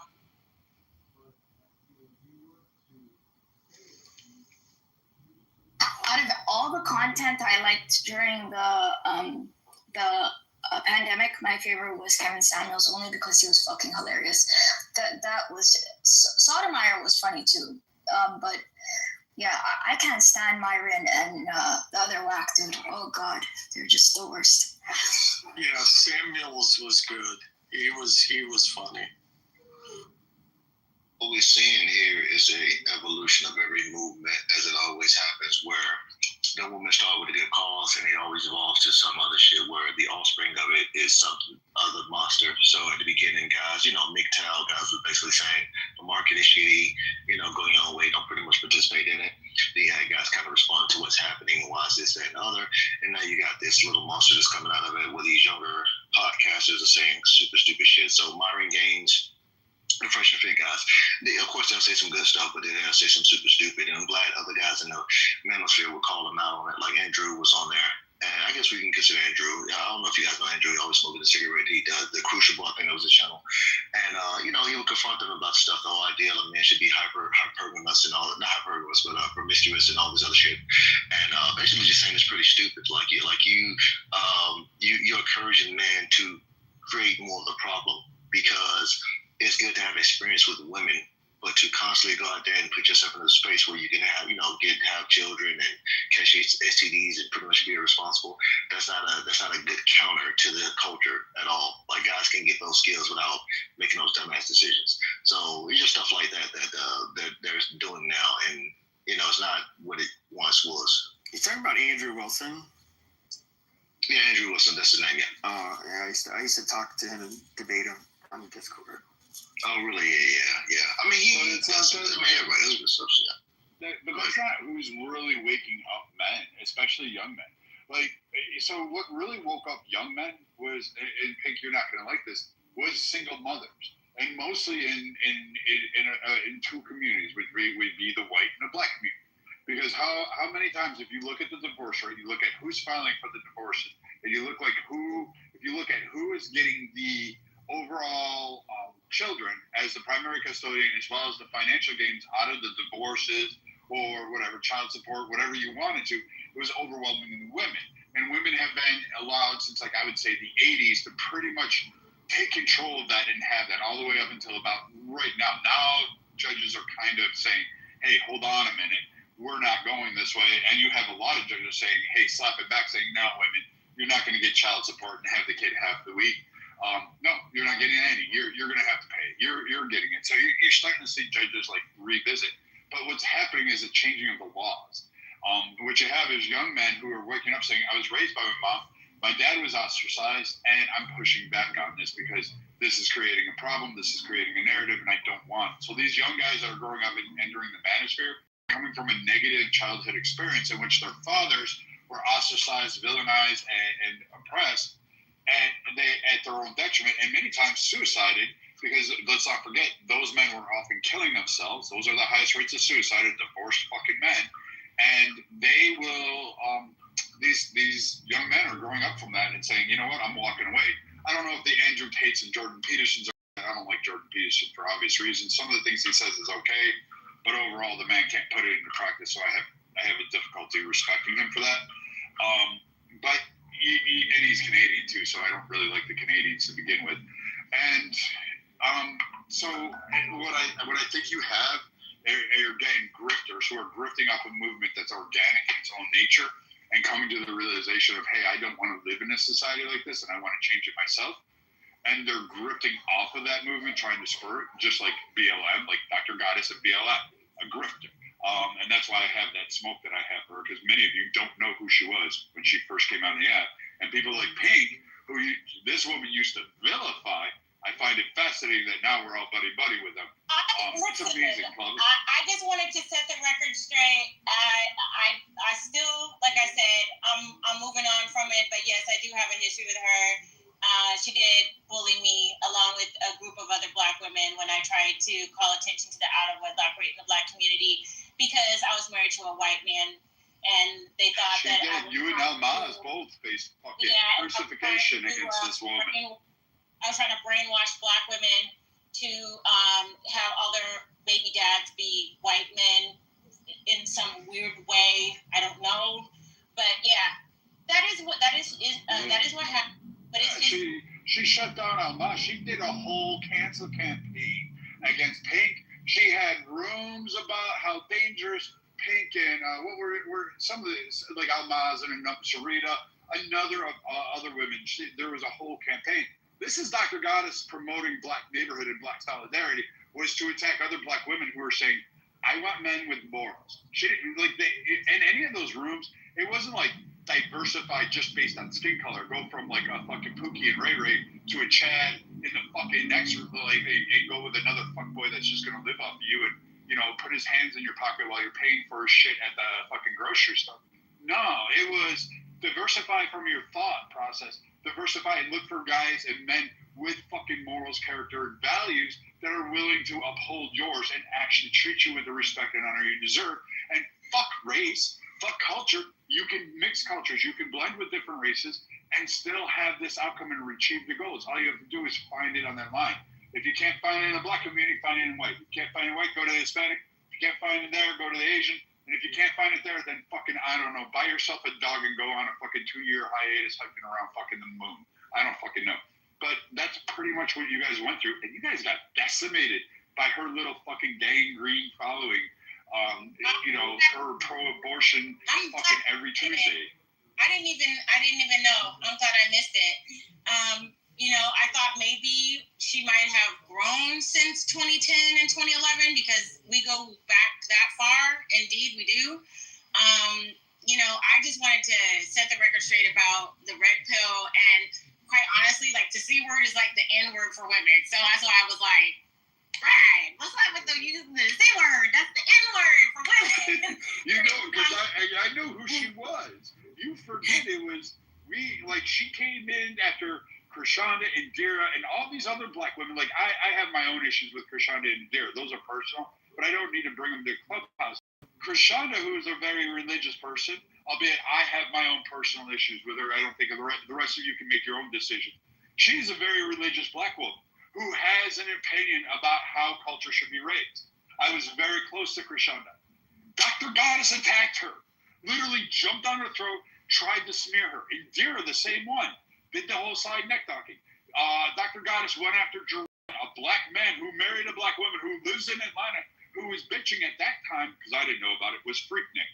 And he was complaining about Freaknik and the unsuitability and the way that it was displayed and carried on post the pandemic and how it's carried on today, and how he's disgusted with the fact that this is the elevation of where black people live.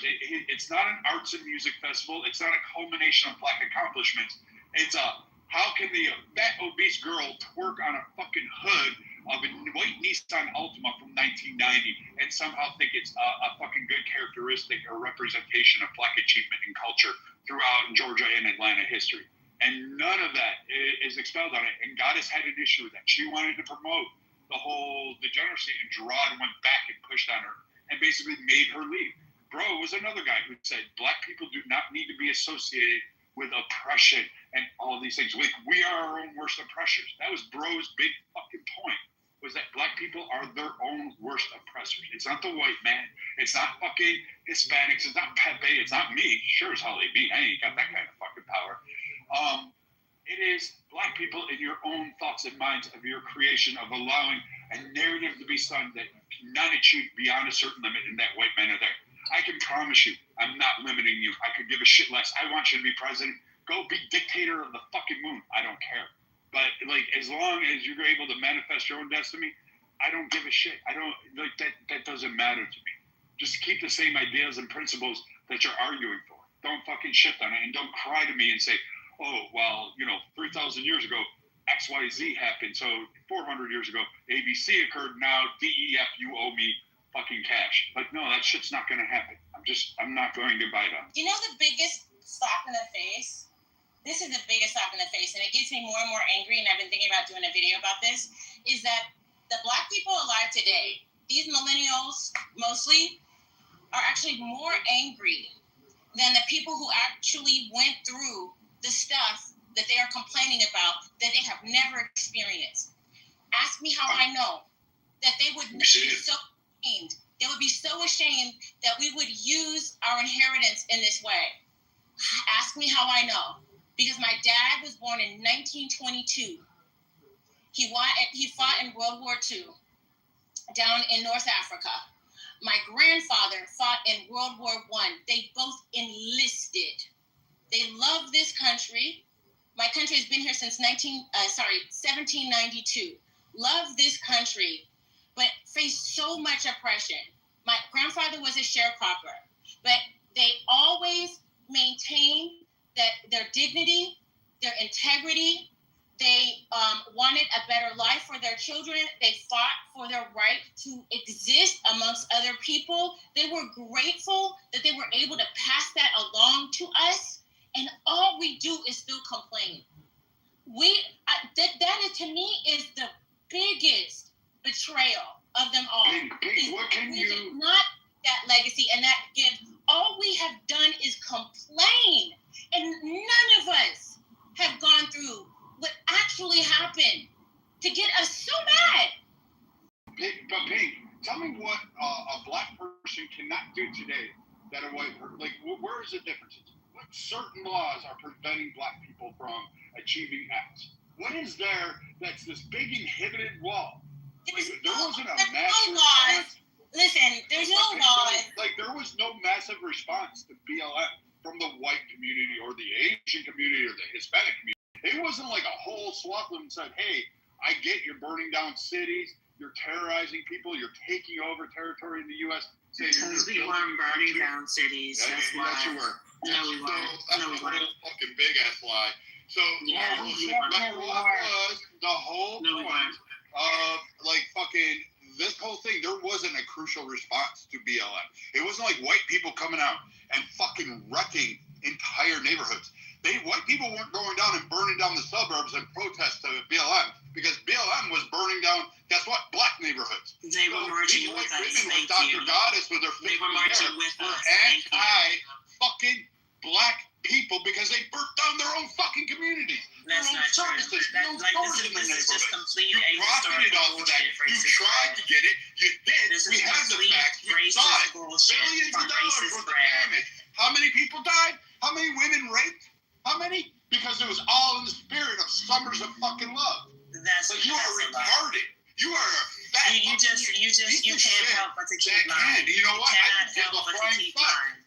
Again, that's all you can do is lie and you lie. Had 80. You're like the idiot in Chicago saying we don't have a problem with crime, but we have 50 fucking people shot today. The white supremacists. You have no idea what you're talking about. You're a grifter.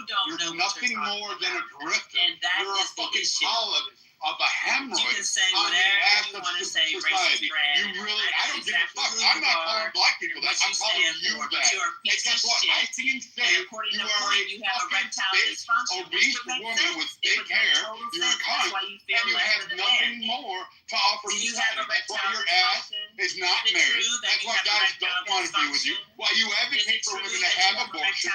Why you advocate for the destruction of the nuclear family. Why you try to impose on black men. Why you try to impose on black men. Let him finish. Let him finish, please. Let him finish. Like, holy shit, this fucking cuntosaurus. Yeah, he's a piece of shit. Yeah, you're just a fucking... You're a racist piece of shit. I that actually has more fucking melanin than you do, all right? Yeah, you wish. You wish. Yeah, I do. That's why you talk to the black men on the stage like you do. What are the black men? Why are you calling for black men? You jealous? Why are you calling for black men? They didn't do shit. They don't owe you shit. They ain't married. I'm only talking to black men. Don't tell me what they owe me or what I owe them. There's no man that needs to stand up for you on a that. You don't know anything about it. Because you don't stand up for them when they're getting fucking in trouble. You ain't going after them. You went after Pink when she was like trying to do her thing. You went after a whole sorts of women trying to do your cancellation on there. You fucking piece of fucking fake ass I'm gonna bring it back up, guys. You guys go at each other a lot. Time out, real quick. When you two engage each other, I'm gonna have to put one down and the other up if y'all come off, because I just want y'all to get through y'all piece. So can I just finish? Yeah, absolutely. Now bring it back. You don't have to. I mean, again, it's like no one wants to keep having gonorrhea infect them. Like you're supposed to get that once and you cut it off and done. So like this whole idea that like people like Goddess want to continue a racial trope. Again, there was no repercussions to BLM. In fact, there was no severe anything, and we're still trying to deal with the fallout because we're now having problems in communities. Not because of, guess what, police. We're having problems because of the criminals. And who didn't see that shit coming? And now everybody's bitching about it. So now people like Pink are saying, we told you this. We told you this was the wrong pathway. She's getting attacked. You had Sig who sat there and said, hey, we got to clean our shit up. We can't be sitting here having this. Nope. You had the Dr. Goddesses win out. And what you have today is a direct result from these BLM bitches losing their fucking minds. That's what it is. Fucking cunts that fucking went up there and advocated for a change in society. And guess what? You shouldn't have listened to them because these women weren't married. They won't be married. Men don't want them, and they're not procreating. They have no idea how to talk about your children. They fucking lie about history, and then they go through and extrapolate a whole bunch of shit just to say, hey, we're oppressed. I'll land there. I wanted to ask you I wanted to ask you. So, as usual, racist Brad has to lie about Black Lives Matter. Can you hear me? Yeah, we can hear you, Sweet Pea. Goddess, if you don't mind letting her get a submission. Matter of fact, yeah, okay. Go ahead, Yeah, she giving it to you.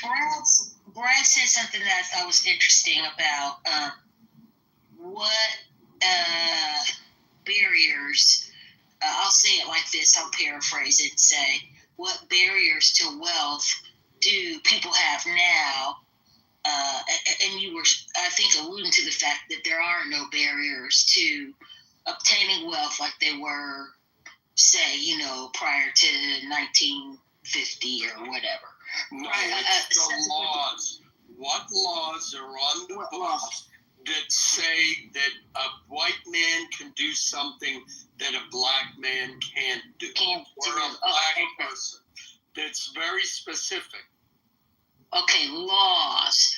Yeah, I would have to agree with that.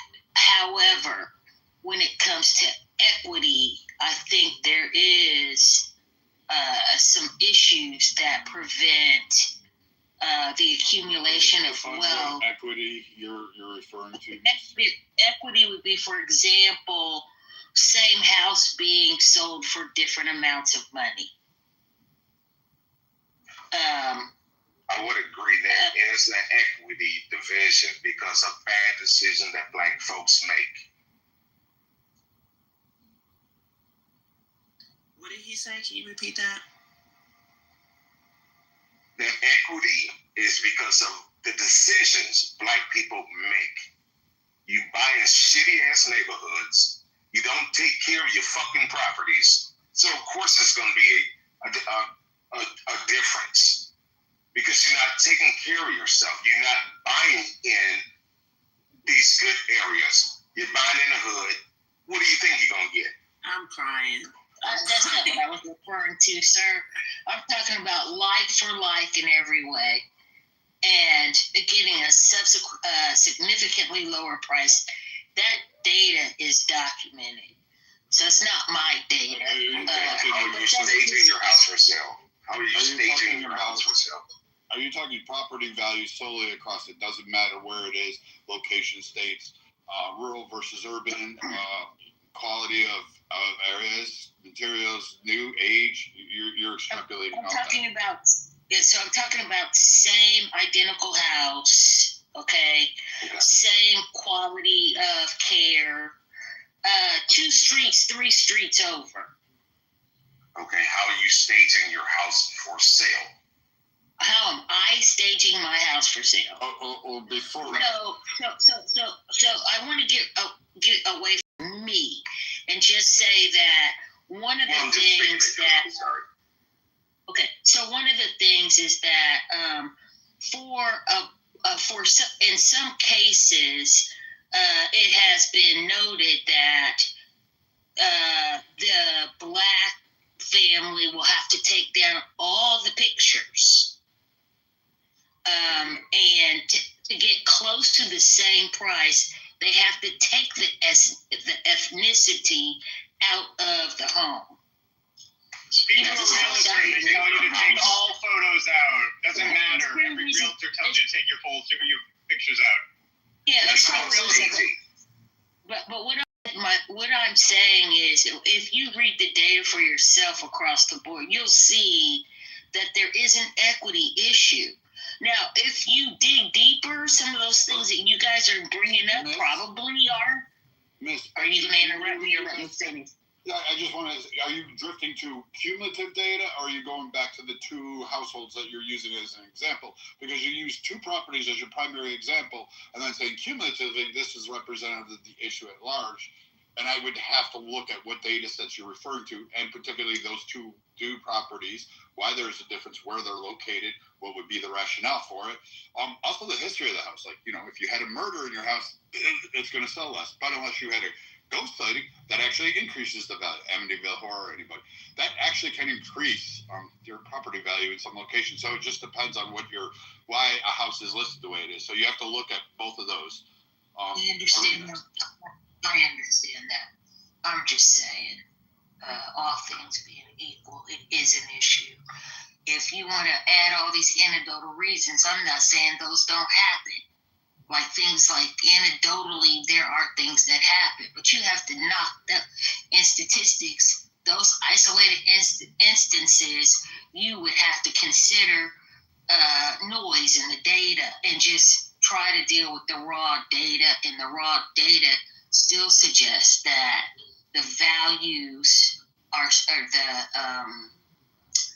the values are significantly lower than the exact same property, say across town, or exact same builder, the person, and this whole idea that Black folks don't keep their properties up and all of that is a little, I think, biased, and I don't know where that comes from, but because I didn't see it in my neighborhood, but I'll try to find some data for you and put it in the chat. And I only said that to point out. Sweet Pea, other people have put it in the chat. Keep going. The evidence is right there. Thank you. So the only point is there are equity issues when it comes to obtaining wealth, and it doesn't have, and it's maybe not law driven, it might just be bias driven or racism driven. And I'm suggesting it's racism driven. Well, it's a known fact. The offer. What is driving the exception of those racist offers? Why don't they negotiate better or not sell to the person who's trying to lowball them? White people are racist, bro. That's just how. Well, look, it's a known fact that if a white person moves into a house that was previously owned by a black person, they stop listening to Christian music and start listening to music with syncopations. They stop putting raisins in their potato salad. Okay, and they show up late to their appointments after that. So that's a valid reason why white people can't, buy houses that were formerly owned by black people. And you can take that to the bank. That's it's funny how people.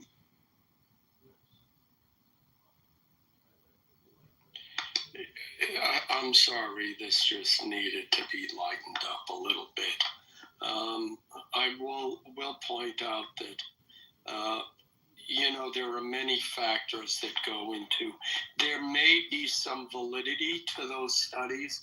On the other hand, I think there was the study where they changed the names, I believe, I'm getting that mixed up with the resume one.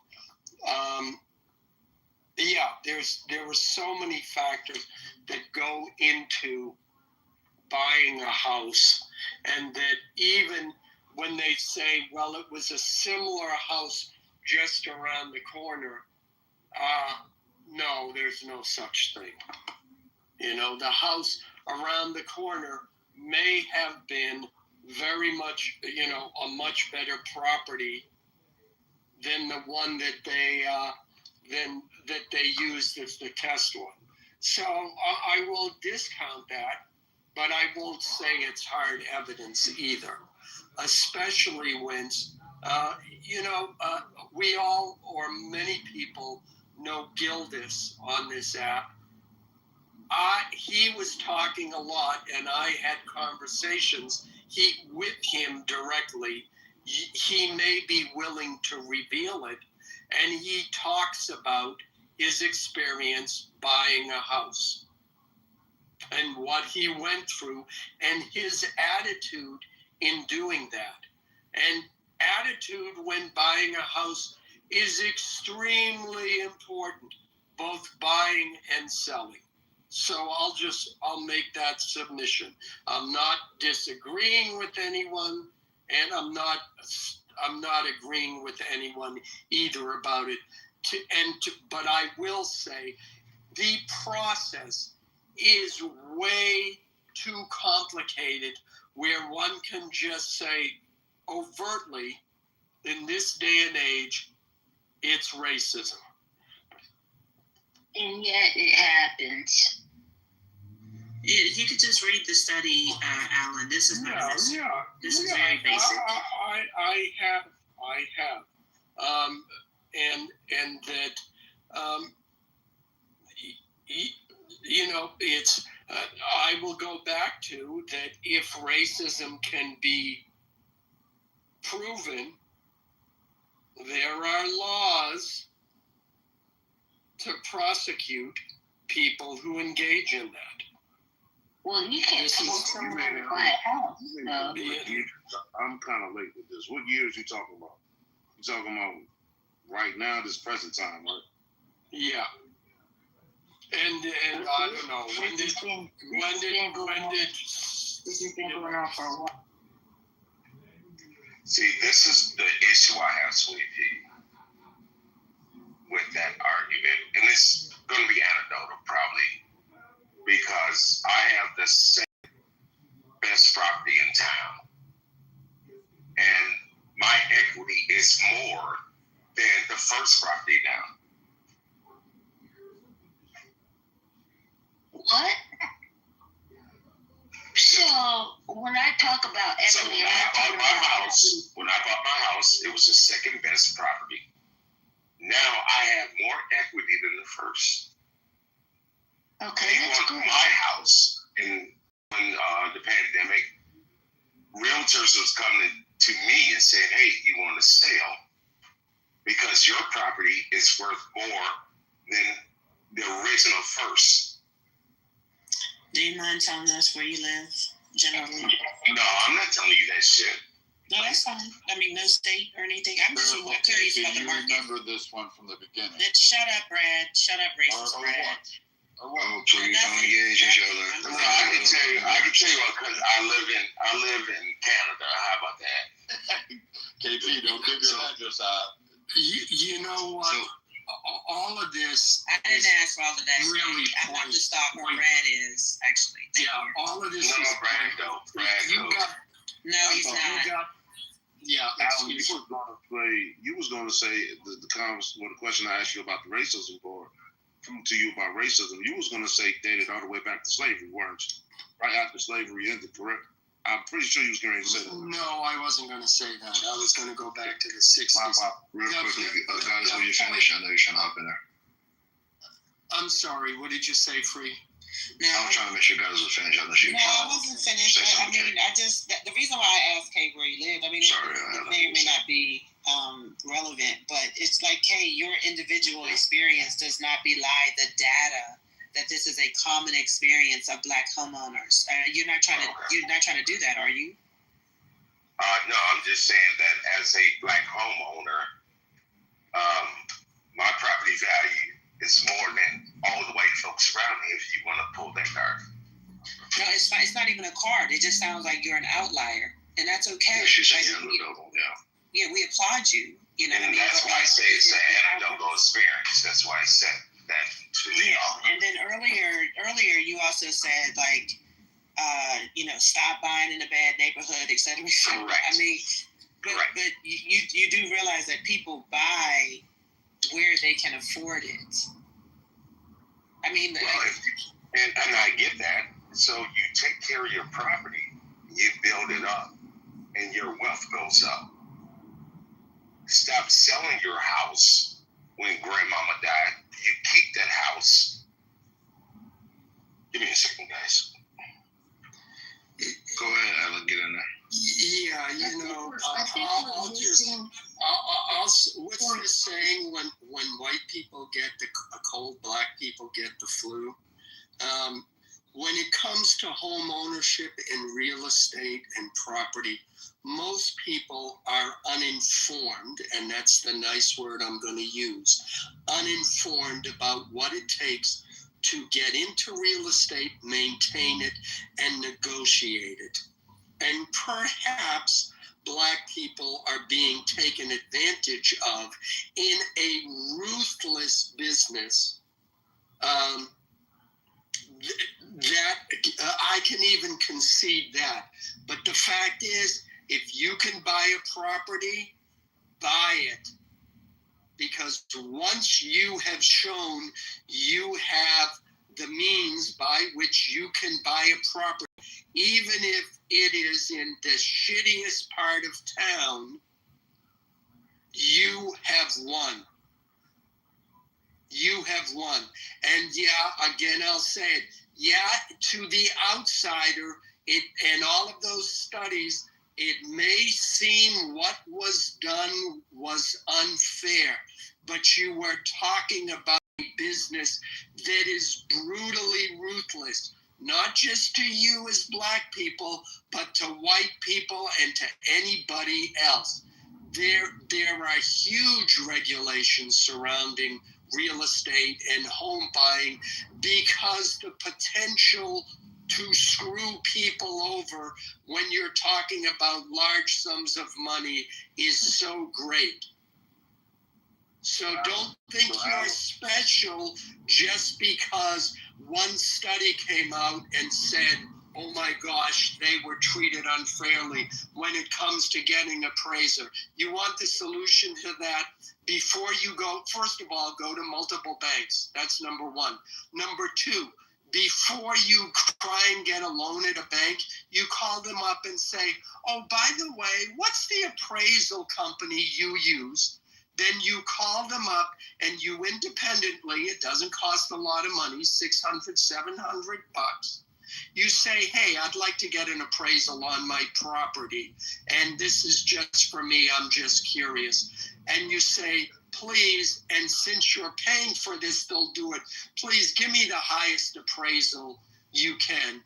Then you spend a month, and I mean literally a month, cleaning that place up to the point where everything looks at it like it's new, both inside and out. The appraiser comes, he gives you a high property. Then when you go to that bank for the bank loan, and they say, oh, well, we think this, and you, let's say you get I'm in California, so these are real numbers. Let's say you get a $500,000 appraisal, and then the bank, you go to the bank, and the bank says, well, we think it's only worth 400. You say, well, gee whiz, I got an appraisal by the same company you regularly use, and they think it's worth 500,000. What gives?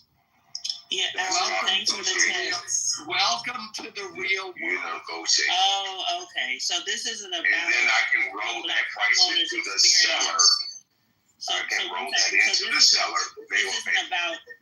This isn't about what Black homeowners experience across the country.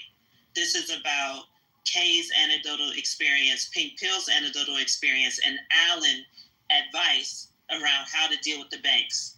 But your anecdotal experience is probably to all of Black here's America. the thing. Here's the thing. That you should be listened to. One second. One second. The irony is, I believe it was Barack Obama that got a law passed, or whatever. He worked on something with the fair housing, and that's the only reason why we can even come up with the data around these appraisals. That's the funny part about it. I mean, I don't know why y'all are doing mental gymnastics to deny that racism exists. It does. Like that doesn't mean that. Here's the thing. Denying racism. Wait. Let me just say. Well, Alan actually sounds like it. But let me just say, just because there's racism does not mean we're going to stop. It's like acknowledging a barrier that is in front of you doesn't mean that you're not going to back up and run as fast as you can to jump over that barrier. And I kind of feel like maybe some of y'all, if we talk about racism or talk about the way that history has affected the Black community in a number of different ways, it seems like some of y'all think that it's an admission of submission, or that it means, well, we're just going to fail. But here's the other thing. We're not superhuman. So, like, as human beings, things do happen. And just like they happen to white people, too. And now, thankfully, the Hispanics are seeing it. What'd you say? Can you give me a definition of racism so we can start? Sure. It's very simple. Racism is the system of white supremacy in America that affects all areas of people activity, be it law, labor, entertainment, education, anywhere people activity is, that's what it is. It began, as you all know, in America, it was refined. It began around the racial idea, the racialization of the people, and that continued. One race was above another race. That's all it is. That's not all it is. If that's what you're saying, that was the original definition. No, what are you saying? One race is superior. One race is superior to another race. No, that's not. That is not all it was. Now you're changing it so much now. It's getting muddy up. This is the problem. Okay, if it was just one race, the idea of one race being superior over another, we could have surpassed that a long time ago. That is not what racism is. It is systemic. It is a systemic issue. It's not. Well, here's this. I got you. I hear you. We heard you. I'm about to tell you what I'm talking about. So, firstly, that's cool. Sweet Pea, I think you brought this up too, so you can chime in also. So, on this study right here with the housing discrimination appraisal thing, do you know if they use the same company or a different company? Oh, I don't even remember. I just know it's accurate. I'm talking Sweet Pea too. That's fine. That's how you know it's accurate. I know it's accurate so because the point I'm getting at is what I'm making this long. In place was to stop. You realize that we didn't have all the data, or Black people kept saying. No. I'm talking about the source y'all referred to. Got it. Racism was tied together at one point. Yeah. Hold on a second. Right. The reason I bring this up because it's a recent incident. They like to use to say it's still happening and it's not. So that appraisal. I get it. I just said you thought it was, so you don't have to say that. I got you. The appraisal process that you guys are referring to, the Washington Post, I read the story a lot of times after during COVID. This is a bullshit story. They don't specify the company or companies that was involved. They don't specify the appraisers that was involved. The reason being, when you get something appraised, you use different appraisals, you're going to get different results. That's a fact. That's whether it's a car, a truck, whatever the fuck, whatever property you have. It's also, if you took something to one pawn shop and you took another, okay.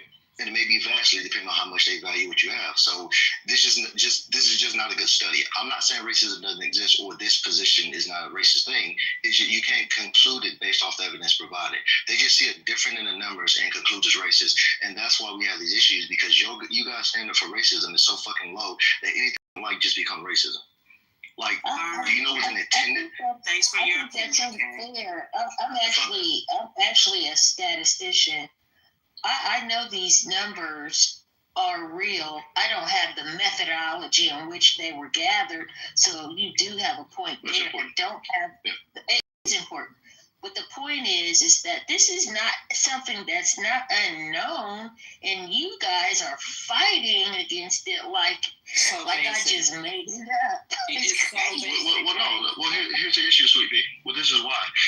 When you have an issue, you want to verify the actual issue. Otherwise, we'll be fighting ghosts, right? And not only that, worse than that, we'll actually create a new issue to where we're actually demonizing people or this country, essentially, because the issue doesn't really exist. So we need to substantiate the issue because we're going to make laws and change policies and get people out of position. Because, for example, if this company did this, that's a bad company, have a bad practice. They could be civilly liable, criminally liable, etc. But when you have it so vague to the point you can't even call out the bad perpetrators, then the question becomes, what is your agenda? Are we trying to fix a problem, or are you just trying to carry a narrative? And it seems more narrative-based than actually trying to fix a problem. So that's why it's essential to narrow these things down. Yeah, so, we were just in conversation. I wasn't, prepared to come in and have a debate about this in particular.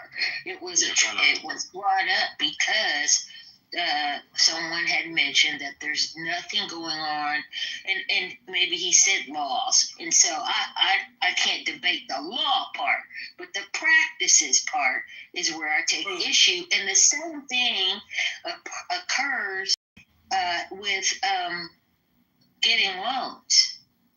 The same type of thing occurs. But when they mention a company, think about it. We can start there. Think of, if someone did something racist as a racist, say, hey, this person did it, whether they work for a company or an individual, because we have all these pictures posts online about neighbors and regular people doing the same shit racist. We doxed them. But right now in this post, during the time when doxing is prominent, we won't even say the company that did this racial appraisal, which points to me that is bullshit, and we took a narrative with it.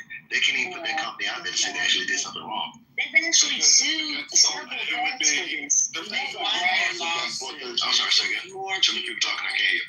So I was just trying to get in. There's a number of laws that had they put the company out there, that company would have been investigated and all that. That's why, again, I would say correct. There's no company outside there. It's the same thing with this overwhelming, like, oh, hey, we changed these narratives just to prove a point. It's always a narrative. It's always a vague poll, and stats can be manipulated a whole bunch of ways. I'm not saying there wasn't oppression, miss. I'm not saying there wasn't discrimination, bias, prejudice, sexism, misogyny, whatever ism you want to fucking throw out there. You got it. You have it. Fuck, we had a policy for 75 fucking years straight, an anti-Chinese exclusion policy, in which we basically, anyone who had features that resembled Chinese, we threw them out of the country. We literally had that as a nation. So I'm with you on it. We had slavery. We had a whole bunch of shit. But what is weird is that you have people who I call the Benjamin Crumps of platforms. They want to grift off of and create a perpetuating narrative, because without that narrative, they're held accountable to actually saying, hey, I have to achieve this. I have to be answering for education of my kids. I have to be answering for why I don't pay taxes at an alarming rate. Why is it that, I don't have businesses? And if you are upset over businesses and talking racism and prejudice, then we can stop supporting black businesses. We can do that, because last time I checked, I don't see a lot of white women being employed at black hair salons. I'm just checking that one out. I'm pretty sure that's probably not a thing. I'm sure there's maybe one or two anecdotes. Actually, there's a lot of them that aren't there. Yeah, and I would agree with that, and it's largely because white women don't tend to know how to do black hair. But here's what I want to say, and where there are mixed beauty salons, because I've been to them, there, as a matter of fact, my hairdresser is white. However, I don't want to get into all of this. I only questioned this whole idea that there was nothing out there that could impose on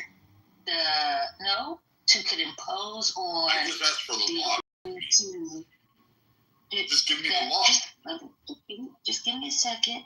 All I can do is I can tell you that as recent as 2024, 2025,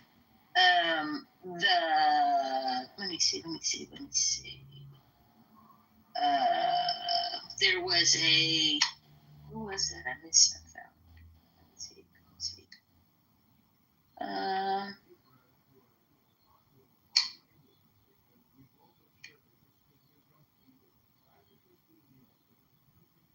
You're looking at the study? National City Bank in 2023 in the DOJ reached a $31 million settlement with City National Bank for redlining predominantly Black and Latino neighborhoods in Los Angeles from 2017 to 2020. The bank will fund loan subsidies and outreach programs to affected communities, and this remains an issue today. In 2024, the DOJ and the state of North Carolina secured a $13.5 million agreement with the bank for avoiding lending services to Black and Hispanic neighborhoods in Charlotte and in Salem. Can you stop that for a second? So it sounds like the law protected Black people, got compensatory damages awarded and sent out for that. So I'm confused as to which law is preventing Black people from being on the same footing. Well, it's not fucking non-racist, Brad. You're an idiot. Like, what is wrong with you? Okay, I just looked it up. I mean, it's just ridiculous. I'm asking what is wrong with your research. You're just a fucking idiot. I get it. You want to go Kukakune or whatever it is. Anyway, go ahead, Alan.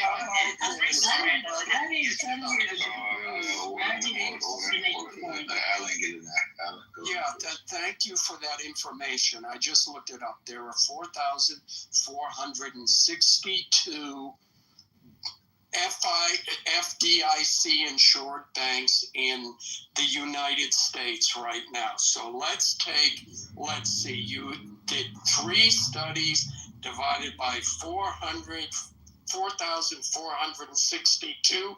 That means 0.067234424025% of the banks in the United States engaged in discriminatory policies which were caught by the government. I think if we're looking at less than 1% of banks that engage in discriminatory policies towards potential clients or homeowners, I think we can discount racism in banks as an issue having to do with Black people today.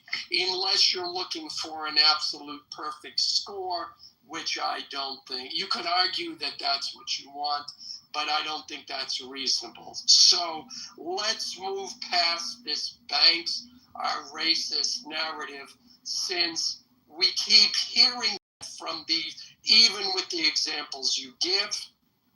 The percentage is low, so low that I would advise anyone, if they are Black, to go into a bank, do your due diligence, but don't worry about racism because it's not a factor in this day and age. Thank you. No, you would be setting them up for failure, Alan. Okay. No, First of all, just so you're clear, in our community, we still keep going. Like that's the thing that y'all are missing. We know that there's racism. We still keep going.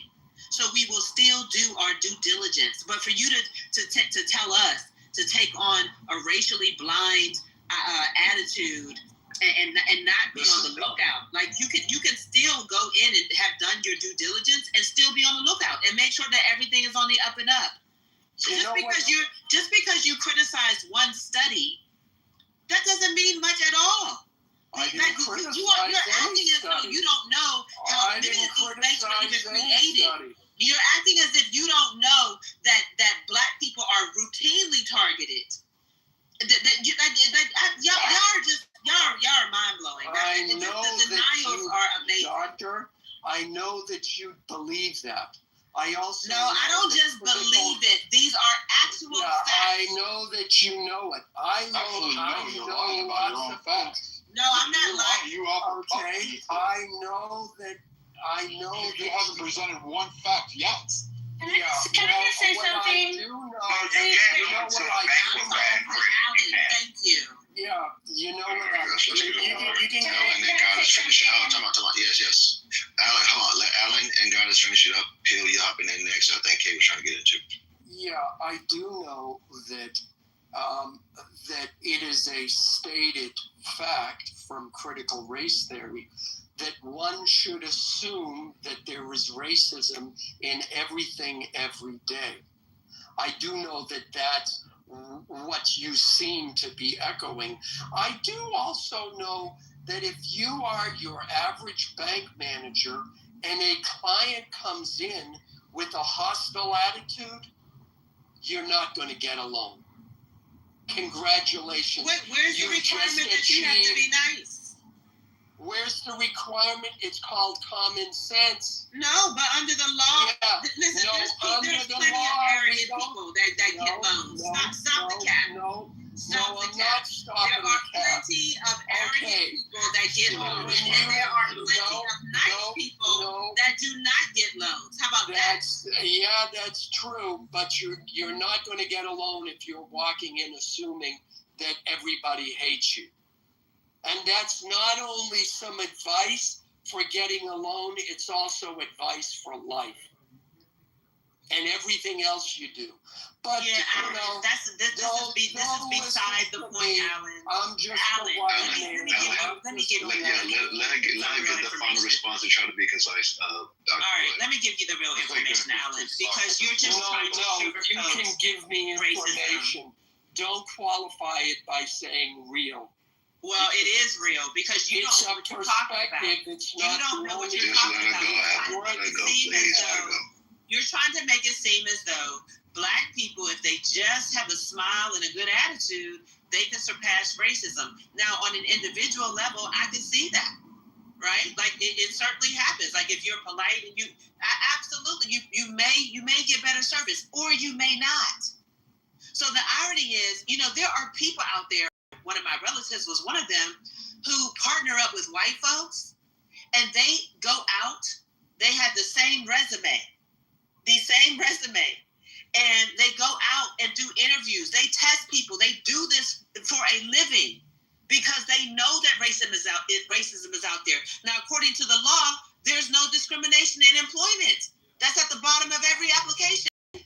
But when they went out there and they presented both their resumes, the Black person continuously got discriminated against. That's why a white man who graduates from high school will get a job faster than a Black man who graduates from college, regardless of the smiles, the attitudes, or any other way they want to shake it.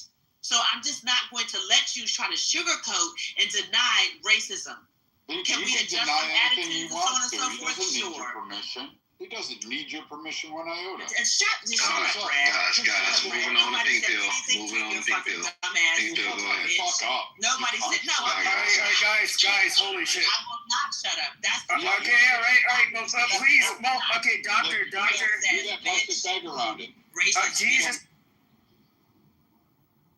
Dr. Goddess, will you please just allow for me to speak? I know you don't like Brad. Yes. I don't like Brad. You guys have your history, but I gotta say something because it needs to be said, right? So, Dr. Goddess, you are not wrong in saying that racism still exists. Anybody who has an X account can see that. But I think that the issue where I'm frustrated as a Black person is that we have Black elites, and I do put you in that category of Black elites, who by every chance they get want to remind the community that racism exists. It would beat it on the head heavy with it. And as a result of that constant narrative, I don't think you guys realize the shadow side of that part. I don't think you guys realize the damage potentially that you're doing to people, and that you take away their internal locus of control. When you tell somebody that no matter what they do, that racism is going to be the key defining factor from the time they wake up to the time they go to sleep, you terrify a child. Now, I just want to say, you terrify a child. It's not just you. I'm just talking about the whole elite. The thing that I find ironic is that the people who are responsible for carrying on these narratives are, again, our Black elites. But what makes them elite is that they made it. So they have some sort of internal locus of control that, despite knowing that there are challenges that are outside of them, that there is something in them that can affect the change.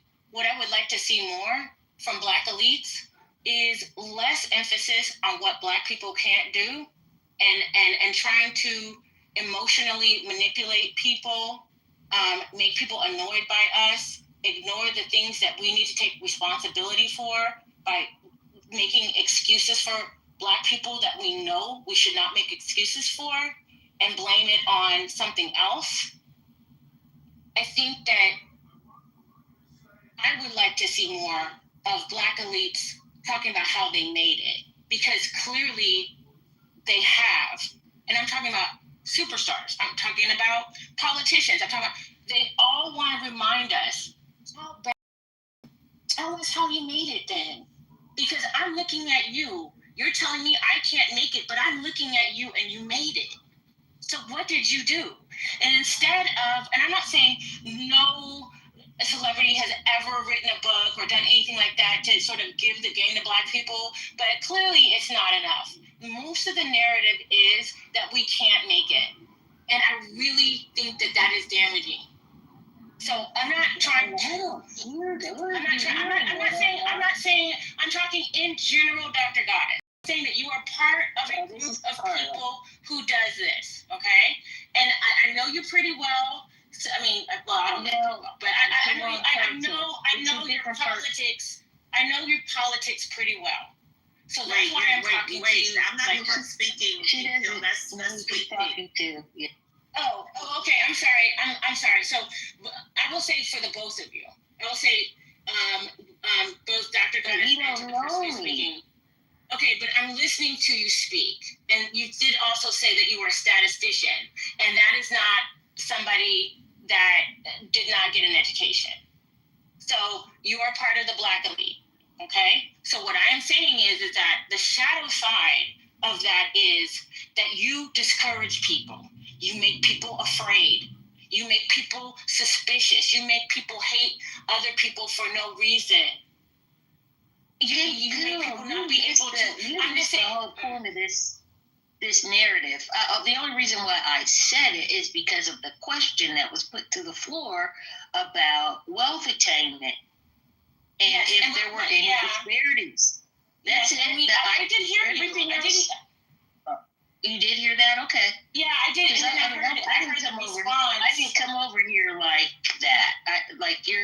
The narrative that I just responded to a question about to call out whatever there is that is currently going on here in America from an economic viewpoint that is not equitable because of racism. And I mentioned equity in houses. That's it. Yes. And then he found out that it's like less than 0%.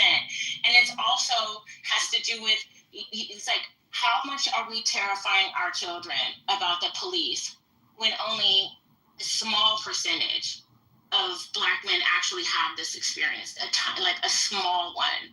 But we want to make it seem like, and I'm just saying, I'm speaking as a Black woman, obviously not in the clique. I'm just saying to you that, and to people who carry these narratives, that just understand that there's a shadow side to what it is that you're doing. That you think that what you're doing is trying to protect the community and advocate for the community, but understand the psychological effect that has with telling somebody that they can't do something, or that everywhere they look is racist, or you can't trust these people. It does have an effect, and it is alienating. I agree in a time when we live in a global society and we have to learn how to get along with each other. This is not the 1950s where we can just be over there and we all have to exist next to each other. Okay, so that's the only thing that I'm saying. And I agree with you. I do agree with you. I'm not advocating for some woe is me narrative. I'm just speaking about the facts and the reason for the inequities economically, and named one example in this room at this moment. I don't go out here doing no woe is me type of trope. And I would agree with you that that is very dangerous. So I don't want you putting that on me, because it's not who I am. It's not what I do. It was just an example for this room and this conversation. Okay? Okay, that's fine. If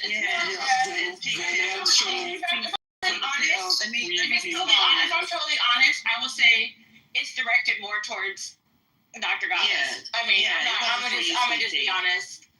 Yeah, it wasn't for you, Sweet Pea. But respectfully, Pink Pill, you don't know what I teach. Respectfully, right? Like, you're not out here. You don't know what I say to young people. I didn't say what you taught. I said I know what your politics are. Yeah, no, but I know what you But I don't think that you know everything about my politics.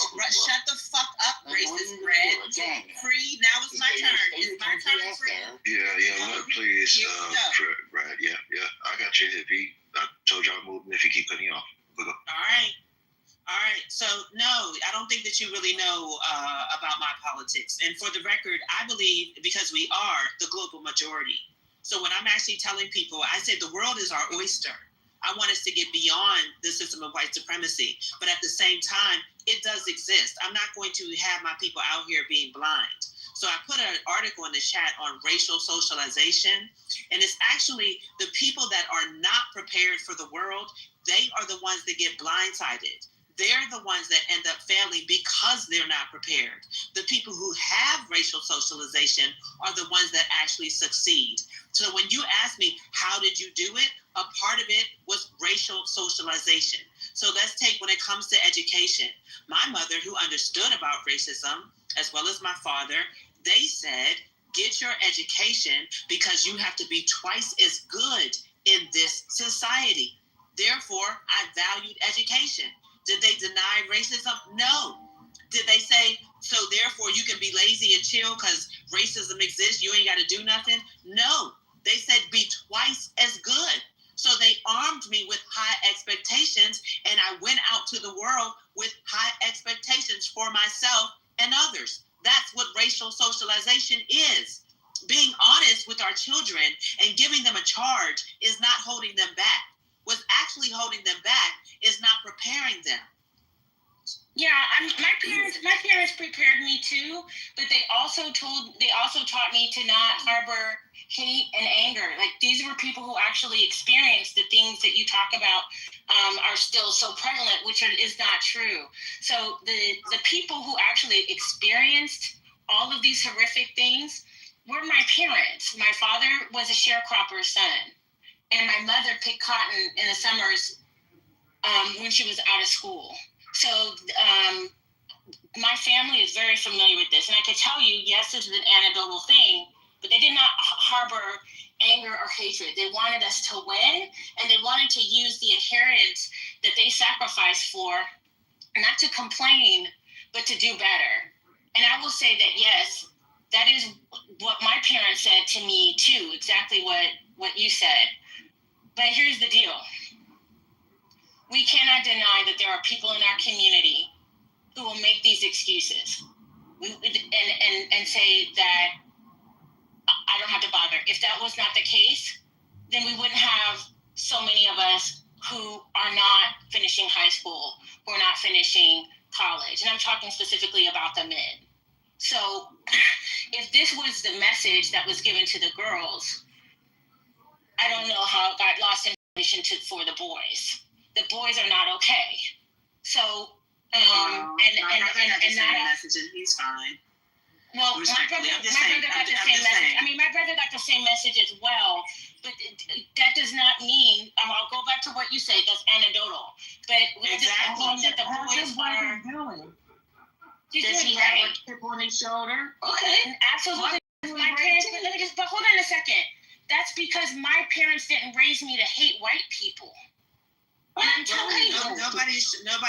First of all, if somebody does hate white people based upon their experience, then it just depends on their experience. But for the most part, the Black community actually doesn't hate white people. In fact, if the Black community treated white people the way white people treated Black people, this would be a whole different society. Well, can I push back? We're very forgiving. Yeah, please push back. We're very forgiving, actually. Okay. So you know. I do want to. First of all, I mean, I broke down, I think the link's still up there, the crime statistics, and I would say, just based on statistics, there's a reason why I would say people should feel wary around particularly Black men, young Black men. Now, with that being said, I've only been robbed twice. Should we be wary around white men? Well, all women should be wary around, especially a group of No, I'm not talking about me as a woman, although that matters. I'm saying should Black men be wary around white men? Not more than, I would say less so than they should be wary around other Black men. And that's based on the FBI stats? Yes. The number one killer of young Black men is other Black men. That's a fucking fact. The number one killer of white men is other white men. It's about proximity. No, it's not. We die. No. We die of other cause. No. When I say that, let me rephrase that. Hold on. Yes, of course it does. The leading cause of death for young black men and teenage boys is other black men. The leading cause of death for young white men and white teenage boys is not homicide. That is the big difference. So I would say, yes, black men. This is just statistically true. I mean, you can try to spin a narrative all you want, but even I've been robbed twice. Both times it was a black man, and I was a kid when it happened to me. Now, I don't hate black people because of it. Did that even, and to be fair, the second time it happened, there was a black girl I went to school with, and I guess she kind of knew the dudes. They were in their like mid-20s, and she's like, "No, that's fucked up. Give it your shit back." And she actually got my shit back. She was actually putting up the fight. And so, I mean, obviously, I don't paint all black people with the same brush, but. I will hope you wouldn't, because if we painted white people with the same brush, we have stats too, Pepe. There are stats. What stats do you have? We want to run down. White men kill their entire families more than anybody else. White men are the number one threat to American democracy, according to the FBI. According to the FBI. Which year? Every fucking year. No, it's not every year, because I know it is every year. I don't think. Okay, one second, Dr. Goddess. Excuse me, one second. Black men are also. Where's that stat? No, that's not. That's not how it's worded. That's not how it's worded. Now, hold on, Dr. Goddess. Dr. Goddess, okay, as you know, I would do that. I will put the studies in. Sure. Okay. Let me finish. Yes, let me finish. Doctor. Okay, let me finish. Goddamn. Jesus Christ. Okay, so obviously I had very strong feelings in these debates for a long time. Now, I understand what you're trying to say is that they were considered the biggest domestic terrorist threat in the United States. Yes, that happened for a few years. Now, do you know who was listed previously to that? I think up until maybe 2018, 2019, it was black identity extremists that were considered the number one domestic terrorist threat. So it's gone back and forth. That was a fabrication. Oh, what's his name? Oh, the FBI lied. Okay. No, it wasn't. I've never seen somebody hot-footed this much and try to go. Shut the fuck up, Brad. Nobody is talking to you, Brad. Nobody is talking to you. I am not talking to you. I'm trying to respond to Pepe. No, you're not. Because you're trying we to are dish having out a your own fucking conversation. way. You cannot say Well, hold on a second. So hold on a second. You should just like shut the fuck up. Okay. If we want to get him down, damn. But no, I'm the one talking. And Jesus Christ. But when I respond to you, he keeps talking. I can't get a word in edgewise. Nobody else can get a fucking word in edgewise. Because you need to shut the fuck up. Okay, Brad, but hold on, because I want to ask you some other things. Now, because I've been listening to this, and okay, first of all, we can just look at the very unpleasant realities. If you were to ask, I would say the average fucking teenager, whether it was the 60s, 70s, 80s, 90s, 2000s, okay, they know which groups of people are generally going to be the people they have to watch out for. Now, that you can break that down by sex, you can break it down by age, and you can unfortunately break it down by race. It's something that it's a pattern recognition that everybody fucking has. Now, for you to, it's really bizarre when the statistics back this up. Is like, I don't really hear, I don't hear people, especially doctors or anybody like, that work in academia, deny the fact that young black men do have a violence problem. They more or less argue why they have the problem. Yes, they absolutely have a violence problem. When earlier in the room, it was actually a white man.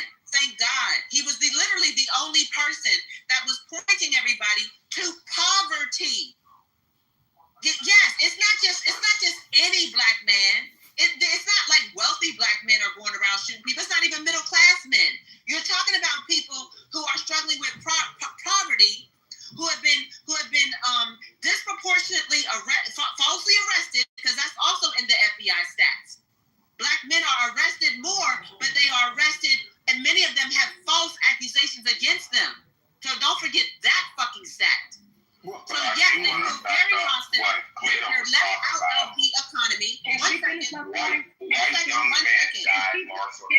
I'm not talking to you. Hold on, let her finish. Conversation with Pepe.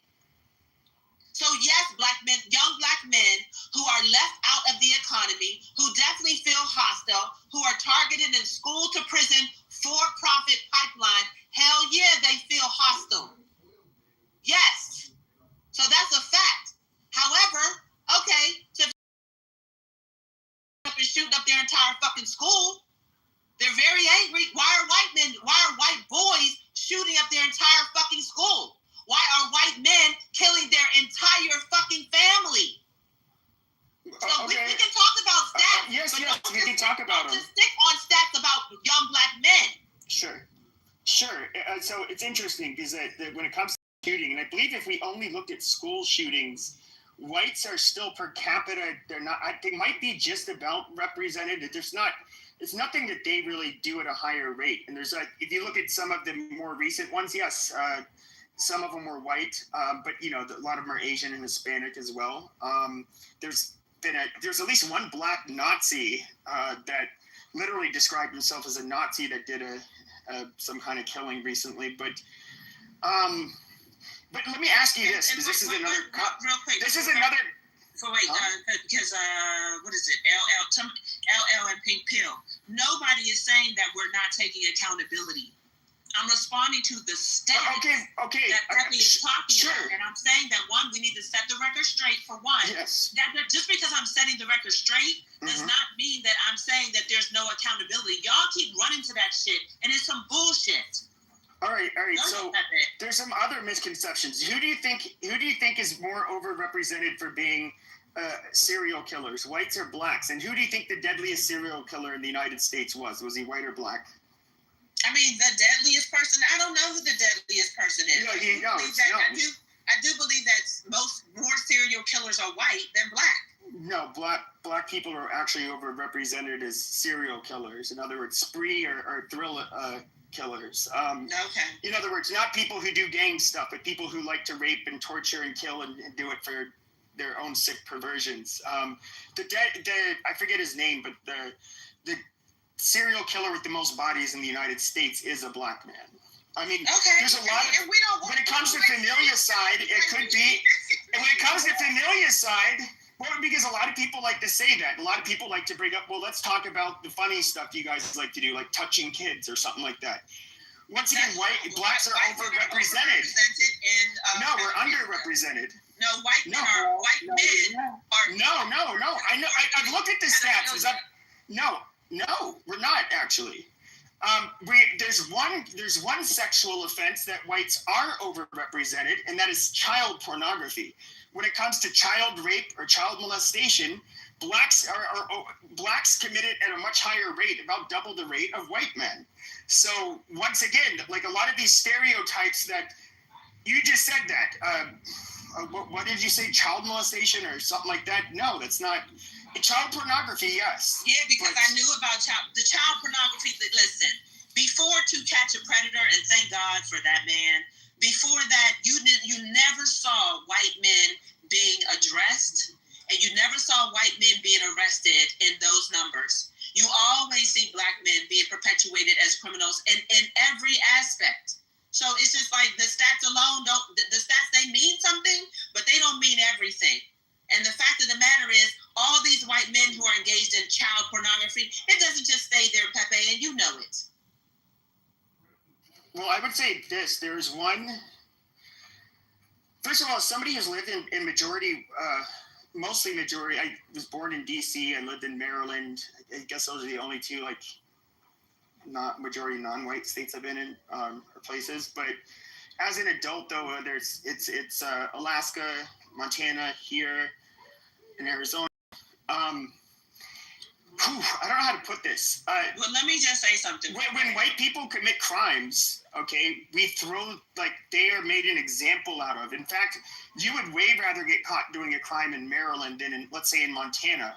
Your sentence will likely be many years less. Now, there was one example I can think of that was gang related and involved nothing but white people.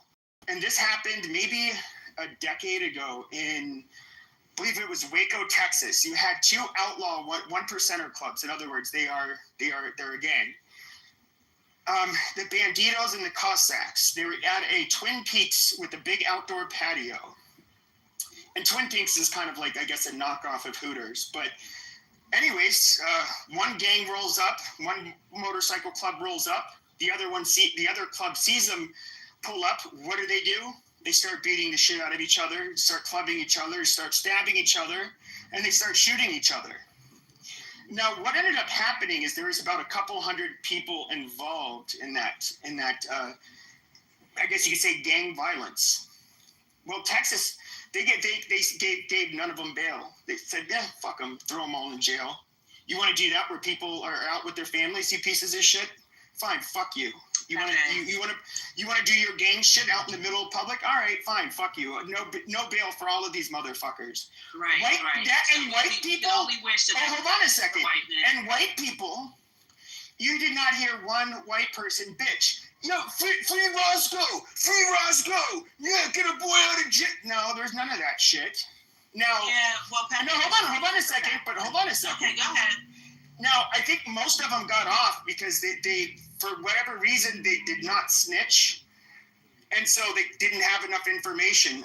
But with that being said, white people absolutely will throw the book at gang members and people that are, bring out blatant violence like those bikers did. Now, when it happens with black people, it's like, I feel like what we get is this, all these black men in prison, it's so sad.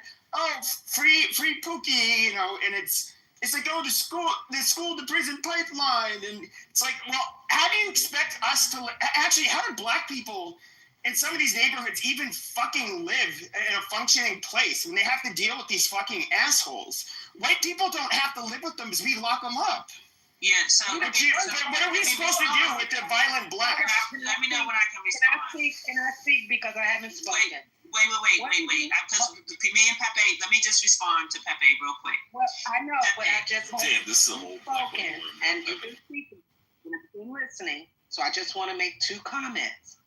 You're making an assumption that every black person has to deal with a Pookie and Ray Ray. That's your first mistake. The second thing is, I went and I looked up what you were talking about, the child molestation and how white people, of course, they deal with child pornography. I looked up the stats for just child abuse alone between whites and blacks. It said that white people are guilty and have more cases of child abuse than blacks. Blacks are second to white people. Now, then I went and said, well, what is considered the abuse? They included sexual molestation, neglect, all of those things. So when you put something very small in and try to say, oh, it's child molestation, that's a very small. Okay, ask them per capita. Ask your chat GBT or whatever it is, per capita, which group commits the abuse more. It's going to obviously say black people. It's blacks. No. And it's also underreported in black people. It's underreported everywhere. No, it's underreported All right, stop. We're looking at the Epstein files right now. You talk about underreported. That's an antidote. Like what the fuck? It's not anecdotal. It is anecdotal. It's literally one fucking dude. It's not anecdotal. And black people have been pimping for a long fucking time. I mean, the fuck are you talking we've about? been fucking subject to black fucking codes. There were never any white fucking codes. So you want to talk about the relationship between black people and criminality. And let me just address this really violent quickly. Criminality. What I heard when I first came in the room. So when I first came in the room, y'all, generally speaking, we're talking about, and some of the people, but a lot of the people aren't even here. But what y'all were talking about on the stage was, black crime. It's just their culture. It's a cultural issue. This is just get the entire fuck out of here. That the origin of black crime is a cultural issue. If y'all left us the fuck alone, there would still be some crime. We left you guys the fuck alone in Haiti. How did that work out? No. First off, Pepe, we didn't say the origin. No one said the origin of crime. We're talking about America. No, the origin of black crime. Listen. No one's saying the origin of crime is I don't know what you just said, but it didn't make sense. No, they said it was cultural based. It was based on right. That's exactly Correct. what being said. No, agree. Yes, I said that. Yes, the current and state it is not based on black culture. It definitely is. It is. No, it is and not. The reason being, yes, we got you. Culture, you know what this. Let me explain. I'm all right. What the fuck? So yeah. So the reason being because we help facilitate it. Go ahead. You're not gonna let this Black King talk? Stop. Go ahead, Black King. Yeah, but I know I did, Doctor, and I just want to address that. Yes, and the reason why it is because we help facilitate it. We support it a lot. It's in our music, it's in our politics, it's in our entertainment, it's in everything. So many politicians and even entertainers who are not rappers will tell you they came from a gang background, or they have family members, or they had to sell drugs or some shit like that. They're talking about how they help facilitate it. Right now, in just general social media, if you go to TikTok, you see so much of our youth committing crimes and doing criminal shit, and that is them. That is coming from them not having good homes where the parents and the people involved in their lives help them actually give them guidance and pull them away from that lifestyle. So we just on a vicious cycle of repeating shit that keeps the criminality up in our communities. That is culture. First of all, the culture of the media. Wait, hold on, because I let you go before me. So let me just address this. This is what I mean about when you don't understand your history, you literally don't know who the fuck you are. And this is a problem. And you don't know, and white people, when they deny American history, not only do they not know who they are, they actually think far highly of themselves than they should. So following slavery, there was a thing called the Black Codes that were instituted. Do you know what the Black Codes are, Free? I'm familiar with them. I'm gonna let you finish because No. This is gonna be a monologue. What did the Black Codes do? Because I really need you to understand. What please go forward because I don't have time. No, just make your point because I want to respond and because I have to take a step away for it in a second. So go ahead, please. All right. So does any black man on the stage know what the Black Codes are? Lover, you always have something to say. Get on with the damn story. Don't look it up. What are the Black Codes? I said get on with the damn story. Exactly, because you don't fucking know. Nobody gives a fuck. This is the problem. No. If you know, say it. Yeah, they had less fucking rights, basically. No, it's not about having less rights. Like this is. Oh my god. Like this. Anyway. Just make it point. So I'm gonna put a link in the chat. Y'all motherfuckers, you take the time to read some shit for a change. Because without the Black Codes, they wanted cheap labor and all of that shit. And literally, okay. Pepe, there were no white codes. No shit. In exactly. 1864 and 65. We're talking about today, honey. Oh, yeah, I know we're talking about today, honey. And that's why the Black Codes. What's the purpose of the Black Codes? You have a bunch of cheap fucking blacks that basically have nowhere to live, and so they can work on a fucking plantation for next to nothing. Oh, not just a plantation. Not just a plantation. One second. I'm talking to Pepe. Not just a plantation. What was it for? If you were found guilty of a quote-unquote black code, what did you have to do? It was to oppress black people. No, we're not. No, I'm not going to let y'all get off with the. Okay, it was basically to keep it. It was basically this once they used black people as farm equipment, and once they were freed, it was basically a way to force them through laws or codes to make it so that they kind of didn't have much of a way anything else to do, but they'd be exploited for either very cheap or forced labor. Enforced labor how?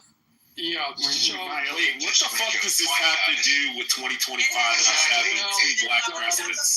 We've had two black presidents, and you want to point back to 150 years ago. No, just hurry the fuck up. Nobody gives a shit what you have to say. I'm going to respond. I'm going to give you a second. So wait a second. Go ahead, guys. And you did not know. We've had two black presidents.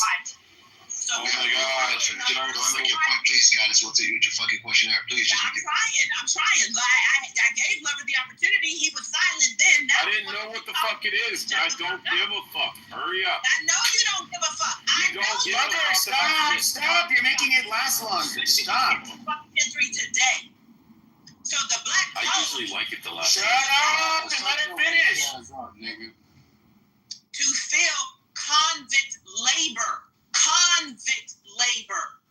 This is the precursor to our for-profit prison systems. So when you say, oh, black people indiscriminately, disproportionately commit these types of crimes, we've got the stats. Fuck you and your fucking stats. Because we have stats from work. We were all How does our prison system? Okay, that's amazing. One second. How does our prison system and judicial system work any differently from the UK's or anywhere else in the Anglosphere? Because in the 13th Amendment says, except for the punishment of crime. Except for the punishment of crime. Okay, but what do all Anglosphere countries? They do the same thing. The American Constitution. The UK's Constitution doesn't have shit like that. That's why America's the fucked up. No, they work for free in Australia, Canada, and the UK as well. They don't have any type of slavery or anything like that. I'm saying that the 13th Amendment is in the American Constitution. So you're gonna sit around and make excuses for people that didn't want to give up slavery, that then said except for the punishment of crime, slavery will be abolished. Then you have people making up fucking crimes, like walking down the street, looking a white man in the fucking eye. You could get arrested for that. Not stepping off of the curb. What does that have to do with today's judicial system? Exactly, because it's bullshit. No, Goddess, this is no, it is bullshit. Listen, Goddess, you didn't address nothing. You didn't address shit I said. Everything. Goddess, all right. This is why we shouldn't let this hold tight. All right, so just hold on, because then you're being a fucking child. So the bottom line is, I'm bringing it back up, Goddess. I said about today, the current culture. Everything you fucking said had nothing to do with the culture today. Let's just pretend everything you said was true. What the fuck has to do with black people actually going out committing things that they know are crimes? Promoting the shit. Talking about jugging people, which is basically saying I'm waiting outside of a bank for a person to cash their check so I can rob them. Talking about running off on the plug and all this other shit that we talk about. Just tons of fucked up shit. Of selling EBT, your food stamps, and all types of shit that we say in our media and our entertainment. And we have fucking platforms from YouTube to Instagram and all these other things where we advocate for criminality.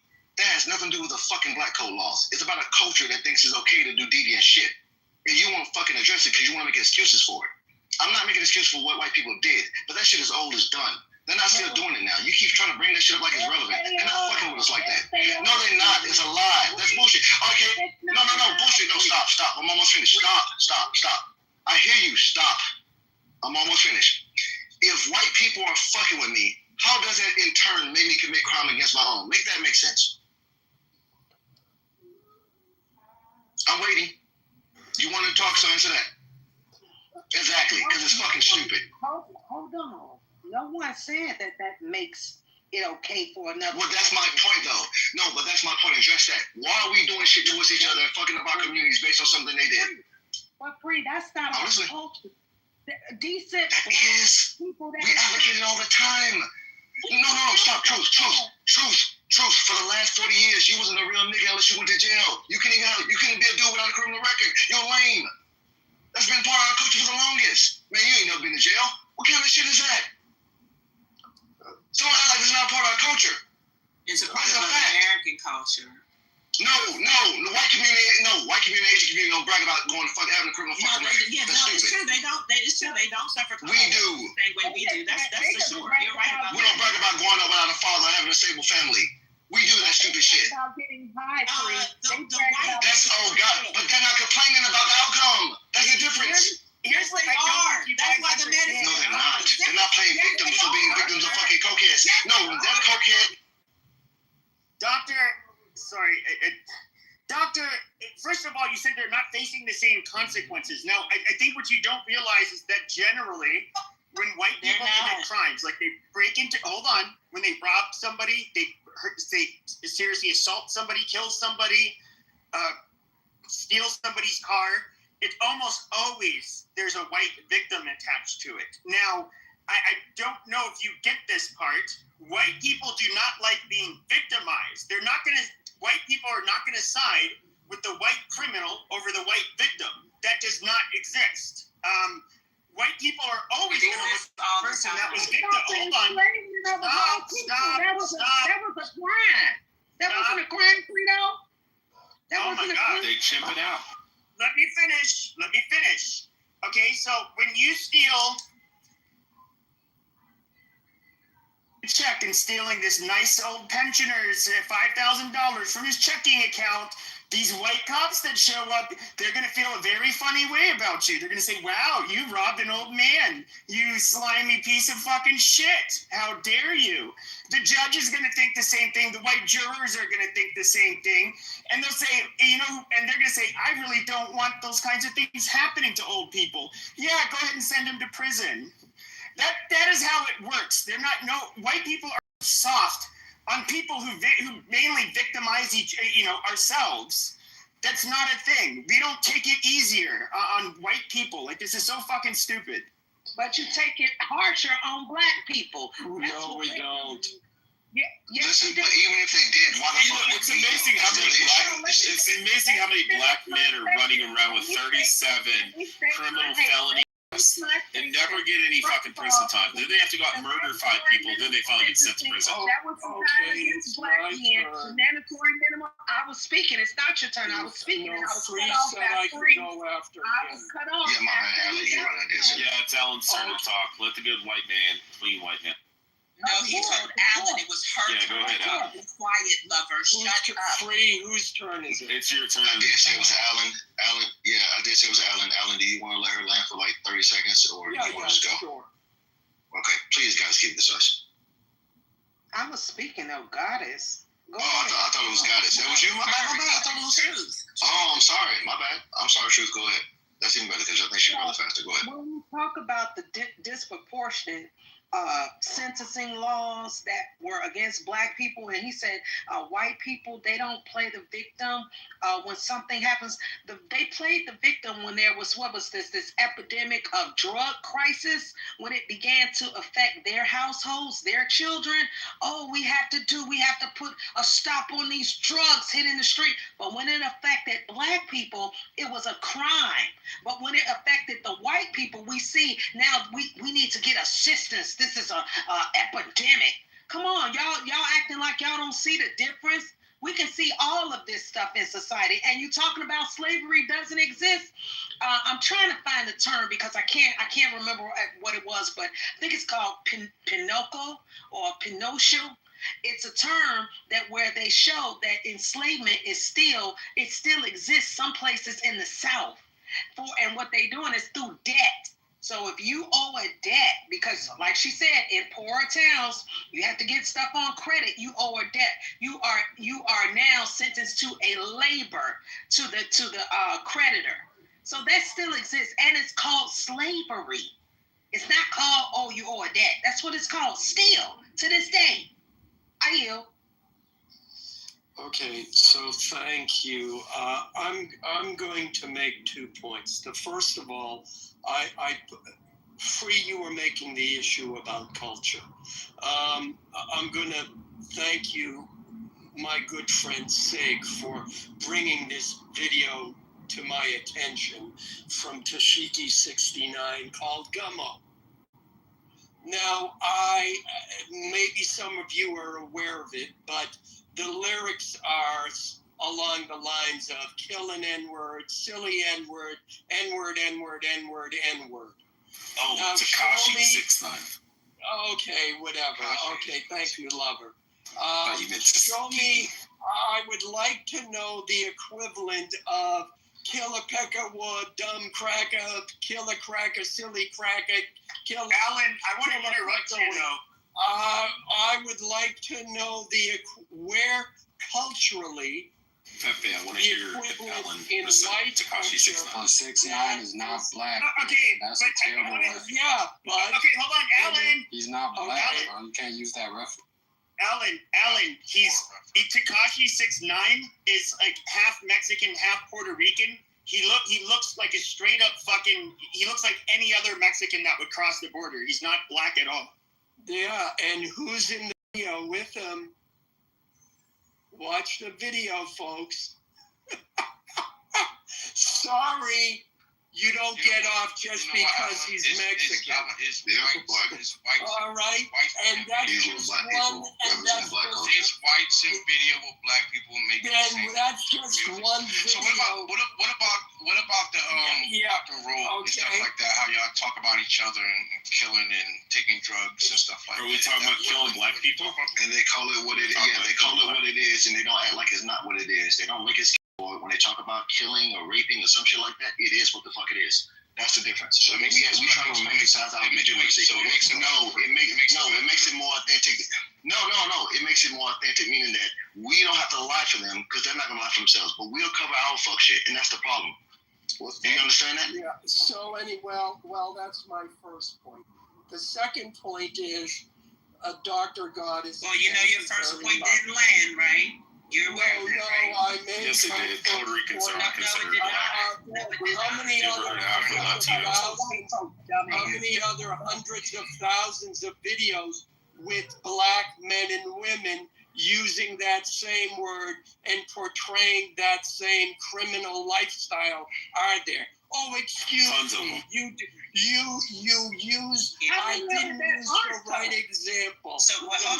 Not a lot that aren't portraying white characters. So let me answer. Hold on, Alan. No, don't move on, Alan. I'm done talking to you. I'm calling your black ass out. Goddess, I'm calling your ass out. Because you jumped from the first point. I couldn't even respond to your first point. It was rhetorical. He wasn't looking for a response. I know you have a memory, and you can respond to them when I'm done. Okay? Second point, you're shilling all the points of CRT. CRT is inferiority complex in blackface for black people so they can get more money. How much more money do white people have to give you for you to feel equal to white people? That's not fair. Yeah. Sorry. Somebody give them 40 acres of yield so they can shut the fuck up. Jesus Christ. Order. Chill out. Slow it down. Let Alan do his thing. Thank you. Bro, don't fall for it. Y'all fall. I even waited for Goddess and Truth to finish before I started to finish. Thank you very much. So the whole point of CRT, and look up everyday CRT, you are looking for racism in everything. You assume racism exists, and then you go about proving it. Well, look, CRT, it's a great system. It's a great theory. It's not the only theory there is. And though it seeks to explain the racial disparities, not only race, but there are race crits, there are queer crits, there are gender crits, there are, there's all different umbrellas for critical theory to bring people in, which it's just another form of Marxism, but we won't even discuss that. They're all there, and they're all looking to get everyone to focus on, and in critical race theory, to focus on race 24 hours a day. And they do it in a number of insidious ways, to the point where if you look at teaching for social justice, you have third grade teachers saying, well, Johnny, who's white, got loan at 5% for 1 year, and Jerome, who's black, got a loan for 7%. Do you think how much did they pay in interest? This is an actual math lesson. How much did they pay in interest? And do you think it's fair that Jerome had to pay more for his loan just because he was black? And then there's a discussion about how racism affects black people and their interest rates in a math lesson for 3-year-old children. I'm sorry, Dr. Goddess, but I also have some experience, and I remember the 60s and I remember the 70s. They taught hope, they taught love, and they taught that the world was going to be a better place. And proponents of CRT teach hate, They teach pessimism. Timer in here? Don't let you black ass motherfuckers interrupt this. Shut up, cockmouth. And they teach, He's almost done. Let him finish. Go ahead. And you can hear it in my voice. Thank you very much. And they teach inferiority. I am tired of listening to dumbass black people who don't know what the fuck is going on. And yeah, this is a white man. I just corrected your ass. Sit the fuck down. Shut the fuck up. And let the adults actually bring Alan, you need to calm your mayonnaise ass down, Alan. All right? You know what? Calm the fuck down. Okay, buddy? All right. Let's Because you be in loose spaces and everything. Can I respond to that? Look at all these hit dogs hollering. All eyes on KP. All eyes on KP. Hit dogs gonna holler. He wants to trigger us anyway. Y'all letting him. Well, I'm triggered, goddammit. Yeah, I ain't worried about it. So, All right, KP, it's on you. How's the KP's part? I never got a chance to respond. What the fuck? Hey, Free, what's going on? I know you respond to him. I know y'all want to. Okay, all right. To be fair, okay. But guys, we let you cut him off to do it. You don't want to hear the fucking response. No. Oh, jeez. Go ahead, Goddess, then KP, then fucking. No, I'm sorry, 400, then KP. Yeah. So for the record, dumbass Alan, you don't have to have a specific white equivalent to a rap album made by a Dominican boy to say, where's the white person that says nigger? First of all, if I wanted to point to somebody like that, I could easily point to somebody like Eminem. I could easily point to any of these dumbass white rappers that are out here with these other dumbass black rappers that are out here. So first of all, white people are producing this so much of this music, the majority of the fucking music. They're taking advantage of unemployed, uneducated young black men who write these lyrics, and they're producing them. So if you have an issue with rap music, go to the white fucking producers. Go to Liar Cohen and ask him what the fuck is he doing. He literally was on the Breakfast Club and just said, we got to make money too. That's what he fucking said. So no, the white people are not holding white people responsible for the music they are putting out. Now let's look at the romanticization. What was the number one show between 1999 and 2007, Alan? Real quick, before you need to look it up. What was the number one television show in America? Not Black America, all America. What was it? You're fucking fine. So the television show was, excuse me. Yeah, I've got an interview tomorrow with another local newspaper. I'm not seeing it. Let me help you out with that. The next interview, I'm going to bring up how Darren LaHood won't sign the discharge petition to bring about the Epstein Transparency Act, and he's covering up for pedophiles and abusers.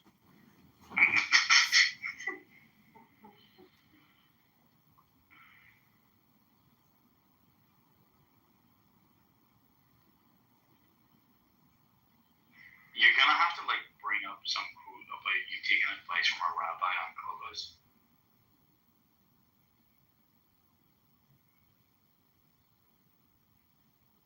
Now you gotta give the Jews a little hat tip and let them know.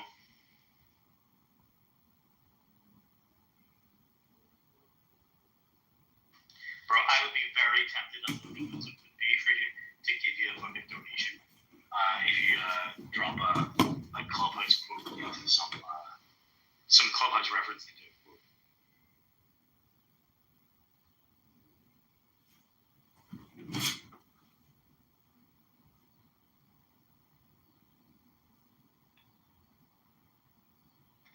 Anyway, Frankie. Yo, what's up? What's going on? Why did you delete Telegram? Bro, it's better. It's like a waste of time. I will delete it. Nigga, this app is a waste of time. Do you think so? I think everything is a waste of time. Well, then what the fuck are you doing? Yeah, I swear. You're right. I mean, I was missing you. I was alone the whole day and I was studying. Nothing to do, you know. And that's the thing, like.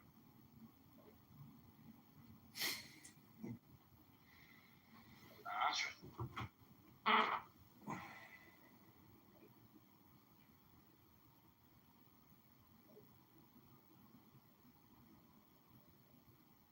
about you? What are you doing? You know, part of me thought of it earlier, but didn't know. I have to admit. Yeah, but yeah.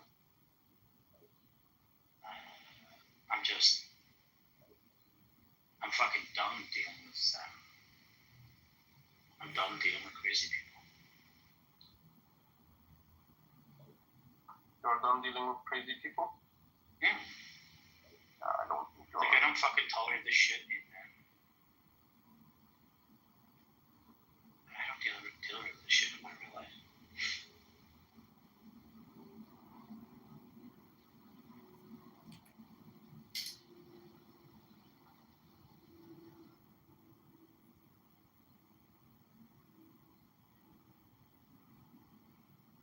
You have a lot to do in your life? Yeah, I've got a fucking stuff. This is half the problem. You know, I've a lot of shit going on. I'm currently working on the biggest fucking project I've ever, had. Finishing it up. That's this is obviously just a fucking distraction from that. But I'm also, got other things I want to build in the future.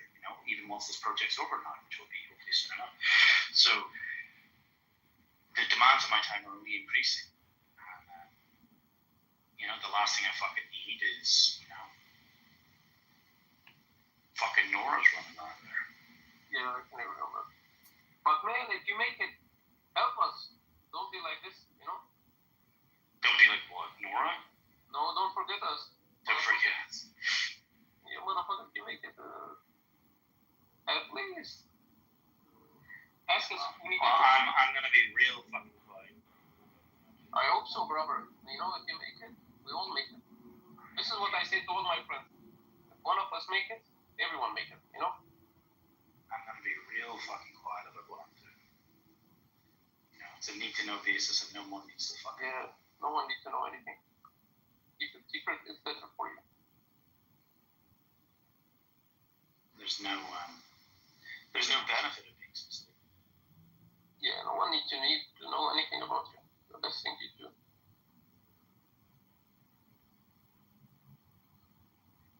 If you tell people about what you do, then you lost already.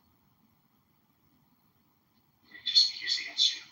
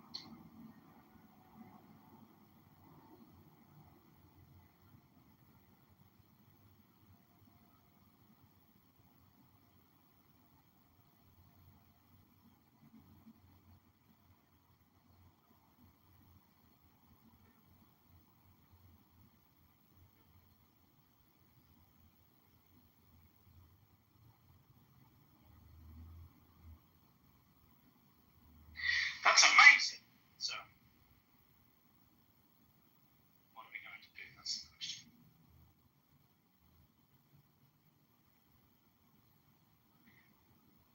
What are we going to do, Mr. Kitover?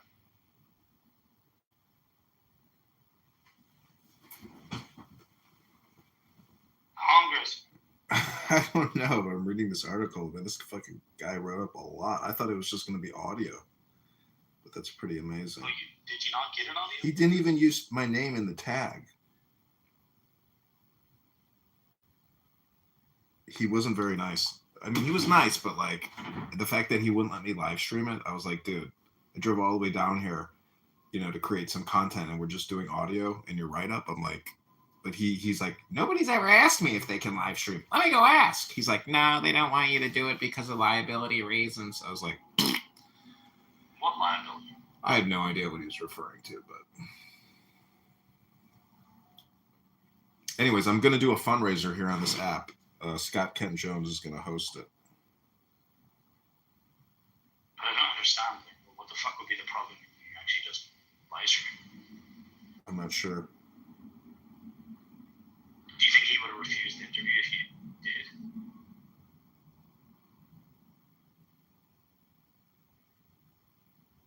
What was that? Do you think he would have refused the interview if he did it anyway?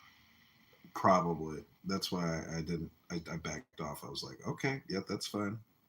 But I recorded the audio. I published it to Clubhouse to X. Nobody listened to it though. Okay, this live stream is happening. Let me see. I don't even know. I mean, this Clubhouse fundraiser is happening. Scott has opened the room. Okay, best of luck, Blake. You want to go to the show, or are you going to keep your room open? Rabbi's open your room, though, so I'm going to go there. Okay, thanks. I'll talk to you soon. Bye. Okay.